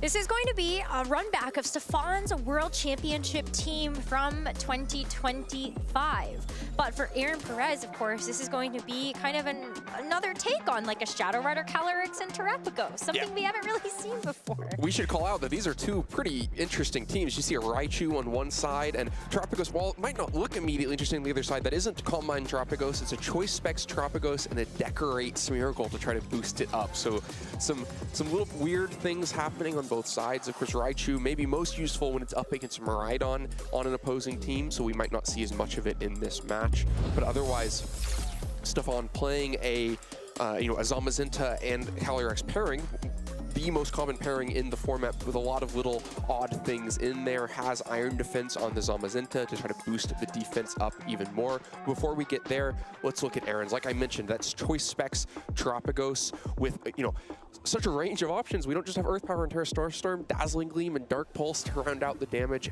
And the reason that you can get away with just those Choice Specs is because Smeargle has Decorate, trying to target overboost either the Terapagos or the Calyrex, and then you have a lot of damage to go with it. Fake Tears Whimsicott able to soften things up and provide Tailwind as well. Beads of Ruin able to soften things up. The Choice Scarf from Chiyu can help things go quickly, and the Calyrex has its own option to boost with Nasty Plot. So this is a team, if given a turn, it can take a lot and really start trying to blow through Pokemon on the other side. Let's not forget that Iron Hands is just a beefy Pokemon. So even if you're not looking at ways to help boost up this Terapagos or make sure that it can stick on the field, you also have an Iron Hands that can come in and tank a lot of damage. And with things like Low Kick, Drain Punch, those are going to be very effective to have versus Pokemon like a Roaring Moon, like a Grimmsnarl, even just neutral damage across the board when you're looking at something like Wild Charge. Of course, you have to worry about something like the Lightning Rod Raichu, but still, there are a lot of different pieces that Aaron can rely on in this match that I don't really see a clear 4 that Aaron would bring into a matchup like this. Sure, they all seem like they have a role to play. I think Iron Hands, it can be useful to have that bulkier pivot, but maybe is the Pokemon that without, if it doesn't have a really clear role to answer a Trick Room, maybe you just lean on all these really offensive pieces. You have to imagine both the restricted Pokemon are being brought, so then you only get, 2 out of the 4 of these others. Whimsicott, Smeargle, Chiyu all seem really potent. I think similarly going to be hard on Stefan's side to choose which Pokemon to use. The Grimmsnarl looks immediately pretty valuable. One of the best ways to answer a team that's trying to go just all out on offense is to have damage mitigation with Light Screen, because if you can turn things that are supposed to be one-hit KOs into missed KOs, well, the team doesn't have as much defensive backbone. This is probably a less defensively trained Terapagos. It's a Calyrex with Life Orb and no Focus Sash, right? Like, if you can get a turn to swing out against it, then you can really capitalize on that. So Light Screen can make the difference there. And then Stefan also has his own Calyrex, but this is going to be a little bit more difficult to find the damage avenue because the Terapagos on the other side is going to stay immune to Astral Barrage, makes it a little more difficult to find that. So you're also going to have to lean on Body Press from Zamazenta for a lot of the damage, but crucially, no Protect on Zamazenta can mean it's quite vulnerable. With Chiyu on the other side, threatening, Overheat, you're going to quickly get forced into Water Terastallizations when you can't Protect, because you also have, not necessarily any great switch into it unless you have Roaring Moon lurking in the back, which is relatively unusual. So I think the defensive Terastallization is going to be really key from Stefan's side, because if you spend it on Water on Zamazenta, then you don't have it for Dark for Calyrex, and then you just go down to an Astral Barrage. If you spend it to trade Astral Barrages with the Calyrex on the other side, then maybe Zamazenta starts to look really vulnerable. There's 2 different forms of speed control here. You've got Tailwind from the Roaring Moon, doesn't have Prankster, but with something like a Booster Energy, could be fast enough to be able to say a fast Tailwind.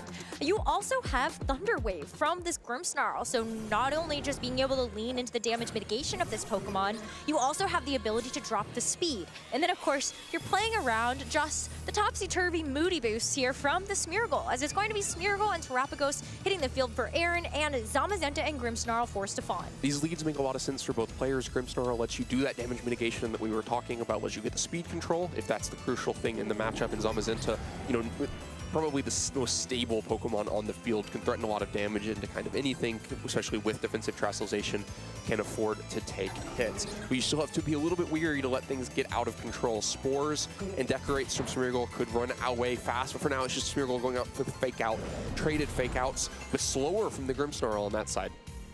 Yeah, you're not going to stop this Terrapagos. It just goes for a little itty-bitty Terra Starstorm, but a critical hit into the Grimmsnarl is going to knock it out in one hit. And all of a sudden, you haven't accomplished anything with this Grimmsnarl. And the Moody Boost is going to give a special attack boost over to the Smeargle, but lowers its speed. But what a critical knockout on turn 1. Yeah, really terrible turn 1 for Stefan, right? Both the decision making there goes wrong for him, where he tries to fake out a Smeargle, but it has already faked out, prevented Zamazenta from attacking. So that means neither of Stefan's Pokemon are doing anything productive on the turn. And then the critical hit to finish the KO on Grimmsnarl means that you don't have that damage mitigation, that speed control anymore. Terrapagos has actually the most damage from Starstorm when it isn't Terastallized, because it's same type attack boosted single target move. So it's a great way to swing into Grimmsnarl very hard, but still would definitely not have been a 1-hit KO without that critical hit. But now Calyrex comes in, can try to threaten the KO into Smeargle while Zamazenta is threatening down the Terrapagos. You have a lot of options here from Stefan's side, but you're down a Pokemon, so you're going to need to make it go well. At least the Smeargle has taken a speed drop. May actually make this Zamazenta faster than it. But you have this Terrapagos that is going to leave the field, and the Calyrex Shadow is going to take its place. This is quite risky.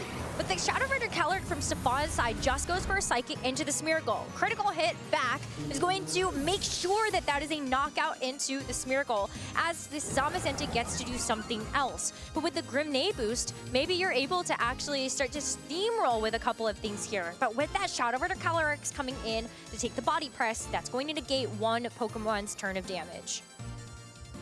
So Psychic manages to finish off the Smeargle, even the Pokemon count at 3-3 with one supportive, non-restricted lost on either side. Like you say, the Grimnay over to the Calyrex could make a difference here, especially because Iron Hands is the 4th Pokemon, and so Pokemon that's probably counting on being able to take a hit. It looks a little bit more difficult at +1 unless you're willing to spend defensive Terastallization onto Iron Hands. But now the decisions get really tricky. Do you think that Zamazenta is wide guarding, or do you go for Astral Barrage? Do you think a defensive Terastallization is happening? Do you want to spin your own defensive Terastallization? There's a million options for both players, and it could really blow up in either player's face right now.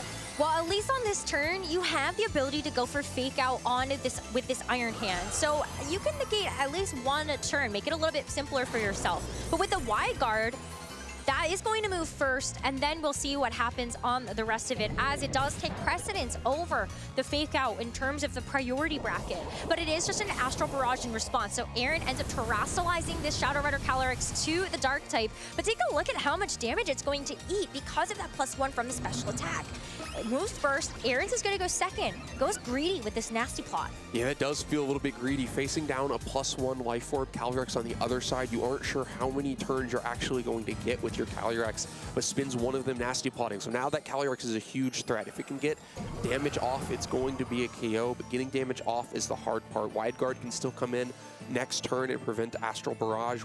You can't get a KO onto the Calyrex on the other side with Psychic, most likely. It's resistant, maybe at +2 in Life Orb, you start thinking about it. And meanwhile, Iron Hands has really kind of spent its only utility. Takes so much damage from that Astral Barrage on the last turn that it's just threatened by anything left here when Stefan wants to deal with it. Iron Hands is going to retreat, but that may be really risky, bringing back out this Terrapagos with the choice specs that cannot protect in the face of either of these Pokemon. As Terastallization is now going to get spent on Stefan's side. He sees that this Shadow Rider Calyrex could be outsped if it is a speed tie, doesn't want to lose on the end of that, and decides to go for the Dark Terastallization to match that of Aaron's. Now we'll take resistant hits here from the Astral Barrage, as it is going to be Stefan's moving first again. Another Astral Barrage is going to do enough to this Calyrex to knock it out, and that's going to leave this Terrapagos free and clear for an attack from this Zamazenta. I don't think that critical hit mattered based on how much damage that it took on the last turn. It was pretty close. It would have had to have been a high roll in the last turn going into a low roll in this turn, but the critical hit seals it and picks up that KO. And so, yeah, whether we don't know for certain it's a speed tie, but we can imagine that it is. Most Calyrex Shadow Riders train for maximum speed, so Stefan gets the better side of the speed tie there, and Aaron's Calyrex only ever finds one turn to swing. This is a very tough situation. You've already spent your terrestrialization on your Shadow Rider Calyrex, so this Terrapagos does not have access to it to actually get the Stellar Terra boost to its attacks. Yeah, I mean, I think this is just an over situation. The Calyrex and the Zamazenta, they can, protect themselves, get through a turn. The Calyrex can then swing out for a KO into either of these Pokemon with the Grenade boosts it has before they move. All Stefan has lost so far is the Grimmsnarl. Still has one unrevealed Pokemon in the back. But no concession yet. Fake out going into the Zamazenta. Aaron gonna play it out. Psychic from the Shadow Rider Calyrex. It now has some nice juicy Grenade boosts and another critical hit. What is this Shadow Rider Calyrex eaten for breakfast? That it's been able to secure all of these knockouts with that. Crits that likely don't matter, but you still see them come through. Zamazenta is going to flinch from the fake out, but yes, this game is wrapped up. And we're gonna go to a game 2 where Stefan takes a 1-0 game lead. It looked like it had started so well for Aaron, getting that quick KO onto Grimmsnarl, such a solid turn 1 where Stefan accomplishes nothing. But then kind of quickly fell apart once the Calyrex and the Zamazenta were next to each other.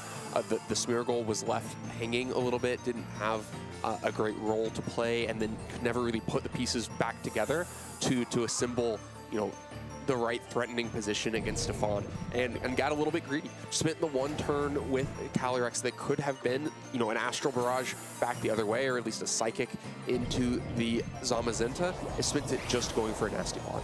Single target Astral Barrage is going to pick up that last bit of HP onto the Iron Hands. And yeah, we're going to a game 2. This is, you're right? Because there were a couple of options where I feel like maybe Aaron gets in a bit more damage and then all of a sudden this game does look a little different. Or what if the Moody boost on the Smeargle doesn't drop the speed? What if it increases the speed instead? I don't know, it's like that's why you play with Moody. You might just get a little lucky sometimes. Yeah, I mean, I think the crucial turn of the game was the one, the Zamazenta wide guarded, the Iron Hands used Fake Out into the Zamazenta, and the Terastallized Calyrex went for an Astral Barrage, right? That turn could have been, just Astral Barrage and Fighting Move into the Calyrex on the other side, and then you're definitely, getting that KO if Wide Guard doesn't happen, or Psychic plus Fighting Move into Zamazenta and trying to fish out that KO, but it doesn't look for that opportunity. Goes for the Nasty Plot instead, which sets you up where if you, get a free turn to Nasty Plot there and then get subsequent free turns to swing out, it can just be game ending, right? Like Psychic might be threatening a KO on the Zamazenta at +2 and with Life Orb. But with the speed ties not working out and those free turns not given over, Aaron never really finds a footing in the game after that point. It's tough because Aaron has several forms of spread damage. You've got Heat Wave on the Chi-Yu, Astral Barrage on Shadow Rider Calyrex. You also have, if you Terrastallize, Terra Starstorm on the Terrapagos that just gets eaten up by the Wide Guards on the Zamazenta. So if that's going to be enemy number 1, what are your ways to actually control it? There's no Grass Terra, so you could go for something like Spore from the Smeargle, but you have to hope that you actually survive with the Smeargle to land that. And in the other direction, do you really want to try to invest like Moonblasts? Like, are there really any other Pokemon that can take on the Zamazenta? Well, sure. You mentioned the spread moves, but you also have the single targeting move. Psychic's going to do a lot. Overheat's going to do a lot. I think part of the problem in that one was that Whimsicott and Smeargle were the offense, and so the offense kind of fell apart quickly, especially because Terrapagos, after getting its first KO, had to switch out. This time we're not going to see Terrapagos on the field. Both Calyrexes led straight away, and this time the Raichu brought into the set. Wow, well, there's one way to beat the Smeargle fake out, and that's with a faster fake out from your Raichu, but you still have to win the Calyrex war. Yep, saw that the slower fake out from the Grimmsnarl wasn't going to cut it, so Stefan looks around and says, I got a faster fake out I can bring out. Raichu going to hit the field, going to be able to prevent a Spore threat on this turn, but we still have the same mind games. Who will Terrastallize their Calyrex? Do both players do it out of fear almost immediately, or do they take a couple turns of risk and see if you can preserve that Terrastallization till later on in the game? I wonder if you really want to try to risk it, though. You know that there's going to be a Dark-type Chi-Yu as an option on this team, but also, do you really feel comfortable bringing the Iron Hands when it ended up taking a bunch of damage last time? We're still going to see the Terrastallization as just the safe option. You don't want to let your Calyrex go down when you don't have a Focus Sash to rely on. Those are being held by the Smeargle and the Raichu, respectively. But Aaron does play it even safer, just goes for the Protect this time as the Raichu goes for Fake Out into Chi-Yu, and then we get to see a Psychic that gets stopped by the Dark-type Chi-Yu, so no damage from Stefan's Calyrex. Yeah, Stefan hoping to just get a quick KO on the Smeargle, get one problem dealt with, and even a Grimday boost. But instead, Chi-Yu finds a really nice switch, and then crucially is now a huge threat here. Going to be moving before the Calyrex on Stefan's side, threatening a one-hit KO with Overheat that a defensive Terrestrialization won't help with. I mean, you do have to worry that the Calyrex could just protect itself. There's no Nuzzle on the Raichu on the other side, so there's no like speed control option there. So Chi-Yu going to continue to stay faster as well. So, I think the Calyrex in a really poor position here. And meanwhile, the Calyrex on Aaron's side, well, you didn't have the opportunity to Nasty Plot necessarily last turn, but now you could start going for them, or you can try to force the switch and follow up on it even more with the Calyrex on your side. Like, I think that turn 1 switch puts Aaron in such a strong position here. Aaron could go for the nasty plot, but ended up getting a bit greedy in that game 1, so may not decide to do it this time around. The Raichu is going to preserve its Focus Sash for later, and it's going to be the Roaring Moon that takes its place. One way that you can get past the speed on something like a Choice Scarf Chi-Yu, just bring out another Pokemon that's going to get a boost to its speed from something like a Booster Energy. We'll have to see how those speed interactions play out, but for now, it is the Dark Terrestrialization on Aaron's Calyrex to match that of Stefan's. Make sure that it's not going to take any incoming damage. Even better, Stefan doesn't want to risk it either, knowing that this Chi-Yu is very fast. Overheat into this Roaring Moon is going to have to be the one that takes the brunt force of it. As Chi-Yu drops its special attack, this might be a nice opportunity for Stefan to have leveraged the dark typing of this Roaring Moon to give himself a chance in this next turn to set the speeds in his favor or force this Chi-Yu out to switch. And Roaring Moon does hang on through the Astral Barrage. Yeah, manages to hang on. But I actually think Aaron probably is pretty happy with that, because if you look around at the team, this Pokemon he's shown so far, there isn't better damage options. The two biggest damage options into Roaring Moon are exactly Overheat and Astral Barrage. So it was always going to be an uphill battle to deal with Roaring Moon. Gets a lot of Roaring Moon's health out of that switch. It kind of bails a little bit of the position out for Stefan. Now you have the booster speed. If Roaring Moon can move before Chi-Yu, you can threaten Tailwind and Astral Barrage and try to kind of save Calyrex from having to necessarily just switch on the next turn. But at the same time, you've given up a really valuable piece, which was this kind of defensive roadblock that Roaring Moon represented. Chi-Yu is going to cleanse the special attack drops from the Overheat and bring Smeargle out instead. As Aaron's going to play it safe with this Protect once again on the Calyrex. These Calyrex just are not ready to go blow for blow. As a knockoff from the Roaring Moon. Wow. I mean, if that Smeargle wasn't holding a Focus Sash, it was going to go down to that in one hit. Astral Barrage is not going to finish off the Smeargle, so there is going to be a Fake Out on the table for either of these Pokemon. But this special defense boost is not going to help out the Smeargle in this case. Knockoff being used a little bit there as speed control as well. If if Chi-Yu had stayed in, it would have lost its Choice Scarf and moved slower than Calyrex through the rest of that turn.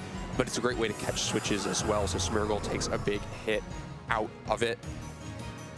Now, though, the situation hasn't really changed. Smeargle can give you some fake out pressure on this turn, but Stefan can just double protect through this turn if he wants it. Does have protect on the Roaring Moon. They're not always there, but has it in this case. And so, from Aaron's side, you do have to at some point figure out what you're going to do about the Roaring Moon. I kind of was surprised that he didn't just opt into taking a hit and getting an Astral Barrage off with his own Calyrex on the last turn.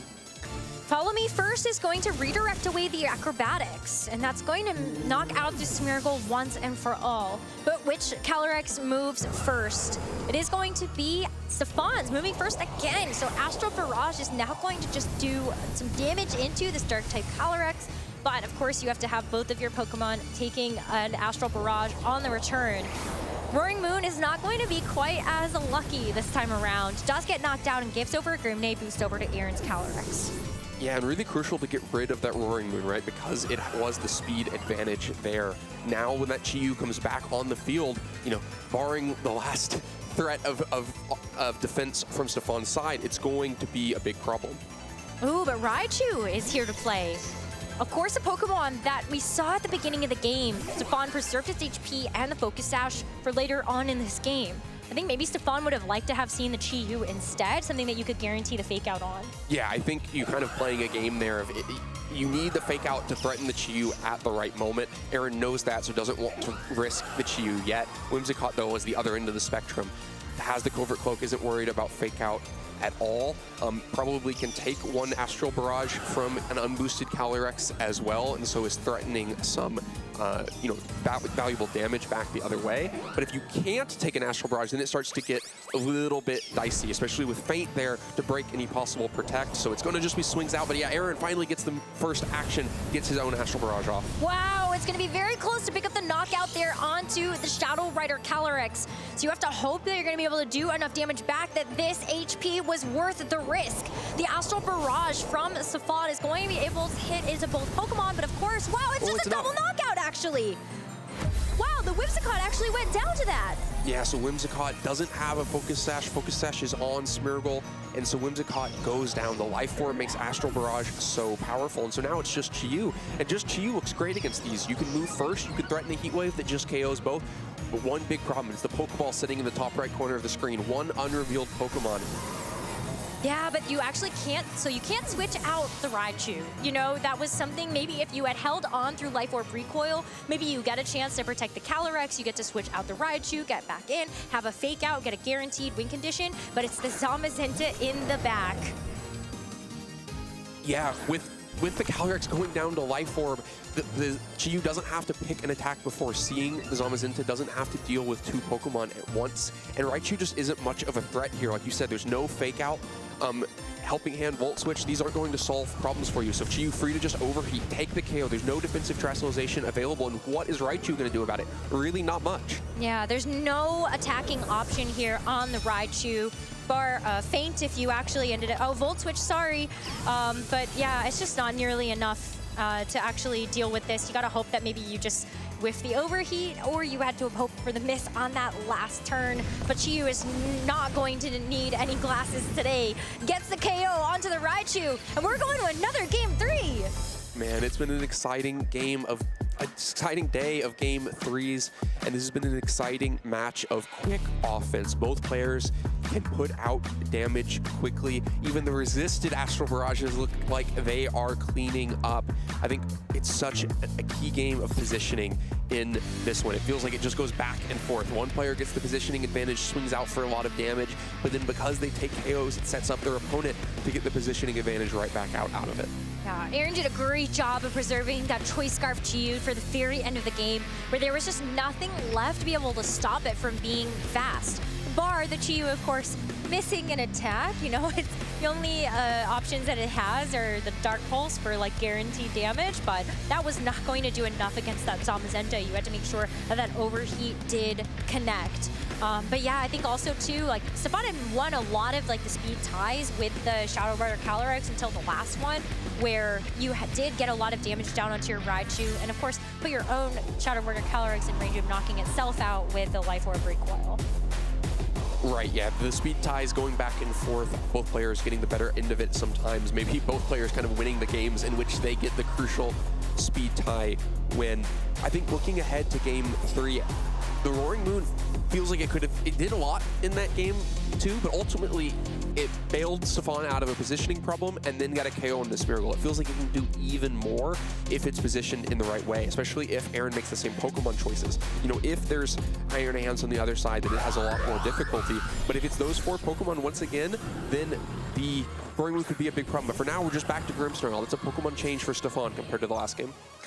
It's going to be the Grimmsnarl with something like Light Screen versus the Chi-Yu, whose Beads of Ruin are going to make these special attacks hit just a little bit harder. But Shadow Rider Calyrex a piece here for Aaron and Stefan as we enter into a deciding game number 3. Maybe not just a Light Screen too, fake out a big threat into Chi-Yu here. No way to, could spin the Ghost Terrestrialization, but that starts to look a little bit crazy when you have Astral Barrage on the other side. So I think a really crucial decision for what Grimmsnarl does here. Meanwhile, Chi-Yu, has its threat of damage, but might miss either KO inside of Light Screen with Choice Scarf and not Choice Specs, and so that's where the damage mitigation is so valuable as well.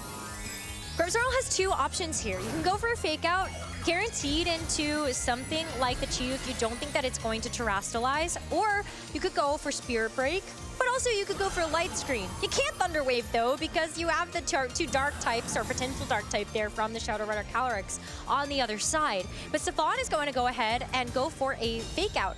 was hoping that maybe it would have been a Terra Dark on that Shadow Rider Calyrex. Otherwise, a Ghost type. You gotta hope that you survive the Heat Wave for both, and you do. Astral Barrage to fire back, but maybe you're thinking you missed out on some pretty critical damage there with your Grimmsnarl. Yeah, both players could have gotten a little bit more than they did out of this turn. It definitely goes a lot better for Aaron. Heat Wave picks up really valuable damage into both Pokemon, but maybe a missed opportunity to just overheat and pick up a KO onto the Calyrex on the other side. And then, yeah, Stefan was looking for a little bit of something there. Either the Calyrex stays a Ghost, in which case it's vulnerable to Astral Barrage, or it goes Dark, and then you get to Fake Out it, and then you get really valuable damage. But there's a third option, which is just that the Calyrex protects itself, and that's the one that makes that turn really not pan out as well for Stefan. But now, Calyrex is going to be forced to Terastallize. This has been the Terastallization we've seen from both players throughout this set, because you can't afford to be the only one whose Calyrex is weak to Astral Barrage on the other side, but it does open you up to a weakness to Spirit Break if you could ever weave that in. It's going to be a Protect from Stefan. He doesn't want to try to play the speed tie coin flip, as Grimmsnarl is going to make sure it doesn't go down without a fight this time, setting up the light screen, and that's going to give a bit of a survivability here, I think, to the Grimmsnarl.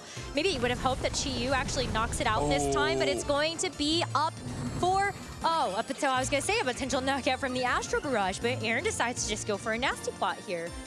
I think the Nasty Plot makes a lot of sense there. You know that you have a little bit of free time. You know that you have a Zamazenta to deal with eventually, and you're spending the Dark Terastallization, which means you are weak to Body Press. So you want to be able to deal with it in one turn when that problem comes up. Heat Wave comes through. It is going to finish off the Grimmsnarl this time, but leave this Shadow Rider Calyrex by itself, and it might just be a double knockout. But Stefan's Calyrex does get to move first. It's going to be an Astral Barrage to hit both. It does a good amount of damage, but it's just not going to do enough here. Maybe the Calyrex knocks itself out to its Light Orb recoil and steals a KO away from Aaron's Calyrex, but it doesn't do that. Aaron gets the knockout, gets a Grim Nade boost to give it Calyrex +3, and Stefan is now down to just his final 2 Pokemon in this game. I mean, things start to look very difficult here. If it's Raichu and Zamazenta, you know, if it's not speed control and you let this Calyrex attack one more time, then you're going to be lost. So really good to see that it's a Roaring Moon to keep us competitive, and actually no Zamazenta at all. Just Ogerpon and Roaring Moon in the back here. Wow. Okay, so what is the way through this game? Stefan has Tailwind at his disposal. He also has the booster energy here on the Roaring Moon, so could just secure a knockout with Acrobatics onto either Pokemon. I think you follow me. You probably have to be looking for damage with Roaring Moon, and then hoping that you can just take a Heat Wave. Like maybe you can threaten a KO into the Calyrex, and then let Ogerpon deal with Chi-Yu at the end of the turn, because you're not going to be able to stop both of these Pokemon before they move. Kind of have to pick your target for one thing getting through, and I don't think you can let the +3 Calyrex be the thing to get through. Bit of a hyper offense team and play style coming through from Aaron, which is putting this match into a very precarious position for Stefan. A Protect from the Shadow Rider Calyrex. Roaring Moon gets away with Tailwind, and if this attack is not from the Ogerpon into the Chi-Yu, we've got some problems. It's going to be a Wood Hammer into the Shadow Rider Calyrex. That was really what Stefan wanted to get targeted down. But at least you've got the light screen here. If there's no burn, which is good, then Ogerpon and Roaring Moon have a second chance to get a double KO on this next turn. Yeah, I mean, now this looks quite strong for Stefan, right? But the Protect from Calyrex almost doesn't pay dividends here, because you just set up 2 Pokemon to be threatened with KOs now going into the next turn. And you've already, one of them, neither can protect, right? One of them just protected, one of them is holding a choice item, so you look extremely vulnerable here. It's a difficult position to try to switch out of. There's too many turns of Tailwind left, so probably you just end up giving over both of these KOs and then taking it down to a 2-2 game. You still have to get the targeting right. At least I don't think either of these Pokemon can actually miss their moves, and when you think about the Ogerpon, you have to worry a bit about Wood Hammer actually starting to do recoil back. Damage can really start to add up over time. Aaron decides to just preserve the Chi-Yu. He maybe thinks that he can actually get through these next couple of turns with the Iron Hands, with Fake Out, maybe buying some time actually through the Tailwind to actually get the Chi-Yu to come back in. But Ogerpon's got to secure a KO here, and it does. Iron Hands is on the field though now, and it does have Fake Out next to whatever Aaron brings in at the end. Yeah, but I'm not sure if Fake Out's what Iron Hands needs to do. At this point, Iron Hands feels like it's the damage solution, right? You have it can take hits pretty well. Probably even a double up isn't enough to get it off the field for Stefan, especially because there's no offensive terrestrialization for Ogerpon. So you're going to be able to take an Acrobatics plus an Ivy Cudgel. You can Drain Punch into the Roaring Moon, get a bunch of health back, and pick up a bunch of damage there. And meanwhile, Whimsicott's able to either just swing out on the offense if you don't bother to put damage there and Moonblast KOs Roaring Moon, or you can match Tailwind so that when Chiyu does hit the field, you don't have to wait all that time for it to expire. You just have the Tailwind advantage. I think things look pretty strong for Aaron here. I would be inclined to agree. Iron Hands is very chunky. It's going to take a lot of damage to push through this, but if there's potentially a will, there may be a way. I think also it's tough because you're going to start to stagger Tailwind turns here if you are the Whimsicott. Iron Hands actually goes for a fake out into the Roaring Moon, which Stefan has correctly called and protected. But Whimsicott sets up the Tailwind, and you're going to have a couple of turns where Aaron's going to have the speed advantage. This version of the play works just as well. You know that if you fake out plus Tailwind, that now on the next turn, Whimsicott, you know, it actually should still be slower than Roaring Moon because the Roaring Moon has the booster and the Tailwind, and so you're not going to be able to Moonblast before taking an Acrobatics.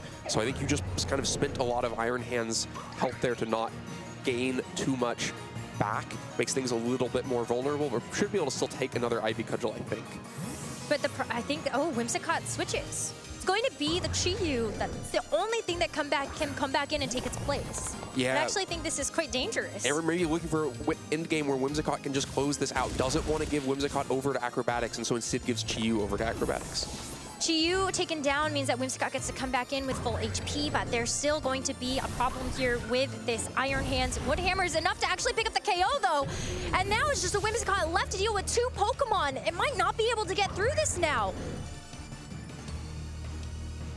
Wow, there's only one thing going for it. Is going to be that Whimsicott gets to come back in with Tailwind, but with 2 targets in front of it and being able to take super effective damage from the Roaring Moon. I think Whimsicott probably still has it. Whimsicott will now move first before the Roaring Moon. There should be enough staggered Tailwind to make that happen. You're going to have to target into a Protect once this turn, but Ogerpon really isn't threatening much damage back into the Whimsicott and doesn't even go for damage on this turn, just goes for a Spiky Shield.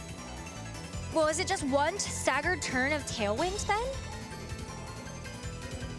Because if that's the case, then Tailwind is over. It's not over. But it's not over. It's 2 turns of staggered Tailwind, so you're going to have to get a double Protect out of this. Follow Me, though, can just enable the Acrobatics and pick up the KO that way. Yeah, that is one way to do it.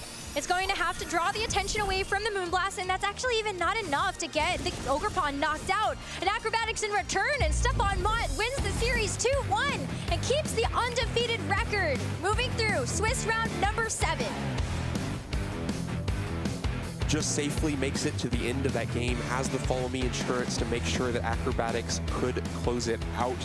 Aaron gave away too many pieces after that Roaring Moon came in, was able to use the speed advantage to get the Tailwind and really turn the tide of that game 3.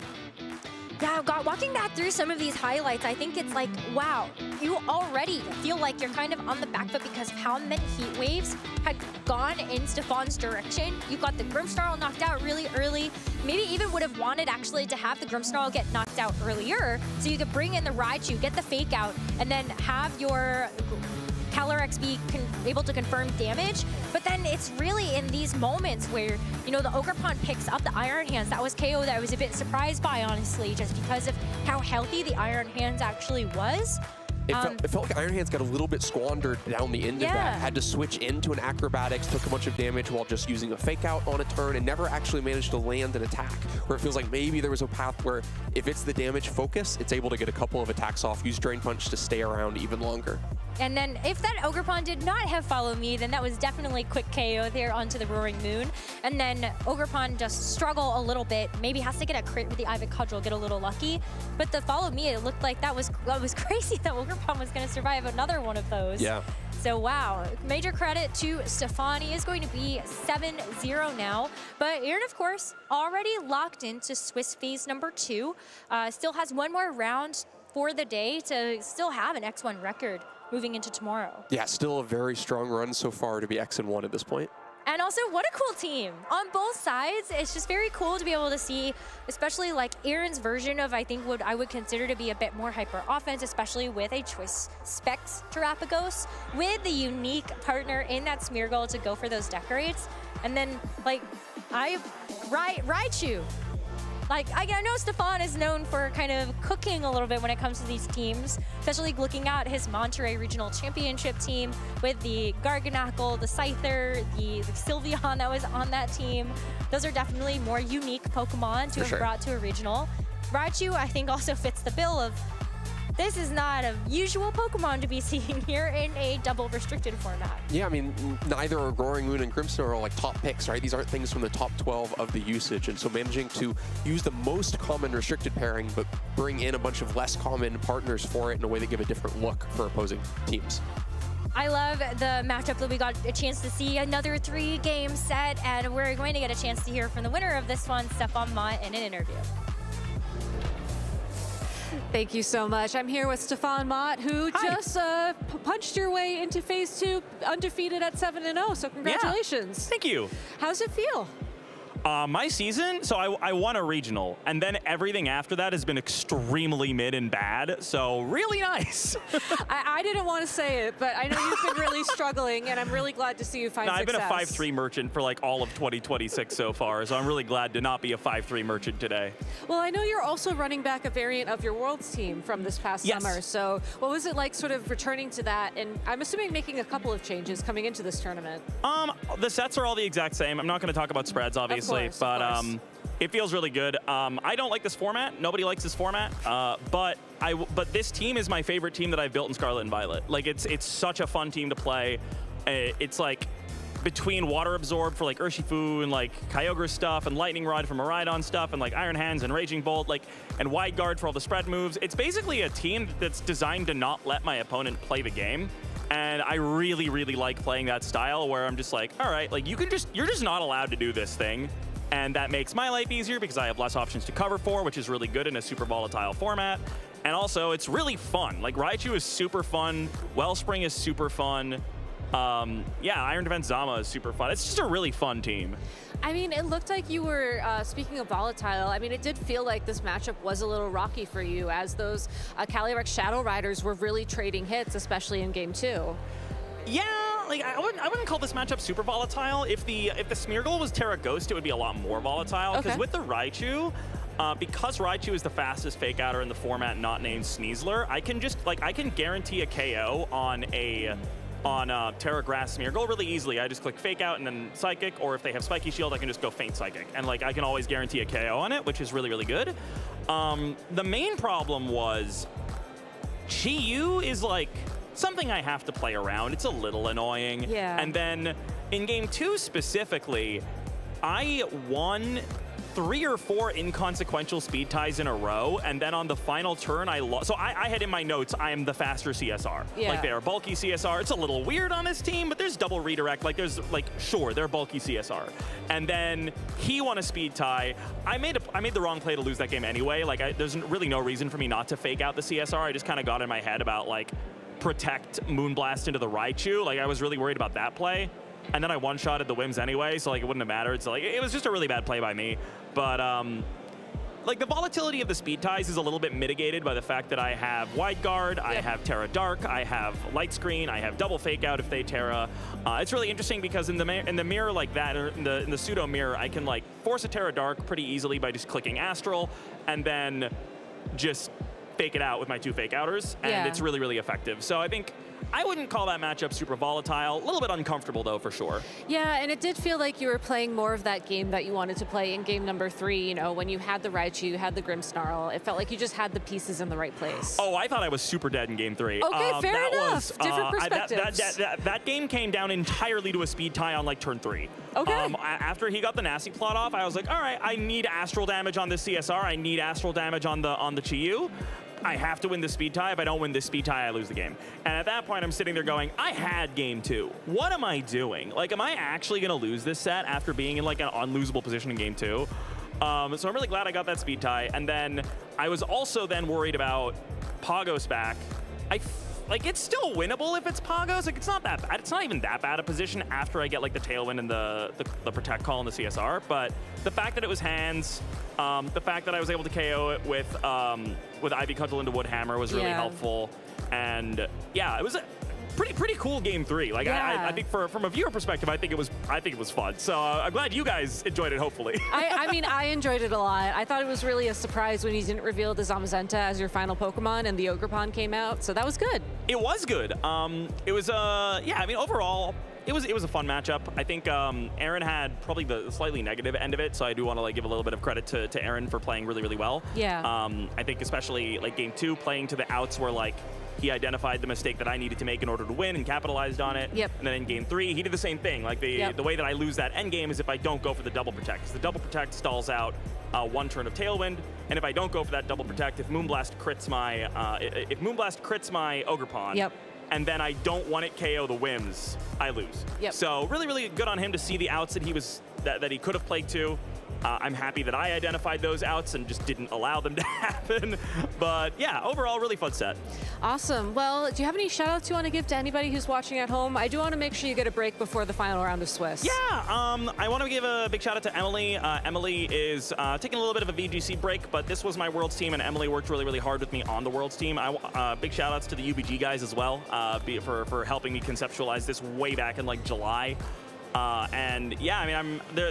Shout out, I don't have the name up to hand, but shout outs to the Japanese player who ran this 6 in a VR tour. I'm sorry I changed all your spreads and all your sets. I didn't like the way you built it, but I really liked the concept. So thank you for inspiring this team. All right, well, thank you, Stefan, for inspiring other people to maybe make some modifications to this team for the 1 remaining Regulation I tournament. Best of luck in your future battles here this weekend. And now we will return to the swamp for Florida Man Explains whatever just happened last round. I'm not sure how to throw to you. That's the perfect way to throw to me, Gabby. That's what I'm here for, you know? Florida Man in the swamp, talking about what just happened. I also love, shout out to the person whose team I thought was bad. Is a crazy shout out from Stefan, but hey, it's working out so far.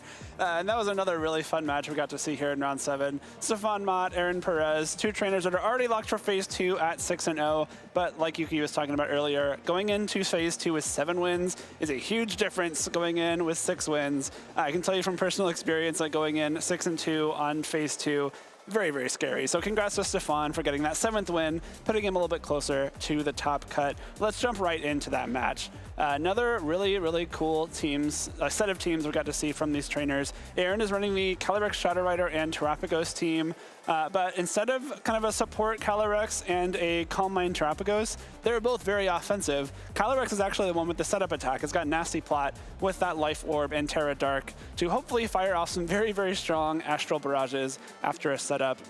The Choice Specs Terapagos, the set of choice there as well, with some cool coverage moves for this metagame. The Smeargle, really the standout Pokemon on this team for Aaron. Smeargle is a Pokemon that is very scary on team preview. It kind of forces you to set yourself up to not immediately lose to Smeargle. You know, if you have Pokemon faster than it, if you have Pokemon that can prevent spores or prevent something like a Decorate, you almost in your mind have to over-prepare for it, and a lot of times it can catch people off guard. Switching over to Stefan's team, another really interesting team. Cool take on this Calyrex, Shadow Rider, and Zamazenta composition. Raichu is not something I've seen in a long time, but it's cool to see it get a little bit of a return to the spotlight here. And alongside the Grimmsnarl, which is also a Pokemon that was pretty popular back in Regulation F that we just finished playing up. Stefan carrying that forward into I as well. Notably, there's no Reflect on this Grimmsnarl. It's got both Fake Out and Thunder Wave, which you usually have to pick one of in order to fit both Reflect and Light Screen. That makes a lot of sense. I think in this metagame, you need Light Screen a lot. There's a lot of very powerful special attackers. The Reflect is a little bit less important, especially when you've got the Iron Defense on your own Zamazenta. If you need to take a physical attack from something, you can probably just Iron Defense on top of the Dauntless Shield and be fine. So giving it up to have access to both Fake Out and Thunder Wave is a really cool adaptation for Stefan here. Jumping right into game number 1. Smeargle, like I said, it creates a lot of mind games. We've got the Fake Out active for Smeargle, but we also have the Fake Out active for Grimmsnarl. Do you think this Smeargle wants to try and go for a Fake Out, maybe go for a Spore right away? How do we want this Smeargle to maybe give us some path forwards in this game? Stefan has, some safer plays. You can go for a Fake Out into Terapagos, for example, maybe prevent it from getting an attack off on this turn. However, these trading Fake Outs aren't necessarily maybe the most productive here, especially as we're going to see the Smeargle being a little bit faster than Grimmsnarl. It will get this fake out off into Zamazenta, but then the fake out from Grimmsnarl comes through into the Smeargle, doesn't do anything because Smeargle already got the fake out off, and a critical hit Terra Starstorm immediately wipes out that Grimmsnarl. The only thing it did was break Smeargle's Focus Sash. It didn't get to set up a light screen, didn't get a Thunder Wave, didn't get any kind of notable flinch off with that fake out. So you might think, oh, what a horrible spot to be in if you're Stefan. That was a really, really bad turn. I faked out for nothing, and oh no, I've lost a Pokemon already. But then you kind of think about your options here on this next turn, right? Stefan maybe lost his Grimmsnarl there, but Smeargle's Focus Sash thankfully was broken. You do get the chance to bring in your Calyrex Shadow Rider here. The Zamazenta is threatening big damage into the Terrapagos with Body Press. You also have access to Wide Guard if you want to possibly predict the Terrapagos going for that Terastallization and then making that Terra Starstorm a spread attack. So by bringing in the Calyrex here, you're now threatening the Smeargle with a Psychic to clear it off the field, possibly even get a Grim Neigh boost yourself. And that's exactly what happens. So we do see the Psychic come straight through, knock out the Smeargle, and now this Calyrex being at +1 special attack is in a really, really positive spot. Now, skipping forward here to the start of this next turn, again, this Calyrex has a +1 special attack boost. Iron Hands comes in and is able to threaten another fake out into this Zamazenta. Of course, the Calyrex being a Ghost-type Pokemon cannot be faked out, but Stefan has actually a pretty straightforward play here. Exactly what he does on this coming turn. By going for the Terastallization on his own Calyrex, what he can do is guarantee that he gets a huge Psychic off here into Iron Hands, or even an Astral Barrage. The Iron Hands is threatening a Fake Out. However, Fake Out and Wide Guard have the same priority. So most attacks are kind of in the same priority bracket as we call them, but moves like Fake Out, Wide Guard, Aqua Jet from Urshifu, Sucker Punch from Chien-Pao, they all have elevated priority, which means they'll attack before any other attacks. Fake Out and Wide Guard are in the same priority bracket, which means the faster Pokemon will use their attack first. So we see Stefan go for the Terra Dark on this Calyrex Shadow Rider.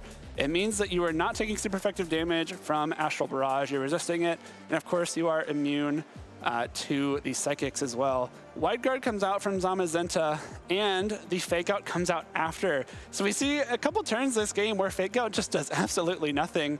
The Terastallization was actually, I got that mixed up, it was from the Calyrex on Aaron's side of the field instead, not Stefan's, and he goes straight for a nasty plot. So Aaron not only didn't do any damage this turn, but he took a lot of damage in return, and by going for the combination of Fake Out and Nasty Plot, really got nothing done, whereas Stefan got a huge Astral Barrage off. We see it's able to 2-hit KO even the Dark-type Calyrex Shadow Rider, and at this point, if you're Aaron, what can you really do, right? You can try and swap in your Terrapagos on the Astral Barrage, but if you do, you're risking taking a Body Press at the same time.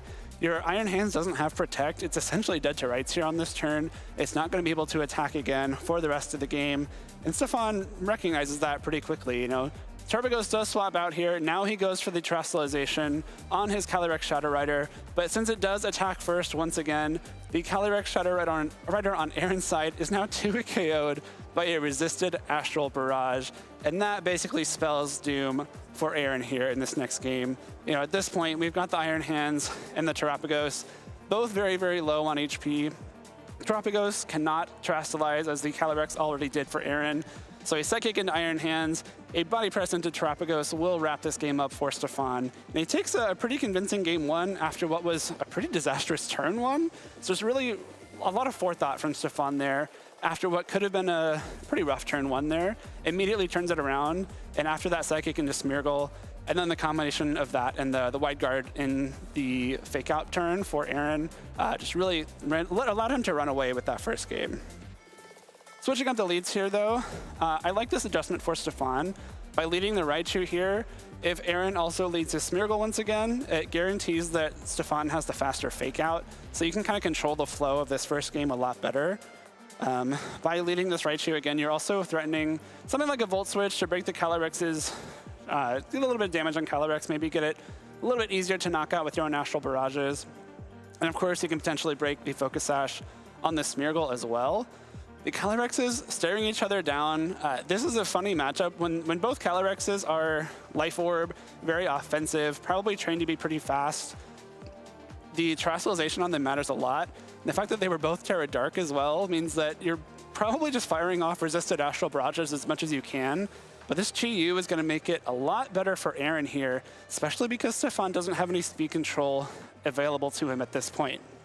The Grimmsnarl is his main option for speed control that we saw in Game 1, but even though it has access to Thunder Wave, if Stefan did have it on the field in this turn, Thunder Wave wouldn't be effective at all because Aaron's Calyrex will be a Dark type most of the time after it terrestrializes, and those Dark types are immune to the Prankster Thunder Waves. Raichu does go for the Fake Out. Of course, you're trying to, again, limit the things that the Smeargle can do, and by going straight for that Fake Out plus Psychic, you're saying, I don't really care what this Calyrex Shadow Rider does on this first turn. I know that if I Terra Dark, I'm not going to lose my own Calyrex, and I'm guaranteeing the Smeargle isn't putting anything to sleep or going straight for a Decorate. But now, because Aaron swapped this Chi-Yu in, this Chi-Yu is now very, very scary. It's going to resist the Astral Barrages. It's immune to Psychic. It's faster than the Calyrex on Stefan's side. And now, like, what are you doing if you're Stefan at this point, right? You don't have a lot of damage into Chi-Yu. If Aaron's Calyrex terrestrializes, which it almost certainly will, you don't have a lot of damage into that either because Raichu isn't necessarily known as an offensive powerhouse by any means. This Chi-Yu kind of has free reign to start firing off some really powerful attacks here. We see Roaring Moon revealed from Stefan, though, which I think is a really cool adaptation on its own right. Roaring Moon is a Pokemon that could take on both Chi-Yu and Calyrex Shadow Rider very well. However, if you have to swap it into both of them, this combination of Overheat and Astral Barrage that comes out from Aaron here is very, very scary. You know, this is a really tough swap to make here. Of course, you want your Roaring Moon against these two Pokemon, but you'd prefer to have it out against the two Pokemon before it's taken damage, so it can then do something as it takes all this damage and also have another turn to act. Thankfully, it does have that booster energy with the speed boost, so it will be attacking first on this coming turn. You now kind of need speed control here, right? You want this Roaring Moon to be able to go for something like a Tailwind and be able to get some big damage off later on. Allow your own Calyrex Shadow Rider to possibly start firing off some Astral Barrages here. And you may be tempted to go straight for Tailwind in this case, but if you Tailwind with Roaring Moon, that means only your Calyrex is doing damage. You don't have any boosts yet. You're probably not doing a ton with it afterwards. And what Stefan opts for instead was a really cool play. We're gonna see the Smeargle come in. This is the turn where you maybe are threatening something like the Tailwind, but instead this Roaring Moon is going to go for Knockoff. I really loved this play from Stefan here. What happened right here is that, you know, if you go for the Tailwind, you get the Astral Barrage off, whatever.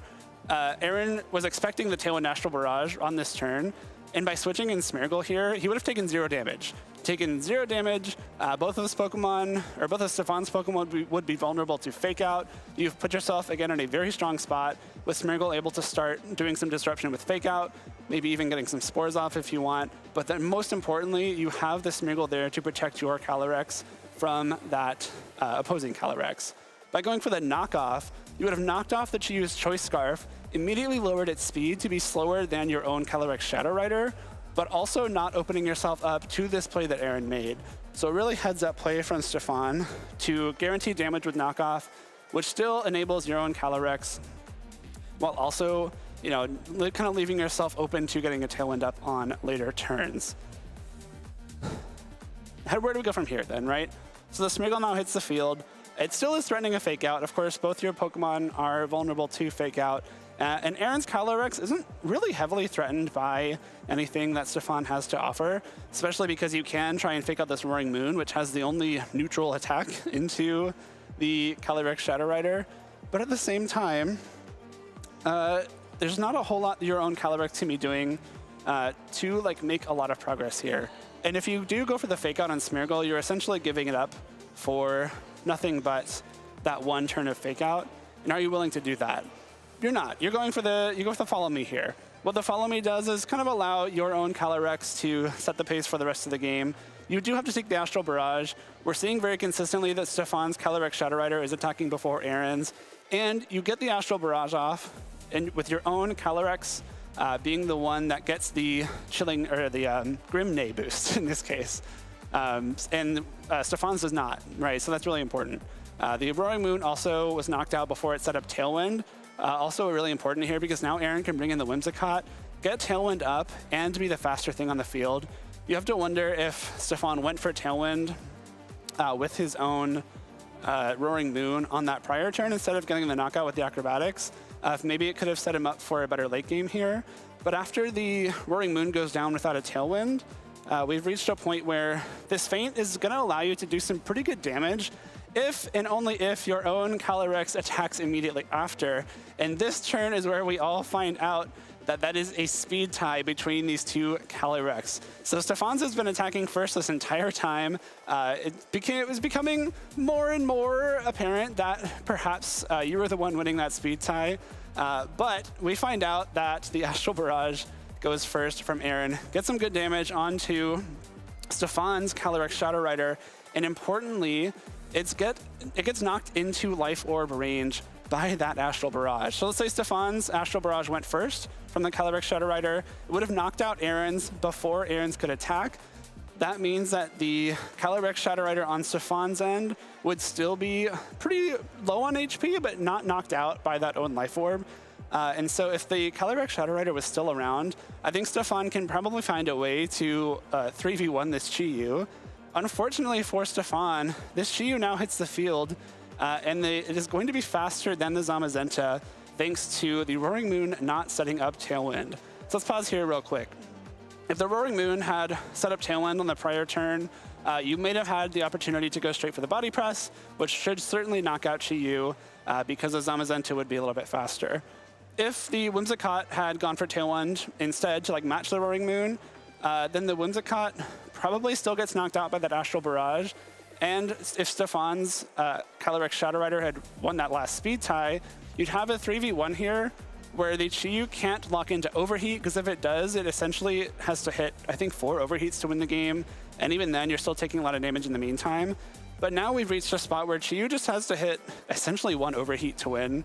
You have to hit 2, obviously, for the damage into Raichu. But on this turn, Chi-Yu has the Choice Scarf. It is faster than both Raichu and Zamazenta. And because Zamazenta has the Iron Defense on this team, it does not have Protect. So there's really not a whole lot Stefan can do in this case, other than potentially hope for an Overheat miss, which does not happen. She was able to win at KO that Zamazenta. Raichu tries to get a little bit of damage with Volt Switch here, but Raichu not necessarily known for its offense. We'll have to hit a few more of those before an Overheat connects, which unfortunately for Stefan is not the case. So Aaron is able to take that second game, and now we've gotten to a game 3. Another game 3 this weekend. I'm really excited that we get so many of these. And this is now a little bit of a scary lead for Stefan, right? The Chi-Yu was really, really good for Aaron in that first game, or in the second game rather. And now he's immediately brought it onto the field. There's a Calyrex Shadow Rider next to the Chi-Yu. This frame that I happened to pause on, it just kind of disappeared for a quick second. But there is a Calyrex Shadow Rider. This is the beginning of game 3. No attacks have been done yet. And Chi-Yu is going to be pretty hard to handle. Just let it play here too. We see this terrestrialization right off the bat. I think it's essentially forced, right? You're facing down 2 Dark-type Pokemon as a Calyrex Shadow Rider. That is not a great place to be in. And that means that you essentially have to go for this if you want your Calyrex to attack. The Chi-Yu is immediately going to start going on the offense here. The Heat Waves are going to be some pretty great consistent damage. The Fake Out from Grimmsnarl into the Calyrex, a really bold play from Stefan, trying to catch that Calyrex immediately going for a Terrestrialization. If the Calyrex doesn't Terrestrialize, it's either protecting or just getting knocked out by Astral Barrage. So it's a very safe play to be making, even though Fake Out into a Ghost type is often not necessarily what you want to be seeing. We get some damage starting to trade between these two trainers. Aaron now has to go for his own Terrestrialization on the Calyrex Shadow Rider, and then Grimmsnarl is able to set up a Light Screen. Generally very good. However, what's going to happen on this next turn, the Calyrex is going to go for the Chi-Yu rather, is going to go for the Heat Wave and just barely not knock out the Grimmsnarl. And Aaron makes a really, really great play and goes straight for a nasty plot on his Calyrex. He knows that it's not very heavily threatened. The Grimmsnarl would have been knocked out by a Heat Wave if it didn't Light Screen. If the Grimmsnarl Light Screens, it's not going for a Spirit Break.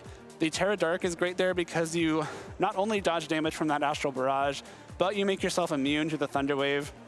And now the Chi-Yu is able to score the knockout on this Grimmsnarl. And one thing that Stefan hinted at in the interview, this moment right here is very, very important for the rest of the game. We just saw the Chi-Yu attack first with its Choice Scarf, able to knock out the Grimmsnarl, put Stefan's Calyrex Shadow Rider very, very low. If Aaron's Calyrex Shadow Rider wins this speed tie, then the game is probably over in Aaron's favor. He will be out a 4-2 Pokemon advantage. Stefan will get to bring in his last 2 Pokemon, which we are going to see. We know now. It's a Roaring Moon and the Ogerpon, which can maybe try and start to get some momentum going. But without some extra damage on both the Chi-Yu and the Calyrex Shadow Rider, it would be very difficult for Stefan to make up the difference here. So if Stefan loses the speed tie, loses the Calyrex, doesn't get an Astral Barrage off here, it's almost impossible for him to win this game. Thankfully for Stefan, his Calyrex is going to go first. You get an Astral Barrage off, you get a little bit of damage into both Pokemon. Again, you're not knocking out either, but this damage is very important, especially into the Calyrex Shadow Rider. It is going to go for the Astral Barrage and knock out Stefan's Calyrex, but between the Astral Barrage I had to take in the meantime and the Life Orb tick damage that it takes after this Astral Barrage, it is a much, not easier, but there's a path forward for Stefan here. You're going to bring in your next 2 Pokemon, and it's going to be the Ogerpon and Roaring Moon. And now, let's see. Now you have the option to go for your speed control with the Roaring Moon. You've got the Ogerpon, which threatens both of them, with the Ivy Cudgel, and most importantly, the Wood Hammer. Wood Hammer is a really important choice here on the Ogerpon. If it was something like the Horn Leech, which a lot of the Ogerpon often go for, a little bit, the special defense boost from Embody Aspect can be nice. Horn Leech can get you a little bit healthier. But Wood Hammer is a big jump in damage here. That Wood Hammer is going to essentially guarantee you a knockout into this Calyrex. So you essentially have to go for the Tailwind and attack into the Calyrex here. Otherwise, if the Calyrex gets a Astral Barrage off, you will just lose. Aaron knows that, is going to not allow that to happen just yet. Protects that Calyrex while the Heat Wave comes through and gets a little bit of chip damage on both Pokemon. But now this Roaring Moon and Ogerpon are threatening 2 KOs. Now Aaron is kind of caught on the back foot here, whereas he had a lot of momentum in the early parts of this game with that nasty plot Calyrex. But Stefan can take 2 knockouts here, and with Whimsicott and Iron Hands in the back, you still have a pretty good shot, but you have to be very careful. I think the Iron Hands is a huge piece here for Aaron in this matchup, because it has a lot of bulk, it has the Drain Punch, it has a great way to deal with this Roaring Moon, but you are swapping it in on an attack here. Acrobatics gives you a lot of room Acrobatics gives you some pretty consistent damage from this Roaring Moon when a Dark type attack will be resisted. Wood Hammer is able to knock out that Calyrex, and now we've reached this position here where Iron Hands and Whimsicott are facing down against Roaring Moon and Ogerpon. Again, this Iron Hands is a very important piece for Aaron for the remainder of this game. It is your way to threaten big damage into Roaring Moon. It threatens big damage into Ogerpon. It probably knocks both out from this position with Drain Punch and Wild Charge respectively. Do you go straight for damage, or do you try and go for a fake out, maybe slow down the rest of the game for Aaron, and then allow yourself to get your own Tailwind up to match it with the Whimsicott? What Stefan does here, Stefan has identified now that Iron Hands is essentially the win con for Aaron, and the thing he does really well for the rest of this game is kind of not allow Iron Hands to be the win con, right? You protected the Roaring Moon, and Iron Hands does go straight for the fake out into the Roaring Moon. Let's say, for example, it went for something like maybe a Wild Charge into the Ogerpon. That could have been a knockout right away. That would have put Stefan down to a 1v3 and been very difficult. But because Aaron did no damage this turn, the Ogerpon is able to get a huge Ivy Cudgel off here, and Stefan still has Tailwind up. The Roaring Moon with the speed boost will be faster than Whimsicott. That is a huge bit of damage with that Ivy Cudgel. The combination of Acrobatics and Ivy Cudgel that Iron Hands took before it could deal any damage meant that it was really, really hard for Aaron to make any headway here. The Whimsicott now swaps out for Chi-Yu. The Chi-Yu has to be sacrificed to this Acrobatics, right? You really need your Whimsicott on the field without Tailwind up for Stefan to try and threaten this Roaring Moon. And Stefan knows that, obviously the Whimsicott is threatening huge Moonblast into the double super effective Roaring Moon here. Takes the Chi-Yu out with Acrobatics, goes for the Wood Hammer. Again, a huge difference in damage there, and is able to KO Iron Hands and essentially wrap this game up for him. The Woodhammer, I really can't stress the importance of the Woodhammer here over something like a Horn Leech, because the difference in damage was massive, right? You guaranteed that KO on Iron Hands when an Ivy Cudgel probably wasn't going to without a critical hit. You guaranteed that KO on the Calyrex Shadow Rider earlier on in the game when an Ivy Cudgel might have been close, again, barring a critical hit. But because you're able to take those 2 knockouts, your Roaring Moon is very safe against the Whimsicott because it's got that Follow Me Ogerpon next to it. So very expertly navigated end game there from Stefan, especially after a couple starts to games that were a little bit scary, and navigating a team like Aaron's is never easy. So congrats to Stefan, again moving on to 7-0 here at the Orlando Regional Championships, getting himself one step closer to the top cut, to a repeat regional champion season for him. Really well done. We got one more round left, folks. We are at 7 out of 8. We're going to take a little break before we get to round 8 at the Orlando Regional Championships, but please don't go anywhere. We got one more good one for you.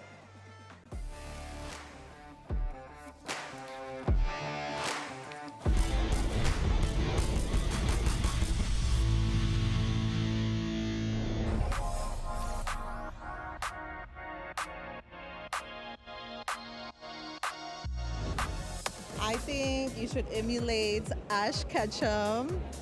He is so inspiring, having his goal of being the best like no one ever was.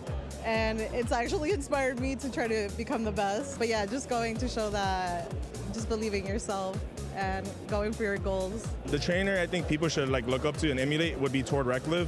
Ever since he lost the World Championship, he still competes and he still wins. It's showing that even after a tough loss, you don't give up and just continue playing. I think it's an interesting question because there were multiple names that came to my head immediately, both in terms of the competitors and the competitive skill and in the professional integrity and just it being a great community.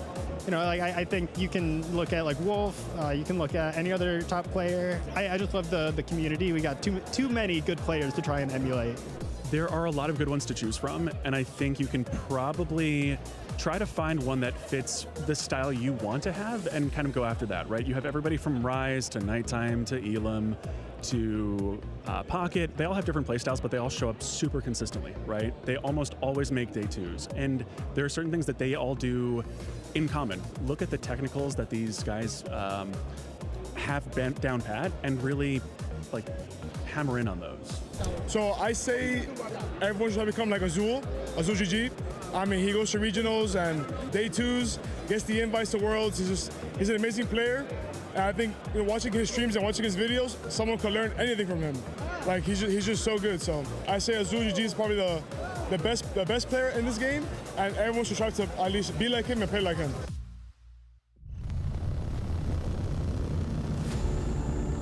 What makes a Pokemon viable in VGC? There are many factors to consider. Fluttermane has strong offensive pressure. Amoonguss has incredible defensive utility. Rillaboom has valuable support with an ability that boosts its damage. And if you're looking for a Pokemon that can do all of the above, then Incineroar has got you covered. These are the skills trainers look for when building teams. These are also traits lacking from legendary Pokemon Articuno. Hey Pokemon trainers, welcome to Pokemon Championships History, a series where we showcase important matches throughout the history of competitive Pokemon. For nearly 2 decades, Articuno was better off left in the Seafoam Islands than it was on the battlefield. It's going to be Articuno.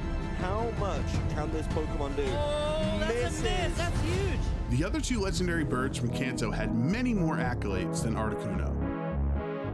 In 2019, world champion Paul Ruiz got top 4 at LASC by using Moltres as a Xerneas count. The way that he builds his team is just phenomenal. You can see that wonderful Moltres. Zapdos has a fantastic typing, great utility, and a decade's worth of top finishes to its name. The Paldean region introduced terastallization, giving Pokemon the chance to change their typing and potentially change their fate. Scarlet and Violet also changed Hail to Snow, now boosting Ice Pokemon's defense by 1 stage. Terastallization and Snow were the missing pieces needed for Articuno to finally show us what it's got in VGC. 2 brave trainers were up to the challenge, Amir Abdulovsky and Nikhil Reddy. At the Utrecht special event, Nikhil cracked the code on Articuno, and Amir also saw the potential in this diamond in the rough. The most important teammate was Alolan Ninetales, which set up the snow, giving Articuno accurate blizzards and helping it take less damage thanks to Aurora Veil. Hisuian Arcanine was the other key Pokemon in this core, with Intimidate to lower attacks and Rock Slide or Flare Blitz to threaten the Pokemon that resisted Blizzard. Rock Slide there, launched out from the Arcanine. Nikhil and Amir took Utrecht by storm with one of the coolest strategies we've seen in VGC. There for a particular point in time in a match where you need that one-hit KO. Body Press does connect through. Articuno able to take that really well thanks to the Aurora Veil. Sheer Cold though does connect. It's connecting onto the Registeel, and the Registeel is down and out. One-hit KO. There it is. Choice Spec Sheer Cold sent a shiver down the spine of Articuno's opponents. Wrap-up trainers is getting cold in here. Sheer Cold! It connects! It's going! Not every day you see an Articuno taking down an Incineroar, but the king of Pokemon video game has been felt. Exactly, Articuno gets it! The Sheer Cold comes through. All of Registeel's efforts are null and void. Thanks to this high-risk, high-reward team, Articuno finally had a chance to climb the mountain in VGC. Amir Abdulovsky is here providing sheer entertainment on stream. Destiny would pit Amir and Nikhil against each other in top 8. These two trainers were completely in sync during this chilling battle, choosing the same Pokemon, clicking the same attacks, and understanding this team like no one else could. We had never seen an Articuno exceed expectations like this, let alone two of them. That's going to wrap up the game for Amir. Look how much help that hand is doing to the damage count against that opposing Articuno. Critical hit, single target attack. Often the winner in a mirror match is the one who can use their common information against their opponent and do something unexpected. After losing game 1, on the brink of elimination, Nikhil would leave Articuno on the sidelines to even up the set. There's the Moonblast guaranteeing that if the Rock Slide connects, it will get the knockout. It does find its mark.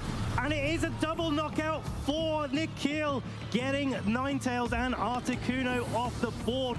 This showdown in the snow was starting to heat up, now tied 1 game apiece. It looked like Amir was on the front foot for the early stages of that game. I love a game 3. Nikhil continued to rely on Arcanine in game 3.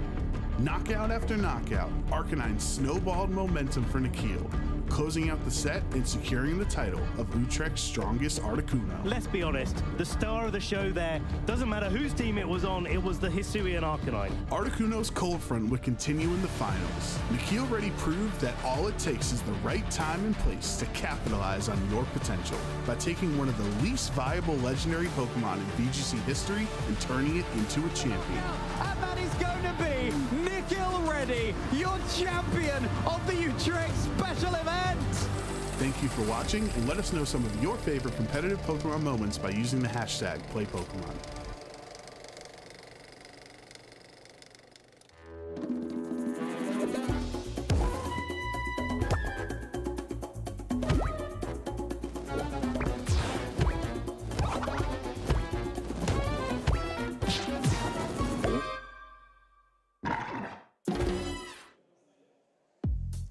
Well, I don't know about y'all, but I could probably use a cold front running through after the hot battles we've had today in humid and very warm Orlando, Florida.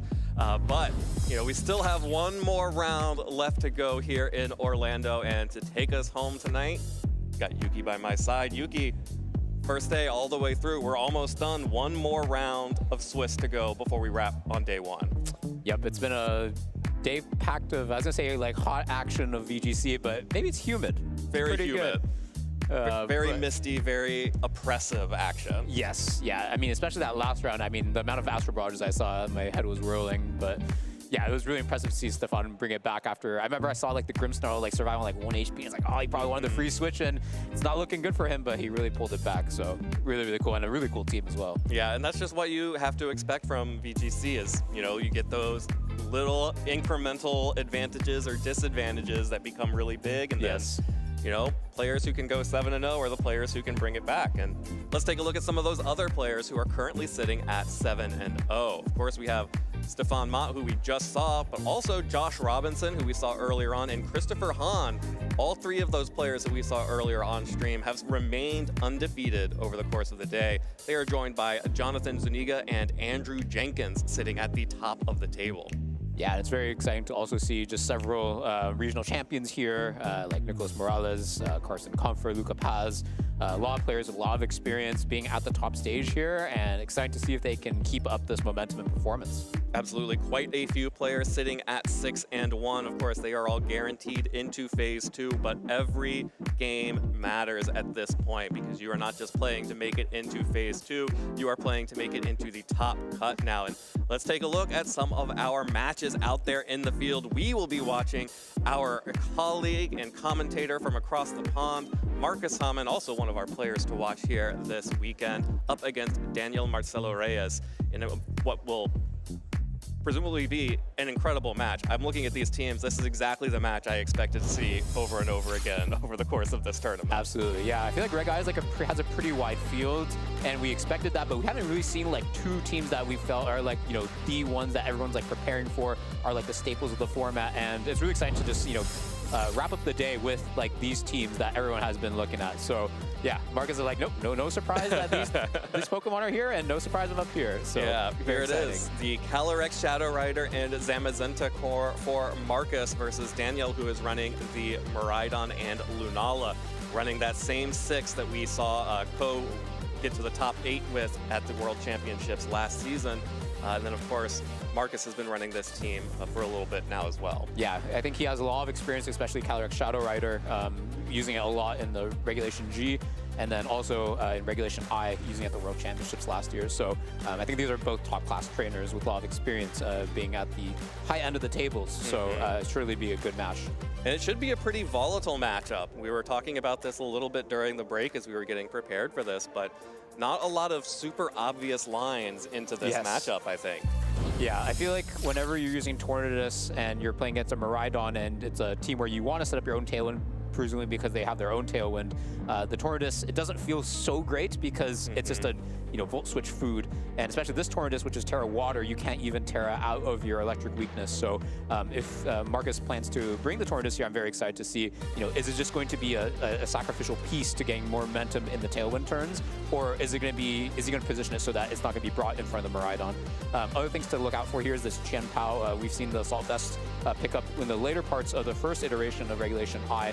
This one's interesting to me since it's Terra Ghost. I think we're used to seeing it being Terra Poison, for example, so that you resist both the fighting type attacks and the fairy type attacks, but this one opting to have a little bit of a stronger matchup into the fighting type moves, since yeah, the ghost type moves you can get through with Wide Guard of Astral Barrage, for example.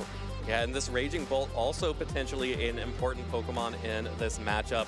It is a Pokemon that Miraidon players get frustrated by pretty easily, especially if they are running the choice specs, which is what we're going to see on Daniel's side instead of the Life Orb that has become more common.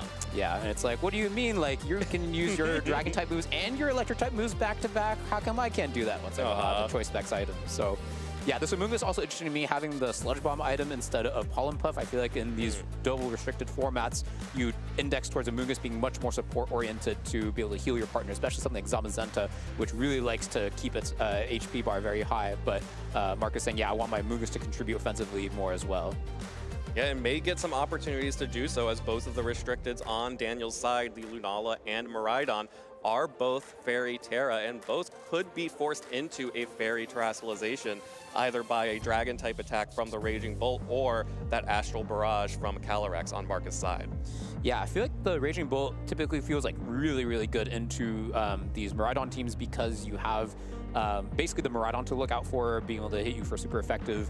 But yeah, the Lunala can also do a lot of damage with Terra Fairy Moonblast, and especially this Ursaluna, you can't even Terra out of your electric weakness. So again, I'm very interested to see, like, does Marcus want to bring the Raging Bolt here when you have so many Pokemon that, yeah, can hit you for super effective.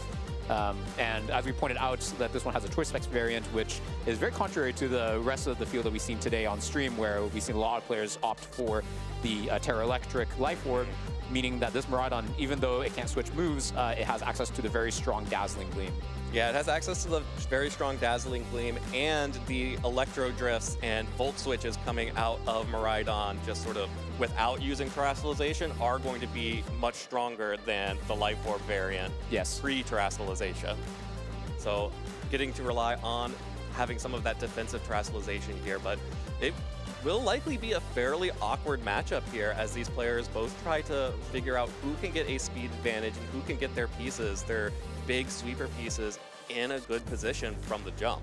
Yeah, I think the Whimsicott looks like really impressive over on Daniel's side because you kind of want to use like Qianpao or Zamazenta over on Marcus's end to get through it, but otherwise, if you can't, then it pairs really well with the Miraidon where you can't easily double protect and scout out the move that Miraidon goes for thanks to the threat of Encore. So let's see what both these players go for here. We see the Incineroar and Miraidon coming out from Daniel's side, whereas Marcus coming out with the double restricted and Calyrex and Zamazenta. Okay, well, Incineroar instead of the Whimsicott alongside Miraidon means that there will be fake out pressure onto the Zamazenta, but there is not going to be Tailwind, meaning that this Focus Sash Calyrex should be the fastest thing on the field.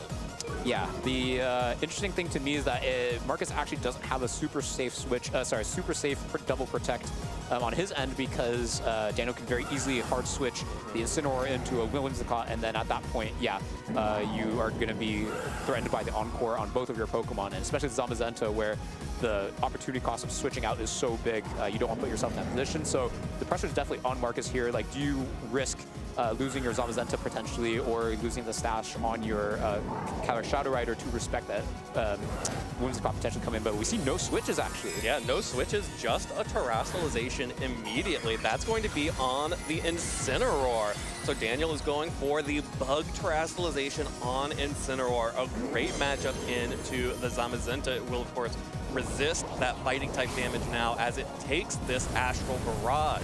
To take full damage from that, having gotten rid of the resistance there, Miraidon goes down to just about half, and that Volt Switch almost brings the Calyrex down to its Focus Sash, but is barely hanging on there as Daniel will be able to reposition here, and that is the power of the Choice Specs Volt Switch. As Kunal is able to switch in here, will be able to get the Electric Seed boost here and be in pretty safely as the Zamazenta can't really do anything to this Pokemon.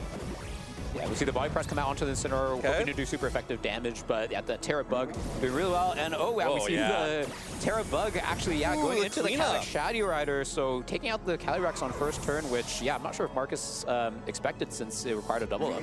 Yeah, a very aggressive double up there from Daniel to go for the Volt Switch and the U-turn into the Calyrex, and that is a huge offensive piece down for Marcus.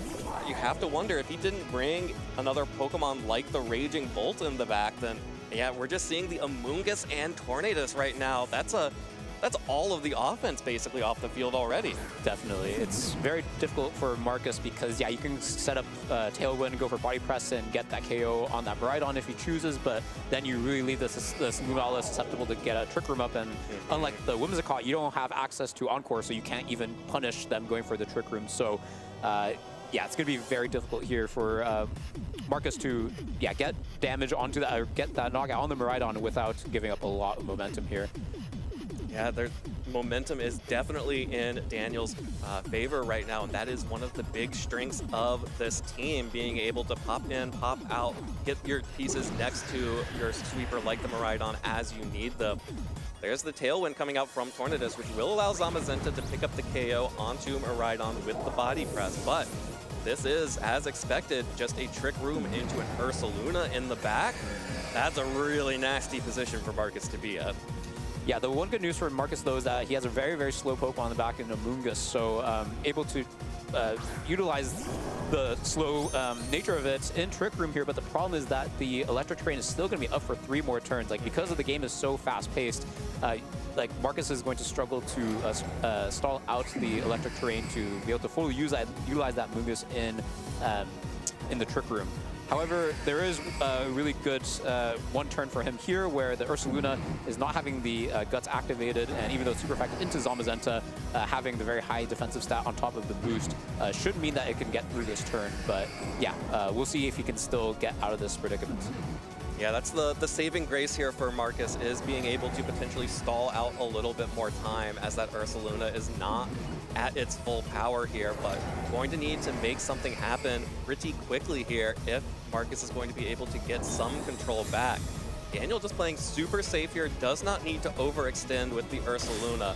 Goes for the Protect, will activate the Flame Orb at the end of the turn, while Moongeist Beam connects onto Zamazenta, deals good damage here, especially if it gets another one of those alongside a Headlong Rush or an Earthquake next turn. Bleak Windstorm lands, breaks the Shadow Shield, but ooh, and gets a speed drop. So Lunala most likely already going to be the slower than both of these Pokemon.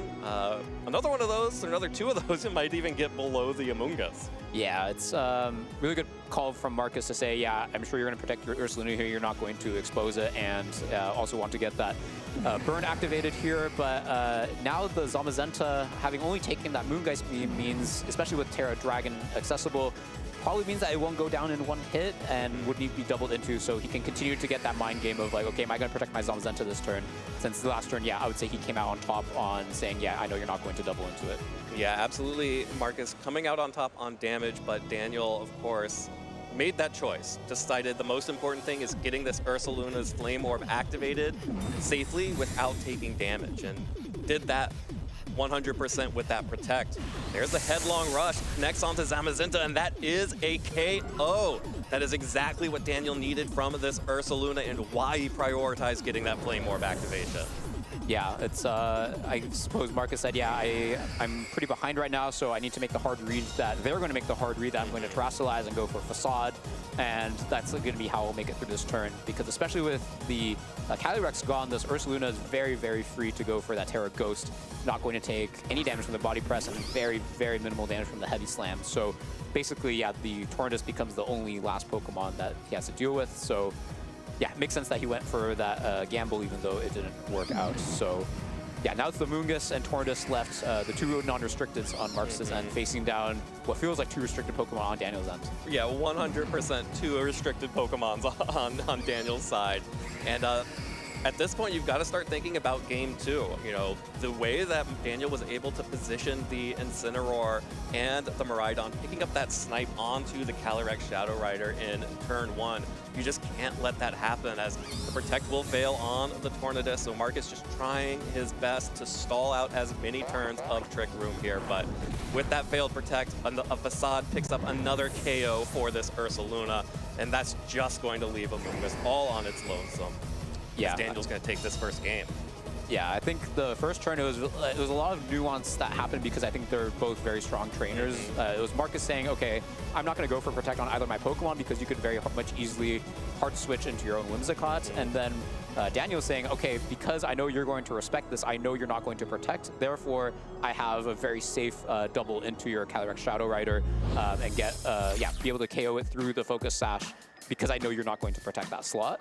And what's interesting to me now is, okay, in game two, what does Marcus do if he happens to find himself in the same position? Because do you say, okay, I know you don't have Whimsicott in the back, so I have a very safe opportunity to just, you know, watch what you go for, and and then over on Daniel's end, does he go for that where he says, okay, I know you're not going to respect it now, so now I'm going to bring my Whimsicott and try to catch you off guard? Absolutely, and that's what's going to really make or break this next game for Marcus, is if he can get the read correct on which mode Daniel is going to try to lean towards. Will Daniel try to lean towards the same mode that worked in game one, or is that maybe just an, okay, I sort of snuck that one by threatening the Whimsicott, but if I don't actually show the Whimsicott, then the threat isn't as threatening anymore. Right.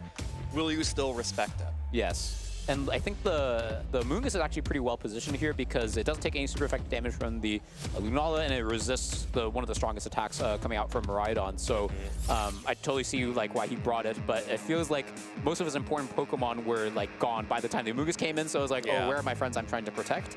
So in the next game, if we were to bring the Amoonguss, I wonder if he'll position it so that it comes in at a time where there's a Pokemon that you want to protect, and then you sort of go from there to get into an end game that's favorable for you. Yeah, by the end of it, it was just the Amoonguss and the Tornadus trying to make something happen. And yes, we've seen plenty of times where Amoonguss pulls a victory out of the jaws of defeat, but it was a little bit too uphill there at the end. When you're staring down a full health Ursaluna with the guts activated, Amoonguss really runs out of options. Yeah, absolutely. And I'm also curious to see, okay, did Marcus even think even more Galaxy Brain and find an opportunity to, not make any risk of figuring out if my opponent has Whimsicott or not. Because as we see the same leads coming out from both players. Yep. So yeah, did Marcus figure out in this time span, is there a way where I don't need to risk my restricted on turn 1 without being susceptible to Encore?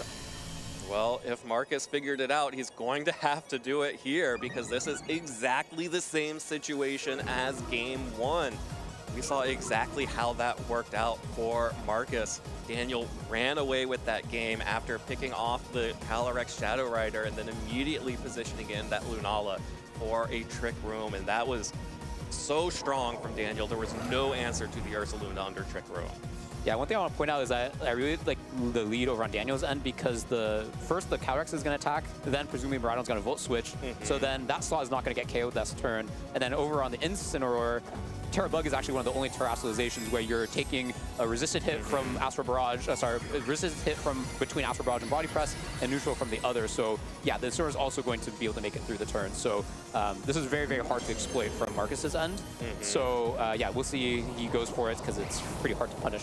Yeah, looking very similar to Game 1 as the Astral Barrage connects onto the Miraidon and the Bug Incineroar, and there's the Volt Switch once again into that Calyrex. So this is just looking like a complete replay of Game 1. Well, Lunala comes out here. I think I'm predicting a U-turn into Calyrex. Let's see if it goes, because then it'll be the exact same, yeah, especially with the Body Press going to the Incineroar, it'll be the exact same thing as Game 1.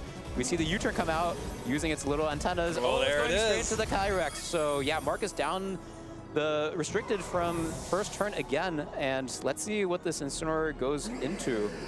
Yeah, right back into the Lunala out on the field. Miraidon still safe in the back, would be the fastest thing on the field with the Calyrex down. Seems super safe to be able to bring that Pokemon out. You could bring in the Ursaluna here if you still have it and just immediately get the Guts boost, but most likely just going to be this Miraidon. Yeah, as you said, Miraidon even more impressive now since it's the fastest Pokemon on the field. Okay. We do see there's a Raging Bolt in the back, but yeah, the Miraidon's in the perfect position to face it down because it's not locked into a move yet. So yeah, we'll see what the fourth Pokemon is in the back because this could also be the turn where Marcus decides to go for a double protect and scout out the move of Miraidon. But if the fourth Pokemon in the back this time is actually the Whimsicott, then it's going to be really, really disastrous for him. Well, this is the time when Raging Bolt could come out here alongside the Zamazenta. Does offer the ability to scout out, and you have to feel like you really want to scout at this point. Yes. Given all of the options that Miraidon has, you need to know if your Raging Bolt is going to be able to survive the turn. Yeah, so able to scout out if there's going to be a spread move, then you can go for White Guard. If you're going to go for an electric type attack, for example, then you could terrestrialize your Zamazenta. I guess the only problem then is like the Draco Meteor will do a lot of damage into the Raging Bolt slot, and I'm not sure if the Mungus in the back, yeah, it could be trained to take that. So yeah, let's see what they go for. Not healthily. Not healthily, that's for sure. Zamazenta will protect itself, trying to scout out, and Miraidon goes for the Electro Drift. Marcus gets the call here. Zamazenta protects itself from the huge damage from that Miraidon, and instead gets to fire off a Thunderbolt into the Lunala. And that is huge information. Marcus sneaks in some damage and now knows that this Miraidon will be locked into Electro Drift unless it switches out. Yeah, what a big call from Marcus, and it like pays off in dividends because, yeah, not only did the Trick Room go up, which is pretty favorable for his position right now, the Miraidon's still on the field, so you have the opportunity to go for, yeah, and both these Pokemon cannot protect, right? So you have the ability to go for a pretty strong attack. You could probably, you know, double it with something like Dragon Pulse and Heavy Slam so that even if the Miraidon terrestrializes, you're still going to do a lot of damage. Daniel could switch into Ursaluna in the back to get the Guts activated to take advantage of in the third turn in Trick Room, but that's also very, very risky, especially since there's a Zamazenta that could Body Press if it wants to. Well, it's going to be the Raging Bolt that terrestrializes here for Marcus. Daniel, of course, using that once again on the Incineroar to go bug typing here. So this is our final terrestrialization of this game, just to power up this Thunderbolt on terrain with the booster energy into Lunala. Doesn't quite pick up the KO. Lunala hanging on by a literal sliver of health there, enough to fire off a Moongeist Beam into the Zamazenta, which we know from the last game is enough for a guts-boosted headlong rush to pick up the KO onto that Zamazenta. Yeah, that was another turn where I felt like Marcus went for a pretty hard read because Daniel could have easily Terra-Fairy'd, right? Because you become immune to the Dragon-type attacks from the Raging Bolt, and you resist the body press damage. But yeah, Marcus saying, yeah, I know you know that I can double into that slot and get rid of it, so I'm just going to do the straightforward play here and partially punish an Ursaluna coming in the back, but also getting rid of the Miraidon if it doesn't Terrasilize. And yeah, the Ursaluna came in here, but not able to take advantage fully this turn since the Guts is not activated. Depending on how the Raging Bolt is trained, it might be able to take a headlong rush, but since it's the more offensive variant with the booster energy, most likely not. So Marcus definitely not out of the woods here yet. The game rhythm Miraidon is huge to open up a Raging Bolt endgame here, but definitely has to get through these last few turns of Trick Room. Yeah, and crucially, Marcus has staggered one additional turn of Trick Room here. We are now on turn 3, or we have 3 turns remaining at the start of this, as opposed to previously when there would have been 4 by the time the Ursaluna came out. That means that this Raging Bolt, which finishes off the Lunala with a nice little thunderclap there, is going to be able to... The Bolt and the Zamazenta will be able to stall out one more turn of Trick Room just with Protect, should they want it, as well as now getting Daniel down to his final 2 Pokemon, Incineroar and the Ursaluna.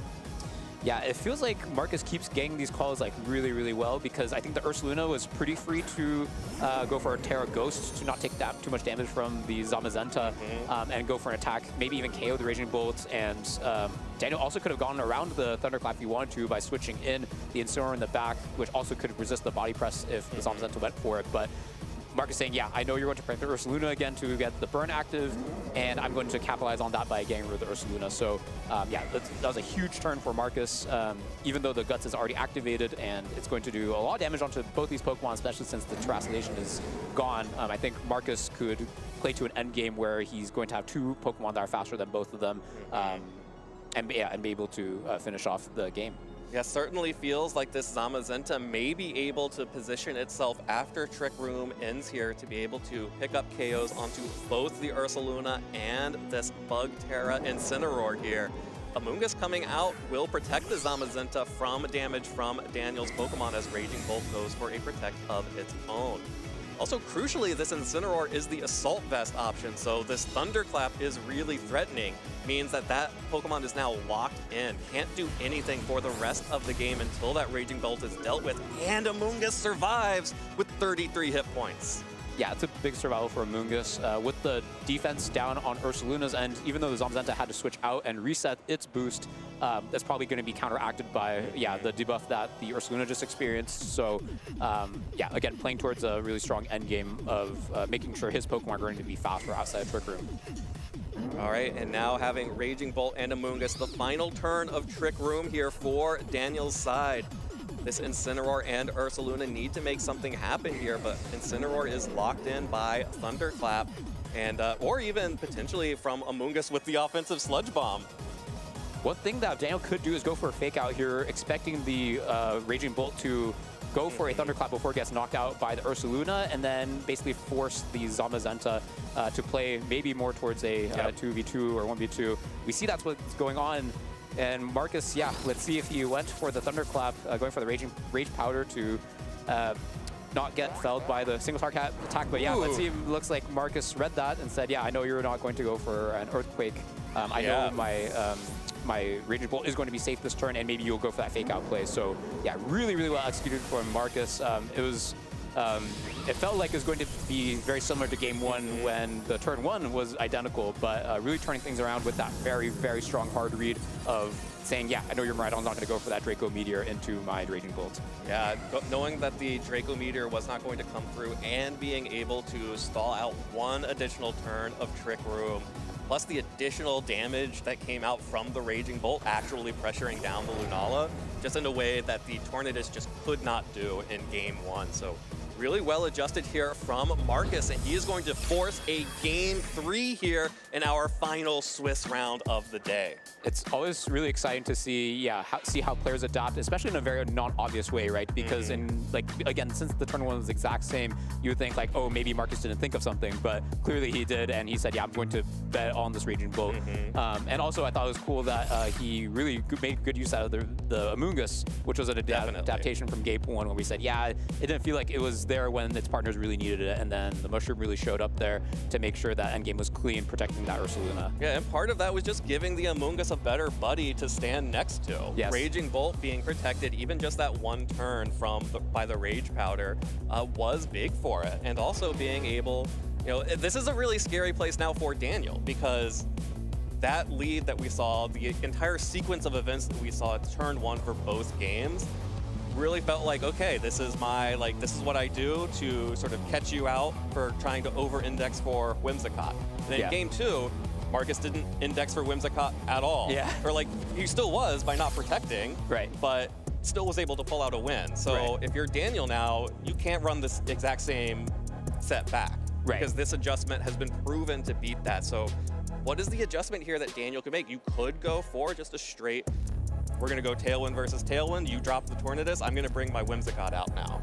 Yeah, I think it seems like Marcus's Pokemon are a little bit stronger in Tailwind compared to Daniel's team, since the only Pokemon that Daniel probably wants to bring that is going to be fast in Tailwind is going to be that Miraidon. So yeah, it makes sense to me that he didn't want to bring that Whimsicott. And also, I don't think, based on what just happened in that game, the Whimsicott wouldn't have been that helpful. So yeah, especially with if Daniel doesn't plan to get rid of the Calyrex Shadow Rider in turn 1 again, then that Ursaluna will still have a really good typing matchup into it. So yeah, I'm not too sure how these two players will think about adjusting, but we see it already happening on Daniel's end with the Lunala Incineroar, and Marcus going with the tried and true double restricted lead.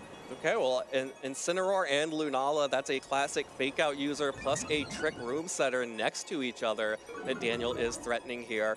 If one of the problems that you were having is that your Ursaluna wasn't getting out fast enough in Trick Room, skip the middleman and just go straight forward immediately.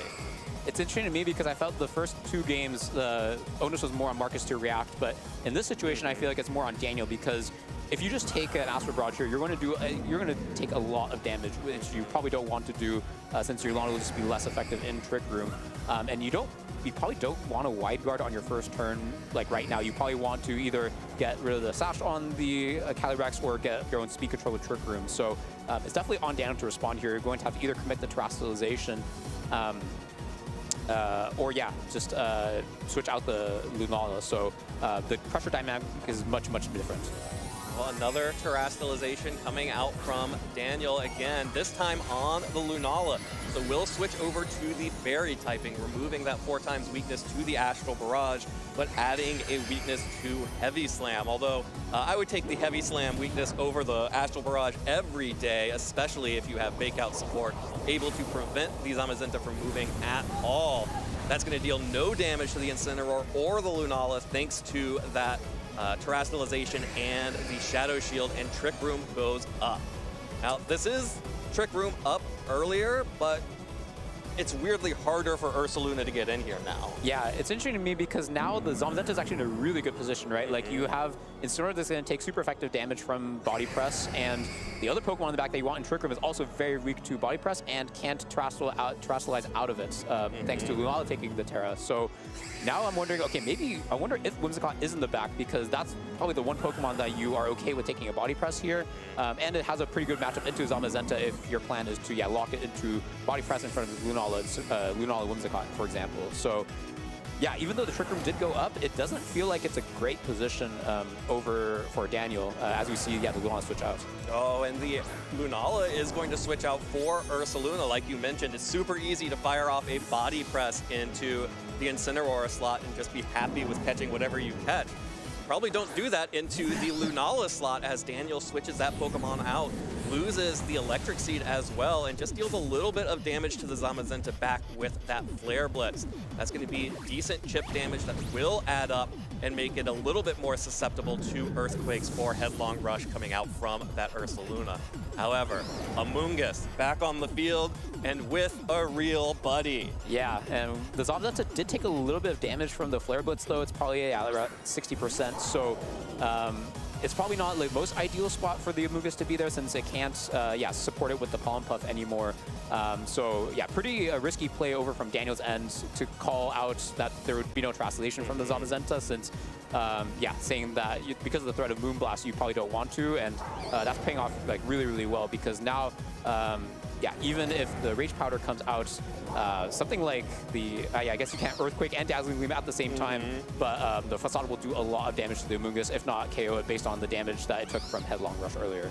Yeah, I would definitely expect the Facade to be able to KO the Amoonguss after that, with what we saw in Game 2, but you know, that still leaves it open for that Ursaluna to get wiped off the map by the Zamazenta. You would basically be trading in that case, but I think you're probably okay with that trade, as Amoonguss protects itself from any incoming damage. Ursaluna going to protect itself as well.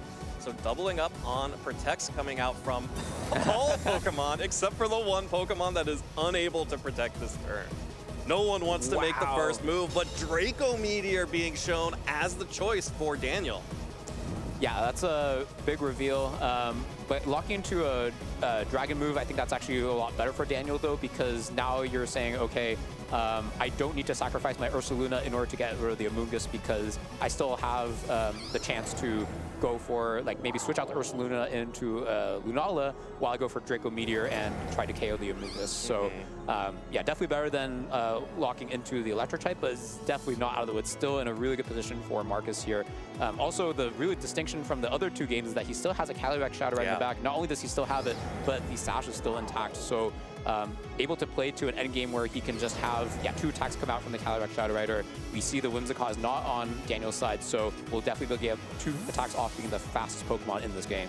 Okay, well, Miraidon will be switching out on Daniel's side. That means Lunala is coming back out on the field. Miraidon showed up, set the terrain to prevent Amoonguss from scoring every other Pokemon on the field and intimidate with a Draco Meteor in to protect, and now has gotten out of there.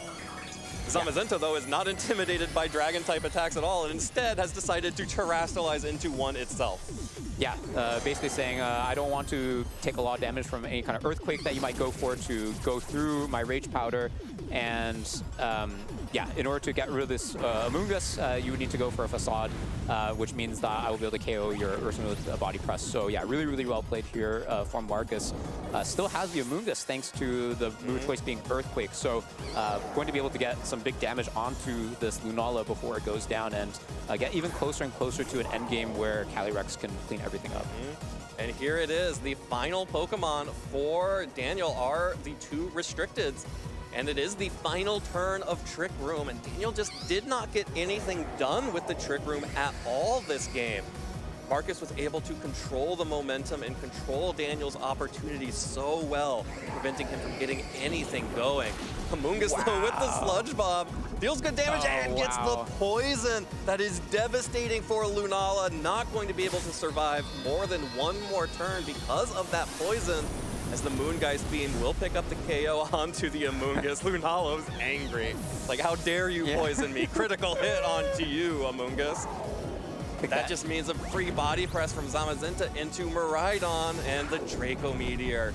More than enough to pick up the KO, but when you still have Calyrex and a mystery 4th Pokemon in the back, oh, that's not looking good for Miraidon and Lunala. Not at all, especially this Lunala is on a timer with both of Marcus's Pokemon in the back, able to protect. Oh, I was going to say, it looked like the, once that red HP, it looked like it was pretty wide, but just enough. Not enough to even survive that. So, especially with Trick Room expiring now, all the roads are cleared for this Calyrex Shadow Rider to take Marcus into day 2 with a 7-1 record. Wow, incredible comeback here from Marcus after that game 1, where it just looked like he didn't have a real answer to the opening salvo that Daniel had set off, which was the Volt Switch and the U-turn, the Terrabug U-turn into the Calyrex. But Great adjustment in Game 2 to get the Raging Bolt to offer more offensive pressure, get the Amoonguss out there to stall just a little bit longer, and then into this Game 3, where it seemed like he just had Daniel's number. And well played there from Marcus, 7-1. After 8 rounds of Swiss. Yeah, just excellently played. It's just so exciting to see like the growth in like understanding of the matchup of these players like as the game progresses, because game was just like a very like commanding loss, I would say, for Marcus's end, where yeah, you had to say you lose your restrict on turn 1, and then on turn 2 you just have to set up Tailwind in front of a Pokemon that can't be punished for saying a Trick Room, and just feels so bad. And then Game 2, turn 1 still just doesn't look good. It's the exact same. Turns it around with one move on the second turn with that hard read on the Raging Bolts, and then yeah, Game 3, like I felt like he said, yeah, I'm going to make you regret setting up that Trick Room, and that's exactly what he does, where that Ursaluna just never has a chance to make its mark. Yeah, Daniel had to just find creative ways to get the Ursaluna in on the field, but in doing so, the Ursaluna got there safely, but all of the momentum was dropped entirely. Instead of having the Ursaluna next to a Pokemon like the Lunala that can still punish with Moongeist Beam and with Moonblast, it was next to the Incineroar that was just like, Incineroar is a really good Pokemon, and it does deal good damage, but not into a Zamazenta like that. Yeah, and like the Zamazenta, I've never seen Zamazenta look so good in that matchup where, yeah, usually like it's like the Incineroar's Terra Bug and the Ursaluna's Terra Ghost, and you just have no way to get body press, but it was just like body press after body press after body press, and with Kyler Shadow closing the show with Astral Barrage. Yeah, just like we wrote it up, as everyone expected from the beginning of seeing these restricted Pokemon here in Scarlet and Violet. Intended. As intended. Got the Calyrex Shadow Rider and Zamazenta Core advancing 7-1. Of course, Daniel will still be playing in Phase 2. It just will be a much harder road for him. He will now have to win out the remaining 4 matches of Swiss that will be played tomorrow, before then playing in most likely the play-in round for the top cut to make it into that top 8.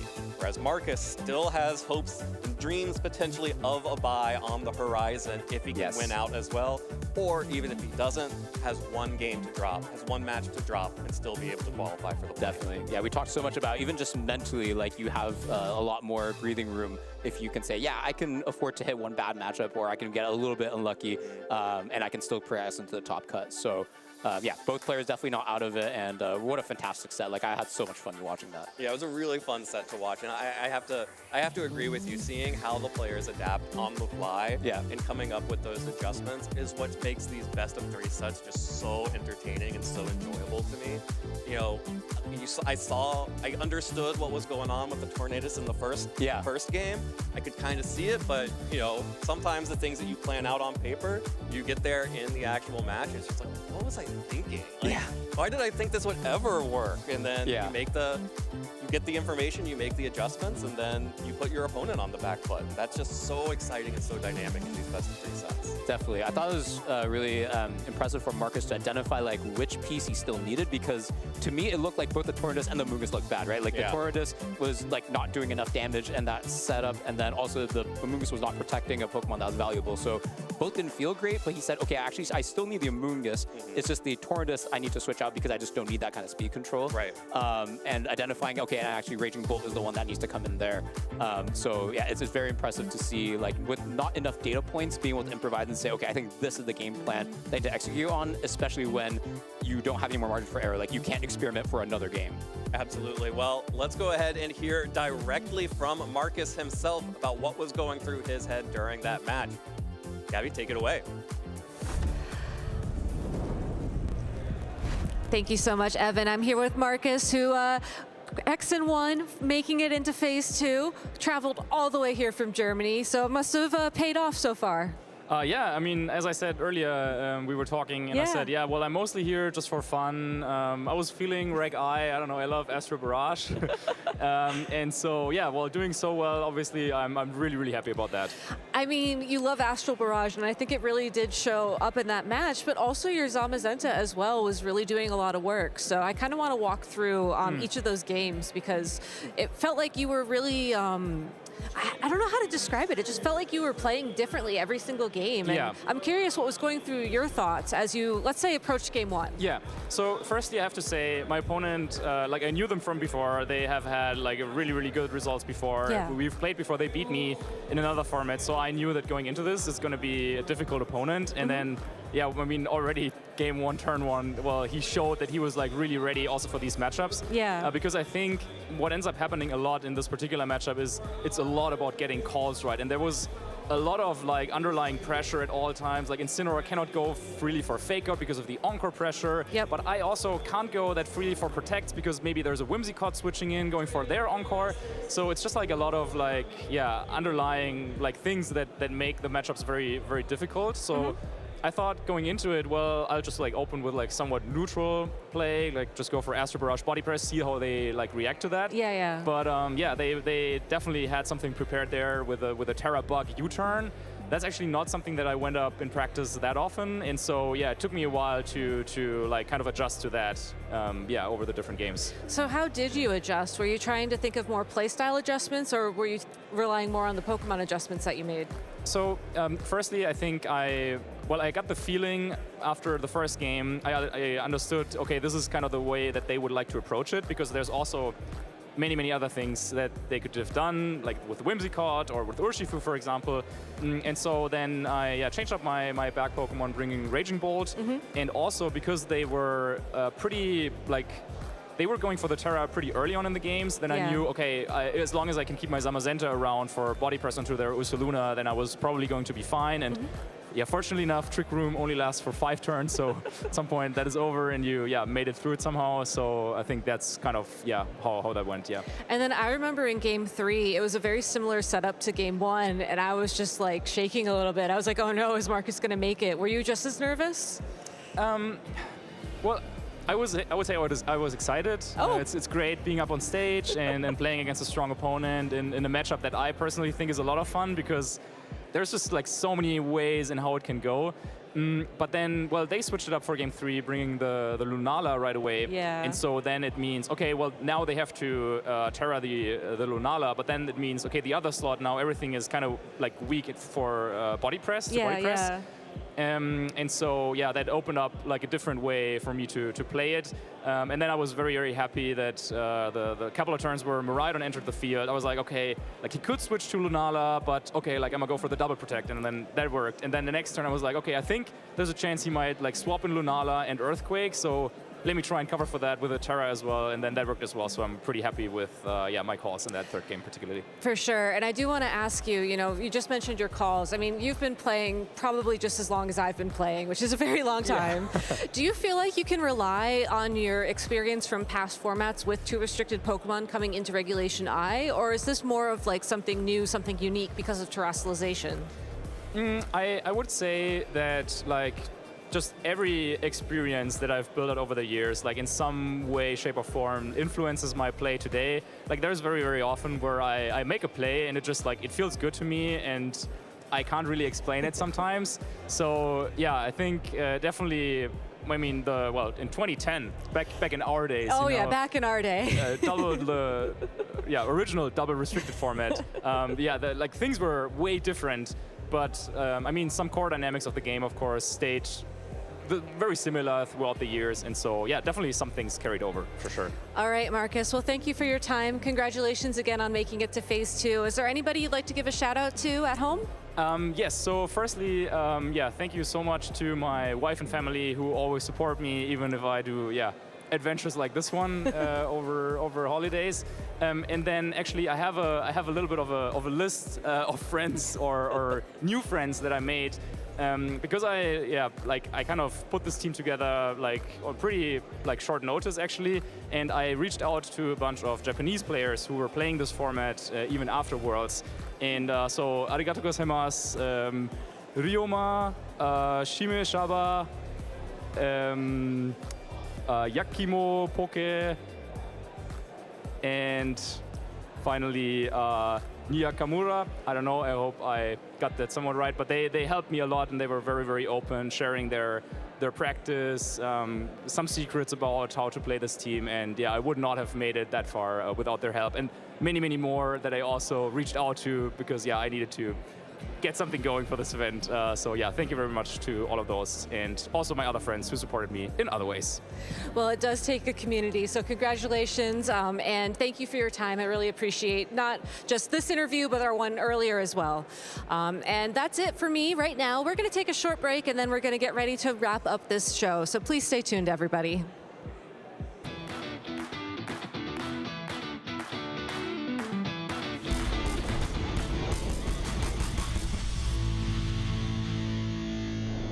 Everybody, Gabby here with Declan and Miles, and it is their first ever Pokemon event. Declan, are you having fun? Yes. Miles, are you having fun? Yes. All right, well, Declan and Miles are huge Pokemon fans. They've seen every episode of the animation. They like to play the Pokemon games, and they like Pokemon GO. So let's talk about the animation first. What is your favorite series of the animation and why?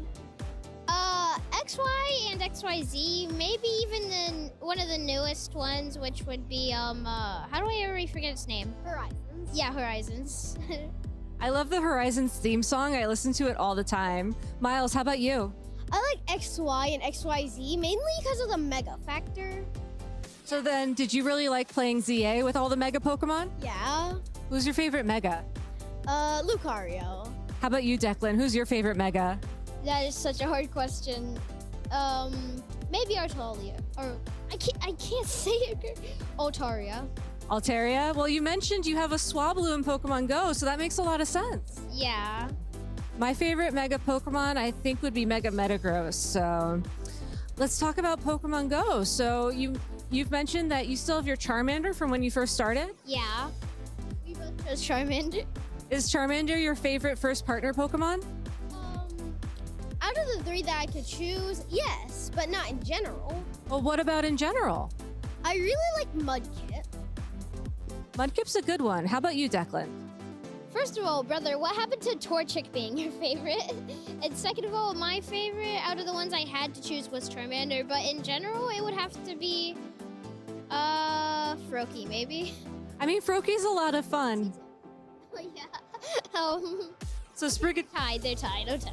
So Froakie is tied with Sprigatito. Very nice. What's your favorite Pokemon game? We haven't had many, so... You haven't had many? But I really liked having Shield, because that's when I caught my Zygarde, my Tapu Koko. Yeah, I still don't know how you got a Zygarde and Tapu Koko from Shield. I told you, the caves. One of my favorites would have to be ZA. I really love the music in ZA, and I love being able to run around with my Pokemon alongside of me. Was that your favorite part too? Yes, I really love just running around with my Greninja beside me. My least favorite part is being able to be knocked out by wild Pokemon. Yeah, they're so mean, right? Yeah, very mean. I don't like how the rogue Megas just constantly attack me and not my Pokemon. And when they do attack my Pokemon, is when I have Mega Evolved my Lucario. Which makes it even worse. Only then when they attack. It's like they know, right? They know when you're just not expecting it, and then they just attack you, and you end up at the Pokemon Center. Yeah. Good. Goes black, and I'm just like, why? Why? Why? All right, well, to wrap things up, I want to ask you both, who is your favorite Pokemon? Mimikyu. No question. That's a hard one. My favorite's Bidoof, so it has to be stronger than Bidoof. Like Scizor. You really like Scizor? Yeah. Why are you holding Aegislash like that? Attack! All right, well, we might... Doing that all day. Well, we might be getting into some rogue mega battles out here with Aegislash, so I'm going to make sure these trainers make it home safely. Declan and Miles, thank you so much for joining me. Do you want to say hello to anybody who might be watching? No. All right? No. All right, easy enough. Thank you both so much for your time. I hope you enjoy your first Pokemon event, and we'll be back with more Pokemon action from here real soon.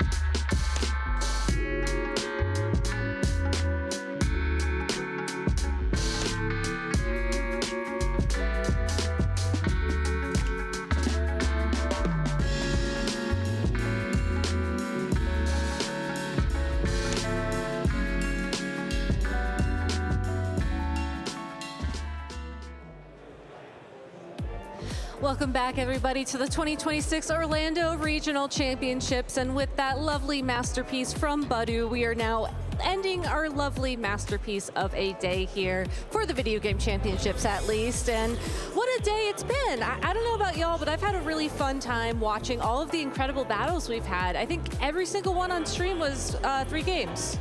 That's pretty good. That's Impressive, pretty good run honestly. Yeah. And they were all close too, which was really exciting. Yeah, a lot of back and forth, a lot of comebacks within the sets, within individual games. It was a fun day. We also had a lot of just incredible Pokemon choices, I think, that we were able to feature on stream. And I know that's one thing that we always look at with Regulation I. Oh, maybe the field is a little bit more narrow because all these powerful restricted Pokemon. We still got some really cool surprises in terms of like the pairings of the restricteds and also the supporting Pokemon. I think of the top 8 restricted Pokemon in usage, we got to see 7 of them. Just Kyogre got left off. So maybe indicative of, yeah, maybe what we might have expected if we had to cut one of those off. But no, really fun to see all the different team choices from everyone today. Some cool looks at old archetypes, some cool looks at new innovations on combinations of Pokemon, and excited to see even more tomorrow. Well, we do have our Swiss standings from day 1 of the competition. So if you want to take a look at our undefeated players, it looks like 3 trainers have made it through undefeated. Stefan Matho sitting up there on the top, followed by Jonathan Zaninga and Andrew Jenkins. Really cool. Everybody at 8-0 is going to have a bit of a head start when we look at Swiss phase number 2. Since the win-loss record does carry over to Swiss, these are going to be the 3 trainers that have the best shot to make it into the top cut. But that's not to say that any of the trainers that are at 7-1 don't have a great shot either. But with that 1 loss, it is a little bit less room for error. 7-1 still a leg up on all the players who are 6-2 and also making it into phase 2. Great to end that day without having to take both of those losses in the first phase. Yeah, and if you go into your second phase of Swiss with only 1 loss, you can go 3-1 tomorrow, still make it into top cut. If you're one of those 3 trainers that are 8-0 today, you can go 2-2 tomorrow, still make it into top cut as well. So a huge head start for everyone on this list and all the other trainers sitting at 7 wins so far. Yeah, but as implied, there are many more trainers who are going to be competing tomorrow in phase 2 of the competition, and we just have so many more recognizable names out here. I'm curious who jumps out to you all. For me, Carson Confer up there, another one of our players to watch. Carrie Diatona as well. I think all 3 of our players to watch actually made it through to phase 2, which good job, team. We did it. We can continue to watch them tomorrow. Yes. Well, I mean, this list is so stacked. Like, I think about players that have such a legacy within the game already, or that are starting to build one. And I look at players like Nick Navarre, Marcus Hallman. We saw, of course, Carson Confer, but Leonard Kraft III, Carrie Diortona. I mean, those are just like a couple of the names that stick out to me, but you also have regional champion Nicholas Morales. You've got a lot of competitors that are coming up from the seniors division that are also putting on a great performance at this event, like Josh Robinson and Christopher Hahn, who've had now a couple of years under their belt, but still, like, it's just so exciting to see that era of trainer really come into their own, and I feel like this is the year. Apollo Stevens, another new Masters player after a really great run at NAIC last year in the seniors division, making big waves here. And again, just some really cool, old names we get to see so often at these top tables, and some names that are looking to have their first huge tournament finish as well. Getting to mix yourself in with trainers, like Carson, like Paul, who are at the top of the game at all times. Not only are you competing with them, you're like growing with them. You're getting to experience the same tournaments they are. And it gets you a great result here and hopefully sets you up for more success later on too. And that's what's really cool, I think, about competitive Pokemon as well, is that because we get to broadcast so many regionals over the year, along with our international tournaments and, of course, the World Championships, is you can watch these trainers grow. You can follow their stories, you can celebrate their wins, you can help them recover from their losses, grow stronger. And, of course, to follow those stories, you do have to, continue to watch the broadcast tomorrow, which will be starting at a lovely 9:15 a.m. EST. So make sure you get that time into your calendar and make sure you convert it to whatever time zone you're in. I'm told it's 6:15 a.m. Pacific time. Someone might want to check me on that. 3:15 p.m. European time. No more daylight savings time anymore for any anywhere in the world, so you're safe. You had that ready to go. I'm really impressed. Oh, trust me, I've been living through it recently. Fair enough. But if you haven't been living through it, which I think is most of us, and you don't want to do time zone conversion math, you can go ahead and hit up Pokemon.com/broadcast to find all the information about all of our broadcasts, including what we'll be streaming tomorrow, what we'll be streaming the day after maybe, and of course future events as well. And if you don't even want to do that, you can just follow the channel, because we live in a society that will push notifications to your device whenever we go live. So there's plenty of ways to make it easy so that you don't have to do whatever Florida woman is doing. Notification maxing. Time zone maxing. No, we're not starting that again. I actually got daylight savings mogged. Anyway. We have to cut the stream now. I'm sorry. We're not going down this road anymore, but I love you all. You've been fantastic. I need some time to recover. Thank you all at home for watching. You've been great too, wherever you are. I don't know anymore. Have a great night. We will see you bright and early tomorrow. Bye-bye.